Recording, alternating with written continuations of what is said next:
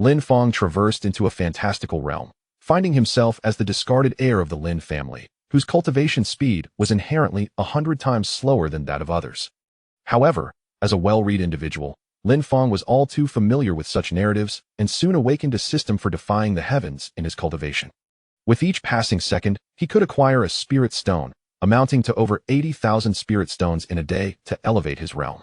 Should Lin Fong engage in battles beyond his level and vanquish his foes, he would earn a foundational bonus of 2 spirit stones per second.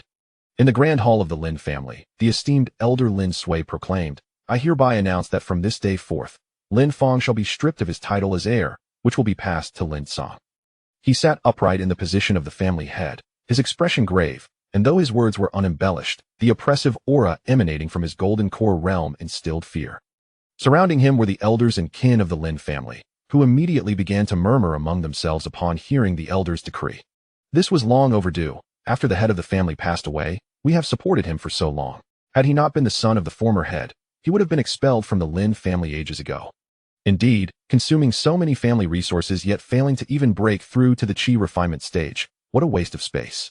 Humph, a naturally inept body. What right does he have to be the heir? The former head was unparalleled in skill, yet he has become the greatest disgrace of our city. How embarrassing. Oh, the misfortune of our clan. How could Lin Fong be born a calamity? As the object of their scorn, Lin Fong remained expressionless. Is this the treatment of a protagonist? Truly, it's a familiar script, a familiar flavor. He was a traveler who had inherited the body of Lin Fong, having read countless tales, even foreseeing the ensuing plot. Yet, the foundation for his rise lay in possessing a golden finger. Quickly contemplating, a voice within his mind responded to his inner call. Ding. The system will activate upon leaving the Lin family. The system was online. Lin Fong rejoiced inwardly. With this system, what was he still doing in the Lin family? In the hall, noticing Lin Fong's prolonged silence, the elder inquired, "Lin Fong, do you have any objections to the family's decision?" Regaining his senses, Lin Fong responded promptly, "I have no objections. Moreover, I shall formally withdraw from the Lin family. Let us sever all ties henceforth." Lin Fong, disinterested in further discourse, chose to cut all connections with the Lin family to avoid future moral entanglements should he achieve success. The younger members present widened their eyes in disbelief. Sever ties with the Lin family? Did I hear that correctly? What audacity! How dare Lin Fong speak such words? What gives him such confidence? The assembly struggled to believe their ears. Historically, Lin Fong had been meek and submissive, always acquiescing to others due to his slow cultivation. What had prompted such boldness today? Many were perplexed, including Lin Sui, who found himself momentarily stunned. Everyone was aware that Lin Fong's natural ineptitude hindered his advancement. Over the years, others had progressed to the foundation establishment stage, some even reaching its later phases, while Lin Fong lingered at the 5th level of chi refinement. How could such a failure so brazenly sever ties with the Lin family, fearing their entanglements? Lin Sui shook his head slightly, reflecting on the impetuosity of youth, who often believed they could forge their destiny alone, oblivious to the fact that without the Lin family, they were nothing. Very well, from this moment forth, you shall have no connections with the Lin family. Should you find yourself in trouble, do not seek the protection of the Lin family. As Lin Fong stepped out of the Lin family, he gazed up at the radiant sun in the sky, feeling as though he had pierced through the fog to behold the light. Shortly thereafter, the activation prompt of the system resounded in his mind. Ding. Congratulations, host, on successfully leaving the Lin family. The Defying Cultivation system has been activated. Defying Cultivation system. From this moment, the host shall receive 1 spirit stone every second. Spirit stones may be utilized to elevate the host's realm at any time or replenish consumed spiritual energy during combat, ensuring the host remains in peak condition. Additionally, this system offers a lottery service, with an array of prizes so vast that only your imagination can limit them. The lottery system is divided into 3 tiers: ordinary, advanced, and ultimate. The higher the tier, the more powerful the rewards. Ordinary lottery, 10,000 spirit stones. Advanced lottery, 1 million spirit stones. Ultimate lottery, 100 million spirit stones. Note, should the host defeat an enemy beyond their level, they will earn a base of 1 spirit stone per second, no limit. Subsequent functionalities will gradually unlock based on the host's realm. Spirit stone accumulation begins. 11. Upon hearing this, Lin Fong quickly calculated in his mind. 1 spirit stone per second translates to 60 per minute, 3,600 per hour, and with 24 hours in a day, that amounts to, zeroing out, 3,600 multiplied by 24 equals 86,400. This was merely the quantity generated in a single day. Lin Fong gasped, his heart racing. To think The total spirit stones he had consumed during his years in the Lin family barely amounted to a few thousand. The disparity was astonishing. Moreover, the foundational increase of 1 spirit stone per second could be augmented. This meant that should Lin Fong defeat an enemy beyond his level, his gain would double to 2 spirit stones per second. This would result in a staggering total of 160,000 spirit stones in a day. And with no upper limit, if he continued to defeat enemies beyond his level, that foundational figure would keep rising, potentially reaching the millions in a day. Was this system truly defying the heavens? Its power was simply extraordinary. 80,000 spirit stones in a day. Even with brute effort, he could elevate himself to a formidable expert within half a year. Lin Fong's eyes sparkled with determination. In his previous life, he had found great annoyance in players who exploited cheats in games, as it ruined the gaming environment for everyone. Yet now, Lin Fong suddenly understood the motivations of those who favored cheats. They were driven by the sheer exhilaration they provided. Recomposing himself, Lin Fong cast one last glance at the Lin family's gates. Ah, so you seek to strip me of my title as heir? Allow me to deliver a small shock to you. With that, Lin Fong vanished into the vast sea of people. He understood the Lin family all too well. They would not let him leave unchallenged. Chapter 2. A day of breaking through a realm. Once not a waste body as dusk descended. The matter of the Lin family establishing a new heir finally reached its conclusion. After the meeting, the elder Lin Sui summoned Lin Song to a secluded hall. Grasping Lin Song's hand earnestly, he stated, "My dear grandson, today you have become the heir of our Lin family, and in time, you shall also assume the role of our family head. From this point onward, I need your unwavering support as we embark on a new beginning for the Lin family, striving to create a legacy anew. Our future days shall undoubtedly improve." Lin Song nodded vigorously. "I will, grandfather." He then continued, "However, allowing Lin Fong to depart today without consequence, will that not prove to be a mistake? Despite his newfound status, as long as Lin Fong remains, I shall find no peace." Upon hearing this, Lin Sui calmly stroked his beard. "Rest assured, I shall address the matter of Lin Fong, with or without your prompting. This boy harbors excessive ambition, yet lacks the necessary capability. Once he leaves our Lin family, hardship will be his only companion. As an elder, it pains me to witness any of our kin suffer. Thus, I shall arrange for a few individuals to locate him, ensuring he endures no further torment." As he spoke, Lin Sui gestured in a manner suggestive of severing a throat. A cold smile crept across Lin Song's lips at this. The useless Lin Fong was destined for demise at last. On a moonless night, with the wind howling, Lin Fong navigated through dense thickets, ultimately arriving at his intended destination, the Azura Sanctuary. The Azura Sanctuary is an organization dedicated to providing refuge to those in need. With sufficient spirit stones, anyone may seek solace within its walls. Its influence is vast, commanding respect across the entire eastern wilderness, where few dare to provoke it. Previously, the Yi family, once equal in stature to the Lin family, faced a crisis when one of their members pilfered several 100,000 spirit stones from an elder, prompting a relentless pursuit by the Yi family. The fugitives sought refuge within the Azura Sanctuary, and despite the Yi family encircling the premises for a month, they dared not breach the sanctuary, ultimately retreating in disgrace. This illustrates the formidable power of the organization. Who approaches? I seek refuge. 5,000 spirit stones will grant you shelter for a day. Agreed. During his journey, Lin Fong had amassed several thousand spirit stones and readily presented 10,000 in exchange for entry. Under the guidance of the attendant, he ventured into the sanctuary's inner sanctum. For Lin Fong, the expenditure of 5,000 spirit stones was trivial, barely a drop in the ocean compared to his daily earnings of over 80,000. "You shall reside in room number 1, the attendant declared, leading Lin Fong to a chamber. Lin Fong nodded in satisfaction. The room was well furnished and appeared quite pleasant. Once the attendant departed, Lin Fong tidied up briefly before preparing to rest, having endured several hours of travel and feeling somewhat fatigued. At that moment, with a resounding crash, the door swung open violently, and a figure strode in. "Whoa, big brother, is that truly you?"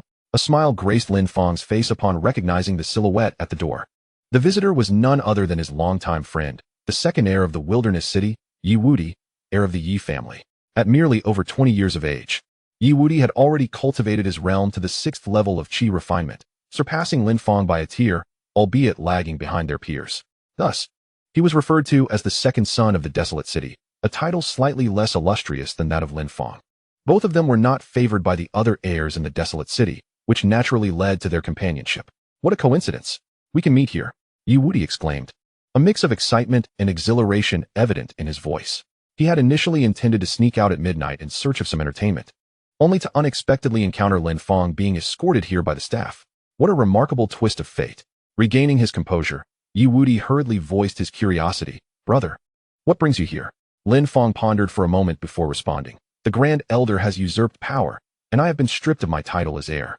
Moreover, I suspect the Grand Elder intends to kill me, so I fled.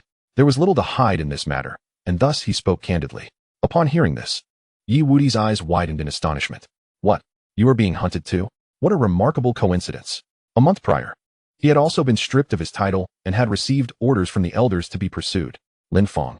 Yi Wudi continued. My father has been wandering for years and hasn't he returned. The second elder seeks to usurp power and wishes to kill me. Fortunately, I was astute and prepared. A month ago, sensing the danger, I stealthily took away tens of thousands of spirit stones and fled, ultimately arriving here. At this point, both of them found themselves in a rather absurd predicament. Who would have thought that the two foremost heirs of the desolate city would reunite after a month as kindred spirits in hardship? Truly, the whims of fate are unpredictable. Ding, detected candidate for cultivation at the 6th level of Qi refinement. Yi Wudi. Basic benefits of one can be provided to the host. Lin Fong was momentarily taken aback, then turned to Yi Wudi with a beaming smile. Wudi, come here. I need to discuss something with you. Brother, please don't smile like that. It frightens me, Yi Wudi replied, feeling a peculiar unease at Lin Fong's expression and instinctively taking a half-step back. Yi Wudi, that half-step back truly saddens me, Lin Fong said, shaking his head with a hint of sorrow. It seems there's no helping it. Suddenly, the cries of torment echoed throughout the shelter. Ah, be gentle. Ding, congratulations to the host for basic benefit 1, currently increasing by 2 spirit stones per second. Lin Fong smiled faintly. So it is achieved? I wonder if this basic benefit can be enhanced. He then looked back at Yi Wudi, who was now curled up in a corner, his expression tense and fearful, appearing quite diminutive. As Lin Fong approached him again, Yi Wudi shouted, Don't come any closer. Please, don't. Ding. Please note, defeating enemies beyond your level will not allow for continued enhancement of basic benefits. Lin Fong halted his actions and shook his head slightly. It seemed that relying on a single person to enhance the basic benefits was impractical. He would have to confront them one by one. The night swiftly passed. The next morning, sunlight streamed through the window. Lin Fong opened his eyes and sat up, instinctively accessing the system panel. Spirit stones, 73652, one-click refinement. Wow, is it already this much?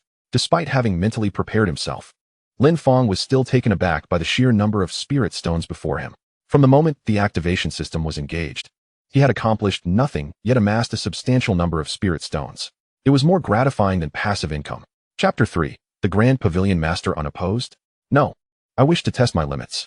Ding, the system customer service is at your service. Dear host, there exists a one-click refining feature for your spirit stones. This function allows for the bulk refining of all spirit stones with a single click, significantly reducing the time required for the host to refine them. So many spirit stones can be refined all at once.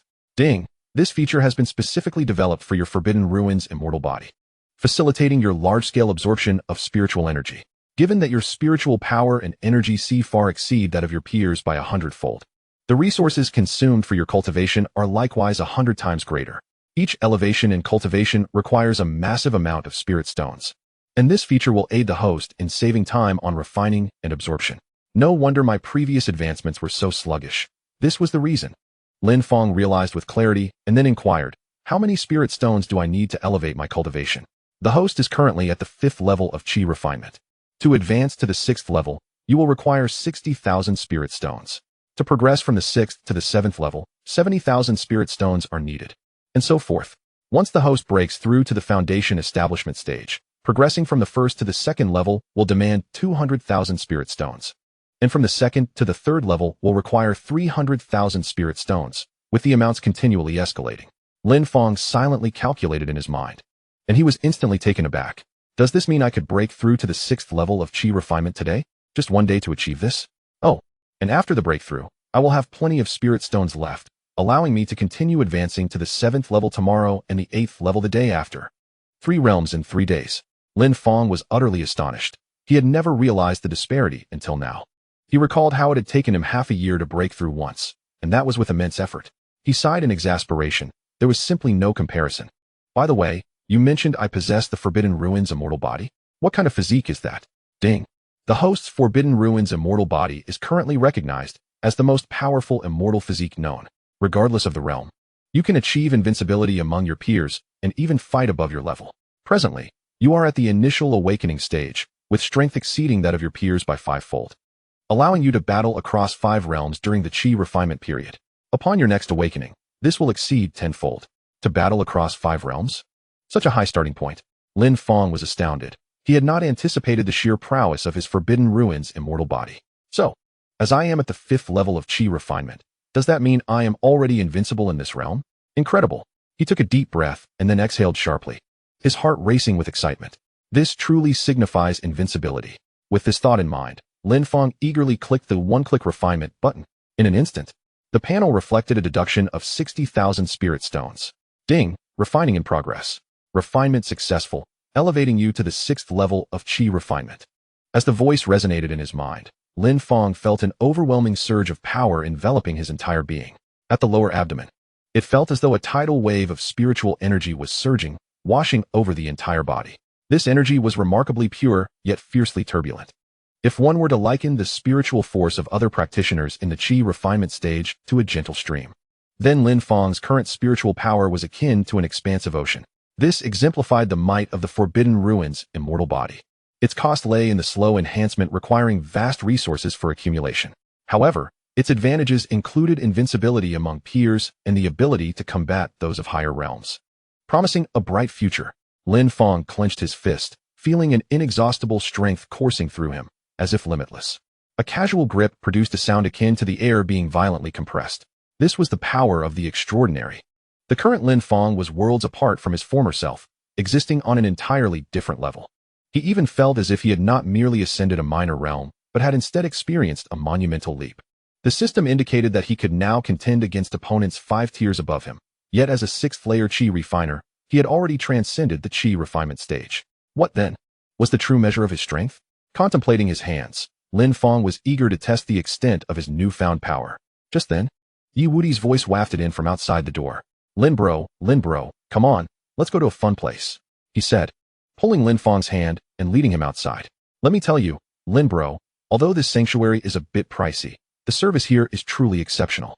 "Service? What kind of service?" Lin Fong inquired, curiosity glimmering in his eyes. Yi Wudi's eyes sparkled as he elaborated. "The head of the sanctuary, fearing we might be bored, has arranged numerous entertainment activities. They've recently set up a martial arts arena not far from here. Would you like to sign up and have some fun?" Lin Fong immediately shook his head in disappointment. "Are you out of your mind? With our cultivation, we would be swatted away with a single slap." Wait, Lin bro. Listen to me," Yi Wudi hastily interjected. "The rules of this arena dictate that both parties must suppress their realms to a unified level for the duel. If I challenge, they will also have to lower their cultivation to the 6th layer of Qi refinement. Moreover, there are prizes for the matches. The prize pool has accumulated to a staggering 150,000 spirit stones. If we can defeat the 2nd pavilion master at the same realm, that fortune will be ours." Upon hearing this, Lin Fong's eyes lit up. He silently mused. A contest at the same level? Isn't this a gift of spirit stones? Furthermore, according to the system's features, defeating opponents of higher realms would yield additional basic spirit stones, potentially netting around 170,000 spirit stones daily. A win-win situation indeed. Having just ascended to the 6th layer of Qi refinement, he seized this opportunity to gauge his strength. And who would refuse such a chance of free money? "Let us go. Where do we sign up?" The two hastened their steps. Meanwhile, on the other side, the 2nd pavilion master, Lin Fong, returned to the observation platform after successfully defending his title once again. He poured himself a cup of tea and drank it all in one go. What a tiresome affair. Upon hearing that the bonus had reached 150,000, this group of people surged towards the stage as if driven mad, leaving me no opportunity even to sip water, Lin Fong remarked, pouring himself another glass. Beside him, Gu Feihong, having overheard Lin Fang's words, offered a slight smile. "In that case, you should take a breather. I shall take your place for a moment." Lin Fong immediately spat out his drink, exclaiming, "What? Take my place? Cough, cough. Brother, are you jesting? If you step onto the stage, who would dare compete? Brother, oh dear. The difficulty of this contest has just skyrocketed to an infernal level." He watched helplessly as the grandmaster made his way towards the arena. Lin Fong could only manage a wry smile at the raucous crowd surrounding the stage. With the grandmaster entering the fray, may fortune favor you all. Chapter 4. Is your low realm due to past injuries? At the registration desk. Age: 21. What is your cultivation level? 6th layer of Qi refinement. Upon hearing this, The person in charge of registration raised his head in surprise and glanced at Lin Fong. So low? Have you regressed in realm due to injuries? Lin Fong slightly turned his head away, disinclined to converse with impolite individuals. Seeing this, Yi Wuti stepped forward and retorted angrily. This is my elder brother, Lin Fong, the foremost scion of the abandoned city. Show him some respect. Lin Fong. The official suddenly understood. Ah, I see. After both had registered, they stood in line around the arena. Due to the allure of the prize pool, the area was teeming with people, forming a long queue. Lin Fong and his companions stood at the back, nearly unable to see the stage. Noticing that time was still on their side, Lin Fong called upon the system in his mind. He had been preoccupied with thoughts of the bonus and foundational benefits, neglecting a crucial question. System, are you there? Host, please speak. I forgot to ask earlier. If someone possesses a higher realm than mine, but suppresses their level to match mine, if I defeat them under such circumstances, will I receive the reward for overcoming a higher realm? Host, there will be no reward in that case. Only if their realm exceeds yours will you be awarded. Even if they have suppressed their cultivation, it must still be at least one tier above yours. For instance, if your cultivation is at the 6th layer of Qi refinement and your opponent's is at the 9th layer, should they suppress their level to the 6th layer, there will be no reward. Only if they suppress it to the 7th layer or above will you be eligible for a reward. Is that so? Lin Fong nodded in understanding. It was fortunate he had inquired beforehand. Otherwise, he might have fought in vain. If that were the case, then he would have to let the grandmaster of the Shura Hall suppress their realm to the 7th layer of Qi refinement. Lin Fong smiled slightly. In truth, he preferred for the grandmaster on the stage to suppress their cultivation to the 9th layer or even the foundation establishment stage. This would allow him to gauge his own limits and gain insight into the disparity of realms. Well, perhaps he would seek that opportunity later. Bringing his thoughts back to the present, Lin Fong continued to wait in line. Suddenly, a voice ahead cried out in terror and astonishment. What? How did it become the grandmaster? You are playing tricks. How can one engage in battle? Who among you could possibly withstand even a single move from the grandmaster? Enough of this. I shall not participate any longer. Allow the grandmaster of the 9th layer of the Golden Core to guard the arena. Who among us could ever compete? To the gentleman behind, I relinquish my opportunity to you. Please, step forward and seize the chance to earn 150,000 spirit stones. It is within your grasp. Huh? You call that relinquishing? You merely wish to see me take a beating. Do you think me foolish? I shall not fight any longer. You all may proceed.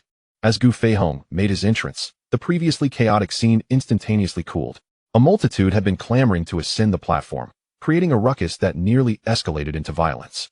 Yet now, a wave of individuals began to politely defer to one another, each displaying remarkable courtesy. Lin Fong and his companion at the back of the queue overheard the discussions ahead. Yi Wuti became increasingly concerned. Brother, we should withdraw our registration. There is no chance of victory. With the Grandmaster in action, who can withstand him? A practitioner in the late Golden Core stage was suppressing his power to compete against them. From both battle experience and realm perspective, victory seemed utterly unattainable. Moreover, the Grandmaster was known for never holding back. A single strike could leave one bettered for days. However, Lin Fong smiled and shook his head. No, I wish to give it a try. His eyes sparkled with mirth, devoid of any trace of worry. The prospect of facing the Grandmaster intrigued him even more. Yi Wuti, on the other hand, felt his pupils constrict in disbelief. What?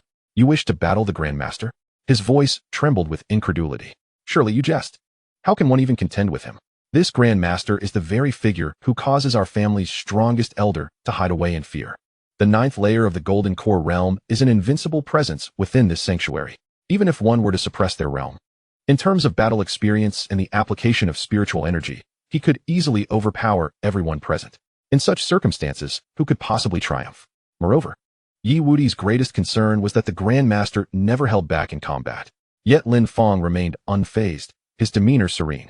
It appears that no one is ahead of us. Let us advance. You truly are my brother, Yi Wuti exclaimed, giving a thumbs up before following suit. Why would his brother wish to engage in a contest that was clearly unwinnable? He could not fathom Lin Fong's thoughts. On the arena, Gu Feihong surveyed the crowd below. Wherever his gaze fell, individuals instinctively recoiled, fearful of being chosen. After a thorough scan, he found no one willing to step forward for a duel. He thus declared, "Do you not wish to compete? You may come up now." As his words echoed, silence enveloped the arena. No one dared to utter a sound. What a jest! Only a fool would step onto the stage at this moment. With the Grandmaster in action, who could withstand his might? Is anyone willing to challenge me? Gu Feihong pondered, bemused. Was it possible that his appearance was too intimidating? Just moments ago, the atmosphere had been lively, Why did it turn silent upon his arrival? He stood alone on the stage, while a vast multitude below remained eerily silent. The atmosphere grew awkward, and evenly Lin Fong on the observation platform was nearly in fits of laughter, using a transmission to exclaim, this is hilarious. It seems I am the favored one after all. My dear brother, you should come up here, otherwise they won't dare to speak. Fei Hong, hearing this, nodded in resignation. It appeared that he was indeed ill-suited for such events. He was about to turn back to the observation platform when suddenly, a confident voice rang out from the crowd. Wait, I wish to challenge you. Chapter 5. Wait, that's insufficient. I want to test my skills. This bold proclamation shattered the silence within the venue. Gasps of disbelief echoed around as no one expected anyone to dare ascend the stage at that moment. All eyes turned toward the source of the voice, eager to see which brave soul possessed such audacity. Upon discerning the challenger's level of cultivation, the onlookers were left utterly flabbergasted. 6th level of chi refinement? Am I seeing things? Chi refinement? Is this a joke? This person must be desperate for spirit stones. What a waste of time. What is there to compete about? Ignoring the derision of the crowd, Lin Fong strode forward with unwavering resolve. Throughout the ordeal, his expression remained calm, entirely unaffected by the murmurs below. As he ascended the platform, Fei Hong cast a glance at his cultivation level, somewhat astonished. Young man, your courage is commendable. But I must caution you that while I will suppress my realm to match yours, it does not guarantee your safety. I shall begin to suppress my level now. You may withdraw from the stage at any time during this process. As he spoke, Fei Hong's imposing aura began to diminish, and his external spiritual energy gradually waned. His cultivation level continuously descended until it finally settled at the 6th level of chi refinement. Although at the same level, the surging spiritual energy surrounding Fei Hong indicated that the grandmaster's chi refinement was indeed extraordinary. His true combat prowess likely soared to the 8th level, far surpassing the same realm, rendering victory impossible for Lin Fong. Consequently, many spectators speculated silently that Lin Fong's ascent to the stage was merely a ploy for attention. He wouldn't genuinely engage in a contest with the grandmaster. Indeed, once Fei Hong had suppressed his level to the 6th, Lin Fong spoke up. Grandmaster, please hold on a moment. A smirk spread across the faces of many below. See, this young man was indeed just posturing and lacked the courage to fight. How unfortunate that we deciphered his intentions. What is it? Fei Hong inquired, perplexed. Lin Fong's visage remained serene, his eyes betraying no flicker of emotion as he calmly stated, I request that the grandmaster elevate his realm to the 7th level of chi refinement. 6 is insufficient. As his words hung in the air, the smirks on the faces of the onlookers froze, their gazes solidifying in disbelief. A buzzing filled the minds of all present as they struggled to comprehend Lin Fong's audacity. Did he just demand that the grandmaster raise his cultivation above the 7th level? Was he jesting? This was the grandmaster, a formidable being at the 9th level of the Golden Core realm. Does this young man truly believe he can fight beyond his rank? Everyone thinks Lin Fong has lost his mind, unaware of the vastness of the world. It seems to me that this youth merely seeks to show off. Now he has won, and I acknowledge his prowess, but what follows? Does he possess such extraordinary strength? On the arena, Fei Hong appeared somewhat surprised, questioning whether Lin Fong was jesting. He confirmed, if I elevate to the 6th level of chi refinement, my strength will more than double. Are you certain you wish to ascend to the 7th level? Absolutely, Lin Fong nodded affirmatively. If you do not elevate to the 7th level, then my efforts would be in vain. Besides, I feel that the 6th level of chi refinement possessed by the Grandmaster isn't all that formidable. Why does the audience seem to think I cannot withstand a single blow? These thoughts remained unspoken, as voicing them might invite the scorn of those watching. Very well. As you wish.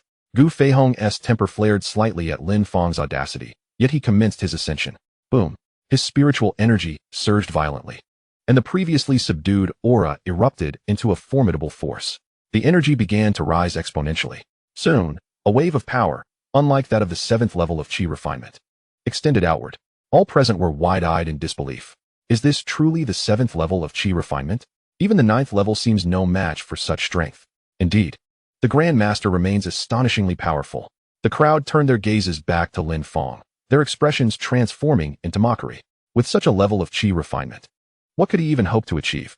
Below the arena, Yi Wudi felt a twinge of anxiety for Lin Fong. Brother Lin, this is not a place for our reckless bravado. This could end poorly.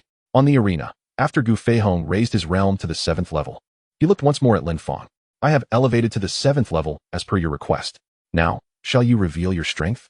Confidence in the young is commendable. Yet if it is unaccompanied by corresponding power, it could lead to dire consequences. Gu Feihong had resolved that should Lin Fang's bravado be unsupported by actual strength, he would be cast out of the sanctuary to fend for himself. Very well, Lin Fang nodded, realizing that failing to demonstrate any power might incite the wrath of the crowd. With that thought, Lin Fang released the restraint on his internal spiritual energy. In an instant, it surged forth like a dam breaking. The rampant energy formed a violent wind around him, as if it sought to sever everything in its vicinity. Simultaneously, an immense force spread outwards, far exceeding that of his contemporaries. Upon witnessing this, the audience was collectively petrified, each person frozen in place, their eyes filled with disbelief. How could his strength be so formidable? Silence enveloped the arena, as all stood in stunned amazement. After an extended moment, they gradually regained their senses. Yet, the regard in their eyes towards Lin Fang had shifted from contempt to a newfound respect. With such power, they no longer held the right to belittle him. Even though Lin Fang is merely at the qi refining stage, the sheer audacity of his prowess astonished Yi Wudi, who erupted into jubilant cheers. Gu Feihong, witnessing this, exhibited a flicker of surprise, finding the situation quite unexpected. It is worth noting that he had suppressed his cultivation from the golden core realm to the qi refining stage. The strength derived from such suppression far exceeded that of others at the same level. Yet the spiritual energy Lin Fang was currently manifesting was astonishingly commensurate with his own. This was a sight he had never encountered before. Your name is Lin Fang, is it not? Excellent. Regardless of the outcome of this contest, I shall reward you with 100,000 spirit stones. Gu Feihong declared with admiration. He held a deep appreciation for such a confident and capable young man, even contemplating the idea of bringing Lin Fang under his wing. Although Lin Fang was currently at the qi refining stage, Gu Feihong felt that his future would be anything but bleak. Even if he never ascended to Gu Feihong's level, he would not fall far behind. Then I thank you, esteemed grandmaster, Lin Fang replied, fists clenched in gratitude, eager to accept the generous offering of spirit stones. Despite possessing a money printing system, one could never have too many spirit stones, could they? Gu Feihong nodded in agreement. Very well, let us commence. My cultivation is higher, so you may strike first. Chapter 6. Is this really the 6th level of qi refining? The two exchanged formalities, and the battle commenced in earnest. All right, grandmaster, do be cautious, Lin Fang remarked with a slight smile, promptly channeling the spiritual energy within him. A tempest erupted upon the arena, with spiritual energy transforming into sharp gusts of wind that carved deep scars into the ground. With a swift push from his toes, Lin Fang shot forth like a laser beam, aimed directly at Gu Feihong. The spectators below were left agape. Could this truly be the speed of someone at the qi refining stage? Gu Feihong's expression grew grave as he hastily prepared to counter with a punch. With a resounding clash, their fists collided, sending visible waves of air rippling outward. A low explosion echoed in the ears of the onlookers. In the blink of an eye, a figure was sent flying backward, landing a full 10 meters away. What? Lin Fong, who had been leisurely sipping tea in the observation area, abruptly spewed it forth in disbelief, staring incredulously at the two combatants on stage. Below the arena, all eyes widened in astonishment. The figure that had been knocked back was none other than the grandmaster of the Shura Hall, Gu Feihong. The grandmaster had been forced to retreat? How could this be? To repel the grandmaster with a single punch? Am I dreaming? Surely my eyes are not deceiving me. Such overwhelming force from a single blow. An explosive impact? Is this truly the strength of someone at the qi refining stage? Is this genuinely the 6th level of qi refining? This cannot be a jest. Everyone stared at Lin Fang, their minds reeling with shock. It was known that the grandmaster's strength, even after suppressing his realm, far surpassed that of others at the same level. What kind of power could possibly be required to force him back? Moreover, the grandmaster had suppressed his cultivation to the 7th level of qi refining, while Lin Fang was merely at the 6th. How remarkable were the means by which he could achieve such a feat? Gu Feihong shook his numb arms, equally astonished. The moment they exchanged blows, he was already taken aback. Lin Fang's strike was such that even a practitioner at the 9th level of qi refinement would struggle to withstand it. To possess such strength at merely the 6th level of qi refinement, Lin Fang is indeed remarkable. Gu Feihong's admiration for Lin Fang grew deeper. At such a young age, his prowess was sufficient to earn a place under his command, and the future undoubtedly held great promise. Lin Fang, with such formidable abilities, it is no wonder you exude such confidence. You are truly impressive. However, I have not earned my reputation without merit. It is time for me to get serious. Let us settle this with one decisive move. Gu Feihong's expression shifted from solemnity to confidence once more. Although Lin Fang's performance had genuinely surprised him, he still believed victory was within his grasp. After all, he had yet to reveal his trump card. As Gu Feihong spoke, He glanced towards Lin Fong at the spectator's platform and transmitted a message. Pay close attention to Lin Fong. Should he be knocked out, catch him to prevent injury. Lin Fong was taken aback, then recalled Gu Feihong's renowned ultimate technique, promptly straightening up. Brother, you won't resort to that move, will you? This is a competition, not a life-and-death struggle.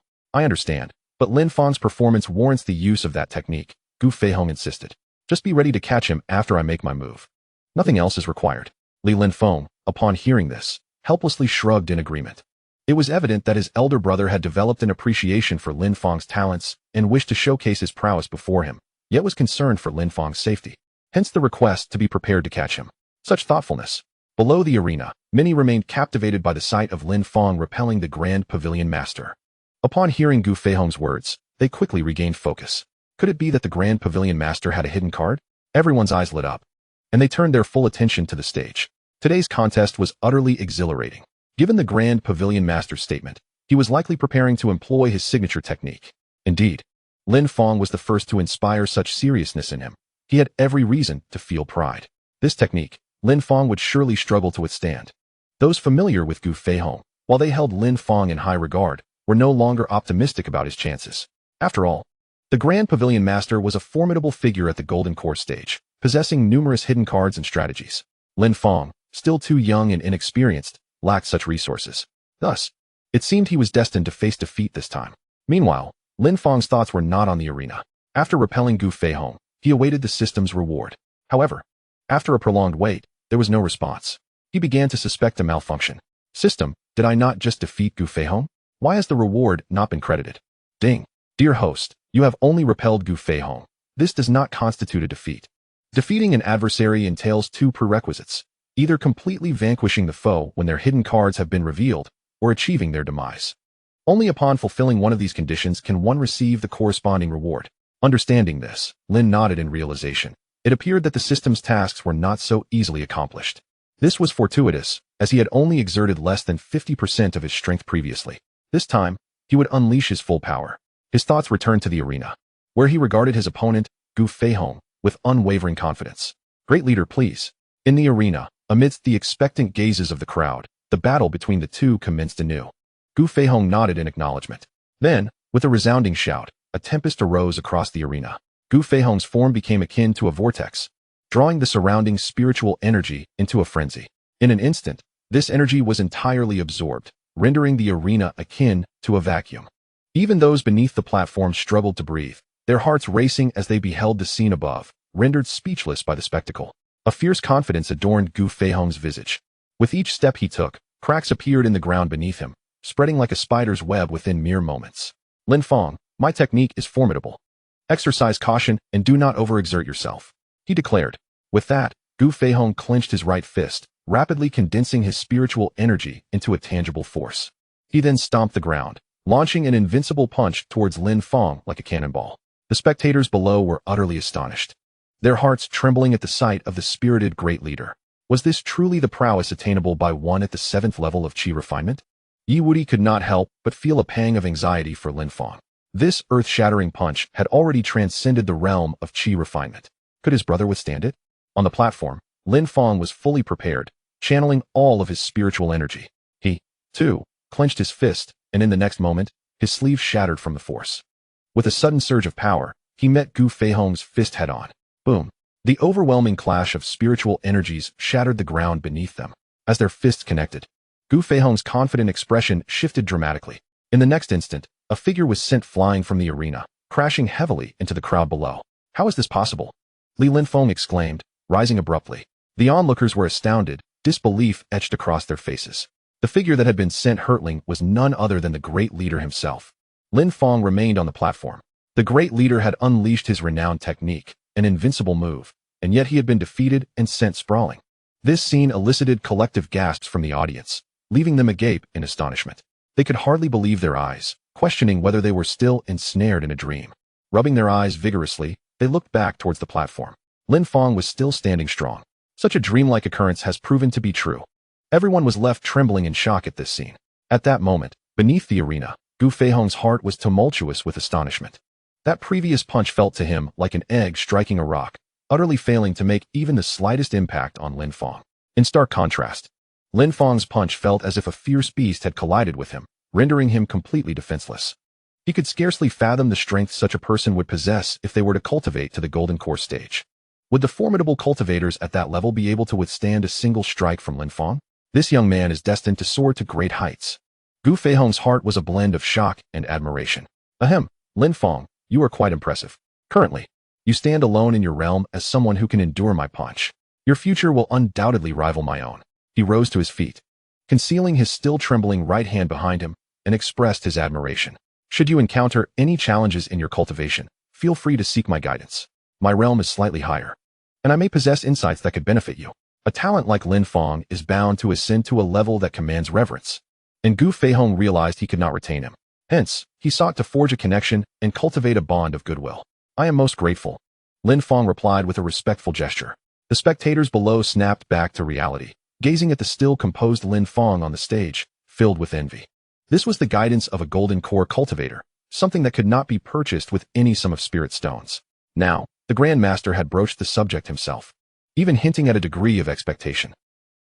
To garner the attention of the master of the Azura Pavilion at the Qi refinement stage signified that Lin Fong was truly on the verge of soaring to unprecedented heights. As they reminisced about Lin Fong's confident words upon his entrance, their hearts raced with excitement. He truly possessed the strength to back up his confidence before the pavilion master. In that moment, they looked again to the stage. Many noticed that despite having battled the grandmaster, Lin Fong appeared as pristine as ever, devoid of any dust.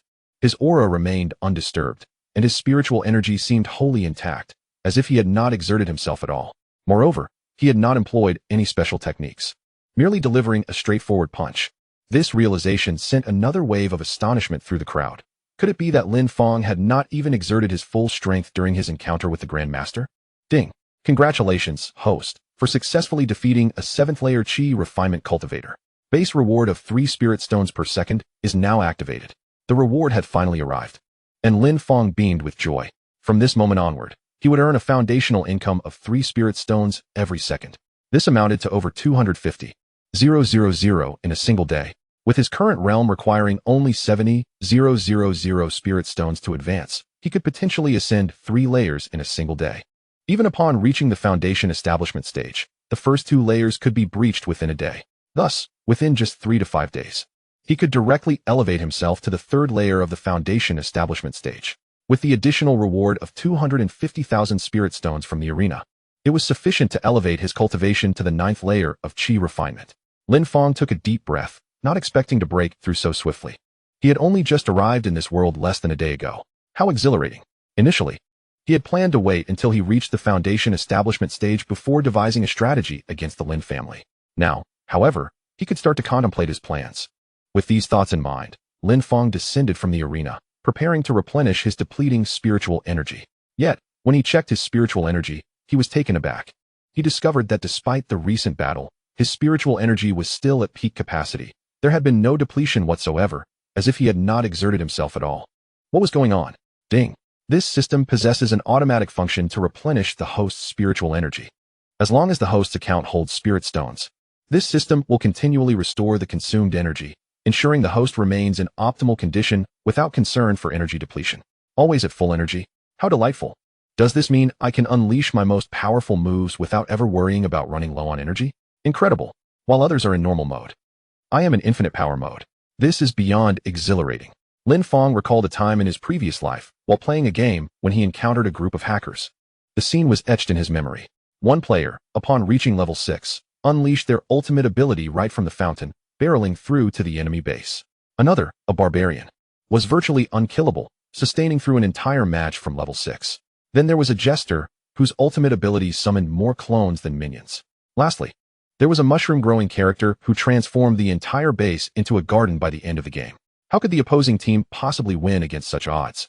Now, Lin Fong found himself in a similar situation, akin to those hackers.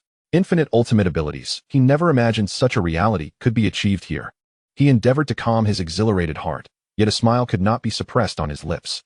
Who would have thought that such a minor feature of the system could bring him such immense joy? Truly, it was exhilarating. Chapter 8. The remarkable Lin family. After a series of events concluded, Lin Fong stepped down from the arena, accompanied by the boisterous Yi Wudi, who was proclaiming his brotherhood to the world, and made his way towards their residence.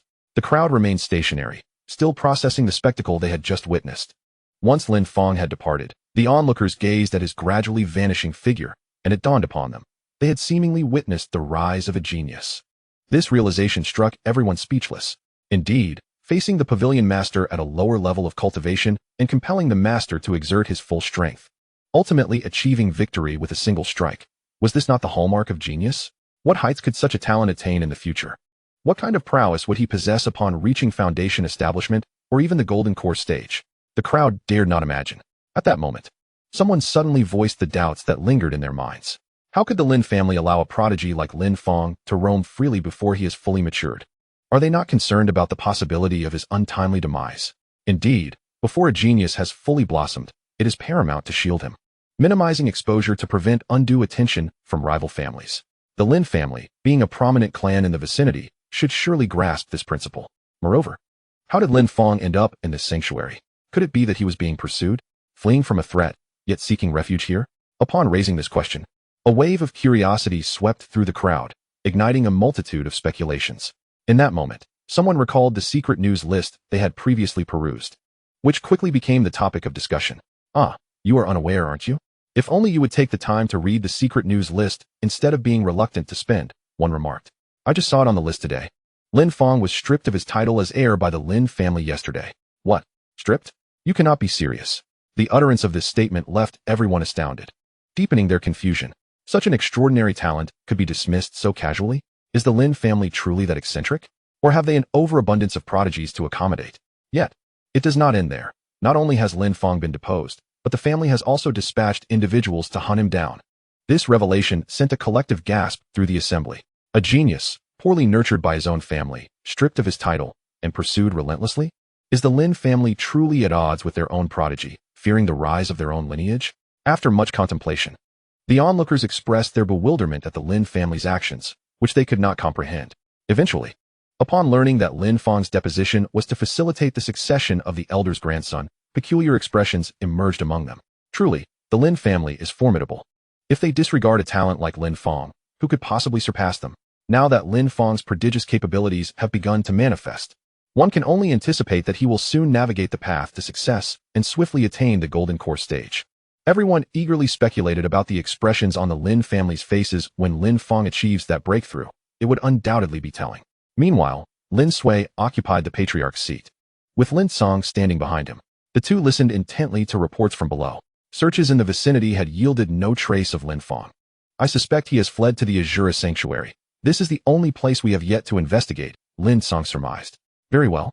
You may take your leave and rest, Lin Sui instructed, his brow furrowed. Once their subordinate departed, the expressions of both men darkened. They had underestimated the cleverness of this young rascal. Was he aware of their intent to eliminate him, and had he preemptively sought refuge?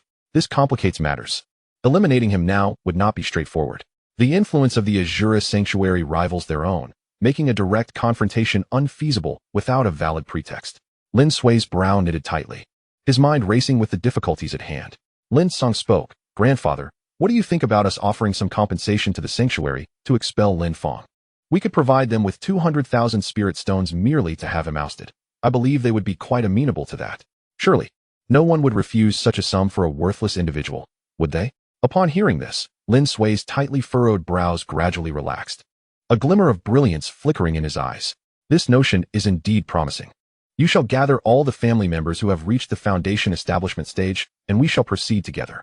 When we arrive in full force, we will first declare our intent to eliminate Lin Fong, and subsequently offer some spirit stones to provide the Lord of Shura with a graceful exit. I am confident that the Lord of Shura will not refuse such an arrangement. Although the sanctuary is powerful, they would not risk enmity with our entire Lin family over a single individual like Lin Fong. Would you not agree?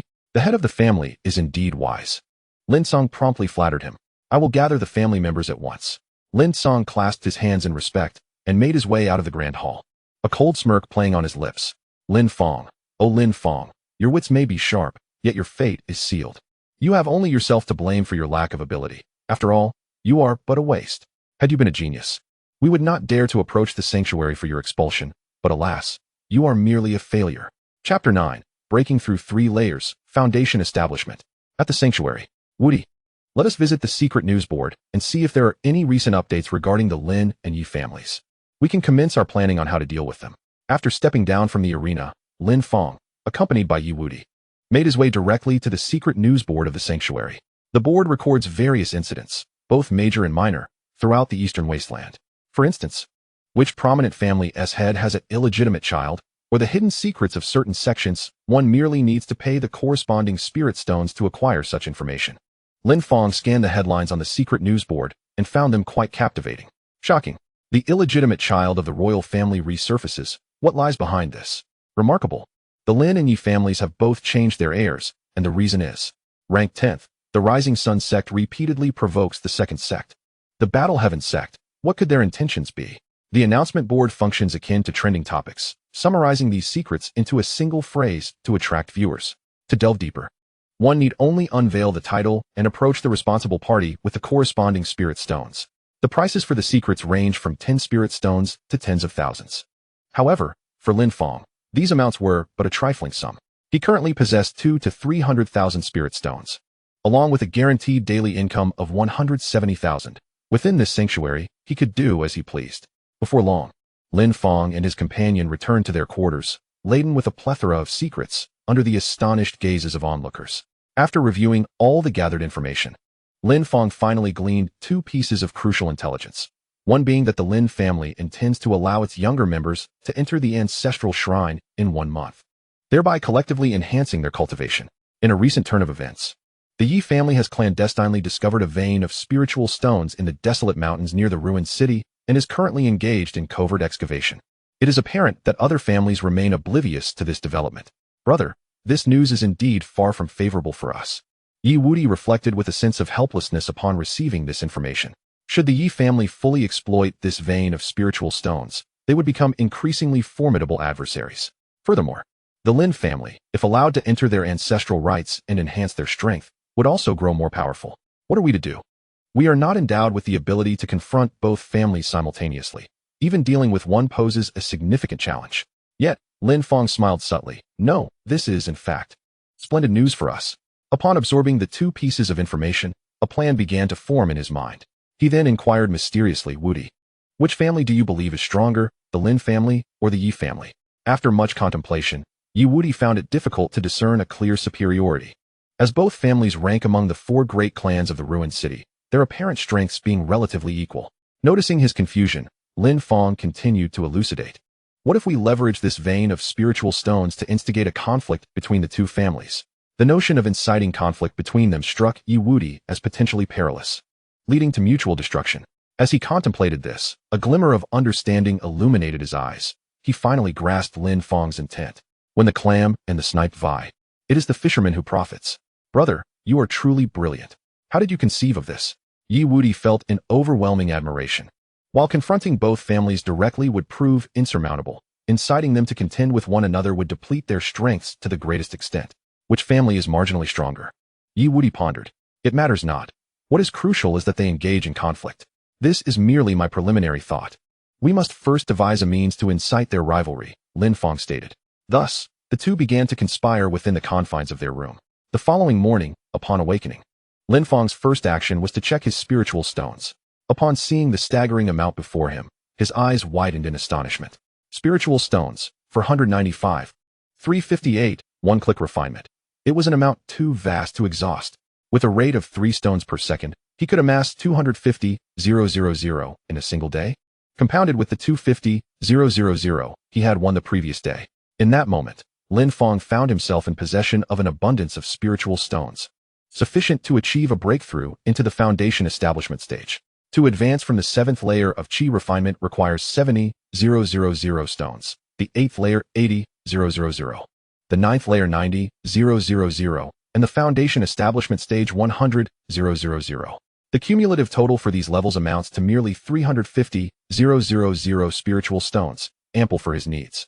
Without delay, Lin Fong initiated the 1-click refinement of 350,000 spiritual stones.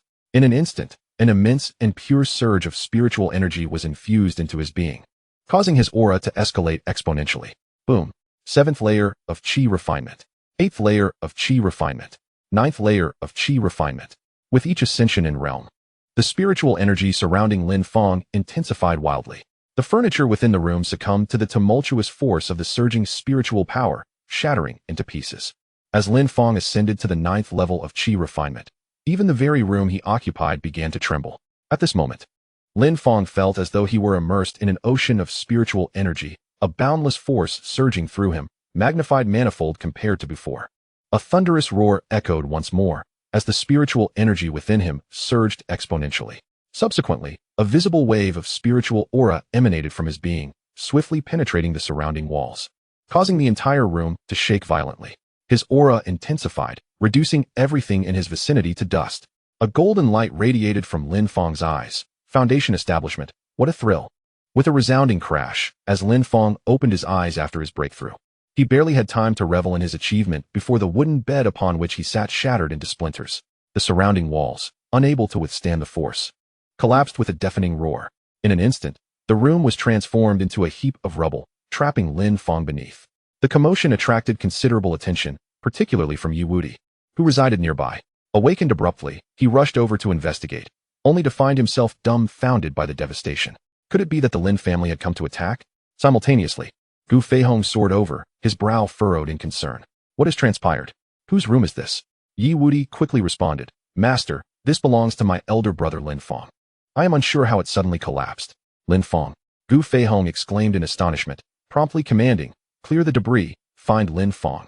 How could a house collapse without reason? His expression grew grave, suspecting the involvement of the Lin family. After all, Lin Fong had sought refuge to escape their pursuit. Had the Lin family become audacious enough to commit murder within his sanctuary? This was an outright provocation against the surest sanctuary. Moreover, this was a genius he had only recognized yesterday. Fury surged within Gu Feihong. He was determined to confront the Lin family, to settle the score with them decisively. Just then, Lin Fong's voice emerged from the wreckage. No need to search. I am right here. My apologies, esteemed guests. I inadvertently lost control of my spiritual energy during the breakthrough.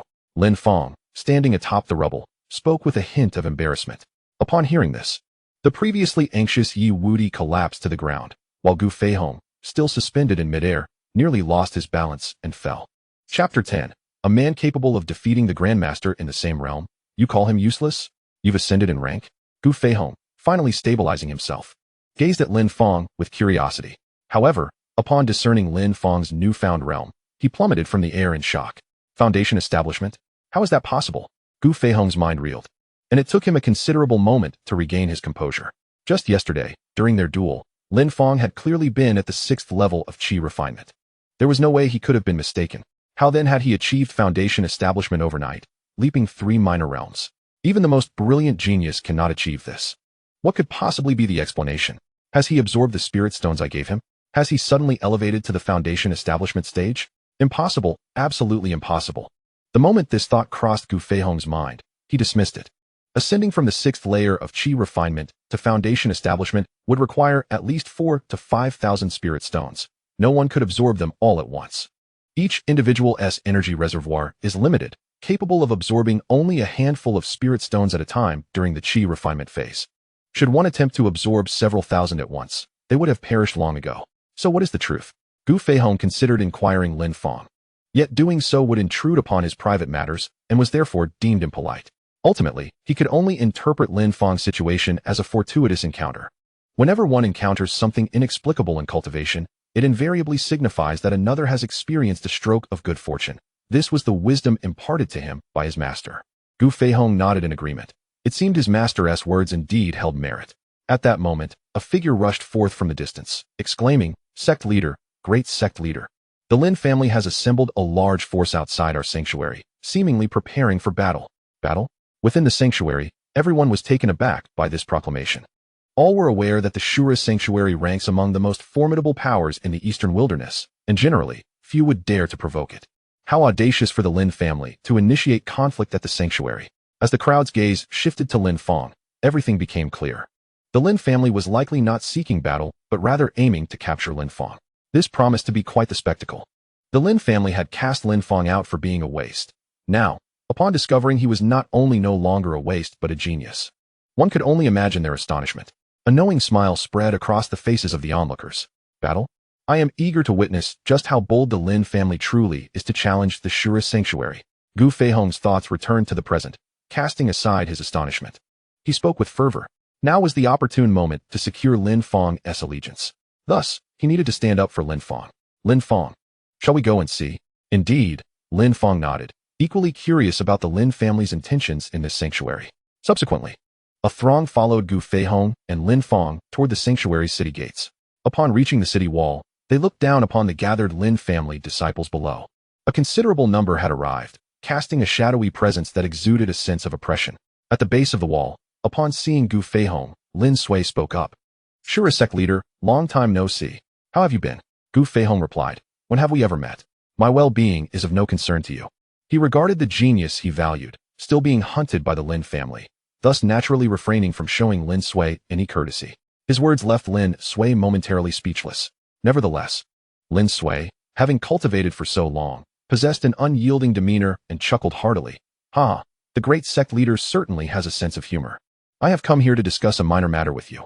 I have received word that Lin Fong, the former heir of the Lin family, is under your protection, and I would like to request that you release him.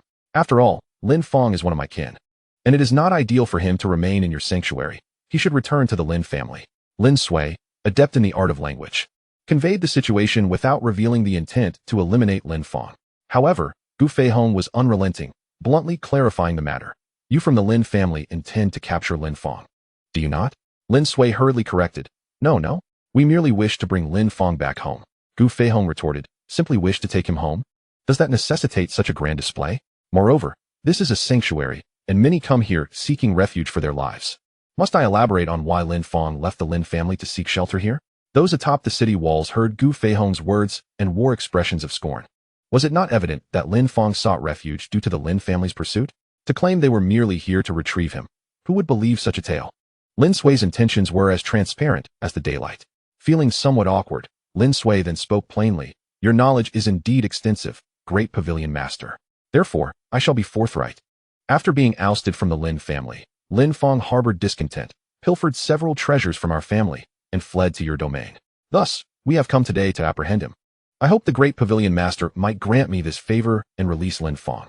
Gu Feihong, with a sardonic smile, replied, and why should I grant you any favor? Is your face so valuable? Then, turning to Lin Fong, he continued, you see, this is the true nature of the Lin family. Your arrival here was most fortuitous. Gu Feihong seized the opportunity to display his disdain before Lin Fong. Lin Fong nodded slightly. I have been aware of this all along. Below the city walls, Lin Sui's expression contorted with frustration. How could his years of social acumen fail to communicate effectively with this great pavilion master? Where did the problem lie? It seemed as though this master of the Shuro Pavilion was particularly protective of Lin Fong. Grandfather, let us offer spirit stones. It appears that this great pavilion master only values spirit stones, Lin Song suggested. Lin Sui nodded, resigned to this course of action. Great pavilion master, as long as you can release Lin Fong, I am willing to part with 200,000 spirit stones. Gu Feihong flatly refused. This young man, Lin Fong, possesses considerable talent, and I quite like him. No trait. Upon hearing this, Lin Sui was filled with confusion. Talent? How was he unaware of such a thing? Great pavilion master. Lin Fong is renowned in our family as a waste, a natural failure. Anyone from the Lin family surpasses him in talent. Do not be deceived by his appearance. Such a waste is not worthy of the sanctuary's protection.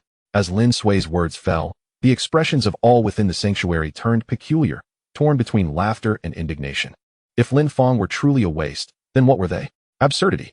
A person capable of defeating the great pavilion master at the same level. And yet you dare to label him as worthless? Are you scolding him or us? Gu Feihong gazed at the scene below with a peculiar expression. He perceived the Lin family's perspective as narrow and short-sighted. While it was one thing to dismiss a genius, pursuing his demise was an indication that such a family was destined for decline. You dare to label Lin Fong as a waste? In the same realm, Lin Fong is the sole individual capable of defeating me in the sanctuary. How can one deem him a waste? Chapter 11. How did Lin Fong transform into a genius? What? This is inconceivable. Every member of the Lin family felt their heads buzzing, questioning the reliability of their own ears. Defeating the master of a Juro Pavilion in the same realm? Engaging in combat with a golden core cultivator? What nonsense. Even when suppressing his realm, a golden core practitioner is vastly superior to those of the same realm. They are not even on the same level. How could one possibly win? If Lin Fong possessed such power, would we have dared to strip him of his title as heir? At this moment, Gu Feihong spoke again. Oh, by the way, I misspoke earlier. Lin Fong defeated me while being one tier lower in realm, and he only used a single move. This revelation sent shockwaves through the crowd below. Everyone was utterly petrified, unable to believe their own ears. Defeating the grandmaster of Azura Pavilion from a lower realm with merely one move? Does Lin Fong possess such strength? Are they out of their minds? Or are they merely hallucinating? Perhaps they have been trapped in a dream all along. In their eyes, disbelief reigned supreme. They felt as though the world had become surreal. How could it be that within just a day, Lin Fong transformed from a widely recognized waste into a genius? If such words were spoken by an ordinary person, they would not give them a second thought. Yet the speaker was none other than the grandmaster of Azura, a formidable cultivator at the 9th layer of the Golden Core. How could one joke about their own reputation? The crowd was baffled, struggling to comprehend the situation. Above the city walls, those observing the Lin clan's bewilderment could hardly contain their amusement. Are you confused? Regretting your actions? Unsure about what's happening? We are too, but some matters are simply extraordinary. The crowd below remained engulfed in Gu Feihong's words, their astonishment reaching an apex. Lin Fong was indeed a genius? And he had defeated the grandmaster of Azura Pavilion with a single move? This world felt utterly fantastical. Moreover, it was the grandmaster of Azura himself who had acknowledged it. Given his serious demeanor, it seemed implausible that he was jesting. Could it be that Lin Fong truly was a genius? At this juncture, many began to recollect the words Lin Fong had spoken when they sought to disown him. I will sever ties with the Lin family and have no further connections. Why had the typically compliant Lin Fong suddenly become so audacious? Why, after leaving the Lin family, did he shine so brilliantly before the grandmaster of Azura? As they pondered Lin Fong's previous statements, a possibility began to dawn upon them. Could it be that Lin Fong has been concealing his true abilities all these years? This thought sent a chill through the crowd once again. They recalled an even older question.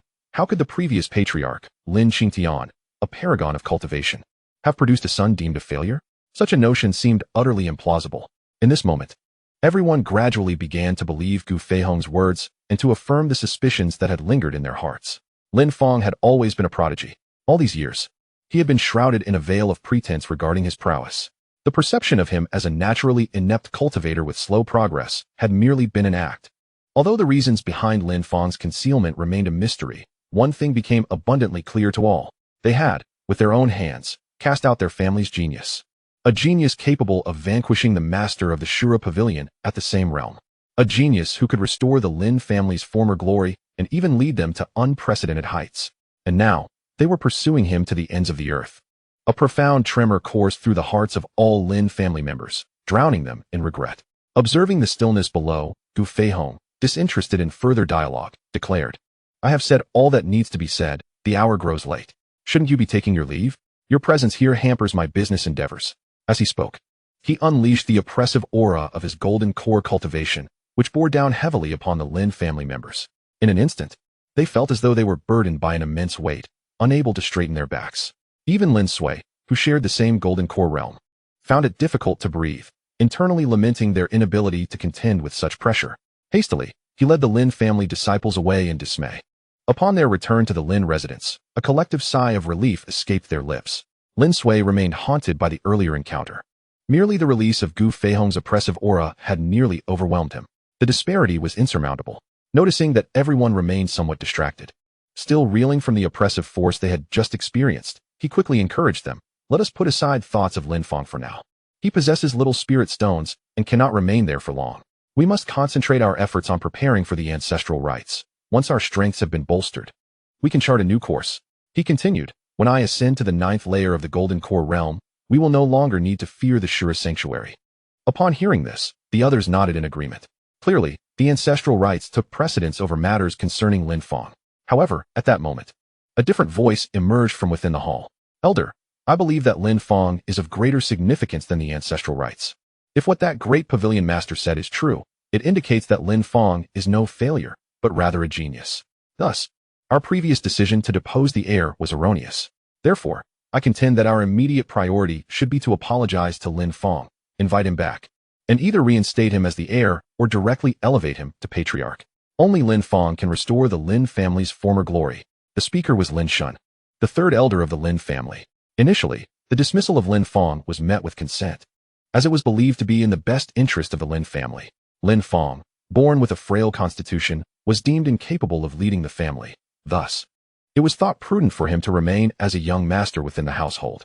However, To their surprise, they have now discovered that the former heir possesses extraordinary talent. The most sensible course of action, therefore, would be to invite Lin Fong back. Whether it is through apologies or reparations, as long as they can bring Lin Fong back, the Lin family can once again achieve greatness, akin to the leadership of the family head in the past. Chapter 12. The internal strife of the Lin family within the Grand Hall. Several individuals nodded in agreement upon hearing Lin Shen's words. Indeed, esteemed family head, I concur with the third elder's perspective. Since Lin Fong has already defeated the Lord of the Shura Pavilion, such talent unequivocally marks him as a prodigy. I too believe we should invite him back. Let us extend an invitation to Lin Fong. Yet, I fear it may be too late. That young man harbors a vengeful spirit. Having pursued him relentlessly, he is surely devising a means to retaliate against us. This is precisely why we must invite him back. Before we irreparably offend him, we should extend our apologies. Offending a genius is detrimental to any family or power. Moreover, he is a prodigy who rightfully belongs to our Lin family. We cannot afford to make another grievous error, can we? What do you mean by another grievous error? Are you suggesting that our decision to name Lin Song as the heir was misguided? Or that the family head was in error? The Grand Hall buzzed with diverse opinions. Voices in support of Lin Fong's return emerged, alongside those in opposition. Upon hearing these sentiments, Lin Sui's eyes flashed with a hint of murderous intent, which he quickly concealed. With a smile, he addressed the assembly. The third elder's remarks hold merit. As the family head, I advocate for a diversity of opinions. Let us put this matter to a vote. Those in favor of inviting Lin Fong back, please raise your hands. Instantly, a number of individuals raised their hands. The third elder also joined in, adhering to his principle of always acting in the best interest of the Lin family. If this action serves the family, what harm is there in prostrating before Lin Fong to seek his return? Others, however, hesitated, weighing the pros and cons, ultimately choosing not to raise their hands. The eldest elder surveyed the hall, meticulously noting the names of those who supported the motion, approximately 50 individuals. In the grand scheme of the Lin family, this represents merely a small fraction, less than 1/10. Yet Lin Sui's fury simmered beneath the surface. This Lin family is his domain, and he will not tolerate dissenting voices. Continuing to smile, he remarked, it appears that a few still support Lin Fong's return. Very well, you may all return for now. We shall convene and deliberate further. We will announce our decision in an hour's time. Once the assembly dispersed, a fierce murderous intent surged within Lin Sui's eyes. Songer, these individuals are too fickle. Such indecisiveness is detrimental to the unity of our family. Grandfather, I understand what must be done, Lin Song nodded. He stepped back to begin orchestrating an ambush within the Grand Hall. An hour later, within the Lin family's Grand Hall, upon receiving the news, the supporters of Lin Fong gathered in the Grand Hall. However, upon their arrival, they discovered that they were the only ones present, with no other clan members in sight. It remained unclear whether the others had yet to arrive or if they had not received the information. Once everyone had assembled, the Grand Elder emerged from the inner sanctum, a smile gracing his face as he addressed the assembly. Esteemed guests, the deliberations have yielded a conclusion, one that I trust will bring you great satisfaction. What conclusion? The crowd, upon hearing these words, speculated that this might be an indication to summon Lin Fong back. It was no wonder they had convened such a group. Lin Sui observed the eager expressions of those around him, a cold smirk etched on his face. The result of our discussions is the decree of execution. Meanwhile, in the sanctuary, Lin Fong and Gu Feihong strolled and conversed, a scene that stirred envy among onlookers. Here was the master of the Shura Pavilion, one of the most formidable experts in the eastern wilderness, yet before Lin Fong, he bore no semblance of arrogance, their camaraderie reminiscent of longtime friends. Brother Lin Fong, once the affairs of the Lin family are resolved, what are your intentions? Gu Feihong inquired, a hint of mystery surrounding Lin Fong piquing his curiosity. From the moment he witnessed Lin Fong ascend 4 levels in a single night to reach the foundation establishment stage, he had realized that Lin Fong would not linger in the sanctuary for long. Talents such as he were destined for broader horizons. Only the pinnacle of the world could satisfy their ultimate aspirations. Lin Fong offered a slight smile, already harboring a notion of his next destination. Are you familiar with the Battle Heaven sect? I intend to visit there once the matters concerning the Lin family are concluded. The Battle Heaven sect? That indeed is an excellent destination, Gu Feihong acknowledged. It is the second most powerful force in the eastern wilderness, second only to the Shura Palace that backs our sanctuary. For those in the eastern wilderness seeking rapid advancement in strength, the Battle Heaven sect is undoubtedly the most appropriate choice. At this point, Gu Feihong pondered for a moment. In exactly 1 month, the Battle Heaven sect will be recruiting disciples. You should consider attending. By the way, This year's assessment differs significantly from those of previous years. This time, the evaluation centers on spiritual energy. All participants will be sent to an area where spiritual energy is scarce for the assessment. Furthermore, participants are prohibited from bringing any spatial rings or equipment that could replenish spiritual energy. The evaluation will test your sustained combat effectiveness in extreme conditions. This area is inhabited by numerous low-tier spiritual beasts, and the criteria for passing require the elimination of a specific number of these beasts to acquire a requisite number of beast cores. Though this assessment may seem straightforward, it is crucial to note the scarcity of spiritual energy in that location, where consumption cannot be replenished. Upon hearing this, Lin Fong felt a surge of excitement. Scarcity of spiritual energy, no means of replenishment, and no allowance for spirit stones? Whose idea was this? It feels as though it was tailor-made for me. While others require spiritual energy, I am boundless in my reserves. At this moment, Gu Feihong reminded him, in that place, spiritual energy is essentially consumed in direct proportion to what you possess. If you choose to go, be sure to reserve sufficient spiritual energy, lest you find yourself at the last moment having your beast core snatched away. Lin Fong nodded earnestly. This idea was indeed commendable. It was efficient and effortless. Thus, he resolved to let others engage in slaying the spirit beasts while he would simply seize the beast cores. With this thought, Lin Fong expressed his gratitude to Gu Feihong. Thank you for your wise counsel, esteemed pavilion master. Chapter 13. My ring speaks. Lin Fong returned directly to his chamber. Although he had reached the foundation establishment stage, he was still far from being able to confront the Lin family alone. Moreover, the family's grand elder was at the 5th level of the golden core stage. A disparity far too great. Contemplating this, Lin Fong opened the system panel once more. Spiritual stones, 95454, one-click refinement. Gazing at the spiritual stones displayed on the panel, he realized they were insufficient for advancing to the next stage. However, he suddenly recalled the lottery feature within the system that he had yet to utilize. The basic lottery required merely 10,000 spiritual stones, a modest expense. It would be worth a few attempts, as he might stumble upon unexpected rewards. System, initiate the lottery. Ding. The basic lottery is now opening. Note, the lottery function can only be activated once per day, after one activation. It must wait until the next day to be used again. Immediately, a colossal spinning wheel appeared before Lin Fong. As he beheld the array of prizes, a jolt of excitement coursed through him. Heavenly Sword Technique, Primordial Divine, Finger God-Slaying Spear, Primordial, One Chi Fist, 8 Desolation Palm, Immovable King, Seal, 9 Heavens. The wheel was adorned with a dazzling assortment of rewards, including not only martial techniques, but also various weapons, equipment, and elixirs. Each item was likely to stir considerable commotion in the outside world. Yet now, Lin Fong could acquire them for a mere fraction of their worth. Only 10,000 spiritual stones for a chance. Lin Fong was filled with anticipation and eagerly declared, "Let the lottery commence." The wheel began to whirl rapidly before him. The interface grew increasingly blurred, rendering the inscriptions on the wheel indistinguishable. Lin Fong felt an inexplicable understanding. He only needed to utter the word stop for the wheel to cease its rotation. Stop. Regardless of what prize he might draw, it would surely be a windfall for him. Obeying his command, the wheel gradually slowed its pace, inching to a halt until it finally came to a crawl. Ultimately, it came to rest just before the primordial One Chi Fist. Ding. Congratulations, the host has won the primordial One Chi Fist. Programming in progress.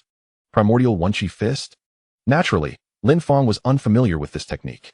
The name, however, sounded promising. Indeed, all the prizes on the wheel had appealing names. He was not one to be choosy. Whatever he drew would suffice. There was no way it could be a loss. Soon, information regarding the primordial One Chi Fist was transmitted to Lin Fong's mind. Ding. The primordial One Chi Fist has perfectly integrated with the system's functionalities. As the host utilizes this technique, they simply need to channel spiritual stones to empower the punch before unleashing it. The potency of this martial art is contingent upon the quantity of spiritual stones charged and the host's own strength, with a minimum requirement of 20,000 spiritual stones, delivering a force double that of the host's maximum strike. The upper limit for charging is 200,000 spiritual stones, enabling a punch that can strike with a force 20 times that of the host's full power. Currently, with the host's strength, should they charge 200,000 spiritual stones, they could potentially annihilate a 9th-layer Foundation Establishment practitioner and severely injure a 1st-layer Golden Core practitioner. It is crucial to note that each charging allows for only one punch to be executed. Upon hearing this, Lin Fong was instantly invigorated. A strike with 20-fold power? How formidable! A single blow capable of vanquishing a 9th-layer Foundation Establishment practitioner and gravely wounding a Golden Core practitioner. Astonished, Lin Fong took a deep breath, his mind racing with disbelief. This prize was indeed worth the effort. Such a powerful move. With this technique at his disposal, he would no longer fear encounters with first-layer golden core practitioners. The strength of this technique would also scale with his own power. In other words, the more formidable he became, the stronger this move would grow. Once he ascended to the 6th or 7th layer of foundation establishment, this technique would render him unafraid even of a 5th-layer golden core elder. There was even a possibility of turning the tables. After all, the difference of a major realm typically equates to a mere 10-fold to 20-fold disparity at most. How exhilarating. It was a pity that the system only permitted one draw per day. The next opportunity would have to wait until tomorrow. Although Lin Fong felt a tinge of regret, he was nonetheless grateful for such a powerful move. His spirits lifted, he decided it was time to discuss plans with Yi Wudi. Just as Lin Fong rose, Yi Wudi arrived. Lin Fong, brother, come quickly. It seems there's a haunting. My ring just spoke to me. Yi Wudi exclaimed, his voice trembling with fear. It terrified me. Someone was speaking from my ring. Even before he reached Lin Fong, the voice had already carried over. Intrigued, Lin Fong felt a rush of excitement. A talking ring? This plot felt eerily familiar. Could it be that an old man resided within? Are you certain someone is speaking from inside the ring? Lin Fong pondered. Recalling a scenario from his previous life, his thoughts tinged with speculation about the presence of an elder within the ring. Yi Wudi's slow cultivation progress seemed to align with this notion. As Lin Fong remembered, he had an unfinished engagement.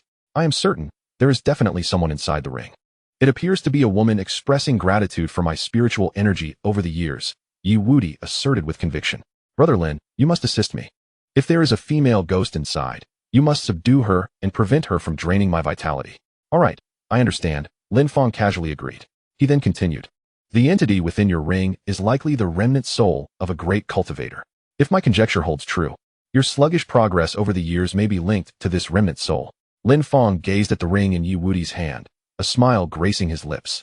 He understood that the lingering soul within the ring had fully awakened and could undoubtedly hear their conversation. Just moments ago, when they mentioned accepting the female ghost, the ring trembled slightly, a subtle movement he keenly perceived. As Lin Fong's words fell, the ring in Yi Wudi's hand suddenly levitated, floating gracefully onto a nearby table. To his astonishment, there was such an insightful individual in this secluded corner. A melodious voice resonated, and from the ring emerged the ethereal figure of a woman. Dressed in a delicate blue gown, her skin was as pure as snow, her expression cold and frosty, yet her breathtaking visage was impossible to overlook. The combination of the pale blue gown, alabaster skin, and stunning features captivated the attention of both men instantly. Once the mysterious woman materialized, her icy gaze fixed directly upon Lin Fong. You just said you wished to claim me? Chapter 14. The shock of Shangwan Yaya. You just said you wished to take me in? As her words echoed, an overwhelming pressure manifested, bearing down heavily upon Lin Fong. In an instant, he felt as though he were enduring hundreds of times the force of gravity, unable to breathe or move, even his heartbeat stifled. Cold sweat poured down Lin Fong's brow. Yi Wudi, you have put me in a dire predicament. What nonsense compelled you to speak of claiming me? I have only myself to blame for my loose tongue. Why did I even agree? Meanwhile, Yi Wudi remained unaffected by the oppressive force, mistakenly believing Lin Fong was merely shy. When the mysterious woman inquired, Yi Wudi, in a moment of misplaced cleverness, answered on Lin Fong's behalf. Indeed, esteemed one. Your beauty is unparalleled, and your strength may be formidable. Only my elder brother is worthy of you. Isn't that right, elder brother? Yi Wudi glanced toward the silent and motionless Lin Fong, speculating that his brother was mesmerized, unable to respond to the woman's question. Thankfully, he was there to speak up. How foolish. You wretched child. You have put me in peril. Do you not see that I am on the verge of being crushed? Was this your intention? Lin Fong lamented inwardly, struggling to breathe and move. The pressure intensified after Yi Wudi spoke, the horrifying force causing Lin Fong's body to creak. Nearing its limit. Damn it, today this is more than I can bear. Lin Fong began to grasp the situation. This mysterious woman might have possessed extraordinary powers in her past life, but now she was merely a remnant of a soul, relying solely on the innate pressure of her form. If he could withstand this pressure, she would have no further means to harm him. Resolute, Lin Fong summoned all his spiritual energy to counteract the oppressive force. In that moment of resistance, he took a decisive step forward, standing before the mysterious woman, locking his gaze with hers, and smiled calmly. I did entertain such thoughts. Would you be amenable to them, esteemed one? With that single stride, he closed the distance between them to mere inches, knowing that should he desire, he could easily embrace her slender waist. This was Lin Fong's strategy. He wagered that the mysterious woman would retreat. As anticipated, his sudden advance startled her. prompting her to instinctively withdraw a step and release the oppressive force. As the mysterious woman retreated, she suddenly recalled that she was merely a spirit and that Lin Fong could not touch her at all, having been deceived. However, when she attempted to exert her pressure, it was already too late. Lin Fong felt his body relax and quickly clasped his hands to change the subject, introducing himself as Lin Fong. Inquiring about the name of the esteemed predecessor, his words effectively turned the page on the earlier incident. Should the mysterious woman bring it up again, it would only serve to embarrass herself. Seeing this, Shangguan Yaya silently cursed a few times and waved her hand casually, causing a chair to float from a distance and settle beneath her, as she sat gracefully like an ordinary person. I am Shangguan Yaya, and I am merely a few hundred years your senior. You may call me Sister Yaya. I am from the upper realm, and I have come here to seek an apprentice to carry on my legacy. As she spoke, Shangguan Yaya gently lifted her head, revealing her exquisite cheek. Yet, the meaning in her gaze was unmistakable. She sought a disciple. Specifically, she wished for Yi Wudi to be her pupil. Lin Fong immediately understood and, with a swift kick, sent Yi Wudi sprawling into the dirt. Hurry, pay your respects. Yi Wudi, not wanting to delay, quickly rose and performed a respectful bow. Master, please accept your disciple as homage. I hope you can teach me. Shangguan Yaya nodded in satisfaction. Very well, rise. Your aptitude is barely acceptable, but I shall take you on as my disciple. As your master, I will naturally assist you in your cultivation. In due course, I will lead you to the pinnacle of time. Regarding the arrogant young man from earlier, Shangguan Yaya's beautiful eyes swept over the two before finally resting on Lin Fong. There was a hint of surprise in her gaze, but more so, it was tinged with pity. Is this the Forbidden Ruins celestial body? After a millennium, it has appeared in this remote corner of the world? Truly, it is astonishing, yet so lamentable. Everyone knows that the Forbidden Ruins celestial body is unrivaled within its realm and can battle beyond its level.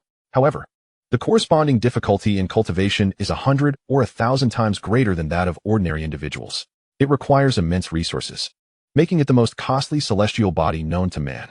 Even the transcendent powers of the upper realm would hesitate to claim they could sustain such a being. Yet, Lin Fong was born in this desolate place. With such a celestial body confined to such a setting, it seemed he would be destined to remain a waste for his entire life. Fortunately, the disciple she sought was Yi Wudi. Although his strength could not compare to that of the Forbidden Ruins celestial body, he fortunately did not demand excessive resources. With a quiet sigh, Shangguan Yaya regained her composure and addressed the two. In the next 7 days, I will guide Yi Wudi in unlocking the potential of his physique. During this time, no one must disturb us. After 7 days, it will mark the beginning of Yi Wudi's rise. Lin Fong nodded. With a great cultivator as a master, Yi Wudi would essentially have an advantage akin to a cheat. He felt genuinely happy for Yi Wudi. Once the two departed, Lin Fong felt a wave of relief wash over him. Yi Wudi now had his own path, making their plans significantly easier to implement. Chapter 15. Let the Lin family stir tonight. 7 days swiftly passed, filled with bright sunshine and the singing of birds amid fragrant blossoms. With a resounding roar, the tranquility of the moment was shattered, and a section of the shelter crumbled into ruins once more. Lin Fong emerged from the debris, gazing at his handiwork with an expression of innocence. I've been quite gentle. How could it have come to this? Surely, it must be a flaw in the construction. He mused. It cannot be my fault. Such a large structure, and they didn't even lay a proper foundation. No wonder it collapsed with the slightest movement. Over the past few days, he had been sequestered in his room, striving to break through his cultivation barriers. With a daily salary of 170,000 spirit stones, he had managed to achieve a new breakthrough almost every 2 days during this week. In total, he had accumulated 1.2 million spirit stones, complemented by a daily lottery of 100,000 stones, bringing his total to 1.9 million. These resources propelled him from the first to the 5th level of foundation establishment. Moreover, he still had 400,000 stones left, ample enough to unleash 2 powerful techniques costing 200,000 stones each. A gleam of excitement sparkled in Lin Fong's eyes. If I factor in my powerful techniques, I should possess the strength to contend with someone at the 5th level of Golden Core. The Grand Elder of the Lin family should be around that level. I now have a fighting chance against him. Once Wudi emerges, our plans can commence. Just then, a violent tremor shook Yi Wudi's room, reminiscent of an earthquake. The vibrations intensified, culminating in a visible shockwave radiating outward. The structure before him could no longer withstand the strain and disintegrated into nothingness. Lin Fong's heart leapt with joy. By the sound of it, Wudi must have broken through as well. He had intended to explore the shelter, but paused, patiently awaiting Wudi's emergence. Soon, a jubilant voice erupted from the rubble. Ha ha ha, I've finally broken through. I am a genius. Who will dare to call me a waste now? Ha ha ha ha, I am invincible. After a series of triumphant exclamations, Yi Wudi finally clawed his way out of the debris, his face alight with an almost frenzied smile. He was no longer a failure, not a mere wretch. He was a genius, a prodigy who had transcended 7 realms in merely 7 days, a phenomenon unparalleled in the world. He was worthy of his name, Yi Wudi. At that moment, tears brimmed in Yi Wudi's eyes. After years of being derided as worthless, years of scorn and disdain, years of judgment and ridicule, all his grievances and humiliations evaporated today, never to return. After releasing his pent-up emotions, he felt an overwhelming sense of liberation. Eager to boast to Fong, he stood atop the rubble and quickly spotted Fong, whose face was lit with delight. Ha ha ha, Fong, there you are. I thought my breakthrough had caused your room to collapse, making you hard to find. At the 4th level of Foundation establishment, who can rival me? Praise me quickly.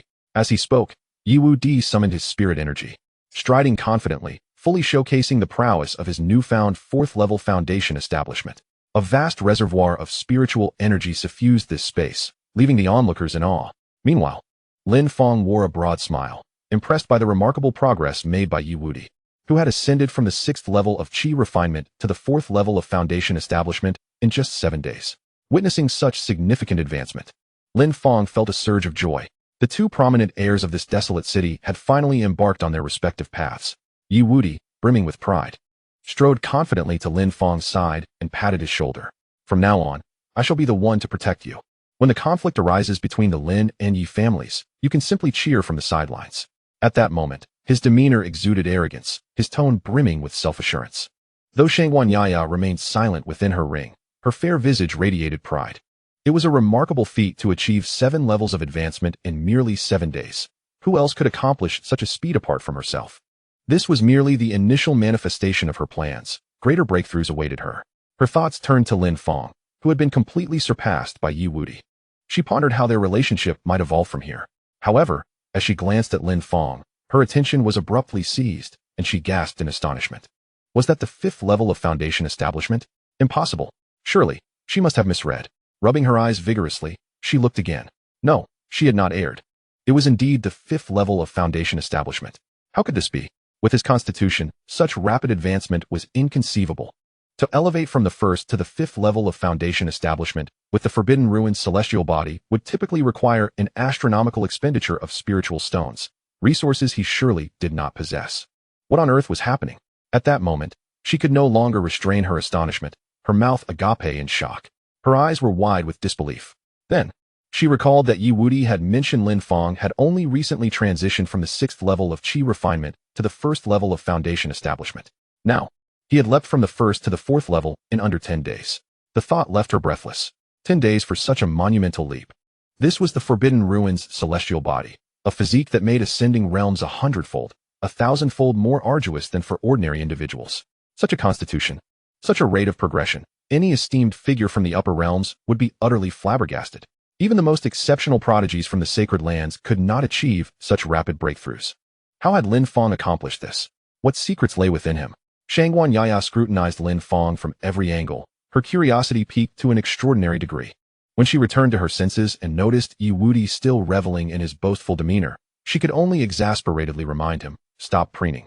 Your elder brother has already reached the 5th level of Foundation establishment. What? 5th level of Foundation establishment? No way. Lin Fong, I mean big brother. You shall forever remain my esteemed elder brother.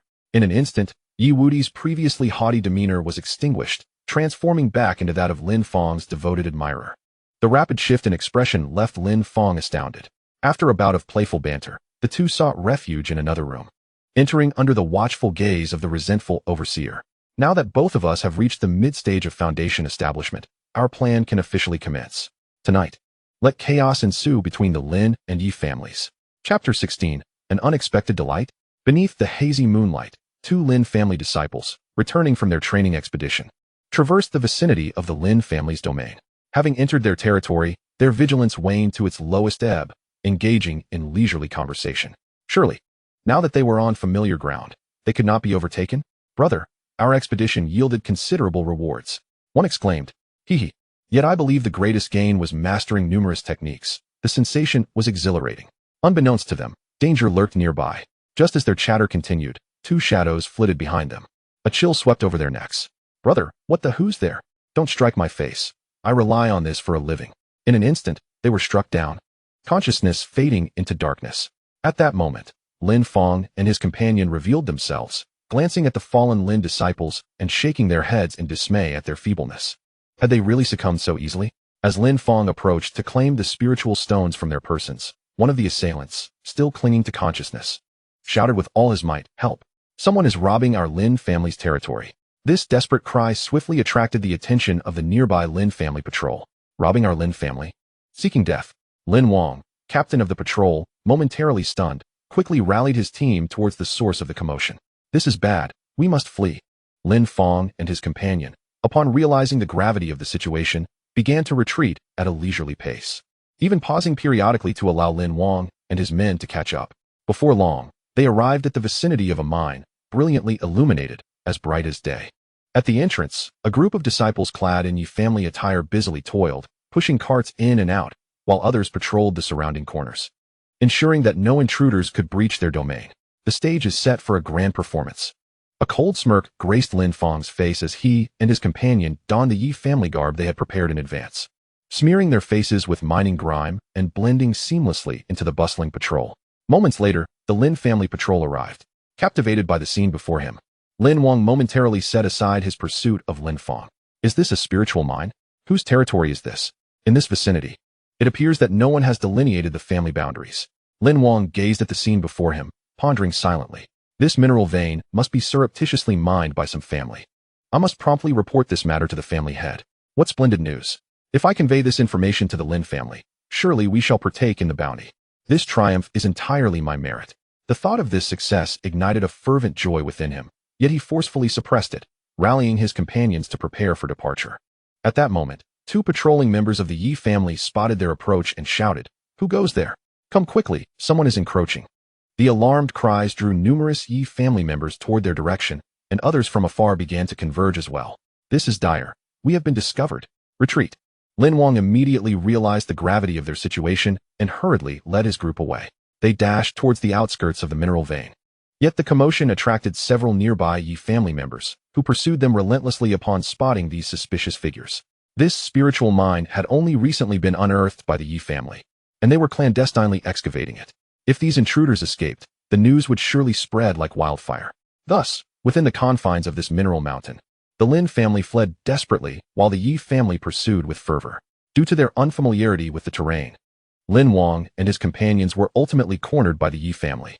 Upon witnessing the encirclement of at least 100 Yi family members, Lin Wang's heart plummeted. There was no escaping this. Quickly, launch a signal flare. Call for reinforcements.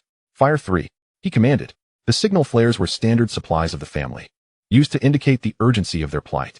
Generally, one flare signified a call for aid, while 3 flares indicated a more critical situation. In addition to signaling the level of distress, Lin Wang and his companions could infuse the flares with spiritual energy to convey their circumstances. In this instance, the flares soared into the sky and exploded with urgency. Help. Surrounded. The enemy has at least 500 men. The 3 flares were quickly spotted by the Lin family due to the proximity of the mineral vein to the desolate city. They promptly reported it back to the family, who swiftly mobilized to gather support. Upon witnessing Lin Wang's signal flares, the Yi family members were infuriated. Damn it, they can't sneak away anymore. They must be preparing for a straightforward confrontation. We should fire our own signal flares, 5 of them. Lin Wang, bewildered by the Yi family's response, thought, why are they signaling for help when they have us surrounded? However, he discerned that their signals conveyed a similar message indicating the need for reinforcements. Realizing the gravity of their situation, he commanded once more, let us fire again. Launch 10 flares. Urgently, the flares shot into the sky, signaling, hurry. The enemy has gathered 2,000 men. We need to bolster our numbers. Regardless of the circumstances, the priority lies in reporting extensively to ensure one's own safety. The leader of the Yi family, upon noticing the situation, promptly commanded, we shall dispatch 10 more. Swiftly, the sky above transformed into a scene reminiscent of a festive fireworks display. Both the Lin and Yi families were left bewildered by the resounding signal flares. Were they about to engage in battle with one another? Despite their confusion, they hastily reported to their respective heads. Each family swiftly mobilized an additional 2,500 members, advancing towards the direction of the mine. Meanwhile, Lin Fong gazed at the incessantly exploding signal flares in the sky, pondering the unexpected turn of events. Chapter 17. The Lin family's disgraceful conduct in the dead of night. At the Spirit Stone mine, nearly 5,000 individuals had gathered, divided into two factions. On one side stood the disciples of the Yi family, guarding the entrance of the mine, while on the other, the disciples of the Lin family encircled the outer perimeter. The two sides were evenly matched, neither yielding an inch. Humph, your Lin family is filled with such underhanded scoundrels, daring to infiltrate our Yi family's mine. How shameless, one accuser retorted. Now that your sneakiness has failed, you resort to outright theft? You Yi family are the true masters of deceit. Upon discovering the Spirit Stone mine, you clandestinely began your own extraction. It is truly disheartening that, despite our past camaraderie, you did not even bother to inform us. Indeed, your Yi family has kept your distance from us, which is profoundly disappointing. Spare us your pretentious claims of camaraderie. Our relationship has always been superficial. If your Lin family had discovered the Spirit Stone mine, would you have shared the news with anyone else? Enough of this. Today, we shall not allow you to extract from this mine, no matter what. If you prevent us from mining, we shall summon the other two great families. At that point, your consent will matter little. You are truly despicable. The two factions exchanged heated accusations, the atmosphere charged with fervor. Some individuals even stepped forward, pushing each other, determined to maintain their momentum. However, no one dared to strike, for the stakes were too high in a confrontation involving thousands. On Lin Fong's side, Yi Wudi and Lin Fong stood at the rear of the Yi family's formation, observing the verbal skirmish with exasperation. They've been arguing for an hour. Why haven't they fought yet? I'm starting to feel drowsy. Lin Fong noted with a slight smile. They are merely a step away from combat. Let us assist them. He whispered a few words into Yi Wudi's ear, causing the latter's eyes to gleam with newfound excitement. Within the mine, the Lin and Yi families had prepared refreshments, taking turns hurling insults at one another, returning to sip tea after each exchange.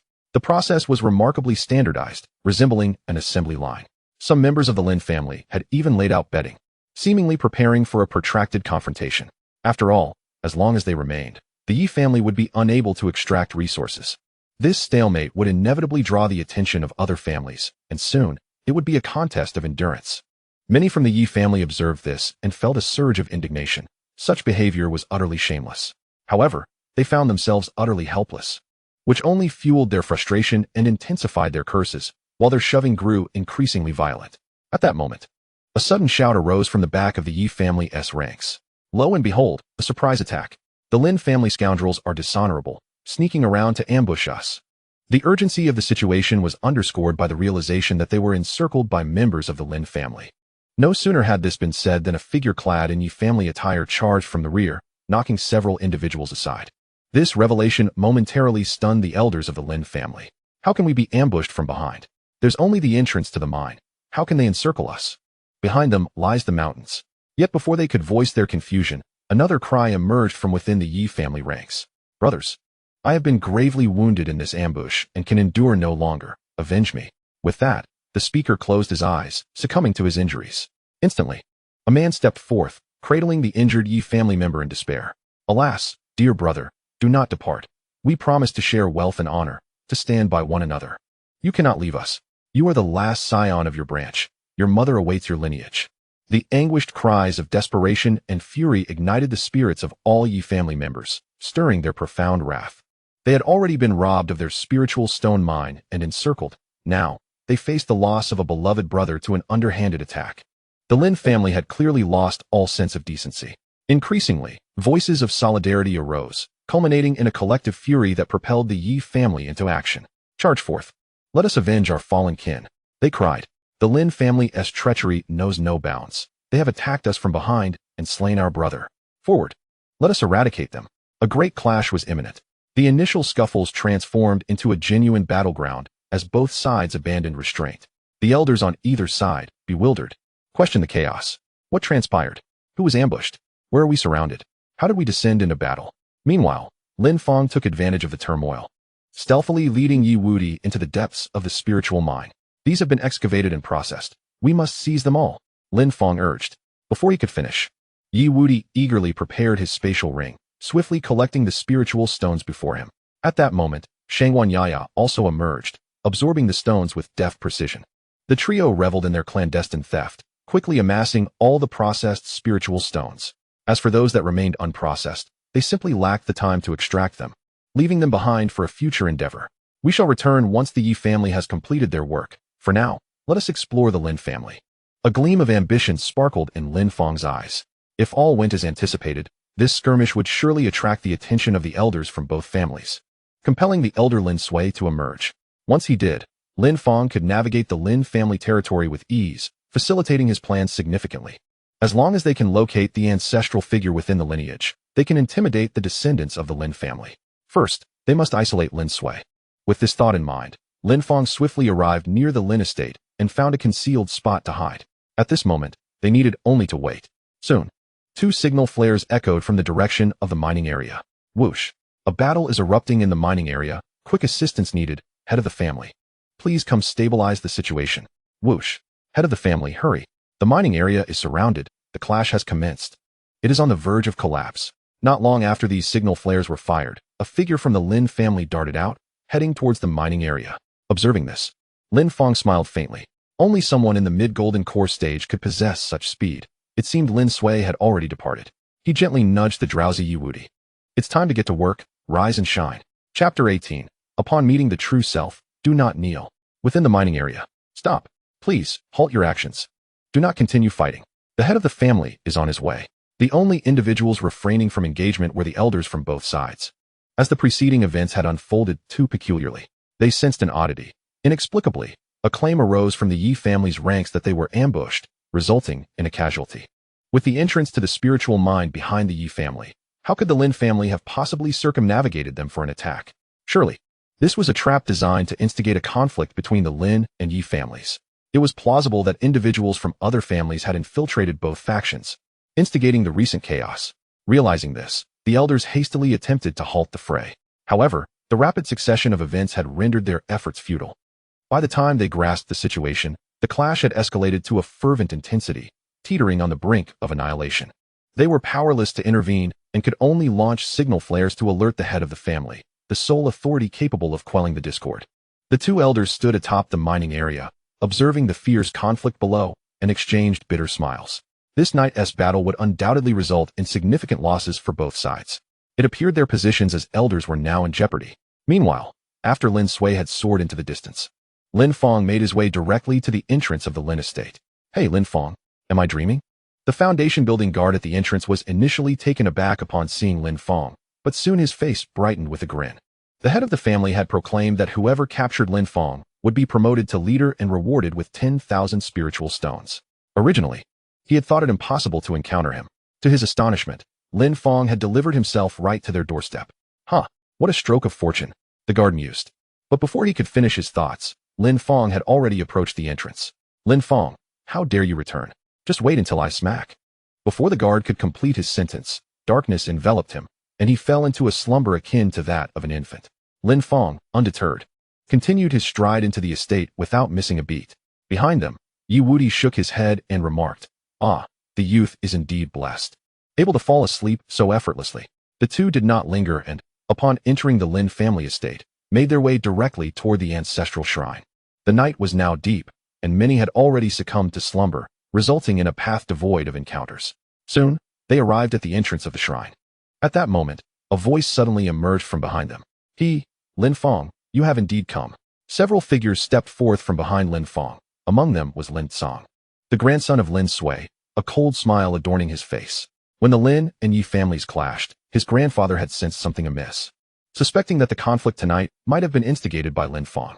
Thus, they devised a scheme to wait for Lin Fong to unwittingly fall into their trap. To their surprise, he had truly arrived. Lin Fong, your cleverness is commendable. You orchestrated a conflict between the two families. However, alas, your plan has been unraveled by us. Without any strength to back you, you shall merely serve as a garment for us. Lin Song's heart raced with excitement. His grandfather had mentioned that Lin Fong's blood alone could awaken the ancestral shrine. If this were indeed true, it would be a remarkable stroke of fortune.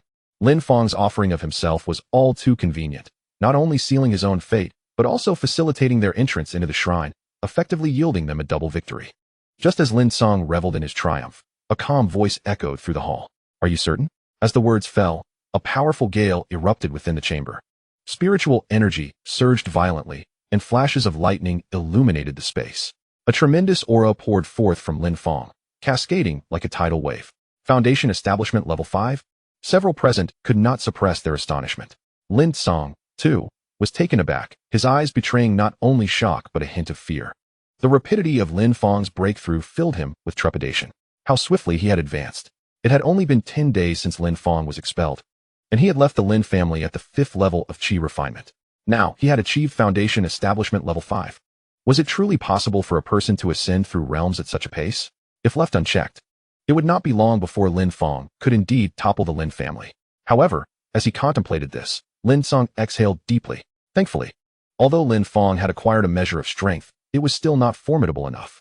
If they acted quickly, they could render him powerless today. Lin Fong shook his head, his confidence restored. I must admit, your talent is extraordinarily formidable, truly enviable. Should you be allowed to grow, you would undoubtedly pose a threat to my Lin family. Yet, to me, you remain but an insignificant ant. As he spoke, Lin Fong let out a mighty roar, unleashing his own spiritual power. The winds swirled around them once again, the very air quaking under the immense pressure. Subsequently, Lin Fong's body began to levitate, standing majestically in the void above, exuding an overwhelming aura. Floating in the air, he had reached the golden core realm. Everyone present was taken aback, their pupils contracting sharply. Their eyes reflected a mixture of shock and envy. They had not anticipated that the usually unassuming heir was, in fact, at the golden core stage of cultivation, having concealed his prowess so deeply. Truly, the heir was formidable. A smile finally graced Lin Fong's face. Lin Fong was a genius, and he was no fool either. Otherwise, he would not be in this position today. Without considerable strength, how could one aspire to be an heir? He turned to glance at Lin Fong. Surely he must be astonished as well? Yet, Lin Fong's expression remained as tranquil as ever, his gaze as calm as still water, seemingly unfazed by Lin Fong's cultivation level. Or perhaps he was merely feigning indifference. How laughable. When the time comes for me to place him beneath my heel, his facade will crumble. With this thought, Lin Fong bellowed once more, Lin Fong. Upon seeing me, why do you not kneel? Chapter 19. Who truly is the Golden Core? In the Lin clan, amidst the air above, Lin Fong exuded an overwhelming aura. His oppressive presence enveloped the surroundings, leaving many gasping for breath. Even Yi Wudi, standing nearby, felt a twinge of fear. The disparity in realms was indeed significant. How would my elder brother respond? Meanwhile, Lin Fong's countenance remained unfalteringly serene. He slightly raised his head, gazing into the sky, and spoke softly, Neil, do you believe yourself worthy? So what if he was at the Golden Core stage? At present, Lin Fong's true strength had already reached the 5th level of the Golden Core stage. Lin Fong was merely at the 1st level, hardly worth mentioning. Though he relied on the system, this world was inherently unfair, had he not possessed the system or the Forbidden Ruin's immortal body. No one could ascertain what his cultivation would be now. Perhaps he had already surpassed the Golden Core stage. In a life and death battle, strength is paramount, the weak remain weak. With no room for hypotheticals. As he spoke, he casually struck out with his palm. Instantly, spiritual energy coalesced into a massive golden hand nearly 3 meters wide. Surging toward Lin Fong, the golden hand carved through the air, conjuring a tempest that seemed poised to obliterate all in its path. Observing this, Lin Fong scoffed. A trivial trick, daring to show off before me. He too released his spiritual energy, forming an enormous blue hand, even larger than Lin Fong's. He struck forward with it. The spiritual energy of the Golden Core stage was significantly more potent than that of the Foundation Establishment stage. Thus his casual strike far surpassed Lin Fong's attack. This illustrated the chasm of difference in their realms. No matter how talented one might be, such a profound disparity could not be bridged. At this moment, Lin Fong was akin to an egg striking against a stone. Soon, under the gaze of all present, the two hands clashed. A moment of silence ensued. Bang! A thunderous explosion erupted, generating a violent shockwave that sent several onlookers tumbling. In the next instant, Lin Fong, suspended in midair, turned pale with disbelief. How could this be possible? Before everyone's eyes, the blue hand was scattered in an instant, while Lin Fong's golden hand remained unscathed, continuing its advance toward Lin Fong. It was not blocked? How could that be? Lin Fong, disregarding his astonishment, hastily unleashed his full strength in a desperate counterattack. However, at the very moment the hand made contact with the golden palm, it dissipated once more. What? Unable to withstand with all my might? Impossible. At that moment, the golden hand was already upon him. Without the luxury of hesitation, Lin Fong hastily raised his defenses, exerting every ounce of strength to resist. Crack! The protective barrier within him shattered instantaneously. This is bad. Danger. As he sensed the overwhelming and invincible pure spiritual energy within that palm, Lin Fong's eyes transitioned from astonishment to sheer terror. Ah no, Lin Fong cried out in despair, only to be sent flying by a single strike, his fate uncertain. The arena fell into a profound silence. Everyone stood petrified, as if turned to stone, staring blankly in the direction Lin Fong had been sent flying. Has he truly been defeated? The esteemed Lin Fong, a master of the Golden Core realm, could not even withstand a single blow from Lin Fong? Who, then, is the true Golden Core? Has Lin Fong grown to such extraordinary heights? It was utterly terrifying. Cold sweat trickled down their spines as they began to deeply question the correctness of the Lin family's earlier decision to expel Lin Fong. In disbelief, Yi Wuti couldn't help but exclaim a few phrases of national pride. The beauty in his ring, Shangwan Yaya, was equally astonished. A single strike sending someone 5 realms higher flying? Moreover, crossing a significant boundary? She was aware of the formidable nature of the Forbidden Ruins' immortal body. Yet she had not anticipated it to be this powerful. How could Lin Fong's performance appear even more formidable than the legend suggested? Ding! Congratulations to the host for successfully defeating a powerful Golden Core cultivator. Basic earnings initiated at 4 spirit stones per second. Upon hearing the voice in his mind, Lin Fong momentarily paused, then continued forward, silently calculating. It would amount to over 300,000 a day. To ascend to the next tier, just over 2 days would suffice. However, after achieving the Golden Core stage, merely advancing to the second tier would require 2 million. He needed to engage in more battles beyond his level to accumulate additional basic earnings. Lin Fong surveyed his handiwork, feeling a sense of satisfaction. Of course, the strike he delivered was not solely fueled by his own strength. To save time and prevent a protracted struggle with Lin Fong, he had directly infused 30,000 units of spiritual energy into the primordial chi fist. 30,000 spirit stones equated to a 3-fold power enhancement. Coupled with his already formidable strength, comparable to that of a Golden Core, it was no wonder he could send Lin Fong flying with a single blow. One had to admit, the system was indeed powerful. With that thought, Lin Fong gazed at the still shocked crowd. Who among you dares to obstruct me? As the onlookers regained their senses, they hurriedly scattered in all directions.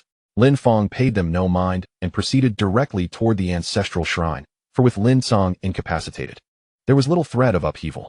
Upon arriving before the Ancestral gate, he drew forth a drop of his own blood, letting it fall into the vessel at the entrance.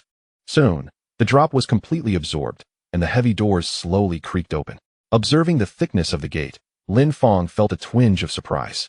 It was an impressive meter thick, crafted from an unknown material that appeared indestructible. No wonder Lin Sui had never considered breaking through this door to enter the Ancestral shrine over the years. It appears that it cannot be shattered. Lin Fong, accompanied by Yi Wuti, ventured into the depths of the Ancestral shrine. As they stepped inside, the grand door resounded shut. Lights ignited automatically on either side, resembling a series of street lamps, illuminating their path ahead. It seemed that the terminus of this illumination would lead them deeper into the Ancestral shrine. Thus, they proceeded along the lit path.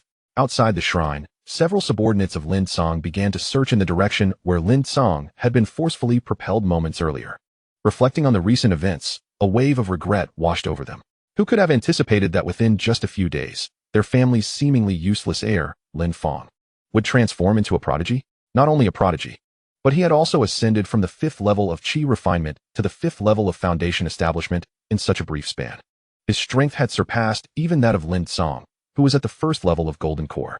Such talent and prowess, if belonging to another family, would surely have warranted lavish treatment and endless offerings. Yet, the Lin family had chosen to expel him and even sent assassins after him. Truly remarkable.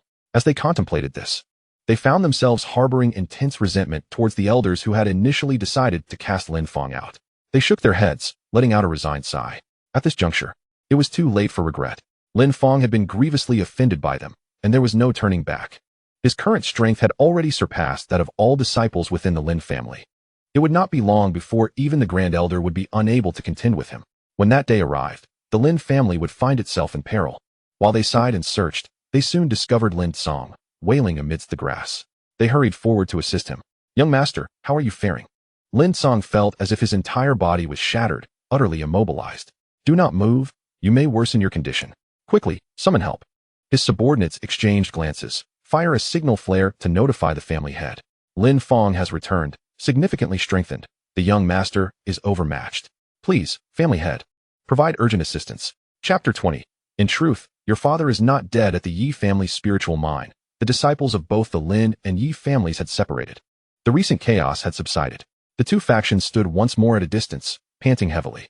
Lin Sui calmly addressed the head of the Yi family, e.g., since we, the Lin family, have also discovered this vein, I propose that our two families jointly exploit it.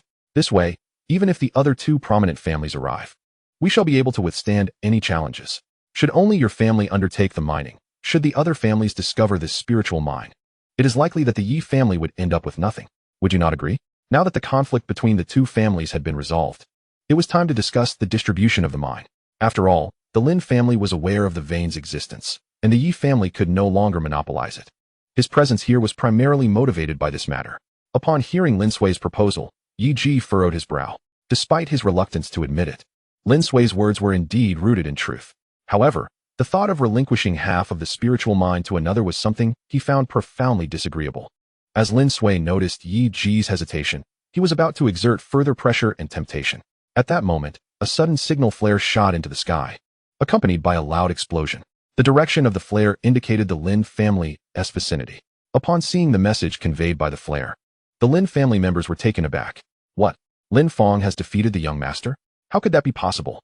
The young master possesses golden core cultivation. How could Lin Fong achieve such a feat? It is utterly inconceivable. Did Lin Fong perhaps collude with someone from the sanctuary for assistance? The members of the Lin family expressed their disbelief. Lin Song's prowess was evident to all. Most could not withstand even a single strike from him. How could he be bested by Lin Fong? Lin Sui's countenance darkened ominously as he absorbed this news, his heart filled with dread. To defeat Lin Song, had Lin Fong truly reached the Golden Core realm? In just a few days? How could he have progressed to such a level? This cannot wait any longer. This child is growing far too swiftly. He must be dealt with immediately. The sooner Lin Fong is eliminated, the better. Delay is not an option. With that thought, Lin Sui leapt into the air, unleashing his full power at the 5th level of Golden Core, racing towards the Lin family estate at the utmost speed, leaving the Yi family members to watch in bewilderment. Yi Ji, too, had heard the exclamations from the Lin family, feeling a mix of shock and relief. From being a mere waste at the 5th level of Qi refining to achieving Golden Core cultivation in just a few days, such a rapid ascent of talent is indeed astonishing. Fortunately, a genius like Lin Fong was not expelled from our Yi family. The Lin family, having offended such an individual, would surely have their hands full for some time. In the depths of the ancestral hall of the Lin family, Lin Fong and the elders swiftly arrived at a vast chamber. This was the innermost sanctum of the ancestral hall, enveloped in flames. In the center stood a high platform upon which sat a gaunt old man. His hair was somewhat disheveled, adorned in an ancient Taoist robe, his eyes closed, devoid of any sign of life, as if he were already deceased. However, shortly after Lin Fong and the elder arrived, the old man suddenly opened his eyes, glancing at the two before his gaze settled on Lin Fong. You have finally arrived. Young master, I have awaited your arrival for 20 years. Upon hearing this, Lin Fong felt a surge of confusion. Awaiting me for 20 years? For what purpose? Moreover, I am no longer the young master of the Lin family. I was expelled not long ago. The ancestor, sensing his bewilderment, smiled mysteriously. I am aware of the Lin family's affairs. This is but a trivial matter.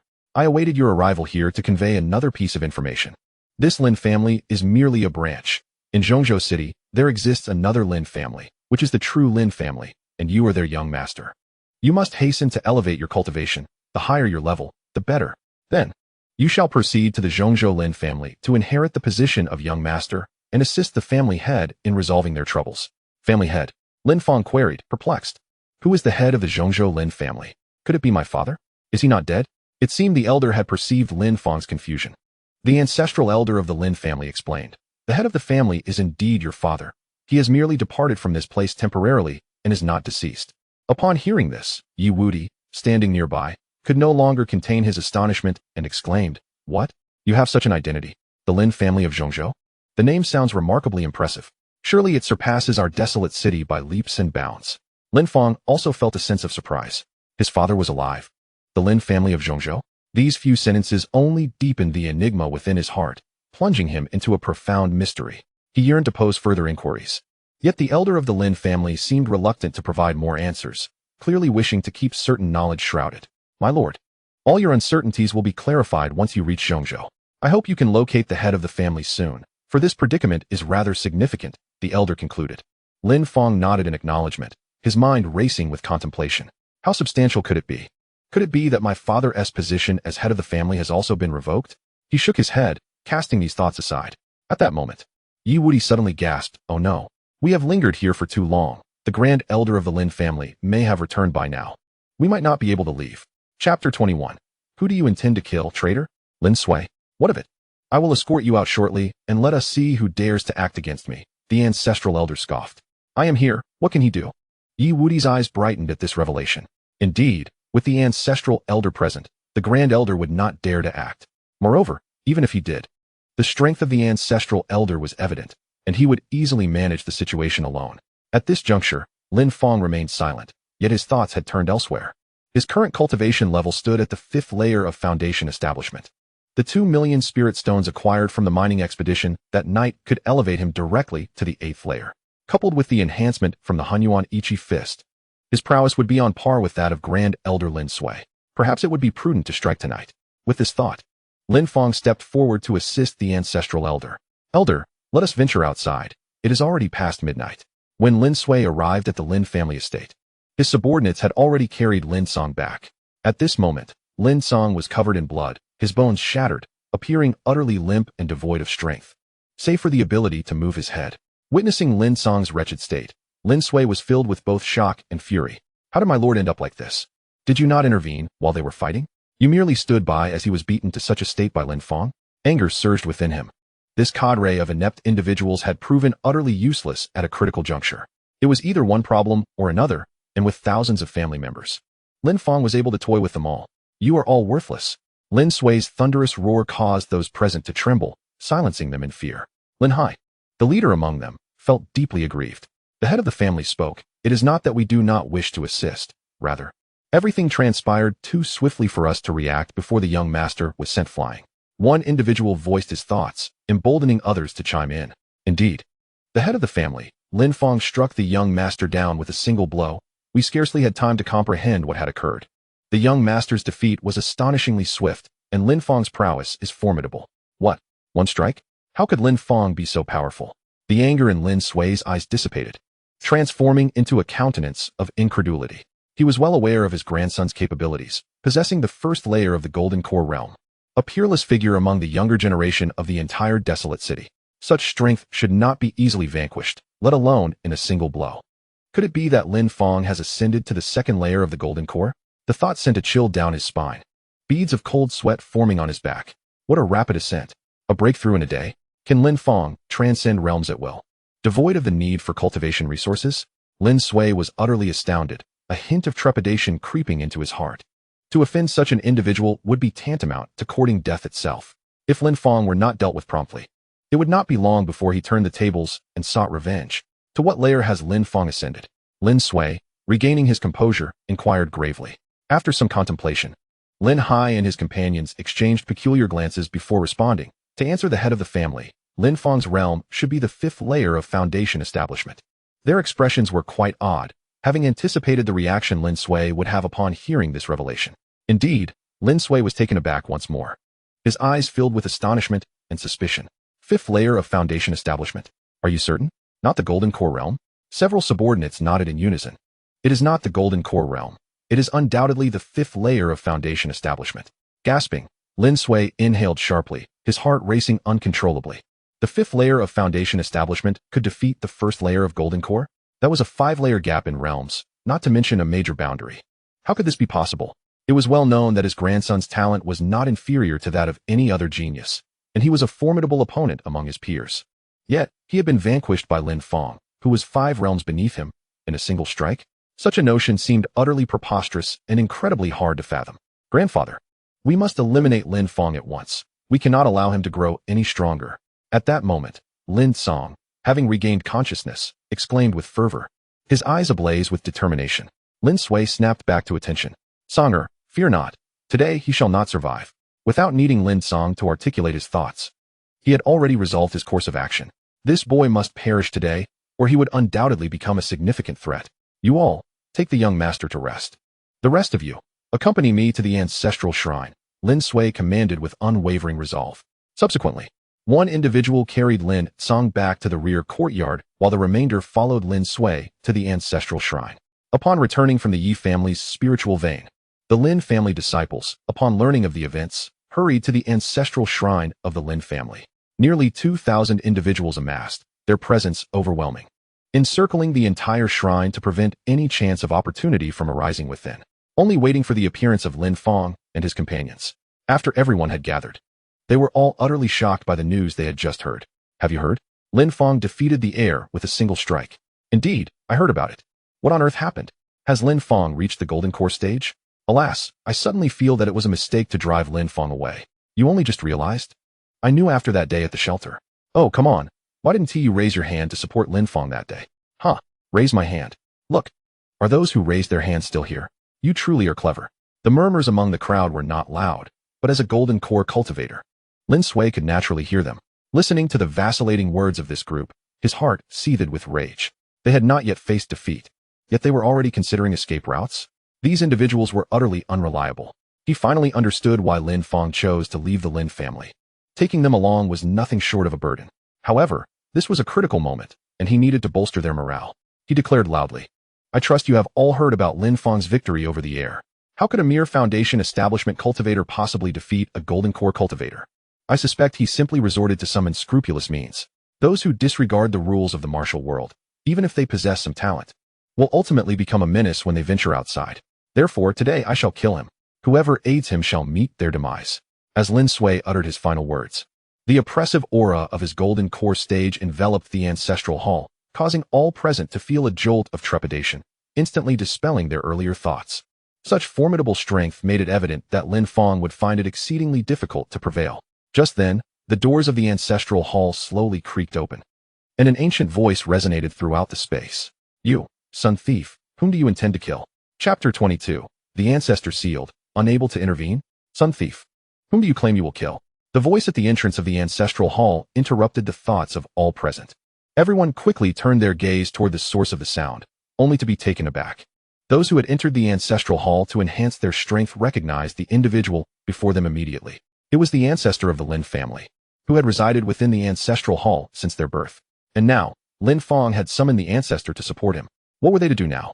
At this moment, many members of the Lin family found themselves in a state of indecision. Although the family head held authority, a single word from the ancestor could easily depose him. Observing the current situation, it appeared the ancestor was siding with Lin Fong. Whose orders should they heed? Lin Sui also heard the ancestor's voice. Seeing the frail old man, he was filled with dread. Grandfather, especially that address of grandson, which left him with no retort. The ancestor before him was indeed of his grandfather's generation. Most of the Lin family had benefited from the ancestor's grace, and a mere word from him could swiftly turn the tide of loyalty. Most importantly, the ancestor's strength was profoundly unfathomable. According to Lin Sui's conjecture, the ancestor's strength likely surpasses even that of the lord of the Shiro Pavilion. Having broken through to the golden core realm, he stands as the sole nascent soul in the desolate city. Humph, you lot are truly exasperating. Put away your weapons and stand against the wall. As the ancestor's words echoed, most of the individuals present, without a moment's hesitation, cast their weapons aside and obediently took their positions. What had once been a confrontational atmosphere transformed into one of submission. The ancestor turned his gaze towards Lin Sui. And you, Lin Sui, it has only been a short while since the family had departed, and look at the chaos you've wrought within the Lin family. How dare you dismiss the heir and pursue him? What audacity gives you the right? When I appointed you as the Grand Elder, it was to assist the heir in inheriting the family head position, yet you, instead, have usurped it for yourself. Is this your version of assistance? You are no longer the head of the Lin family, nor are you a revered elder. Gather your belongings and depart at once. The Lin family no longer requires your presence. The ancestor's proclamation resonated with finality. A collective astonishment swept through the crowd. Indeed, the family head had been unceremoniously dismissed, and the Grand Elder expelled without the slightest hesitation. It seemed the ancestor had firmly aligned himself with Lin Fong. Their family was on the brink of a new era. Time flies. In merely 10 days, they had witnessed 2 family heads. By this reckoning, could they not consider themselves veterans of 3 dynasties? The crowd pondered silently. At that moment, a voice of dissent pierced the air. You think you can simply dismiss me? The position of family head in the Lin family will not be relinquished. As the words fell, everyone was taken aback. What? The Grand Elder had the audacity to refuse? The speaker, of course, was Lin Sui, his tone grave as he fixated intently on the seal before the ancestral shrine. Rumors had previously circulated that the ancestor had offended someone and was sealed within this place for eternity, unable to step beyond the shrine's confines, with power only manifesting within its bounds. After all these years, it appeared the rumors held a grain of truth. Huh. An ancestor who cannot step beyond the shrine poses no threat to me. In this world, strength reigns supreme. A nascent soul unable to act is as good as a failure. A glimmer of cold light flickered in Lin Sui's eyes. Today, I shall slay Lin Fong. What? Hearing this, Yi Wudi was incensed, exclaiming loudly, how audacious. Ancestor of the Lin family, go confront him. Show him how the hierarchy is established. Strike him down. Yi Wudi urged fervently. The ancestor's rage was palpable, and upon hearing Yi Wudi's words, a flicker of embarrassment crossed his face as he hastily murmured, I cannot leave the shrine. I am unable to act. Damn it. I seem to have underestimated his awareness of my constraints. What? You cannot leave the shrine? Unable to act? Why did you not say so sooner? Yi Wudi quickly covered his mouth, glaring with indignation. Is this not leading us to ruin? The bravado has been proclaimed. How to resolve this? Lin Sui, upon noticing the ancestral spirits engaging in hushed whispers, allowed a cold smirk to grace his lips. Indeed, the elder could not intervene. I bear no responsibility for the outcome. Contemplating this, he bellowed with great fervor, fully unleashing the might of his fifth-tier golden core. The overwhelming pressure descended like a mountain, rendering everyone present incapable of lifting their heads. His body gradually ascended, suspended in midair. I shall reiterate, I, Lin Sui, am the master of the Lin family. If anyone dares to dissent, step forward. His voice reverberated like a great bell, jolting every individual in attendance. These two statements pulled back numerous Lin family disciples who had lingered on the precipice of indecision, drawing them closer to Lin Sui's side. Observing this, Yi Wudi fell into a state of panic once more. Within the ring, Shangwan Yaya sighed. Though Lin Fong possessed cunning, he appeared excessively naive in this situation. It seemed that she would have to intervene herself. After taking action, she feared she might once again succumb to slumber. Years of accumulated spiritual energy would be squandered. Initially, she had hoped to wait until both individuals possessed sufficient strength to assist her in ascending to the higher realms. However, it seemed her expectations had been overly lofty. She then hesitated inwardly, contemplating whether to possess Lin Fong or Yi Wudi. Lin Fong's physique was slightly superior, likely enabling him to bear more of her strength. Lin Fong, shortly, you must relax your mind. I will inhabit your form to assist you in vanquishing the elder before you, to prevent others from overhearing. Shangwan Yaya directly conveyed her thoughts into Lin Fong's mind. Upon hearing this, Lin Fong smiled and shook his head, mentally replying, Sister Yaya, such trivial matters I can resolve on my own. Your intervention is unnecessary. He remained unaware of why Shangwan Yaya chose to possess him rather than Yi Wudi. Nevertheless, as he had asserted, the current predicament was merely a minor issue he could easily handle. Minor issue? Easily resolved? Shangwan Yaya was taken aback, unable to fathom Lin Fong's assertion. How could a fifth-tier foundation establishment practitioner contend with a fifth-tier golden core? The disparity in realms was vast. Yet, his confident smile belied any pretense, as if he truly possessed assurance. Lin Fong, do not overestimate your capabilities. Allow me to first inhabit your form. Should any unforeseen circumstances arise, I can lend you timely assistance. Unable to resist, Lin Fong reluctantly nodded in agreement. In the next moment, he felt a chill coursing from head to toe, as if every hair on his body had been caressed. The sensation was extraordinarily peculiar. Sister Yaya, why do I feel as though I am exposed? Lin Fong inquired, puzzled. Such is the nature of possession. Do not find it strange, Shangwan Yaya replied nonchalantly. Earlier, in her quest to ascertain any unique qualities about Lin Fong, she had traversed his entire being, hence his sensation of exposure. Is that how it felt when you possessed Yi Wudi? Naturally not. I inhabited his ring. Chapter 23. A brief breakthrough in the arena. Everyone was overwhelmed by the oppressive aura emanating from the fifth layer of the Golden Core stage, unable to lift their heads.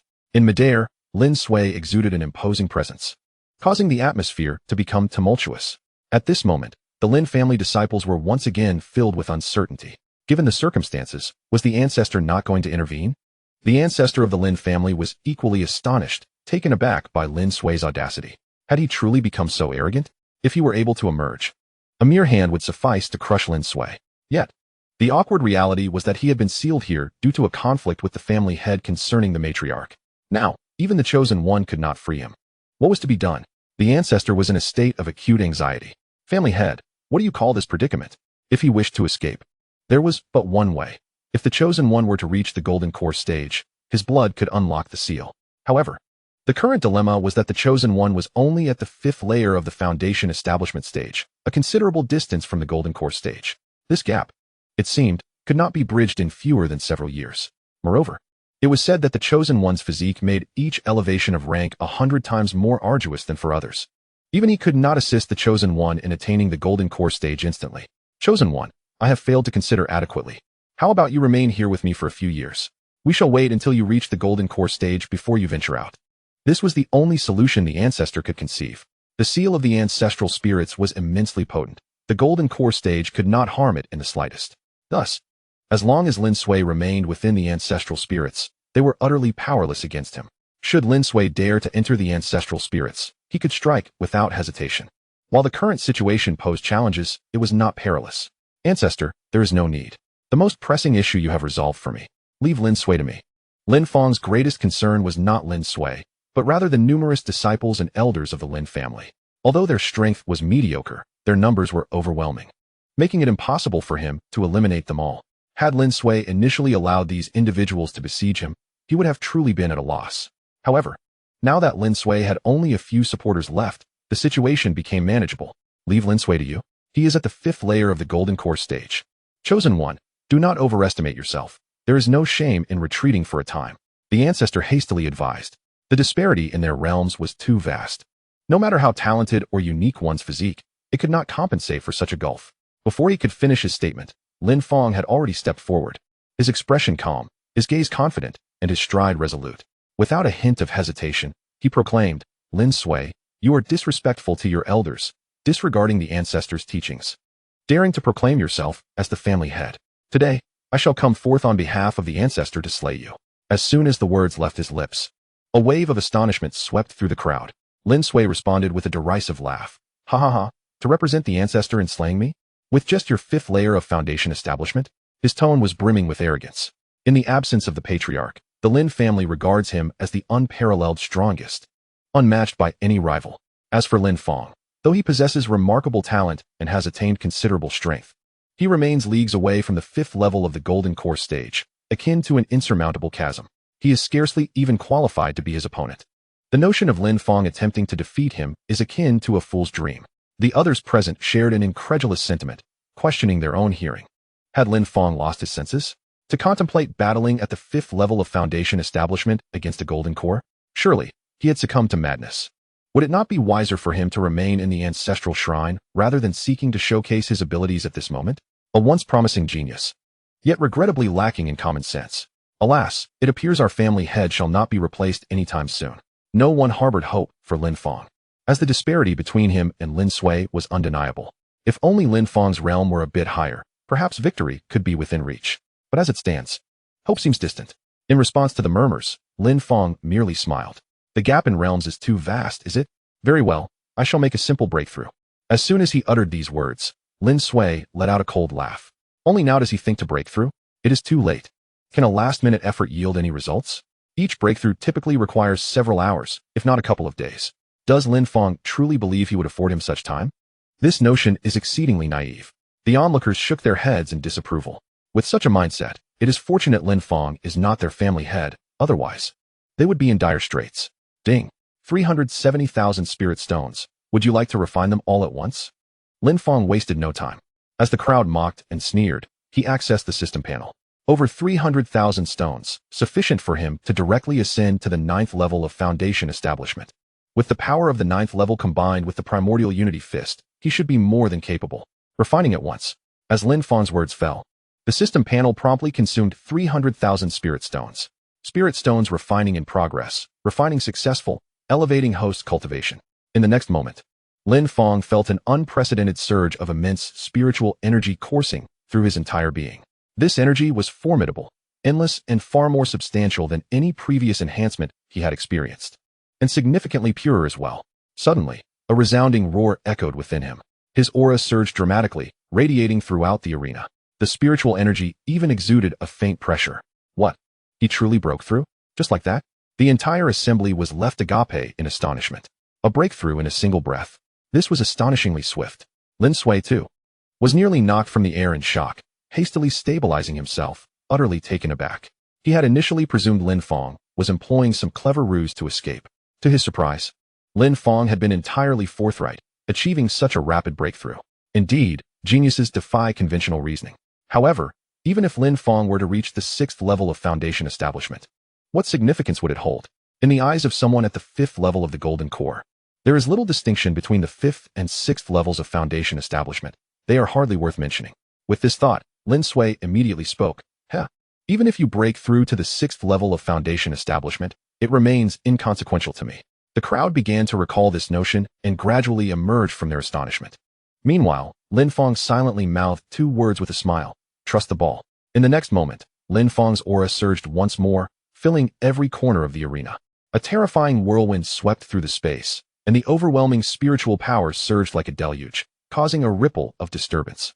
Everyone felt an undeniable weight pressing down upon them like a massive stone. Even Lin Sui's expression shifted dramatically. Another breakthrough? Chapter 24, a simple breakthrough? Inside the arena, silence reigned. All present were momentarily stunned, their eyes fixed on the astonishing scene unfolding before them, unable to suppress their gasps of disbelief. The 7th level of foundation establishment. Another breakthrough. Can he truly achieve consecutive breakthroughs? What is happening? The crowd was left in turmoil at the thought of Lin Fong's earlier declaration. Was this truly a mere simple breakthrough? Had Lin Fong been so modest all along? The astonishment was not limited to the crowd. Even the ancestral elder of the Lin family, within the ancestral hall, was left agape. In all his years, he had never witnessed such a breakthrough from Lin Fong before.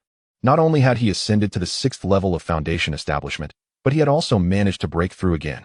Truly, he was the son of the clan leader, defying all conventional reasoning. No wonder the young master exuded such confidence. It appeared he possessed absolute assurance. Could he possibly break through once more? Suspended in midair, Lin Sui swayed unsteadily and finally lost his balance, descending to the ground. Upon regaining his composure, he immediately sprang into action, no longer exhibiting his previous calm demeanor. The cold smile on his face transformed into urgency. He could not afford to dwell on his astonishment or ponder how Lin Fong had managed consecutive breakthroughs. His sole focus was to eliminate Lin Fong while he was in this state of breakthrough. Lin Sui surged forward at full speed, intent on reaching Lin Fong.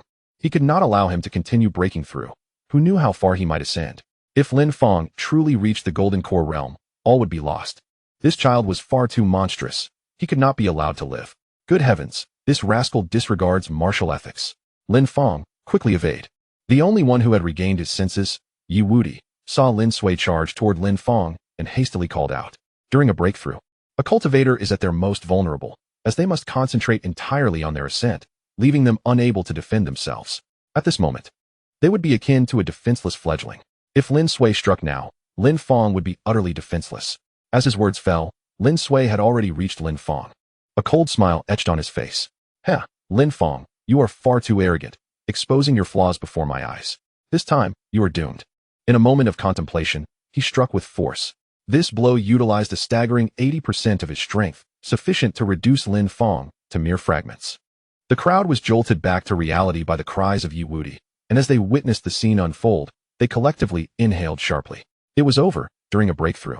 One could not even establish a defense. Lin Fong was surely doomed. What a pity for such a prodigious talent to meet his end here. Lin Fong, perish. Lin Sui's smile was laced with madness. Everything was coming to a close. His nightmare was finally about to dissipate. A devastating strike was unleashed by Lin Sui, enveloping Lin Fong entirely and pressing down upon him. At that moment, everyone shut their eyes, already envisioning the gruesome spectacle of Lin Fong being crushed into a pulp. With a thunderous crash, a figure shot backward, wearing an expression of terror. Following this, Lin Fong's calm voice resonated through the arena. The 5th layer of the Golden Core stage. Is this all you have? Upon hearing that familiar tone, the crowd hesitantly opened their eyes, standing frozen in disbelief. Am I dreaming? Lin Fong isn't scathed? The horrific image of Lin Fong being reduced to mush had not materialized, nor had he even fallen to the ground in injury.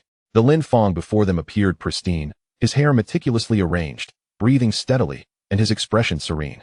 Where was the sign of injury? Lin Fong was utterly unharmed. Moreover, they now sensed that Lin Fong's aura had ascended to the 8th layer of the foundation building stage. He had truly broken through. Not only had he reached the 8th layer of foundation building, but he had also withstood Lin Sui's strike. Simultaneously, Shengwan Yaya, who was attuned to Lin Fong's condition, was left astounded. She had been closely monitoring him, and at the moment Lin Sui's attack was launched, Lin Fong was in the midst of a breakthrough, requiring complete concentration without the slightest distraction, a common understanding among all cultivators. Yet Lin Fong had simultaneously executed a punch while breaking through. This punch had even repelled Lin Sui, who was several realms above him. How could this be possible? No genius in the world could achieve such a feat. Furthermore, Lin Fong had only broken through to the 8th layer of foundation building after delivering that punch. Shangguan Yaya's mouth hung agape in astonishment as she pondered if she had overlooked some crucial detail while observing him. Should she reevaluate? In contrast to the shock of those around him, Lin Fong felt utterly at ease, completely unaffected by the earlier ambush. During his breakthrough, he had already sensed Lin Sui's intent to attack. He had directly channeled 200,000 spirit stones into the mixed Yuan Qi fist, awaiting Lin Sui's assault. As for the breakthrough itself, the system had facilitated it without requiring any effort from him. System, what is the maximum damage I can unleash now? Factoring in the mixed Yuan Qi fist? Ding. The current realm of the host is the 8th layer of foundation building. With the enhancement of the Forbidden Ruins immortal body, the host has attained the strength of the 2nd layer of the Golden Core stage. If one were to incorporate the 200,000 spirit stones into the primordial unity fist, the host strike could rival the full force attack of a 7th layer Golden Core practitioner. The 7th layer of the Golden Core, you say? It seems the disparity between the Golden Core and Foundation establishment realms is indeed substantial, though the gap in physical constitution has lessened, Lin Fong mused. Rest assured, the host need not worry about this. Once the host ascends to the Golden Core realm, the Forbidden Ruins immortal body will enter its 2nd phase. At that point, the host's inherent strength will reach the 6th layer of the Golden Core, and the 200,000 Spirit Stone Primordial Unity Fist will be capable of severely injuring a 1st layer nascent soul practitioner. Is that so? That sounds rather promising. This implies that upon reaching the 1st layer of the Golden Core, he would be equivalent to a 1st layer nascent soul practitioner, thus gaining a significant advantage in terms of power. As for Lin Sui, the person directly involved, he was currently panting heavily, his heart consumed by fear. His complexion had turned pale, his eyes wide with disbelief. It was inconceivable that Lin Fong, still in the Foundation establishment realm, could possess such formidable strength. It was astonishing that Lin Fong had managed to execute that palm strike while he was still in the midst of a breakthrough. How could he remain so composed, even smiling? Seemingly unaffected? It was as if someone were assisting him in his breakthrough, allowing him to disregard everything else. How could this be possible? Lin Sui felt his heart wrenched with despair, a flicker of retreat brewing within him. Lin Fong was simply too peculiar to be judged by ordinary reasoning. It appeared that he would have to pay a price to unleash that move. After a moment of contemplation, Lin Sui resolved to make another attempt. If he did not act now, once Lin Fong grew stronger in a few days, he could easily eradicate him with a mere gesture. Although Lin Fong was currently his equal, there was still an opportunity. With renewed determination, Lin Sui focused all his energy and called out, "Heavenly Origin Palm." As the words left his lips, the spiritual energy in the arena was instantly drained, transforming into pure essence that coalesced in his palm. Thunderous roars filled the air as the heavens and earth shifted. A tempest arose, and a deep rumble of thunder resonated through the void. The ground trembled as if a cataclysm were upon them. A purple hand materialized before Lin Sui's chest, modest in size, but brimming with terrifying spiritual energy that commanded respect. As a seasoned Golden Core practitioner, he possessed numerous techniques, and the Heavenly Origin Palm was his strongest attack. This technique required not only immense spiritual energy, but also the sacrifice of his vital essence, compromising his lifespan to unleash its full potential. Even a peak 6th layer Golden Core expert would hesitate to confront it head-on. Lin Sui slowly ascended into the air, his gaze firmly fixed on Lin Fong. His voice rang out like a thunderclap. "Lin Fong, let's see how you will receive this attack." Chapter 25, a strike to part the Lin family's hair within the arena. The atmosphere shifted dramatically. The entire Lin family found themselves enveloped in an oppressive force. Those of lower realms were directly overwhelmed, suffering from nosebleeds.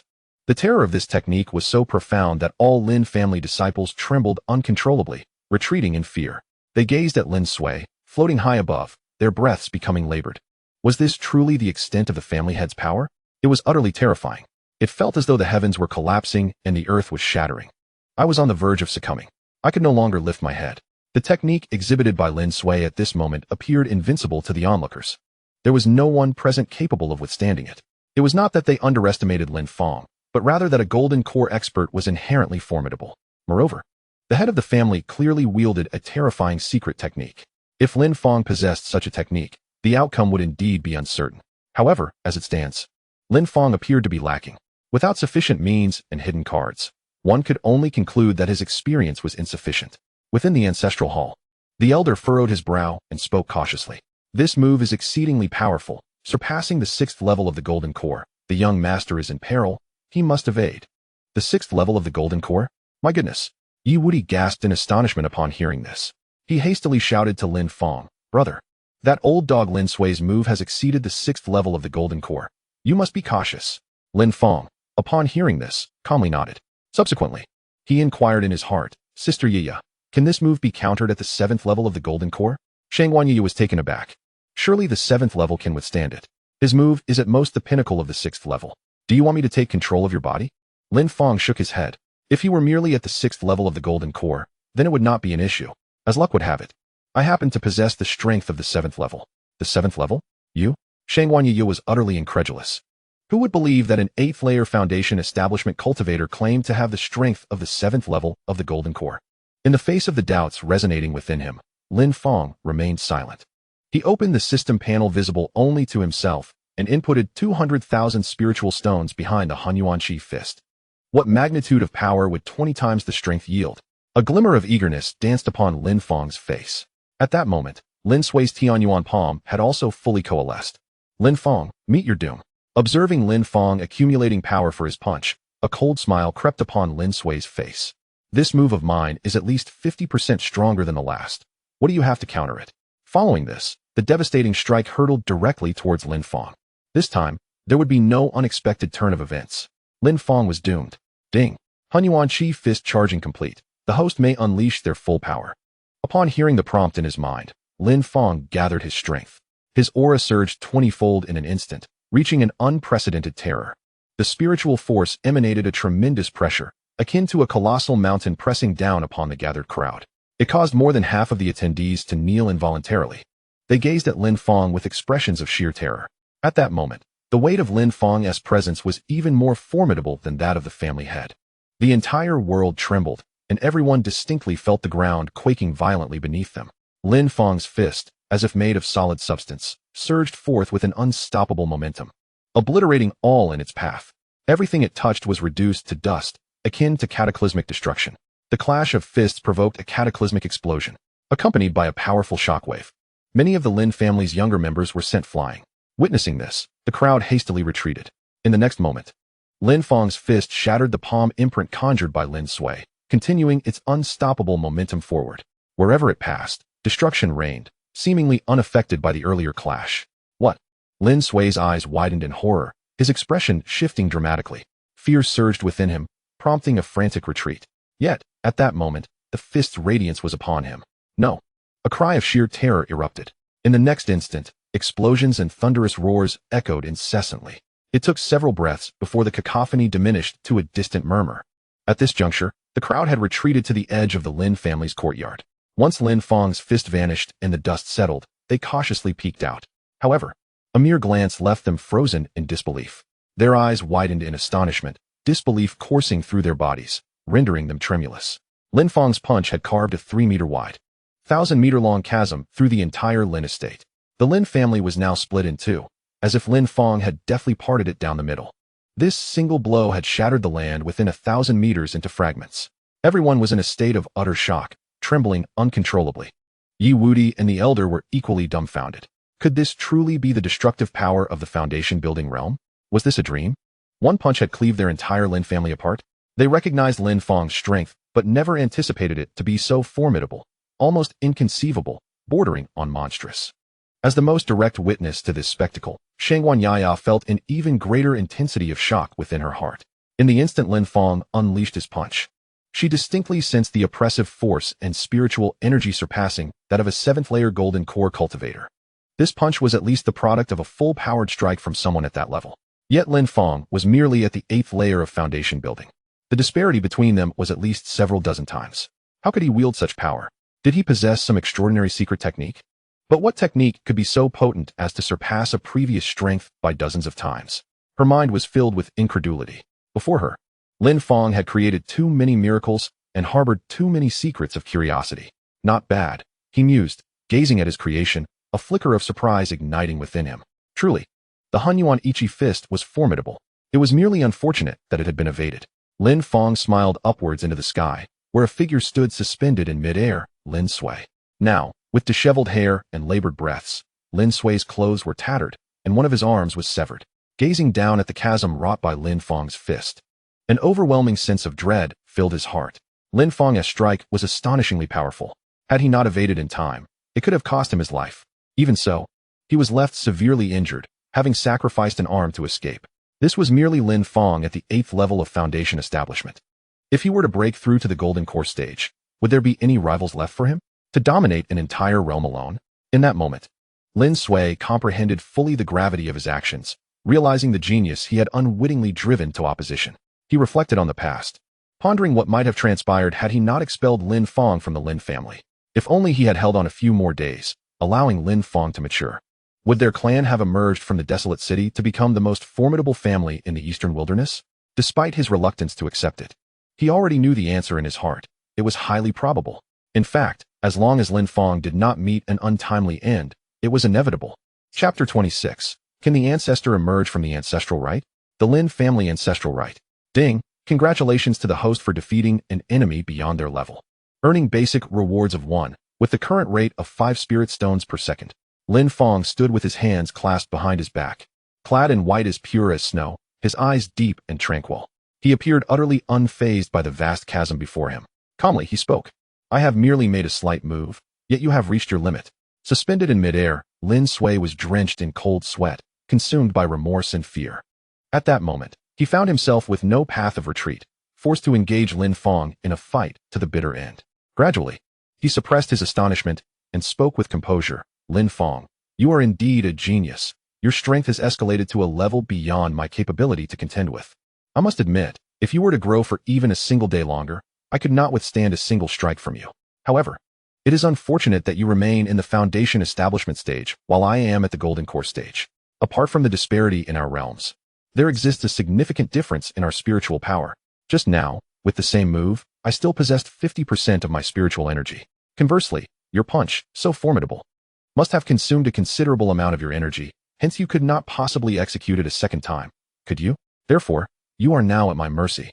His claim of retaining 50% of his spiritual energy was somewhat exaggerated, yet he wagered that Lin Fong's remaining energy was indeed less than his own. That previous punch likely drained even a 7th layer Golden Core's energy. Thus, Lin Fong was undoubtedly clinging to consciousness, striving to intimidate him.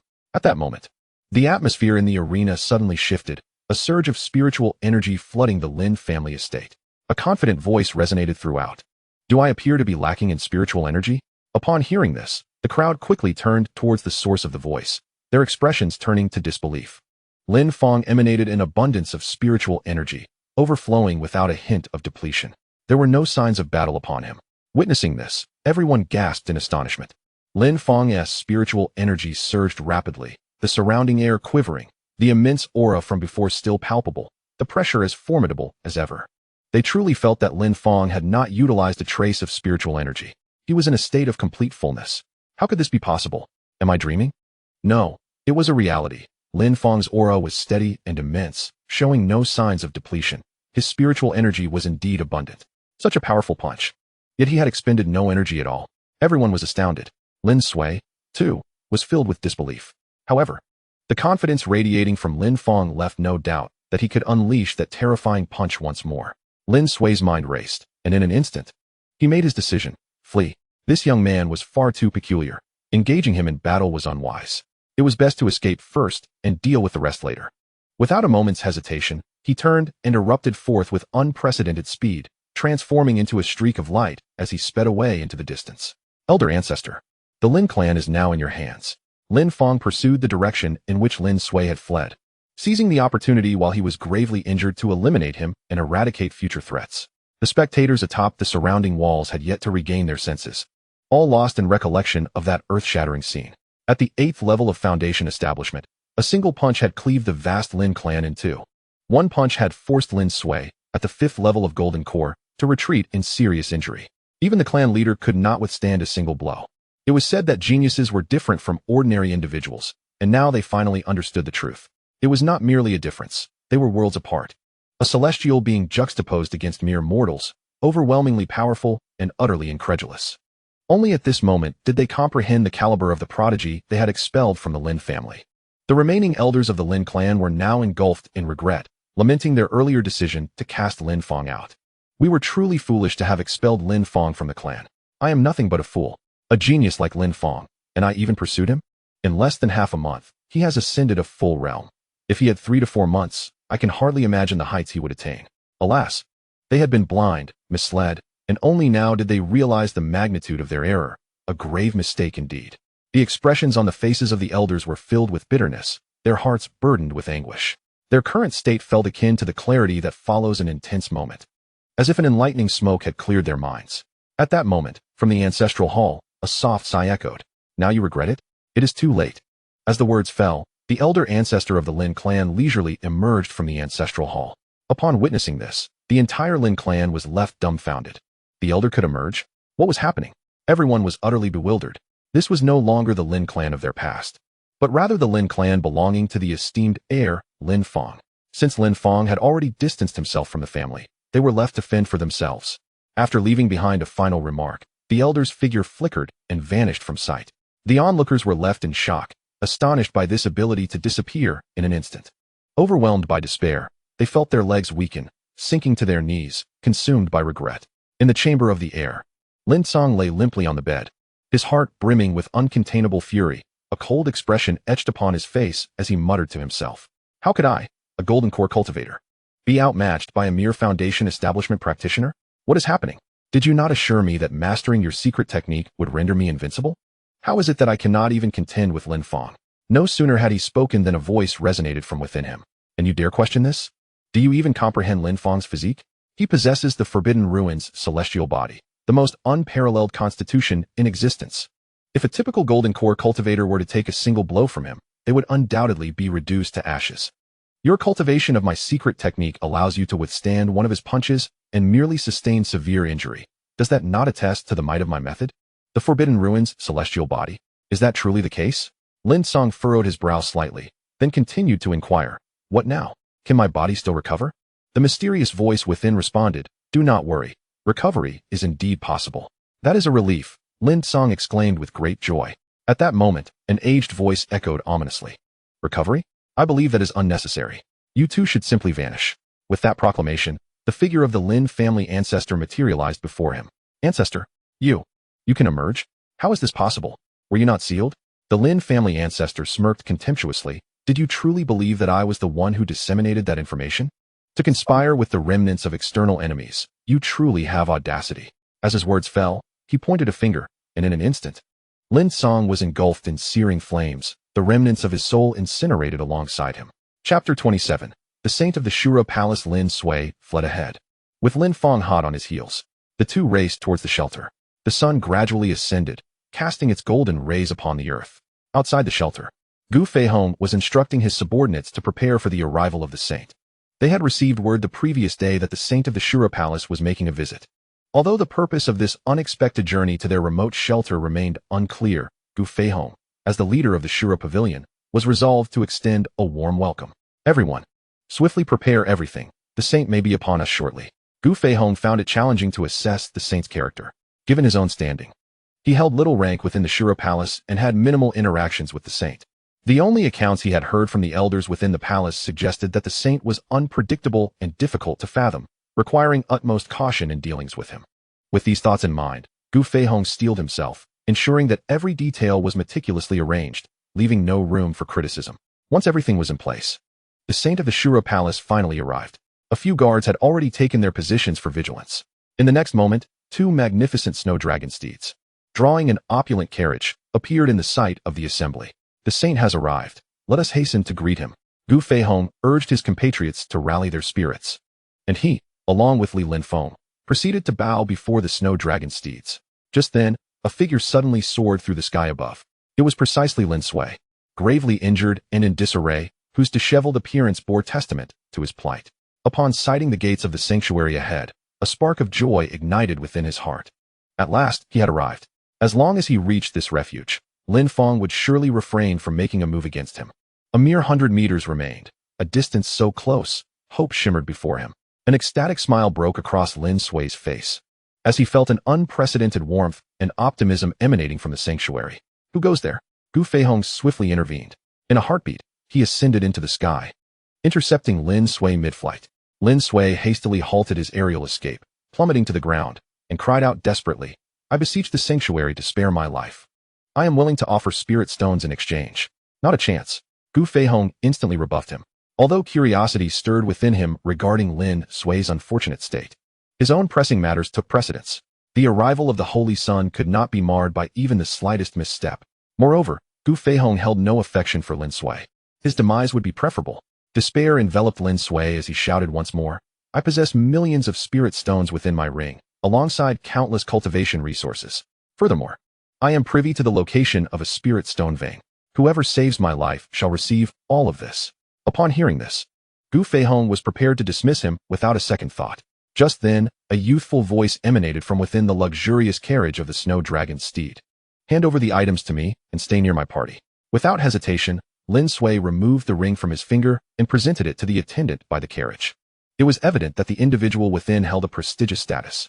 Such an extravagant carriage and an array of formidable guardians indicated that he was likely a significant figure from the Shura Palace, as even the Lord of Shura stood in respectful deference nearby. "Now, tell me, who is pursuing you?" the youthful voice inquired again.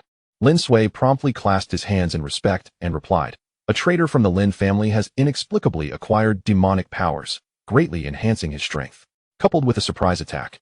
I was left severely injured and had no choice but to flee." Gu Feihong, listening nearby, was perplexed by Lin Sui's words and found them utterly unconvincing. Yet, observing the wounds on Lin Sui's body and the severed arm, he pondered whether the Lin family had yet again produced a remarkable talent, only to cast him out.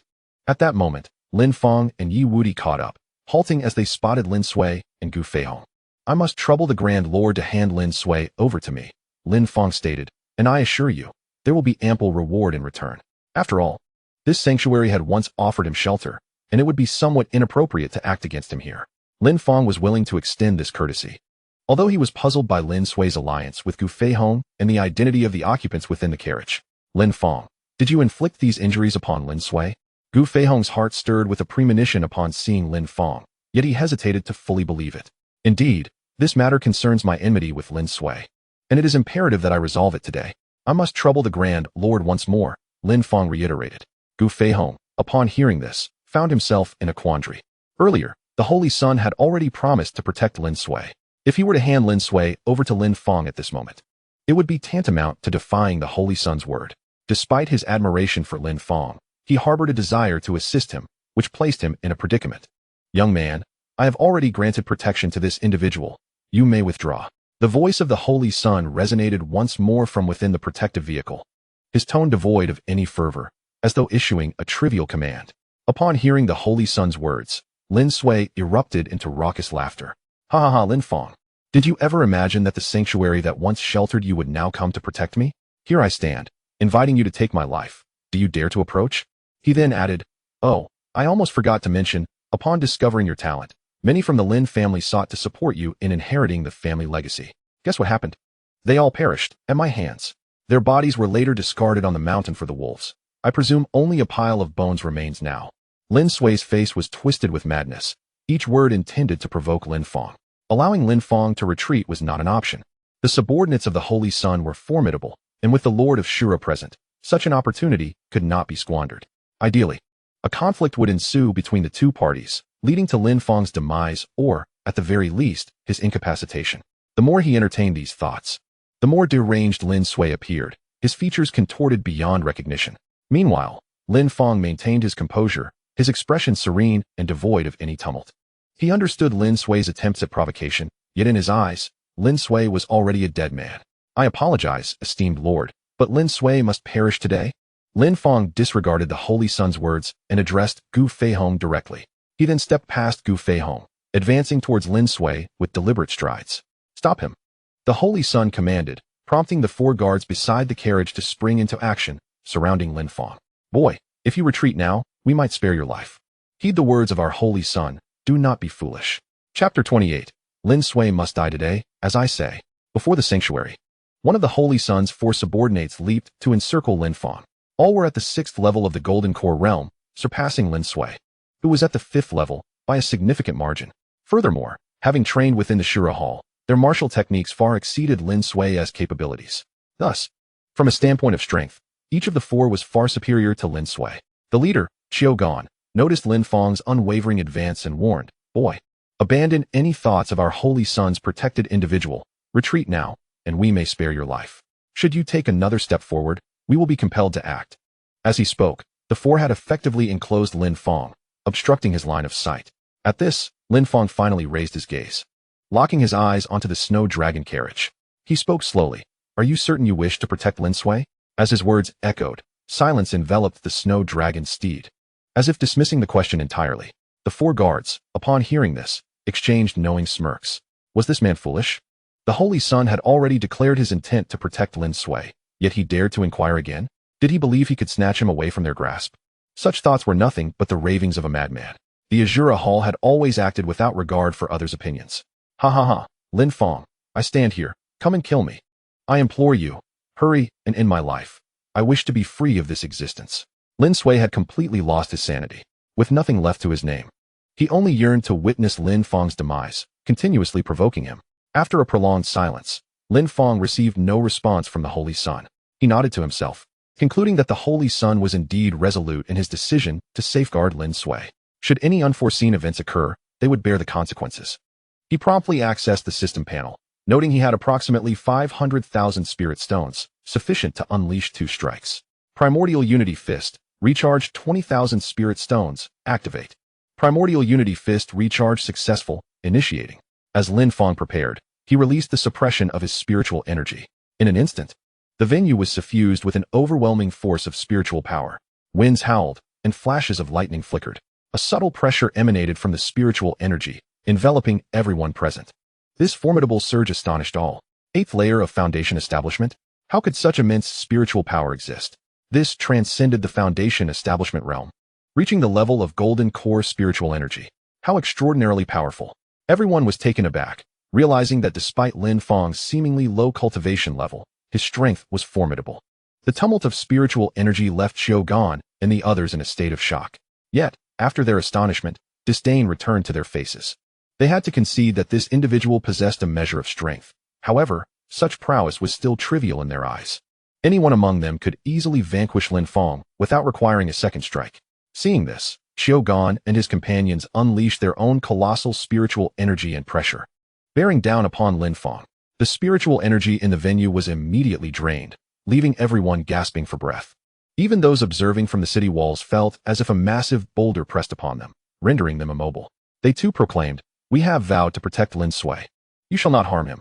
Exchanging glances, the group revealed a glimmer of murderous intent. If he refused to heed their warning, then death awaited him.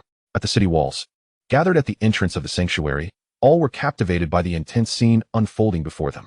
As they endured the pressure, their eyes were drawn to Lin Fong, and they shook their heads in disbelief. Though Lin Fong had shown remarkable talent, advancing to such a level in mere days, his strength paled in comparison to the guards. In terms of sheer spiritual energy alone, the four were vastly superior to him, not to mention their profound mastery of techniques and other aspects. In light of these considerations, today, Lin Fong's intention to kill Lin Sui seems utterly impossible. At that moment, a notification echoed. Ding! The Primordial Unity Fist is fully activated. The host may exert their full strength. Lin Fong's voice resonated once more, carrying an air of indifference laced with disdain. Is that so? As his words fell, his spiritual energy surged dramatically, expanding with ferocity. The surrounding spiritual essence began to rage, transforming into terrifying bolts of lightning. A thunderous roar reverberated through the void. In the next instant, an overwhelming aura, 20 times more formidable than before, emanated from Lin Fong. An immense and terrifying pressure enveloped the ground, causing the surroundings to tremble as if the heavens themselves were collapsing. A primal fear gripped the hearts of all present. Even Shogun and his companions were visibly shaken. This level of spiritual power and pressure surpasses us. How can this be? It's hopeless. We cannot withstand it. Lightning flickered around Lin Fong, resembling a battle god. His voice booming like a great bell. In this world, there is nothing I cannot accomplish, nor anyone I cannot slay. I have declared it. I will kill Lin Sui. Whoever stands in my way shall perish. Inside the arena, silence fell. Tremors of fear and astonishment rendered the crowd speechless. The four previously dismissive figures were now filled with terror, their eyes wide with disbelief. They had assumed Lin Fong was merely posturing, but now it was clear he was genuinely formidable. Meanwhile, Gu Feihong, standing nearby, wore a grave expression. Has Lin Fong's strength truly reached such heights? Realizing he could not afford to hesitate, he swiftly leaped into action, extracting the Holy Son of Shura from his chariot, leaving Lin Sui alone in Lin Fong's crosshairs. As he departed, He unleashed a wave of pressure that pinned Lin Sui to the ground, rendering him immobile. Lin Fong seeks to kill Lin Sui. You cannot obstruct him. Quickly disperse. The four, reluctant to contest, quickly scattered, exposing Lin Sui as Lin Fong's target. After retreating several dozen paces, they finally felt a semblance of relief. The onlookers atop the city walls also hurriedly cleared a wide space, fearful of being caught in Lin Fong's wrath. The sheer terror of his attack was palpable. Even a mere graze could result in grievous injury. Even the snow dragon steed beside Lin Sui sensed the imminent danger and swiftly fled to a safer position. With a thud, Lin Sui, crushed under Gu Feihong's oppressive force, knelt upon the ground, pale as he faced the judgment of fate. He yearned to move, but was firmly restrained, unable to rise. Moreover, his spiritual energy had been entirely depleted, rendering him incapable of resistance. A smile graced Lin Fong's face as he observed Gu Feihong's subtle maneuver. Indeed, the Grand Pavilion Master was impressive. The 200,000 spirit stones had fully coalesced into the primordial unity fist.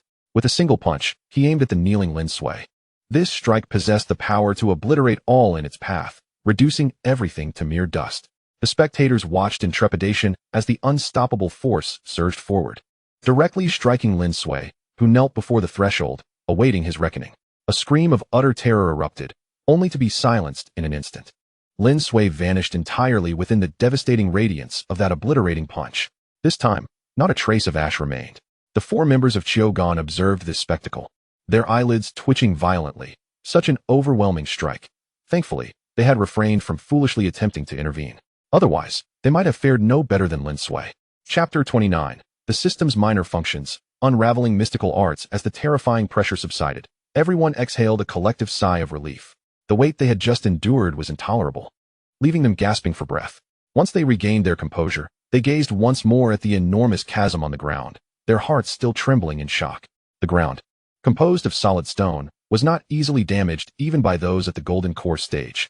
Yet, it had been reduced to mere powder in an instant. The sheer terror of it was beyond comprehension. Simultaneously, they were astounded that Lin Fong had indeed killed the person Lin Sui had sought to protect. Right in front of the Saint Son of the Shura Temple. Did he not fear the wrath of the Shura Temple? After all, it was the foremost power in the eastern wasteland, capable of annihilating their entire desolate city with a mere subordinate at the nascent soul stage. With expressions of astonishment, they turned their gazes towards the still immaculate Lin Fong, who, at the 8th level of Foundation establishment, had demonstrated the power to make 4 6th-level golden core cultivators flee for their lives. Lin Fong was undoubtedly a prodigy. Suddenly, they noticed Lin Fong's striking handsomeness and formidable strength, igniting admiration within them. Many young women atop the city walls cast glances at Lin Fong, their eyes sparkling with intrigue. Such a powerful individual must surely excel in other aspects as well. Gu Feihong was equally astonished and delighted by Lin Fong's prowess. In just a few short days, Lin Fong had ascended from the Qi refinement stage to a being capable of single-handedly defeating a 5th-level golden core warrior. Such talent and rapid advancement placed him beyond the reach of others. It was only a matter of days before Lin Fong would likely surpass him. A thought that filled Gu Feihong with pride. His initial judgment had proven remarkably astute in recognizing this extraordinary genius. Regrettably, though Lin Fong was his discovery, he could not remain here. The sanctuary offered little that could entice him further. Gu Feihong sighed softly, shaking his head gently. Below the city walls, Lin Fong calmly addressed the now utterly obliterated Lin Sui, saying, "You begged for me to kill you. I have never encountered such a request in my life." He then raised his head to look at Gu Feihong atop the walls, a glimmer of gratitude in his eyes. It was evident that Gu Feihong had assisted Lin Sui, as he had been rendered immobile before the sanctuary's entrance. It seemed that the master of the Shura Hall was indeed a person who abhorred evil. With that thought, he respectfully thanked the 4 golden core experts, expressing his deep appreciation for their assistance in subduing Lin Sui. Having done so, Lin Fong turned and departed. With his understanding of Lin Sui's matter complete, he planned to visit the Yi family's mine before embarking on his journey to the War Heaven sect. This place was far too remote. Even golden cores were considered strong here, and he aspired to develop in more prosperous regions. Upon hearing Lin Fong's words, Chiogan and the others instantly changed their expressions, hastily kneeling before the Saint Son. "Saint Child, we have absolutely not aided Lin Fong. He is slandering us." The 4 trembled with fear, alarmed by Lin Fong's underhandedness, even going so far as to play tricks on them as he departed. The Saint Child, AO1, remained silent, his gaze fixed on Lin Fong's retreating figure, his eyes cold and piercing. "Lin Fong, is it? How audacious to slay the one I wish to protect right before my eyes." How dare he encroach upon my domain? Were it not for my grievous injuries inflicted by a mysterious assailant, this mere foundation stage insect would not dare to be so arrogant. With this thought, a glimmer of determination flickered in Ao Wen's eyes. He then commanded, Shogun, go ascertain Qin Yan's whereabouts and urge him to arrive swiftly. The display of power Lin Fong had just exhibited left Ao Wen astounded. To him, Lin Fong posed a considerable threat. Such a figure must be barred from the eastern wilderness. Upon hearing this, Shogun's eyes brightened. Qin Yan was a Yuan-ing realm expert. Was the Saint Child preparing to take action against someone? Perhaps it was Lin Fong? Given the Saint Child's vengeful nature, it was indeed a possibility. After giving his orders, Ao Wen turned to Gu Feihong, saying, Gu Feihong, retrieve the information on Lin Fong. I wish to learn more about this daring young man. Yes. The two then withdrew. Gu Feihong felt an uneasy premonition as he observed Ao Wen's cold smile. Was the Saint Child investigating Lin Fong with intentions to act against him? What should he do? He could not defy the Saint Child's orders, yet he was equally unwilling to see Lin Fong come to harm. Gu Feihong found himself once again caught in a dilemma. After concluding matters with Lin Sui, Lin Fong and Yi Wudi ventured beyond the wild city to seek out a secluded forest. Following Shangwan Yaya's intentions, she planned to impart some secret techniques to Yi Wudi, enabling him to unleash greater power in future battles. This shall suffice. Her melodious voice resonated as Shangwan Yaya emerged from within Lin Fong. Her exquisite visage captivated attention. Her light blue gown accentuated her slender waist, and her fair, delicate feet graced crystalline shoes, exuding elegance and nobility. Master, Sister Yaya. Shangwan Yaya nodded. After witnessing Lin Fong's recent battles, she suddenly felt an urgency.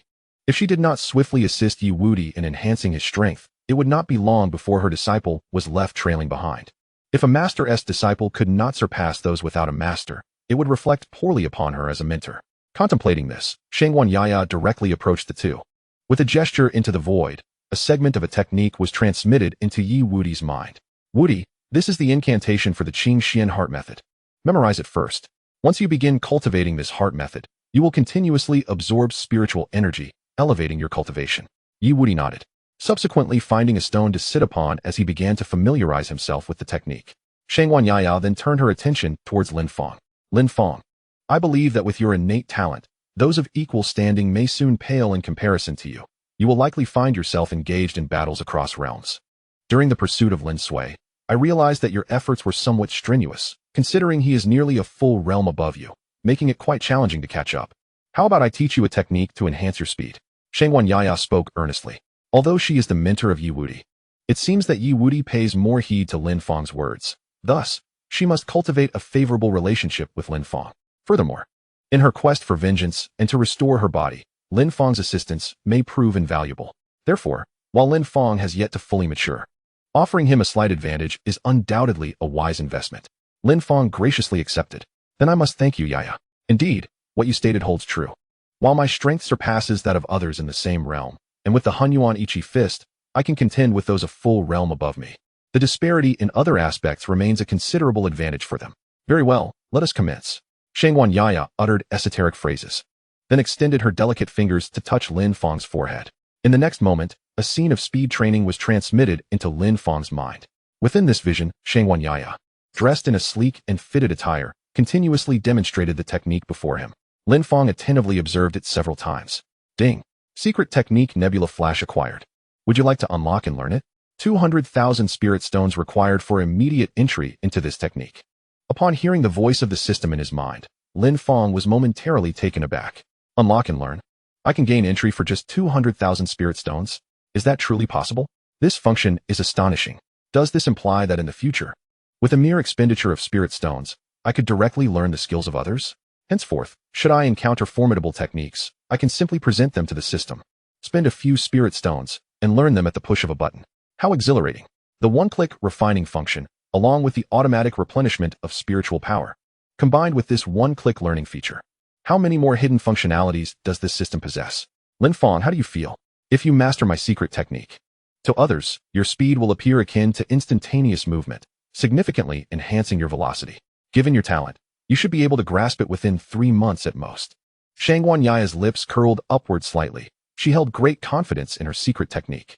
After all, as a being from a higher realm, anything she presents is bound to surpass what is found in the lower realms. However, this technique does possess some difficulty. It took her over 3 months to barely grasp it. With Lin Fang's talent, he should be able to learn it even more swiftly. Yaya, this technique is indeed remarkable. As you mentioned, I feel as though I am teleporting. Just as Lin Fang's words fell, his figure abruptly vanished. At the same time, he reappeared behind Shangwan Yaya. Yaya, I believe I have already grasped it, haven't I? Chapter 30. Lin Sui is indeed dead. I killed him. Shangwan Yaya was taken aback, abruptly coming to her senses and exclaiming in astonishment. Already grasped it? How can that be? So soon? Her beautiful eyes trembled violently, her delicate lips parted in disbelief. It is worth noting that she had spent 3 arduous months merely to grasp the fundamentals. During that time, she hardly ate or slept, devoting herself entirely to learning and practice, and only through such devotion did she finally attain some understanding. How could it be that Lin Fong, after just one glance, mastered it? She suspected she was caught in a dream, having just imparted the secret technique to him. Yaya, look. Lin Fong was currently adapting to the application of this technique. In the presence of Shangwan Yaya, he executed several swift movements, appearing in various positions in rapid succession. Observing this scene, Shangwan Yaya's lips twitched slightly, noting his remarkable proficiency. One could not deny that Lin Fong was a true prodigy, his innate talent seemingly inciting the jealousy of the heavens. Although this technique appears simple, it is exceedingly taxing on your spiritual energy at your current level. Be mindful of your spiritual reserves. I estimate that if you employ this technique continuously from 50 meters away, your energy might only sustain you for 3 breaths. Shangwan Yaya cautioned. 3 seconds? My brothers from my past life were not this swift. Lin Fong thought dismissively, confident in his boundless reserves. 3 breaths may be the limit for others, but not for me. His voice echoed from multiple directions, and in an instant, his figure filled the space, making it impossible to discern his true form. Each of his flashes covered a distance of approximately 100 meters. This spectacle left Shangwan Yaya gasping, her mouth agape as she stood frozen. The secret technique she had labored over for 3 months, he had grasped in a single viewing, executing it with such ease that he seemed to wield it without exhausting his spiritual energy. Such physique and talent were truly beyond her reach, and a wave of defeat washed over her, rendering her speechless. Meanwhile, Lin Fong had perfected his technique and had no intention of returning to the Lin family. At most, he would visit the family patriarch before setting off for the Battle Heaven sect. He was also curious about the events surrounding the Lin family in Zhongzhou. However, he decided to postpone these thoughts until his strength had increased. Although he appeared almost invincible within the eastern wilderness city, his cultivation level remained too low for the outside world. He needed to elevate his power swiftly. Nevertheless, before heading to the Battle Heaven sect, he could make a trip to the Yi family mine to acquire some travel expenses. Invincible, we shall return to the Yi family mine. On another front, within the grand hall of the cultivation pavilion, Saint Owen scrutinized Lin Fong's dossier, his eyelids twitching and pupils contracting. This Lin Fong was unexpectedly formidable. At the 6th level of Qi refinement, he overshadowed the Grand Pavilion Master, who was at the 7th level. Within 7 days, he had ascended from the 6th level of Qi refinement to the Foundation Establishment stage, and in just a month, he had progressed from the 1st to the 8th level of Foundation Establishment. The materials presented by Gu Feihong left him utterly astounded. Gu Feihong, with a hint of trepidation, nodded slightly. He had indeed made some minor alterations to the information, rendering it somewhat more conservative compared to Lin Fong's actual data. Once Gu Feihong had departed, Ao scrutinized the documents in his hands, a sense of impending crisis brewing within him. Lin Fong's talent had already reached a level comparable to his own, and such an individual could not possibly remain confined to this remote locale forever. It was only a matter of time before he ventured out. Should he be discovered by other formidable forces, he would undoubtedly become a fierce rival in the future. He must not be allowed to escape this place. With this thought, he solidified his earlier resolve. Qin Yan, go and meet with Lin Fong. Understood. Meanwhile, at the Yi family's mining site, the unknowing Yi and Lin families continued to guard the entrance to the mine, both awaiting Lin Sui's return to discuss the final outcome. Yi Ji furrowed his brow tightly. Lin Sui has been gone all night without a word. Could it be that capturing Lin Fong is more challenging than anticipated? Or has some unforeseen circumstance arisen? Time was of the essence. Each day the mine remained idle resulted in financial losses. Had it not been for the fear of the Lin family leaking information about the mine, he would have expelled them immediately after Lin Sui's departure. Now, having waited an entire night, if Lin Sui did not return, he could no longer be held accountable. With this in mind, he summoned the elders of the family and quietly whispered instructions into their ears. The faces of the elders brightened with excitement as they hurriedly set about their tasks. In no time, the Yi family's members rose, casting malevolent glances toward the Lin family. Lin family, we have tolerated you for far too long. Brothers, let us take action. Instantly, all the Yi family members charged forward, scattering the disorganized Lin family. The battle erupted once more. Within moments, the Lin family, lacking a guiding force, found themselves at a disadvantage. Soon, they were completely surrounded. Yi family, do not go too far. When our head returns, you will pay for this. The Lin family members were indignant, outraged that they were being ambushed in the absence of their leader. This grudge would be irrevocably established today. The elders of the Yi family, meanwhile, were filled with a sense of triumph. Return? Huh. Your new family head has been gone all night. Surely. He has met his demise at the hands of the Lin family. You speak nonsense. The Lin family retorted in exasperation. Our head is at the 5th level of the Golden Core stage. Even your head is no match for him. How could he possibly have died? Stop dreaming. At that moment, a clear voice rang out from behind the crowd. Lin Sui is indeed dead. I killed him. Chapter 31. Those who retreat may live. The Lin and Yi families turned to the source of the voice, frozen in disbelief. Lin Fong. What did he mean by that? Had he truly slain their leader? It was inconceivable. Their leader was at the 5th level of the Golden Core stage. How could he, a mere foundation establishment cultivator, have killed him? You speak nonsense. Lin Fong. You must have been pursued here by our family head. Stop your absurdity. The family head cannot be dead. Members of the Lin family retorted vehemently. Meanwhile, the elders of the Yi family erupted into hearty laughter upon hearing the news. Huh, if your family head were alive, how could he have been absent for an entire night? And yet, Lin Fong arrives here unscathed. You lot are truly blind to reality. Regardless of the truth of the matter, it was quite satisfying to provoke the Lin family. The focus of the Yi family, particularly Yi Ji, shifted to Lin Fong, seemingly attempting to discern the veracity of his claims. However, after scrutinizing him for a considerable time, she gleaned nothing conclusive. Lin Fong, what brings you here? Do you aspire to usurp the position of the Lin family head? She had already heard that Lin Fong's prowess had ascended to the Golden Core realm, rendering even Lin Song, at the 1st layer of Golden Core, no match for him. If this were indeed the case, Lin Fong's strength could not be underestimated. It was imperative to prevent him from succeeding the family head, lest the Lin family regain a stronghold, jeopardizing the situation regarding the mines. Lin Fong chuckled upon hearing her question. Usurp the family head? Not at all. I merely seek to procure some funds for my journey. I am about to depart. So considering that you cannot exhaust the mine's resources in a short time, why not grant me a portion to facilitate my travels? Funds? From our mine? The elders were momentarily taken aback by Lin Fong's words, only to be consumed by fury soon after. Why is it that each of you seems to covet our Yi family's mine? All of you share the surname Lin. What is this? A conspiracy against the Lin family today? One elder retorted harshly. If you have no spiritual stones, then be gone. No sooner had he finished speaking than Lin Fong's figure flickered before him.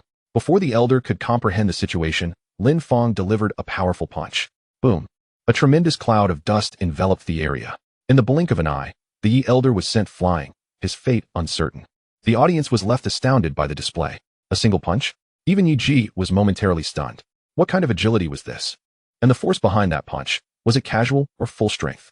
A solemn expression crossed her face as she began to believe Lin Fong's assertions. It seemed he truly possessed the capability to have killed Lin Sui. Lin Fong, what do you intend to accomplish? Yi Ji inquired again, her demeanor increasingly grave. With one Lin Sui gone, another Lin Fong had appeared. It appeared that today's events would not conclude smoothly. Ding. Congratulations to the host for defeating an opponent beyond their level. You may obtain 1 basic spiritual stone and gain 6 spiritual stones per second. What do you say? Lin Fong smiled lightly. This mine is mine now. All of you leave immediately. What? The entire mine. And you want to expel all of us? Lin Fong's declaration left both the Lin and Yi families in shock. One might think Lin Fong had them surrounded. Such audacity in his words was astounding. Yi Ji had no desire to engage further. Surround him. The members of the Yi family swiftly mobilized, encircling Lin Fong. In the presence of such a multitude, to declare an intention to seize the Yi family's spiritual mine, it was tantamount to courting death. However, Lin Fong exhibited no sign of trepidation. Instead, his gaze turned towards Yi Ji, and with an air of nonchalance, he proclaimed, I shall grant you but a single opportunity. Those who retreat now may live. Upon hearing this, many among the crowd erupted into laughter. Who, after all, was surrounding whom? How could one be so audacious while ensnared? Had they lost their senses? Observing their obstinacy, Lin Fong shook his head in dismay. Very well, then. In the next moment, his eyes suddenly gleamed with intensity. A tremendous thunderclap resounded from the heavens, and an oppressive force descended upon the scene, pinning everyone to the ground. Lin Fong gathered his strength and unleashed a single punch. The earth trembled as if it were being torn asunder, and within the mine, chaos erupted in a cacophony of cries and shouts. As the tumult subsided, the onlookers were rendered speechless by the sight before them. The mine appeared to have been cleaved by an immense chasm, a gaping rift that seemed both vast and profound. The Yi family members who had previously surrounded Lin Fong were now left grievously injured or even slain. All of this devastation had been wrought by Lin Fong himself. Everyone present stood in stunned silence. The Yi family members, their legs quaking, collapsed to the ground. What level of cultivation was this? Even the elders of the Yi family trembled uncontrollably. With a sudden spurt of blood, Yi Ji, standing opposite Lin Fong, was struck by a wave of fear. In that moment, he became certain that Lin Su of the Lin family had indeed fallen to Lin Fong's hand. With such power, Lin Su was undoubtedly no match. Wait. Young friend Lin Fong, we concede this mine to you. We shall depart at once. Yi Ji stammered, his voice laced with desperation, as he hastily summoned his kin to vacate the mine post-haste. Ding. Congratulations, host. You have acquired 10 basic spirit stones. Current count, 16 spirit stones. 1 spirit stone per second. 16? That translates to 1.38 million over a day. Lin Fong's heart soared with joy. 100,000 a day meant that, at least before reaching the first layer of the golden core stage, he could advance a level each day. Contemplating the golden core, he felt a flicker of anticipation. Upon attaining it, his Forbidden Ruins celestial body would undergo yet another transformation. He wondered just how formidable he would become. With these thoughts in mind, he wasted no time and called for Yi Wudi to join him in mining the spirit stones. Wudi, come forth and help me extract the spirit stones. Such a vast mine should yield enough to elevate me to the golden core stage. Meanwhile, after the Yi family had departed, the members of the Lin family stood frozen in place, bewildered by the rapid turn of events. Had their patriarch perished? Had Lin Fong killed him? Had he driven the head of the Yi family away with a single blow? And now he had claimed this spiritual mine? The realization filled their eyes with a glimmer of excitement. After all, Lin Fong was one of their own. He has seized the spiritual mine, which effectively means that the Lin family has claimed it for themselves. With the head of the Lin family now deceased, it would be prudent to appoint Lin Fong as the new leader. As this thought crossed their minds, the members of the Lin family eagerly approached, seeking to curry favor with Lin Fong. Lin Fong, you are one of us, and our family is in peril. You cannot. However, Lin Fong had already taken note of their intentions and swiftly delivered a punch towards them, commanding, "Get lost." Chapter 32. O Holy Son, you have provoked an extraordinary and terrifying entity. After expelling the Lin and Yi families, Yi Wudi and Lin Fong re-entered the mine. This time, they were unbothered by others and could finally make significant progress. After several days of diligent excavation, the two emerged from the mine, weary yet triumphant. Their efforts had yielded bountiful rewards. Thanks to the system's enhancement, Lin Fong did not even need to dig. He merely had to touch the ores, and the spiritual stones would materialize instantaneously, convenient and swift. However, mindful of Yi Wudi and Shangguan Yaya's presence, he refrained from showcasing this ability overtly. Even so, they had excavated millions of spiritual stones within just a few days, enough to sustain them in the trials ahead. During the mining, Lin Fong suddenly pondered a question that perhaps pointed to a flaw in the system. If he were to elevate his realm to the golden core stage, his strength would likely ascend beyond the nascent soul level. At that point, if he chose to restrain himself, remaining at a lower realm while battling others, would he accumulate spiritual stones more rapidly? Even if he encountered a foe stronger than the nascent soul, he could instantly elevate his realm and then engage in combat. This approach could potentially maximize his gains. Contemplating this, Lin Fong felt a surge of excitement, sensing its feasibility. Wudi, cover me. I'm about to make a breakthrough. With that, he activated the system panel and selected the option to refine. In an instant, his aura began to surge, and his spiritual energy rapidly escalated as he approached the 9th level of Foundation Establishment. Boom. The 9th level of Foundation Establishment. Breakthrough successful. Yet, this was not the end. His aura continued to rise, seemingly aiming for a direct ascension to the golden core. Shangguan Yaya, witnessing this, was filled with astonishment. The forbidden abyssal celestial body indeed possesses limitless potential. The boundless ocean of energy allows for unrestricted breakthroughs without the concern of overwhelming his energy reservoir. Soon, Lin Fong's aura surged dramatically once more, creating violent shockwaves around him as clouds of smoke billowed forth. Ding! Congratulations, host, on successfully breaking through to the first layer of the golden core. The forbidden abyssal celestial body has entered its second stage. The host's strength surpasses that of others in the same realm by tenfold, with foundational power comparable to the 5th layer of the golden core. When combined with the 20-fold primordial unity fist, it can severely injure a first-layer nascent soul. At last, the golden core. Lin Fong's form slowly rose from the smoke, enveloped in an immense aura characteristic of the golden core stage. The spiritual power and pressure emanating from him were 10 times greater than that of others in the same realm.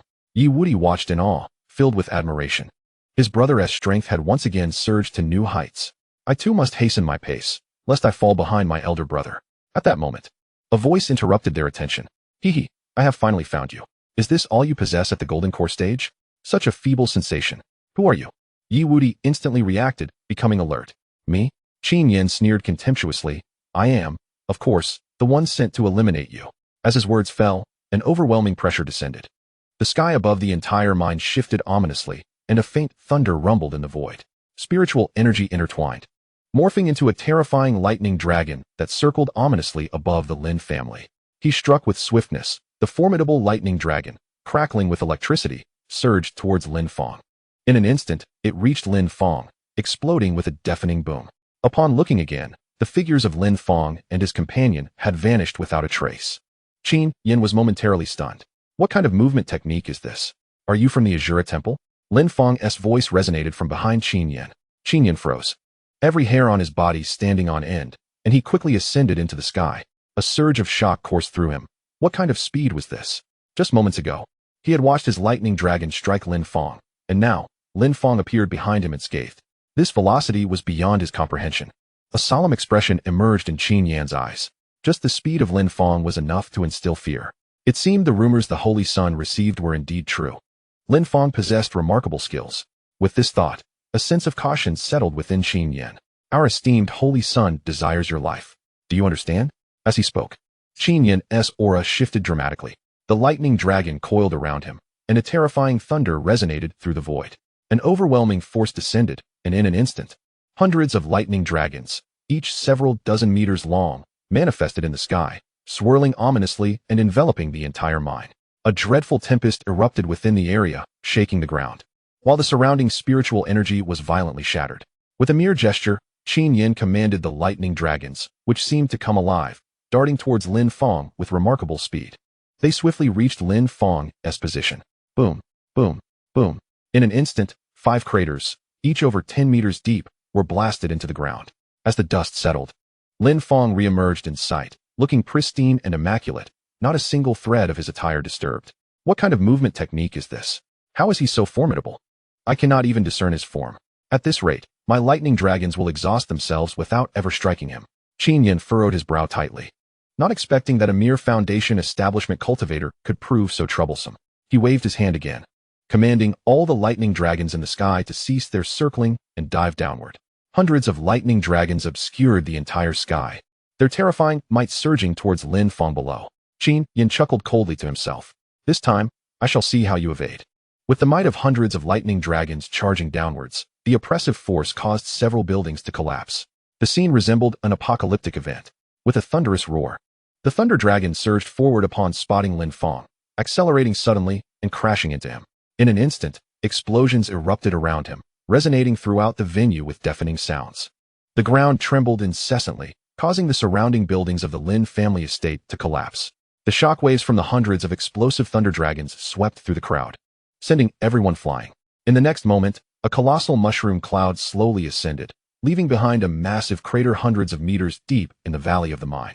Amidst the swirling smoke and dust, a figure gradually emerged from the epicenter of the explosion, rising into the air and standing suspended in the void. Is it finished? Now, it is my turn. Lin Fong ascended slowly, the aura of the golden core radiating from his being. In that fleeting moment, a presence far exceeding that of an ordinary golden core cultivator enveloped the area, rivaling even the Yuan-Ing realm of Qin Yin. Qin Yin stood in stunned silence, unable to comprehend the situation. As he felt the aura emanating from Lin Fong, a wave of astonishment coursed through him. Is this the aura of a golden core?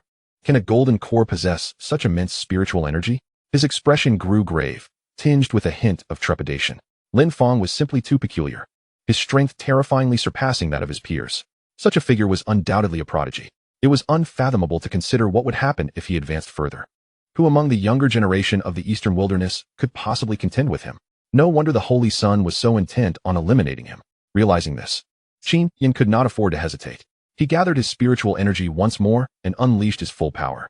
Instantly, the heavens shifted in color, lightning surged, and the sky became shrouded in dark storm clouds. Thunder roared above as flashes of lightning erupted. From within the storm clouds, a gigantic dragon head slowly materialized, followed by its body and tail.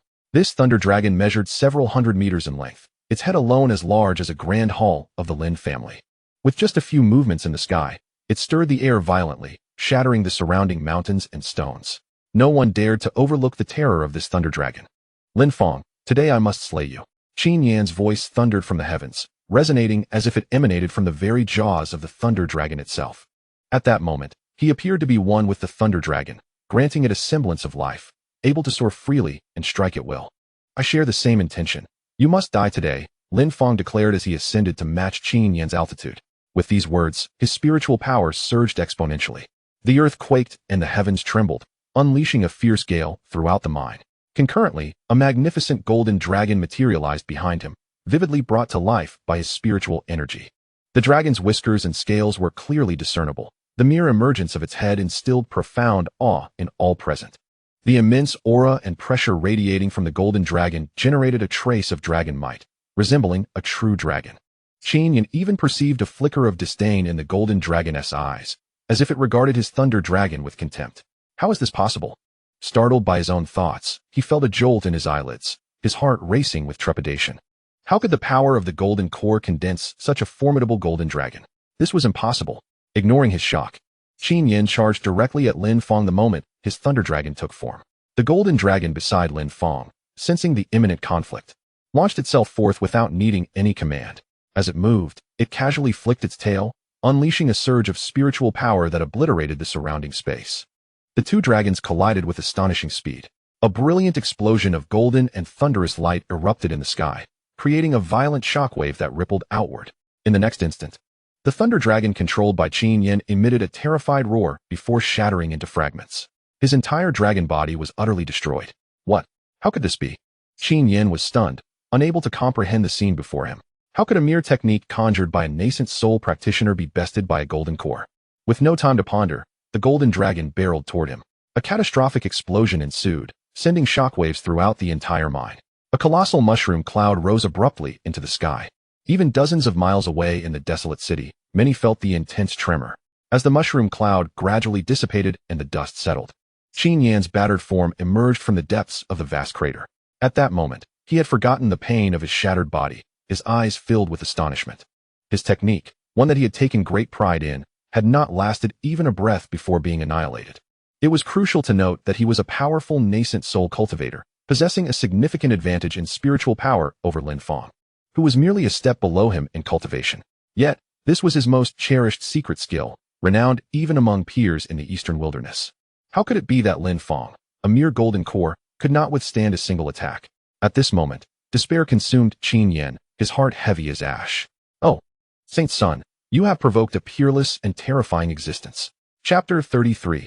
A leisurely flight after dinner. Body of a hero. Lin Fong gazed upon the lifeless Qin Yan, a flicker of anger igniting within him. I did not provoke you. Rather, you came to disturb me. The Saint's son of the Azura Palace, is it? You have already sealed your own fate. Invincible, wait for me a moment. I shall return shortly. He seized Qin Yan's corpse and soared toward the refuge. In mere moments, he reached the entrance. He unceremoniously tossed Qin Yan's body at the threshold and prepared to enter. At that instant, the voice of Shangwan Yaya echoed in his ears. Do not go in. There is a late-stage transformation god expert within.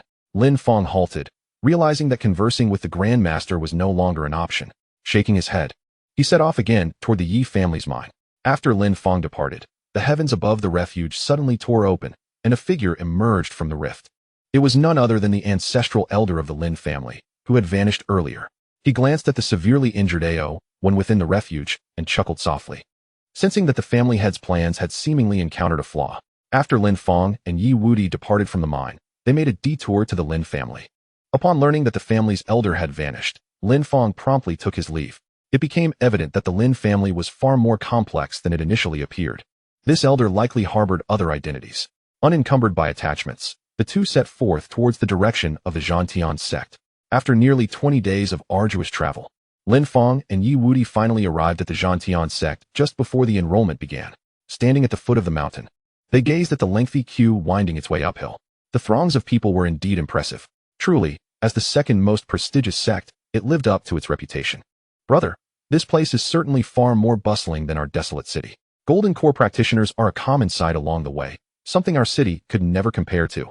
Yi Wudi remarked, his heart filled with longing as he observed the crowd. This was the place they were meant to be. Throughout the 20 days of journeying, he had dedicated himself to cultivation, and just yesterday, he had successfully ascended to the Golden Core realm. He had initially believed that with his newfound prowess, he would be able to navigate this place with ease. However, to his surprise, he encountered no fewer than 10 Golden Core practitioners along the way. In their desolate city, such a level of cultivation was reserved for the most esteemed figures, yet here, it was commonplace. Indeed, this place is significantly stronger than ours. I wonder if there will be any nascent soul practitioners among the new recruits, Lin Fong mused. Lin Fong had reached the 3rd level of the Golden Core realm. During this time, he had intentionally restrained his cultivation to avoid rapid advancement, allowing him to garner a more solid foundation. Even without employing the Hunyuan Ichi fist, his true strength had already approached the 3rd level of the nascent soul realm. Coupled with his Xingyun flash technique, he felt confident in facing even those at the 5th level of the nascent soul. As they queued at the mountain's base, they swiftly ascended to the summit. According to the arrangements of the Zhantian sect, today was merely for registration, with the formal assessments commencing the following day. Name, age, cultivation level. The elder in charge of registration prompted. Lin Fong, 21 years old, Golden Core 3rd level. Yi Wudi, 20 years old, Golden Core 1st level. They each declared their names and cultivation levels. The elder nodded approvingly. Not bad. The cultivators attending this enrollment generally range from the 8th level of foundation establishment to the 5th level of Golden Core. Your strengths are considered average. As long as you remain steadfast, passing the assessments should pose little difficulty. However, do not let this lead to arrogance or the belief that you can achieve remarkable rankings. There are several dark horses among the Golden Core 7th and 8th levels, who are strong contenders for the championship this time. With your current levels, you are unlikely to compete with them, the elder stated with a serious tone, reiterating this message for each registrant. Every enrollment brings forth individuals who overestimate their abilities, believing they can soar to great heights, only to become boastful and prideful, a trait to be avoided. Just then, a sudden, piercing roar reverberated through the skies above the sect, accompanied by the sound of something tearing through the air. What is that? Something is flying in the sky. Lin Fong and Yi Wudi exclaimed, quickly turning their gazes towards the source of the sound. They beheld, high above the earth, an object sped towards the Zhantian sect, cutting through the clouds and leaving a long trail of vapor in its wake. A resounding explosion echoed through the sky as it approached, a sonic boom produced by its incredible velocity. Lin Fong gazed in astonishment at this extraordinary sight. Could it be that the cultivation world had missiles? Technology-infused cultivation? The spectacle in the sky bore an uncanny resemblance to the missiles he had seen in videos from his previous life. Its speed, the sonic boom, and the formidable power it emanated were all too similar. What a rascal! That is our sect's esteemed elder. He is merely taking a stroll. A stroll? Lin Fong and Yi Wudi exclaimed in unison. With a sonic boom, you claim he is strolling? Who walks at supersonic speeds? Moreover, isn't this in the sky? Is this truly what one calls a stroll? Sensing their bewilderment, the elder, accustomed to their incredulity, explained, our esteemed elder has recently taken a liking to health practices. It is said that flying after meals enhances vitality. Thus, after his meals, he casually flies around for a while within a 100-mile radius. Oh, and he even flies backwards. I hear there is some significance to that, though I'm not entirely sure. Backwards flying? Yi Wudi was utterly astonished. Meanwhile, Lin Fong could only chuckle wryly. Do people become fond of health practices as they age? The notion of flying after meals to enhance vitality was quite amusing. Indeed, the elderly were the same everywhere. Lin Fong recalled the scenes of elderly individuals exercising in his previous neighborhood and promptly asked, does the esteemed elder also crash into trees after flying? Crash into trees? The elder usually crashes into mountains, the elder replied, shaking his head. Impressive. Lin Fong gave a thumbs up. Health practices in the cultivation world were truly unique. The following day, nearly 5,000 people gathered at the foot of the Zhantian sect. These were participants who had registered the previous day to take part in the assessment. Lin Fong and Yi Wudi were among the ranks. Once everyone had assembled, the elder slowly ascended into the sky, his voice resonating throughout the area. Today marks the official commencement of our assessment at the Zhantian sect. I trust you are all somewhat familiar with the contents of this assessment. Shortly, I will lead you to a secret realm where the spiritual energy is exceedingly scarce. Upon entry, you may find it difficult to breathe, but you will acclimate. The task at hand is quite simple. Each of you must slay 22nd tier spirit beasts and submit their spirit cores to the sect. The strength of these second-tier beasts is roughly equivalent to the 8th layer of foundation establishment, making them relatively easy to defeat. However, there are specific stipulations. No one is permitted to bring any items that can replenish spiritual energy. Spirit stones, elixirs, or accessories with formations are all forbidden in the secret realm. This assessment will test how everyone battles in a state of depleted spiritual energy. After an extensive explanation, all participants grasp the contents of the assessment. In simple terms, it is a matter of lacking spiritual energy, and one is not permitted to possess any items that could replenish their spiritual power. In this predicament, one must surrender 20 grade 2 spirit beast cores to the sect. Upon ensuring that all present comprehend the examination's requirements, the elder continued, at this moment, the elders will collect all items in your possession. I hope everyone will willingly comply. This regulation exists to prevent cheating and to ensure fair competition. Should anyone dare to cheat and disrupt the rules, they will be expelled from the sect. As he spoke, the elders commenced their actions, moving through the ranks to confiscate the spatial rings and other belongings from everyone. When one elder approached Lin Fong, he further cautioned, of course, if you possess the ability to cheat without my detection, I must commend your cleverness. However, I trust none of you will possess such skill. After surveying Lin Fong with a smile, he added, observe this young man. He carries no rings, clearly a person who abides by the rules. Let everyone learn from such individuals, competing fairly and achieving victory through their own strength. Chapter 34. Are young people so rebellious nowadays? Lin Fong felt somewhat awkward at the praise. Was it truly appropriate? He carried nothing, yet he had his own advantages. He longed to inquire about what would happen if one were to cheat without being discovered by the elder, but after much hesitation, he chose to remain silent. Meanwhile, Yi Wudi, after surrendering his ring, felt a slight sense of relief. Fortuitously, his master had been residing within his elder brother during this period. Otherwise, if the master were to manifest now, there was a chance the elders would notice. Thankfully, he pondered. Yet he found it peculiar that his master had been continuously inhabiting his elder brother. Shaking his head gently, he dismissed such thoughts. After days of rigorous training, although he was only at the first layer of the golden core stage, his true strength had reached approximately the 4th layer. Securing a rank in the examination was certainly within reach. Naturally, his elder brother was even more formidable. Having been able to overpower a first-layer nascent soul at the first layer of golden core, now at the 3rd layer, no one present stood a chance against him. Reflecting on the day Lin Fong had wreaked havoc, a wave of envy washed over him. Once the elders had conveyed all necessary instructions, the sect's examination commenced in earnest. Over 5,000 individuals, organized into more than 2,000 teams of 2, were ushered from various directions into the depths of the secret realm. The realm was vast, capable of accommodating all present. Very well, we shall pause here. This is the northwest corner of the realm. You may proceed straight ahead, the elder announced. The examination would last for 1 day, during which each participant was required to accumulate 20 grade 2 spirit beast cores to pass.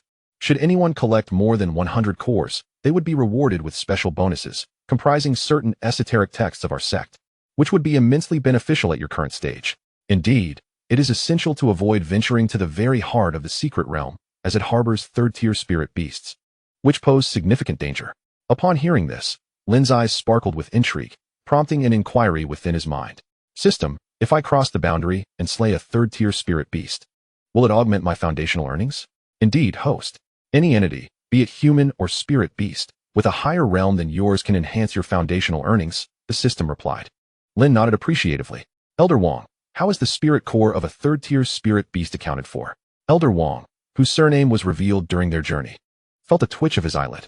Why was it that the more he cautioned them about danger, the more their interest seemed to grow? The spirit core of a 3rd-tier spirit beast is equivalent to 100 2nd-tier spirit cores. However, I must caution you. The strength of a 3rd-tier spirit beast is roughly comparable to the 8th level of our realm's golden core stage. Given your current abilities, your only recourse upon encountering one would be to flee. Furthermore, should you find yourselves in peril, you may shatter the emergency spirit stone in your possession. Assistance will then be rendered, albeit at the cost of nullifying your achievements. Best of luck to you. After delivering this brief admonition, the elder escorted Lin and his companion deep into the secret realm before swiftly departing. Upon landing, Yi Wudi expressed his exhilaration. Brother, where shall we hunt spirit beasts? For them, acquiring 20 spirit cores was not an arduous task. A casual hunt would suffice. However, as someone who had just ascended to the 1st level of the golden core stage, he yearned for a bout of combat to gauge his prowess. Did not Elder Wong mention that venturing deeper would lead them to 3rd-tier spirit beasts? Why bother with 2nd-tier ones when a single 3rd-tier spirit beast core would suffice to complete their assessment? This thought intrigued Lin as they proceeded deeper into the secret realm. Meanwhile, Elder Wang, flying back toward the sect, retrieved a transparent glass orb from his robe, an artifact designed to record and display real-time images of the secret realm. Through this orb, the elders could monitor various corners of the realm and provide timely assistance to disciples in distress, thereby preventing unforeseen accidents. If Lin were to behold this object, he would undoubtedly be astonished, exclaiming, "Isn't this akin to surveillance?" Upon activating the orb, the first image that materialized was of the very spot where the three had landed. In the footage, Lin and Yi Wudi were seen advancing deeper into the secret realm. Had not Elder Wang cautioned them against such a course? Observing their dialogue, Elder Wang's eyelid twitched once more. I specifically warned them not to venture deeper. Yet they still choose to do so? Had I known, I needn't have offered that advice at all. Are today's youths so rebellious? After a moment's hesitation, Elder Wang decided to continue his flight. Very well, I shall not interfere further. Let them learn their lesson. When they encounter danger, they will understand the consequences of ignoring the wisdom of their elders. As he spoke, he flew towards the sect without a backward glance. Soon, he arrived at the summit of the sect, entering the elders' pavilion directly. Inside, hundreds of elders were gathered, each observing a spiritual artifact that displayed scenes from the assessment's secret realm. At this moment, the assessment had just commenced, and typically, nothing of consequence would occur. Consequently, the elders appeared quite relaxed, casually discussing matters while glancing at the images. The secret realm was indeed remarkable, devoid of spiritual energy, with 3 formidable spiritual beasts all in slumber, leaving only a few third-tier spiritual beasts. This was our first time using this secret realm as a location for the assessment. Its efficacy remained uncertain. Surely, it should be fine. Had we not thoroughly examined it beforehand? We even installed numerous viewing artifacts throughout the realm, allowing us to respond instantly should anything transpire. Alas, I can't shake this unsettling premonition. After all, the center of the realm houses 2 4th-tier spiritual beasts. I have heard they are guarding a 5th-tier spiritual beast on the verge of transformation, one elder remarked, his brow slightly furrowed. 4th-tier spiritual beasts possess strength equivalent to a cultivator at the 8th level of the nascent soul stage. Meanwhile, a 5th-tier spiritual beast corresponds to the divine transformation realm of humanity. Upon breaking through to the 5th tier, it can assume human form. The lack of spiritual energy in this secret realm is due to the 5th-tier beast transformation, as it absorbs all the spiritual essence. Should these 3 beasts awaken, the disciples undergoing assessment will be in peril. Oh, do not fret too much. Those 2 4th-tier beasts have been in slumber for decades, after all. There is no need for alarm. As for the 5th-tier beast, it has been in the process of transformation for over a century and seems to require at least another 100 years. The transformation is a challenging endeavor. Upon hearing this, several elders nodded in agreement. They had studied this secret realm for decades. The 2 peak 4th-tier beasts had remained dormant, while the 5th-tier beast was in transformation, with no disturbances for over 100 years. Beyond that, only a few 3rd-tier beasts were present, posing no threat, with decades of tranquility behind them. It was improbable for an incident to arise without cause today. As long as the 5th-tier beasts' slumber and transformation were not disrupted, what could go wrong? Moreover, with hundreds of them present, all at the nascent soul stage, even if the 4th-tier beasts were to rampage, they could manage. Chapter 35. The defiance of today's youth within the secret realm. Lin Fong and his companion hastily ventured deeper. Yi Wudi utilized the tree trunks within the realm to leap continuously, while Lin Fong floated effortlessly, hovering half a meter above the ground. Along their journey, they encountered numerous 2nd-tier spiritual beasts and other disciples undergoing assessments, yet they did not pause. These beasts were far too weak to pique their interest. Furthermore, Lin Fong contemplated slaying more 3rd-tier beasts to enhance his foundational gains. While this method of flight was indeed labor-saving, it felt somewhat unsightly, akin to a specter. Once they entered the sect, he wondered if there might be a more aesthetically pleasing means of flight available.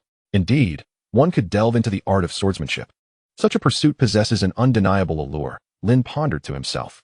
He subsequently recalled the system, realizing that the paramount task at hand was to engage in more challenging battles, thereby enhancing his fundamental earnings and elevating his base salary. Moreover, he acknowledged that his current offensive capabilities were rather lacking. Apart from the displacement skill known as Nebula Flash, he was left with only the primordial Unity Fist. Relying solely on a single type of attack was insufficient for combat, as perpetually unleashing powerful moves was not a viable strategy.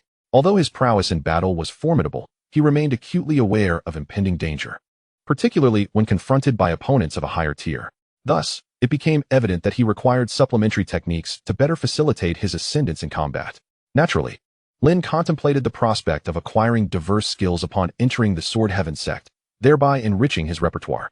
Ideally, he aspired to acquire techniques that were not only effective but also visually impressive, for the pursuit of elegance is a lifelong endeavor.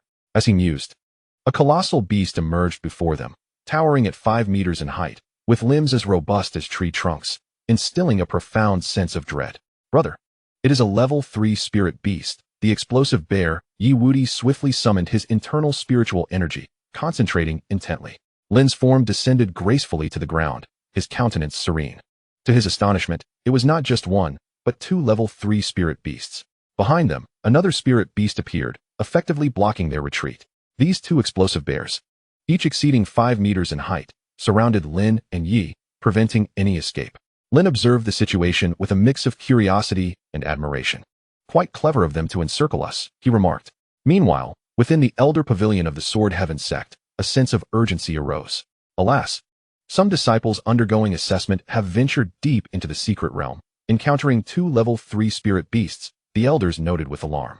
The communication orbs in their possession transmitted real-time visuals, allowing them to witness Lin and Ye's predicament at the very moment they faced the explosive bears. Elder Wang, observing the scene of the 2 being encircled, felt a wave of exasperation wash over him. We expressly advised against such folly, yet they proceeded unabated, charging straight into the depths of the secret realm. Do they fear their demise may not come swiftly enough? Initially, he had assumed Lin and his companions' antics were merely for show, a display of bravado before him. He had not anticipated their genuine foray into the depths of the secret realm. Dismissing his incredulity, Elder Wang hastily gathered his belongings to rush back to the secret realm.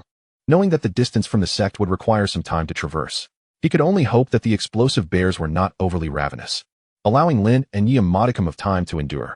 After Elder Wang's departure, several other elders shifted their attention towards Lin and Ye's predicament, vigilantly monitoring the unfolding events. Oh, these young ones, brimming with defiance. None heed our counsel, some elders lamented, shaking their heads in disbelief.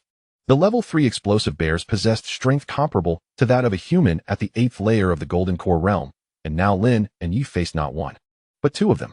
Among them, the most accomplished Lin Fong had only reached the 3rd level of the Golden Core stage. Faced with such a dire situation, it was nearly certain that he would meet his demise if no one came to his aid. The elders continued to observe intently. In the scene before them, a ferocious bear let out a thunderous roar, casually clearing nearby trees aside as it advanced towards the 2. Each step it took caused subtle tremors in the ground, leaving deep impressions where its massive feet had trod. The bear, akin to a tree in size, effortlessly uprooted them as if they were mere weeds, casting them aside with abandon. How about this? You take one, I take the other, Yi Wudi proposed, a hint of excitement on his face. Although his cultivation was merely at the 1st level of the Golden Core stage, and his strength only at the 4th, he reasoned that these 2 explosive bears were cumbersome and would not be overly swift. As long as he evaded their key attacks, he would be fine. With the agility taught to him by his master, the bears would undoubtedly be unable to touch him. Lin Fong nodded in agreement. All right, be careful.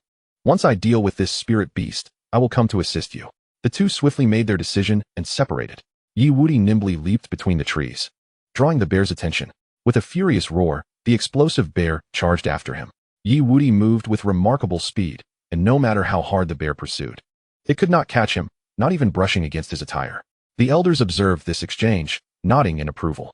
It seemed that the 2 possessed considerable strength and were quite astute. Aware that they could not overpower their opponents, they opted to leverage their speed to evade the spirit beasts. Meanwhile, Lin Fong remained tranquil as he faced the advancing bear. A smile crept across his lips as he clenched his right fist, adopting a combat stance. The bear, sensing the provocation from the seemingly insignificant figure before it, became enraged. Its pace quickened as it charged at Lin Fong, a massive paw swinging toward him. In the elder hall, several elders gasped in unison. What does this young man intend to do? He can't possibly be thinking of withstanding the bear's attack, can he? Has he lost his mind? The explosive bear is a power-type spirit beast. A casual strike could obliterate a cultivator at the 7th level of the Golden Core stage. This boy is merely at the 3rd level. He's courting death. Quick, move aside, the elders exclaimed as the bear's strike approached. Some involuntarily shut their eyes, already envisioning Lin Fong being reduced to a pulp under the bear's paw. To challenge a 3rd-level spirit beast at the 3rd level of the Golden Core stage was nothing short of folly. With a collective sigh, the elders lamented that Lin Fong's fate was sealed. In the unfolding scene, the bear's paw came crashing down upon Lin Fong with a resounding thud. akin to a boulder striking the ground. Yet, to the astonishment of all, a violent surge of spiritual energy erupted beneath the bear's paw, producing a tremendous clash of forces. The terrifying creature seemed to be repelled by some unseen power, its massive form trembling as it involuntarily staggered backward, retreating 3 substantial steps before finally halting. Remarkably, aside from a slight depression in the ground where the bear's paw had landed, Lin Fong stood unharmed in place. Lin Fong not only emerged unscathed, but he also appeared impeccably composed, devoid of any visible injuries. In that moment, the explosive bear, along with several elders who were observing the scene, stood in stunned silence. Chapter 36. Astonishing Strength? What? He repelled it? With merely the 3rd stage of the Golden Core, he fended off a 3rd-tier explosive bear with a single punch? The elders watching were utterly bewildered. It is known that the attack power of a 3rd-tier explosive bear is equivalent to the full force strike of an 8th-stage Golden Core adept. Such a formidable spirit beast would send even a 7th-stage practitioner fleeing in terror, completely unwilling to engage in combat. Yet this young man, faced with such a powerful assault, not only stood his ground, but also repelled the bear with a single blow. Furthermore, he appeared completely unharmed, as if he had not been affected at all. It was simply unbelievable. After a prolonged moment of astonishment, the elders regained their composure. What a remarkable display. No wonder he exudes such confidence. A 3rd-stage Golden Core possessing the strength of an 8th stage. Could this be the dark horse of this session? The young talents of this generation should not be underestimated. We truly are growing old. We lack the fervor that these young ones possess. The elders, observing Lin Fong's confident demeanor on the screen, could not help but smile, their eyes reflecting admiration. Confidence, boldness, coupled with formidable talent and strength, such a prodigy, if nurtured properly, would undoubtedly become a pillar of the sect in the future. It seems that old Wang has indeed struck gold this time, discovering such a genius. The elders exchanged glances filled with envy and delight as they turned their attention back to the unfolding scene. After being repelled, the explosive bear also displayed a hint of astonishment, clearly taken aback by the extraordinary strength of this seemingly insignificant human. Though it had merely swatted at Lin Fong with little effort, it had previously reduced others of the same realm to mere pulp with such a strike. With a ferocious roar, the explosive bear charged at Lin Fong once more, preparing to unleash its fists. Being a spirit beast that had not learned any specialized techniques, its method of attack remained rather straightforward, relying solely on brute strength in hand-to-hand combat. As it lunged toward Lin Fong again, a flicker of ferocity appeared in its eyes. Although it could not speak, its intent was unmistakable. It was prepared to exert its full might. This is bad. The explosive bear has begun to fight with all its strength. Such power would make even an 8th-stage Golden Core adept hesitate to confront it directly. The elders gasped once more, but this time, they were not as tense as before. Instead, they fixated their attention on Lin Fong, eager to see if he could withstand this onslaught.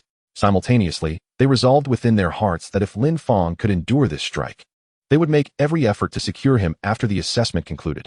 As elders, they were aware that the favored prodigies of the sect had already been predetermined. But these unknown dark horses presented a viable opportunity for them. In the scene, Lin Fong's eyes sparkled with excitement as he gradually levitated, raising himself to match the explosive bear's height. With his right hand clenched into a fist, he summoned all his spiritual energy to his knuckles. A tempest of energy swirled around him, causing the air to tremble violently, while the nearby trees were swiftly reduced to splinters by the ferocious winds.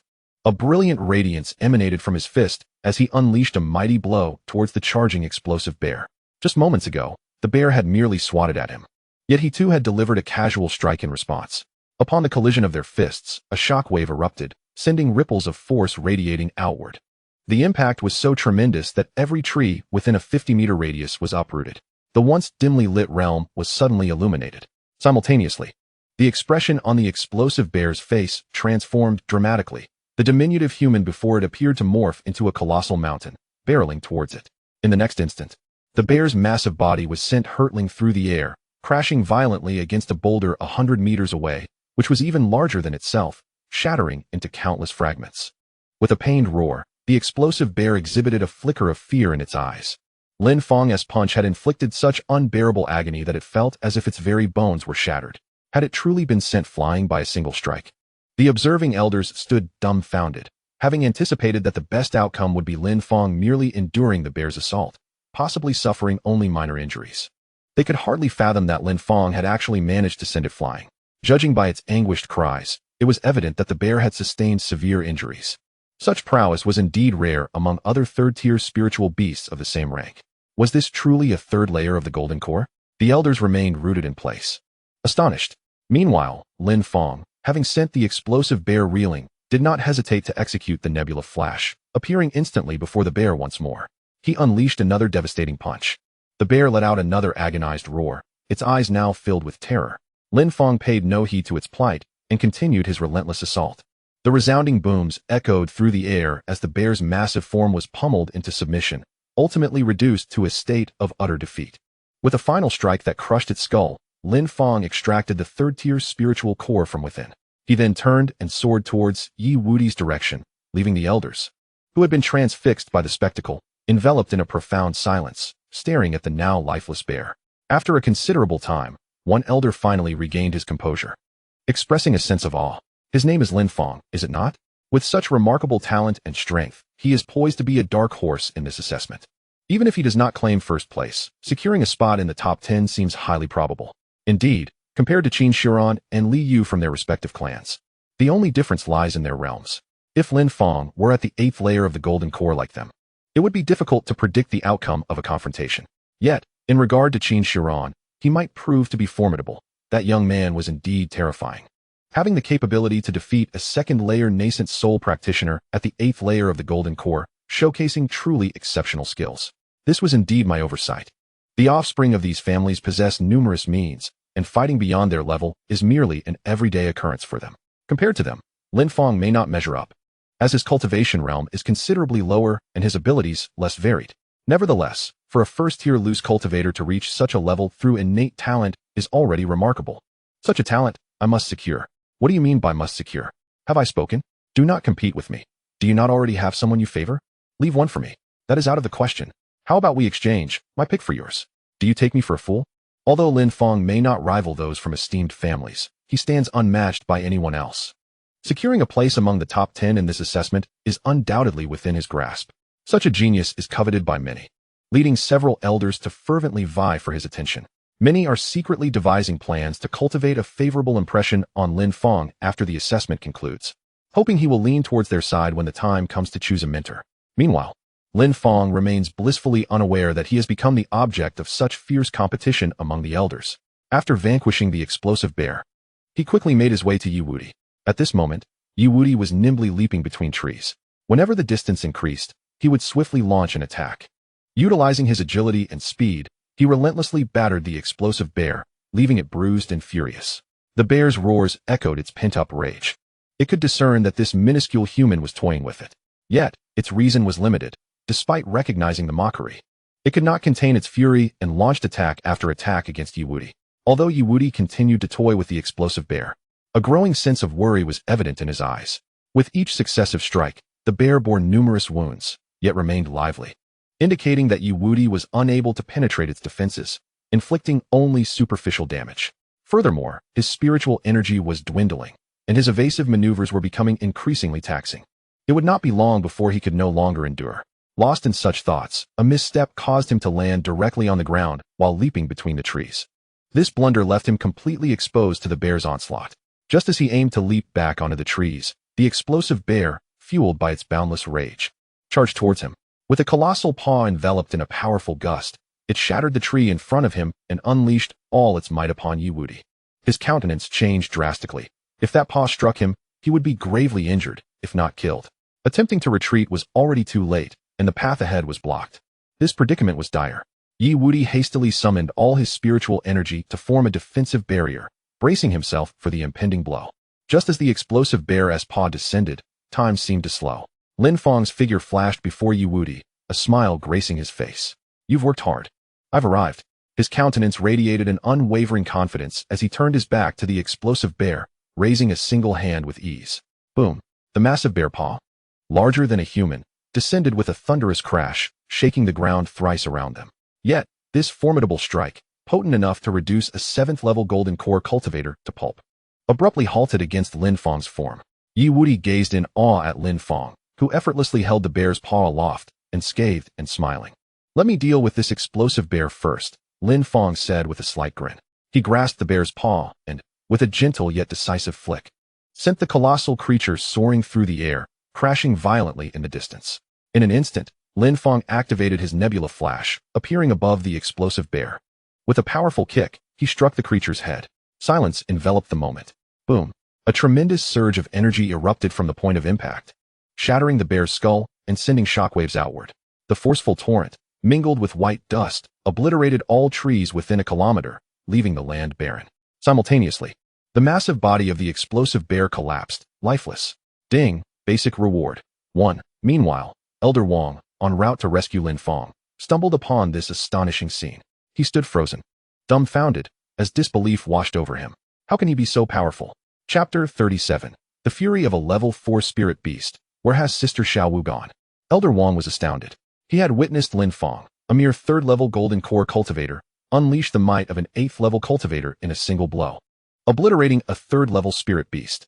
Such prowess at such a young age. Elder Wong was taken aback, realizing he had underestimated Lin Fong, mistaking such a talented individual for just an ordinary disciple. How close he had come to overlooking a promising contender, a dark horse in this year's competition. Thank goodness I arrived in time. Otherwise, I would have been oblivious to having such a gifted individual among my ranks. A glimmer of excitement flickered in Elder Wong's eyes. The potential displayed by Lin Fong was indeed captivating. Such brilliance must be nurtured and secured. Fortunately, the other elders had yet to notice. Thus, he could seize the opportunity to recruit Lin Fong to his side. However, a sudden concern struck him. Lin Fong had expended considerable spiritual energy right from the outset. If this continued, he might not sustain his strength until the end of the assessment. Such a talent should not be eliminated in this preliminary evaluation. If that were to happen, Elder Wong would have to leverage his own influence to ensure Lin Fong could advance to the next round. For now, however, it was still early, and he could advise Lin Fong to be judicious with his spiritual energy usage. Even Elder Wong had contemplated that if Lin Fong had exhausted all his spiritual energy, he could take the opportunity to discreetly provide him with some replenishing spirit stones, thereby enhancing his own presence. Although this assessment forbade the disciples from cheating, it made no mention of elders being prohibited from granting a few privileges to exceptionally talented disciples. After all, in their eyes, gifted individuals were deserving of special treatment. Even a slight breach of the competition rules could be overlooked. With these thoughts in mind, Elder Wong ascended into the air, intending to remind Lin Fong and discreetly offer him some spirit stones to cultivate goodwill. However, the moment he took flight and beheld Lin Fong, he was taken aback once more. Full spiritual energy? How could that be? He had just unleashed such a formidable technique. Surely it must have drained his strength completely.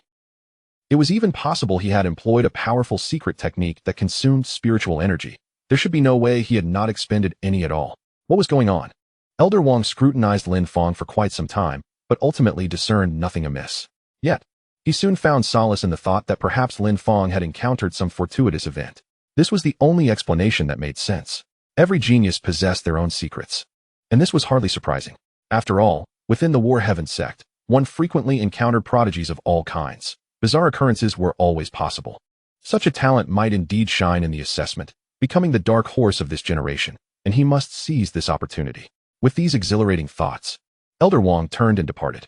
At this moment, he alone had discovered this dark horse. The other elders remained blissfully unaware. This was a splendid opportunity. When the next round of the assessment occurred, while all the elders dismissed Lin Fong, he would stand alone in support of him, even taking Lin Fong under his wing. When Lin Fong revealed his true prowess, the astonished expressions on the elders' faces would certainly be a sight to behold. Just imagining such a scene filled him with excitement. Meanwhile, after defeating the explosive bear, Lin Fong effortlessly extracted its spirit core and tossed it to Yi Wudi. Each of them now possessed a level 3 spirit beast core, sufficient to pass the assessment. Furthermore, upon completion of the evaluation, they could receive additional rewards, quite satisfactory indeed. At that moment, a snow-white rabbit suddenly emerged from the crevice of the rock before them. Upon seeing Lin Fong and his companion, it hastily dashed away, clearly in a state of panic. Observing this, Lin Fong swiftly captured the small creature, which was no larger than his palm. Its fluffy, pure white fur was undeniably adorable. Gently, Lin Fong stroked it from head to tail with a finger. Its coat was smooth and pleasant to the touch. However, seemingly displeased by such handling, the rabbit suddenly grew agitated, fiercely attempting to bite Lin Fong's finger while frantically flailing its limbs, striving to escape from his grasp. However, to Lin Fong and his companion, the entire scene appeared exceedingly endearing. Yi Wudi also found it quite delightful. What a charming little rabbit. Perhaps we should eat it, as I am feeling rather hungry. Lin Fong, stroking the rabbit, remained silent, letting out a sigh inwardly. It was so small, hardly enough to share. At that moment, a voice resonated in his mind from the system. Ding. The spirit beast in the host's hand is named Su Gu Tu, a 5th-level spirit beast, with strength comparable to the 9th tier of the transformation stage, currently in the final phase of transformation, a period of weakness. Su Gu Tu? Transformation? Lin Fong was momentarily taken aback, recalling that in a past life, he had encountered similar spirit beasts, albeit only after they had completed their transformation. To find one in its pre-transformation state here was unexpected. Prompted by curiosity, he quickly inquired internally. Is this Su Gu Tu male or female? Female. After transformation, she will take on the appearance of a human woman. Is that so? Lin Fong's eyes brightened. He immediately reproached Yi Wudi for his incessant talk of eating, exclaiming, "Such a delightful spirit beast should be cherished. How could you be so cruel? Learn from me. One must possess compassion and refrain from indiscriminately harming spirit beasts. Such behavior is abhorrent." Lin Fong spoke with righteous fervor, leaving Yi Wudi momentarily stunned. After reflecting on Lin Fong's words, he felt utterly bewildered. "Brother, why don't you recall those 2 ferocious bears from earlier?" Whether it was Lin Fong's words or the rabbit's growing accustomed to his gentle caress, the creature soon ceased its earlier frantic behavior, becoming quite docile in Lin Fong's hands. With a gentle smile, Lin Fong cradled the rabbit and continued onward with his companion. Meanwhile, Elder Wang, upon returning, swiftly devised a plan. He had encountered such a formidable dark horse, and yet the others remained oblivious. It was imperative to keep this a secret. He must not allow them to find out, lest these shameless individuals attempt to seize it from him. He endeavored to compose himself. However, the corners of his mouth, stretched to his ears, proved impossible to suppress. His radiant expression was evident to all, betraying his current emotions. As he stepped into the elder's hall, he made an earnest effort to contain his smile. Upon entering, he let out a sigh. "Alas, I arrived a moment too late. Those 2 young men truly lack awareness, daring to provoke a 3rd-tier spirit beast. Were those 3rd-tier spirit beasts merely a jest? They nearly suffered a terrible fate. Fortunately, I arrived in time to rescue them. Nevertheless, their strength remains woefully inadequate. This assessment might be beyond their reach." He continued, "Young people must possess self-awareness. By the way, how are those dark horses you were all concerned about?" Elder Wang spoke to himself, entirely oblivious to the expressions of the other elders present. A significant portion of them had witnessed Lin Fong's earlier battle, and upon hearing Elder Wang's initial remarks, they exchanged bewildered glances. The leading elder, Elder Li, wore an expression of disdain. Unable to contain himself any longer, he placed the image orb before Elder Wang and replayed the scene of Lin Fong's recent battle. Gritting his teeth, he demanded, "Come, watch my image orb and repeat what you just said." Elder Wang, taken aback, exclaimed, "What? Are you all watching?" His anger flared instantly. "Why are you not paying attention to your chosen candidates and focusing on me?" Meanwhile, he secretly lamented the situation. Realizing that the competition had suddenly intensified, this group of individuals, who were already dissatisfied, was indeed difficult to handle. Just then, an elder who had been observing the secret realm suddenly gasped, "Oh no, there's a change at the center of the secret realm. The 2 level 4 spirit beasts have awakened." The gravity of this statement jolted all the elders back to reality. They hurriedly retrieved their image orbs, adjusting them to view the center of the secret realm. At that location, they had placed over 100 image orbs to ensure they could monitor the 2 spirit beasts at any moment. The awakening of these level 4 spirit beasts was no trivial matter. With all the disciples currently undergoing assessment in the secret realm, should anything happen to the beasts, the elders would be unable to justify it. On the screen, the 2 spirit beasts loomed enormous, each as formidable as a small mountain. On the left stood a gigantic bull-like creature, while on the right was a serpentine beast. Both spirit beasts were filled with rage, unleashing furious roars towards the periphery of the secret realm. Their bellowing echoed throughout, causing panic among the other spirit beasts within, sparking a tide of chaos. Surrounding level 3 spirit beasts dropped to the ground, trembling in fear, too terrified to move. The 2 colossal spirit beasts angrily questioned the nearby level 3 beasts in their beastly tongue. "Where is Sister Wu? Where has she gone? Hurry and find her." Chapter 38. Finding Grandma Wu within the secret realm, Shangguan Yaya observed the rabbit in Lin Fong's hand, a flicker of doubt passing through her eyes. This rabbit was not as simple as it appeared, though it seemed like an innocuous little creature, merely the size of a palm. The ethereal shadow flickering around it revealed its true nature. Shangguan Yaya immediately became alert. This rabbit was unmistakably a level 5 bone rabbit in its transformation phase. Despite its diminutive size, the spiritual energy concealed within it was beyond imagination. Even a human cultivator at the 7th or 8th level of the transformation stage would find it challenging to defeat. Realizing this, Shangwan Yaya quickly warned Lin Fong. The bone rabbit in your hand is a level 5 spirit beast, equivalent to a late-stage human cultivator of the transformation stage. You must exercise caution. Her voice resonated in Lin Fong's mind, to which he nodded, already aware of its significance. At that moment, he was accessing the system panel, inquiring about certain matters. System. Is this bone rabbit in my hand truly powerful? Primarily, Lin Fong was curious because he felt no trace of spiritual energy emanating from it. Ding.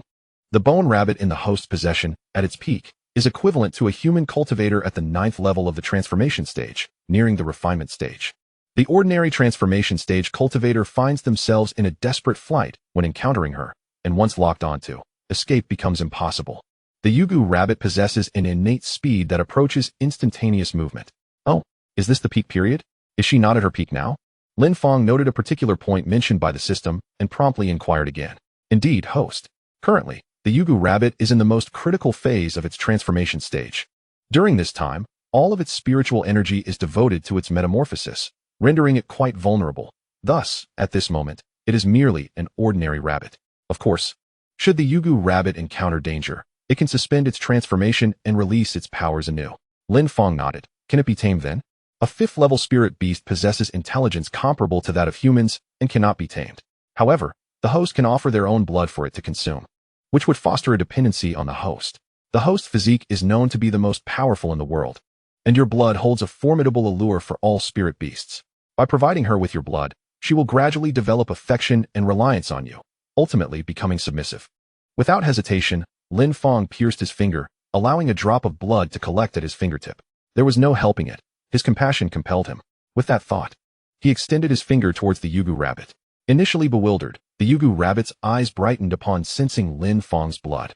With an endearing gesture, it extended its pristine white front paws to grasp his finger and began to nibble. After a few sips, it squinted its eyes, displaying an expression of sheer delight. It looked utterly adorable, evidently enamored with Lin Fong's blood. Having consumed Lin Fong's essence, the Yugu rabbit became more affectionate, incessantly rubbing against his finger, as if still unsatisfied.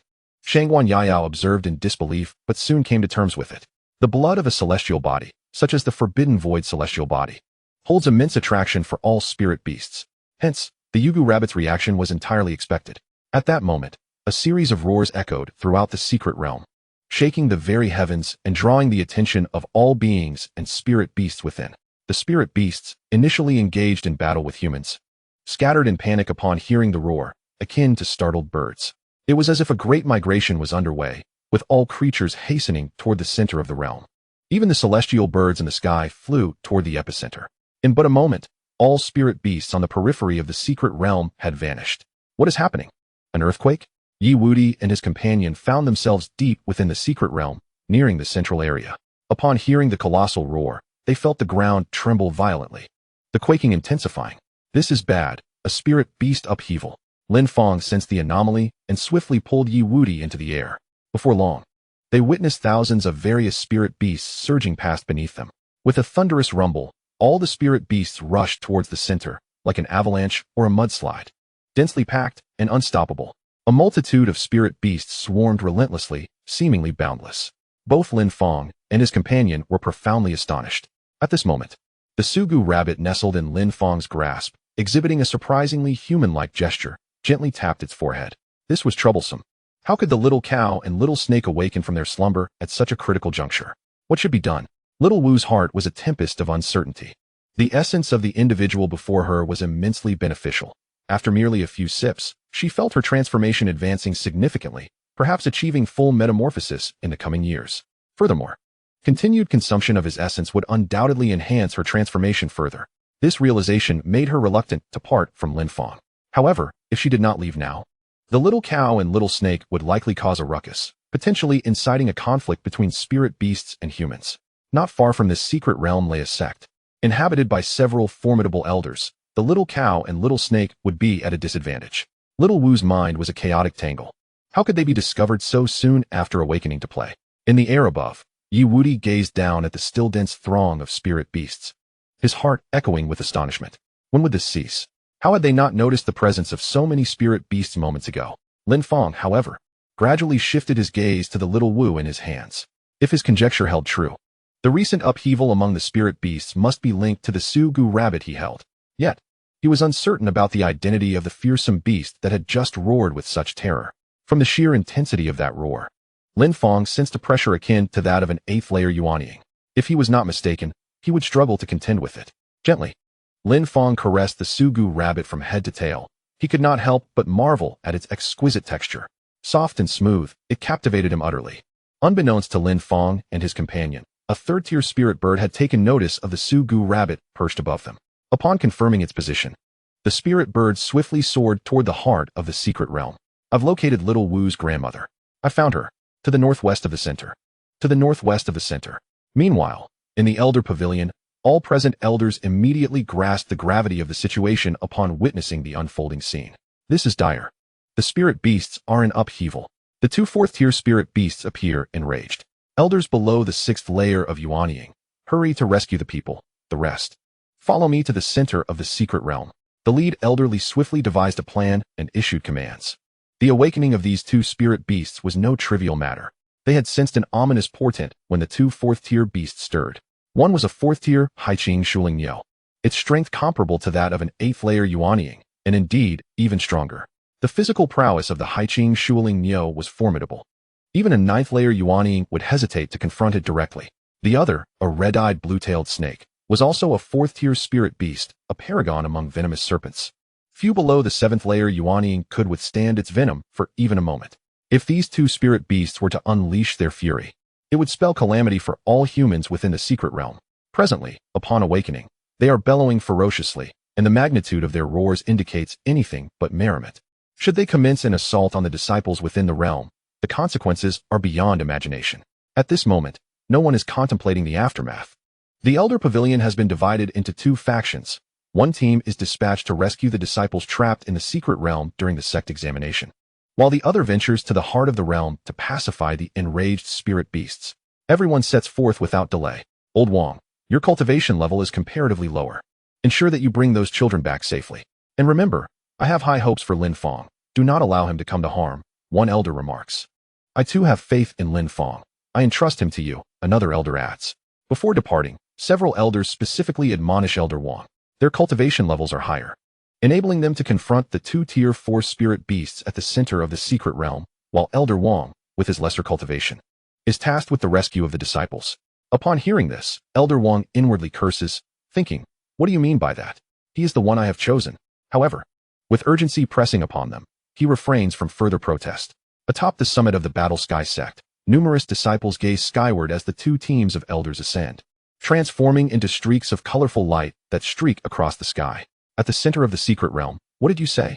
Where is Sister Xiaowu? Hai Qingxing Niu's eyes widen, and with a powerful surge of breath from his nostrils, he sends spirit beasts hundreds of meters ahead tumbling through the air. Other spirit beasts in the vicinity, witnessing this, reveal a glimmer of relief in their eyes, yet remain prostrate, too fearful to move. Sister Xiaowu is to the northwest, merely a few dozen miles from here. However, it seems she is in the hands of a human. The tier 3 spirit bird flutters its wings, whispering into Hai Qingxing Niu's ear. The spirit bird's one-person size appears diminutive beside the imposing figure of Hai Qingxing Niu, akin to a sparrow. What? Take me there. Whoever dares to abduct Sister Xiaowu shall taste my wrath. With a furious flick of his tail, Hai Qingxing Niu sends several hundred spirit beasts flying once more. At this moment, his heart is engulfed by rage. Upon awakening, he discovers that Sister Xiaowu is missing. Surely, it must be the humans who have stolen her away. When Sister Xiaowu transformed, her size was quite petite, making it easy for humans to whisk her away. These wretched humans, who initially believed they were merely participating in a trial within the secret realm, have now set their sights upon Sister Xiaowu. Despicable. I shall slay every last one of these humans. All of them. Hai Qingxing Niu's eyes blaze with fury, a sign of his utmost wrath, causing all spirit beasts to tremble in fear. Brother Niu, do not succumb to anger just yet. I believe we should first compose ourselves. Interjects a colossal red-eyed green-tailed serpent nearby.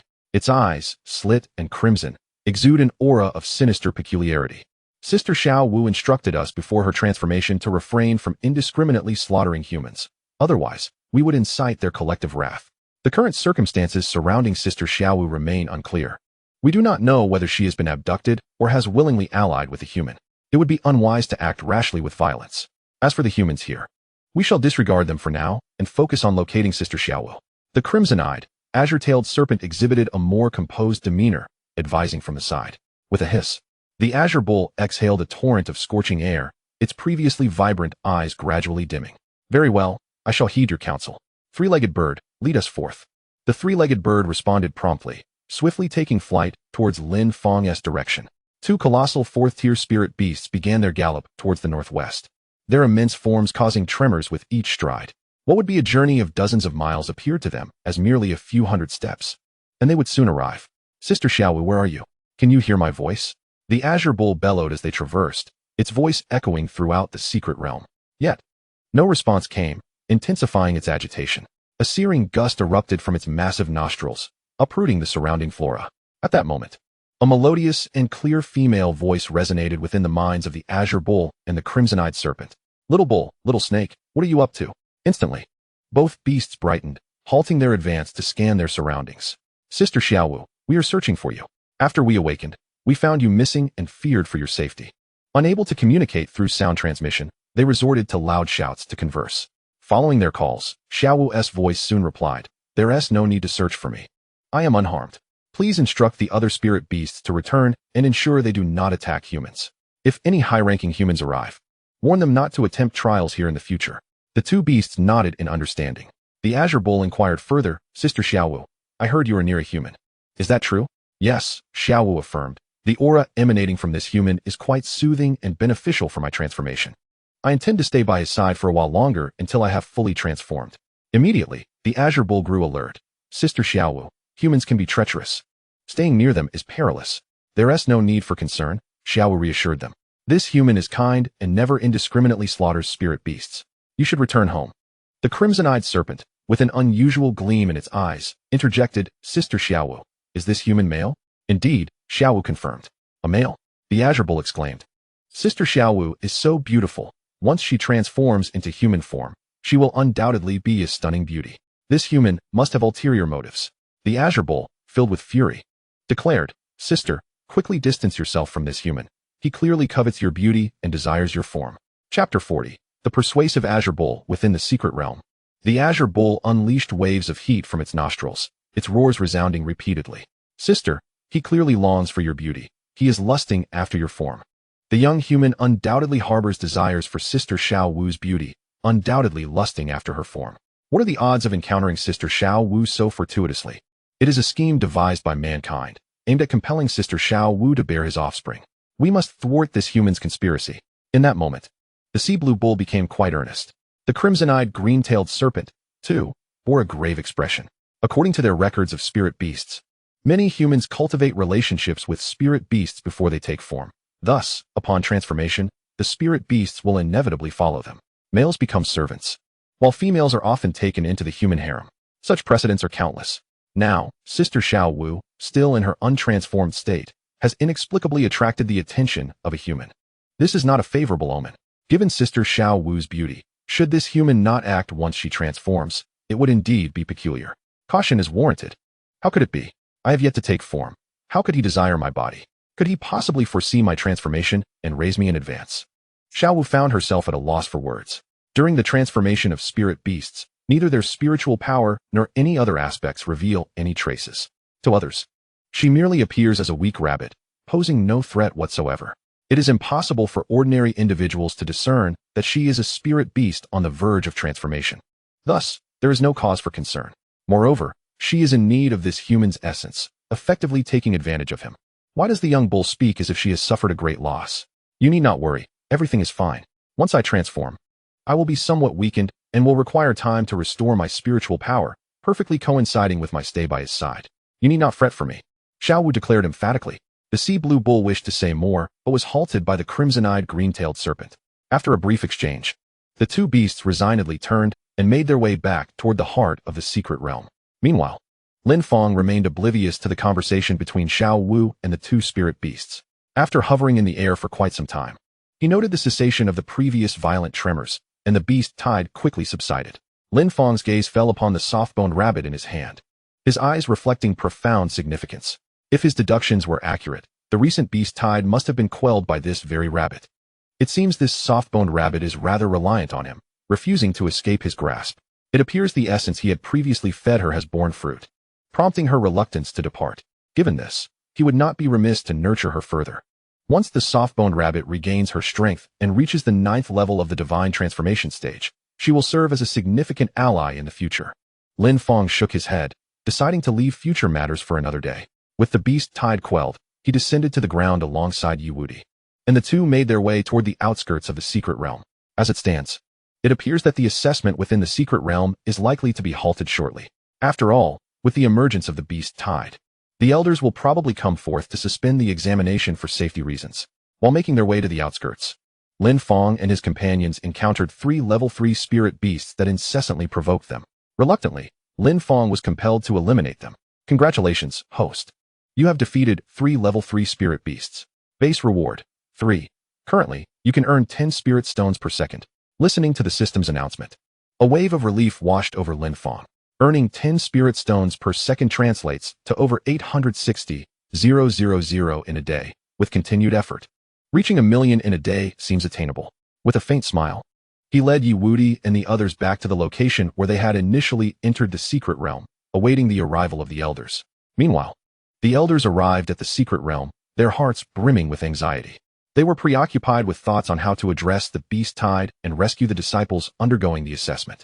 Upon their arrival, however, they were met with the serene scene within the secret realm, leaving them utterly bewildered. Wasn't there a beast tide? Where had it disappeared to? Weren't the disciples in danger? Observing their confused expressions, it seemed as though there was no peril at all. Had it not been for one elder's inquiry regarding the disciples, they might have believed there had been a mix-up. Ultimately, under the warning of 2 level 4 spirit beasts, the elders returned with all the assessed disciples to the sect. The purpose of this secret realm assessment was to evaluate your reactions during a beast tide and see how you would manage the situation. It was to determine whether you would panic in the face of such a widespread threat. However, everyone performed commendably. All who returned were considered to have passed the assessment. Tomorrow, we shall commence the next sect evaluation, a martial competition, which will truly test your abilities. Upon their return, the elders, maintaining their composure, addressed the bewildered disciples. They could not openly admit that it was due to the beast tide and the warning from the level 4 spirit beasts that they had brought the assessed disciples back. Thus, they provided this excuse, treating it as a benefit for the disciples, as if all had passed the assessment. After all, one must still succeed in the martial evaluation to enter the sect, so it was of no consequence.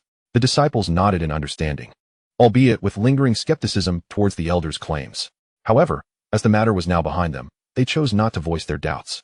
Observing that no one dared to counter their words, the elders prepared to conclude the assessment ceremony. Well, then, let us wrap up today's assessment. Just then, a voice suddenly resonated throughout the venue, interrupting the elders' address. Elders, please hold on. It seems we have yet to clarify one more matter. In the silence of the hall, a resounding voice cut through, drawing the attention of all present. As they turned to the source of the voice, expressions of intrigue spread across their faces. At the focal point of everyone's gaze stood the speaker, Liu, the young heir of one of the 3 eminent families in the vicinity. Known for his rebellious spirit since childhood, Liu was notorious for his audacity and defiance, a sentiment shared by all in the locality. Thus, upon seeing him, many of the examining disciples instinctively sensed that an entertaining spectacle was about to unfold. Liu, exuding an air of nobility, commanded the attention of the entire assembly with a mere utterance. Elders, if I recall correctly, you previously mentioned that in this assessment of slaying spirit beasts, the one who accumulates the most spirit cores would be entitled to a special reward from the sect. Have we not yet calculated the number of spirit cores obtained during this endeavor? His voice resonated with confidence.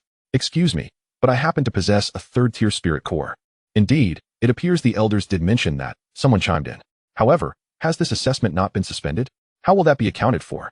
Hush. This young master is merely posturing. It's evident that he has undoubtedly secured at least 22nd-tier spirit cores, another remarked. There were whispers of the long-standing rivalry between Liu and Qin Shiran, each steadfast in their refusal to yield to the other. It seemed that Liu intended to leverage this unexpected turn of events to gain the upper hand over Qin Shiran. Many nodded in agreement, finding the last speaker's explanation most plausible. The duration of the assessment had not been lengthy, and given the unforeseen circumstances, numerous participants might have barely begun to engage before being extracted. Thus, most likely, they had not amassed many spirit cores. Yet, the elders had indeed declared that the individual with the most spirit cores would receive a reward. Therefore, If Qin Shiran had not engaged in significant slaying of spirit beasts from the outset, it was conceivable that Li Yu could surpass him. A fierce confidence adorned Li Yu's countenance as his gaze pierced through the ranks towards Qin Shiran. As anticipated, he was indifferent to whether the assessment was paused or to the rewards at stake. His rivalry with Qin Shiran had persisted for so long that even amidst an unexpected incident, he was determined to contest their standings. We did indeed discuss this matter previously. Several elders exchanged knowing glances, recognizing Li Yu's intentions. However, this was not necessarily a negative development. It was natural for the younger generation to seek to establish their superiority, and the elders understood this well. After all, competition fosters accelerated growth, illuminating the disparities among the youth and igniting their ambition. Consequently, the elders nodded in unison. I was just about to address this. Although we faced an unforeseen event, our prior stipulations still hold. The rewards we mentioned remain in effect. The individual who gathers the most spirit cores will have the opportunity to select a secret technique from our offerings. This technique may prove invaluable for your future endeavors. Now, let us dispense with idle chatter. Those who have collected spirit cores may now present them.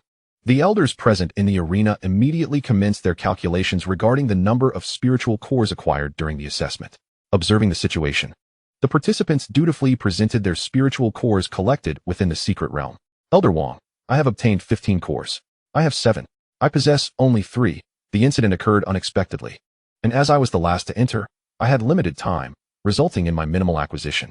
One by one, the individuals surrendered their cores. Emboldened by the elders' prior assurance that regardless of the quantity of cores they secured, they would all be deemed successful in the trial. As the majority of calculations concluded, all eyes turned to Li Yu, the proponent of this proposal, who had yet to submit his cores. Li Yu, how many spiritual cores have you acquired? At last, an elder approached him with a serious demeanor, prompting the attention of all present. Curiosity surged within the crowd. They were eager to discover the extent of his accomplishments in defeating spiritual beasts and the corresponding cores he had secured. With a slight smile, Li Yu retrieved his satchel and emptied its contents onto the ground. I have defeated a total of 78 second-tier spiritual beasts, resulting in 78 spiritual cores. The moment his declaration echoed through the air, a collective gasp resonated among the attendees. 78 second-tier beasts? Everyone stood in stunned silence, for they had entered the secret realm for less than half an hour. It was inconceivable that they could have vanquished an entire 78 beasts in such a brief span. Although second-tier spiritual beasts possessed merely the strength of the 8th layer of foundation establishment, each creature had its unique talents, some excelling in defense, others in speed. Despite their relative weakness, they were not lifeless entities. These beasts could flee and engage in coordinated assaults. In half an hour, to have dispatched 78 beasts, if one accounted for the time spent locating them, implied that each beast barely sustained itself for a few breaths in Li Yu's presence. This suggested that he had dispatched nearly every beast with overwhelming efficiency, likely in a single strike. A collective breath was drawn by the crowd as they gazed at Li Yu, their expressions imbued with a newfound gravity, relishing the astonishment directed at him. Li Yu's confidence surged.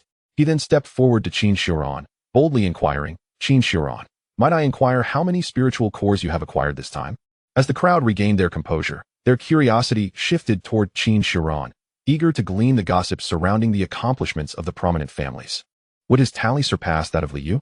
Qin Shiran maintained a calm demeanor, his expression betraying no emotion as, under the scrutinizing gaze of the assembly, he produced his own collection of spiritual cores and let them spill forth.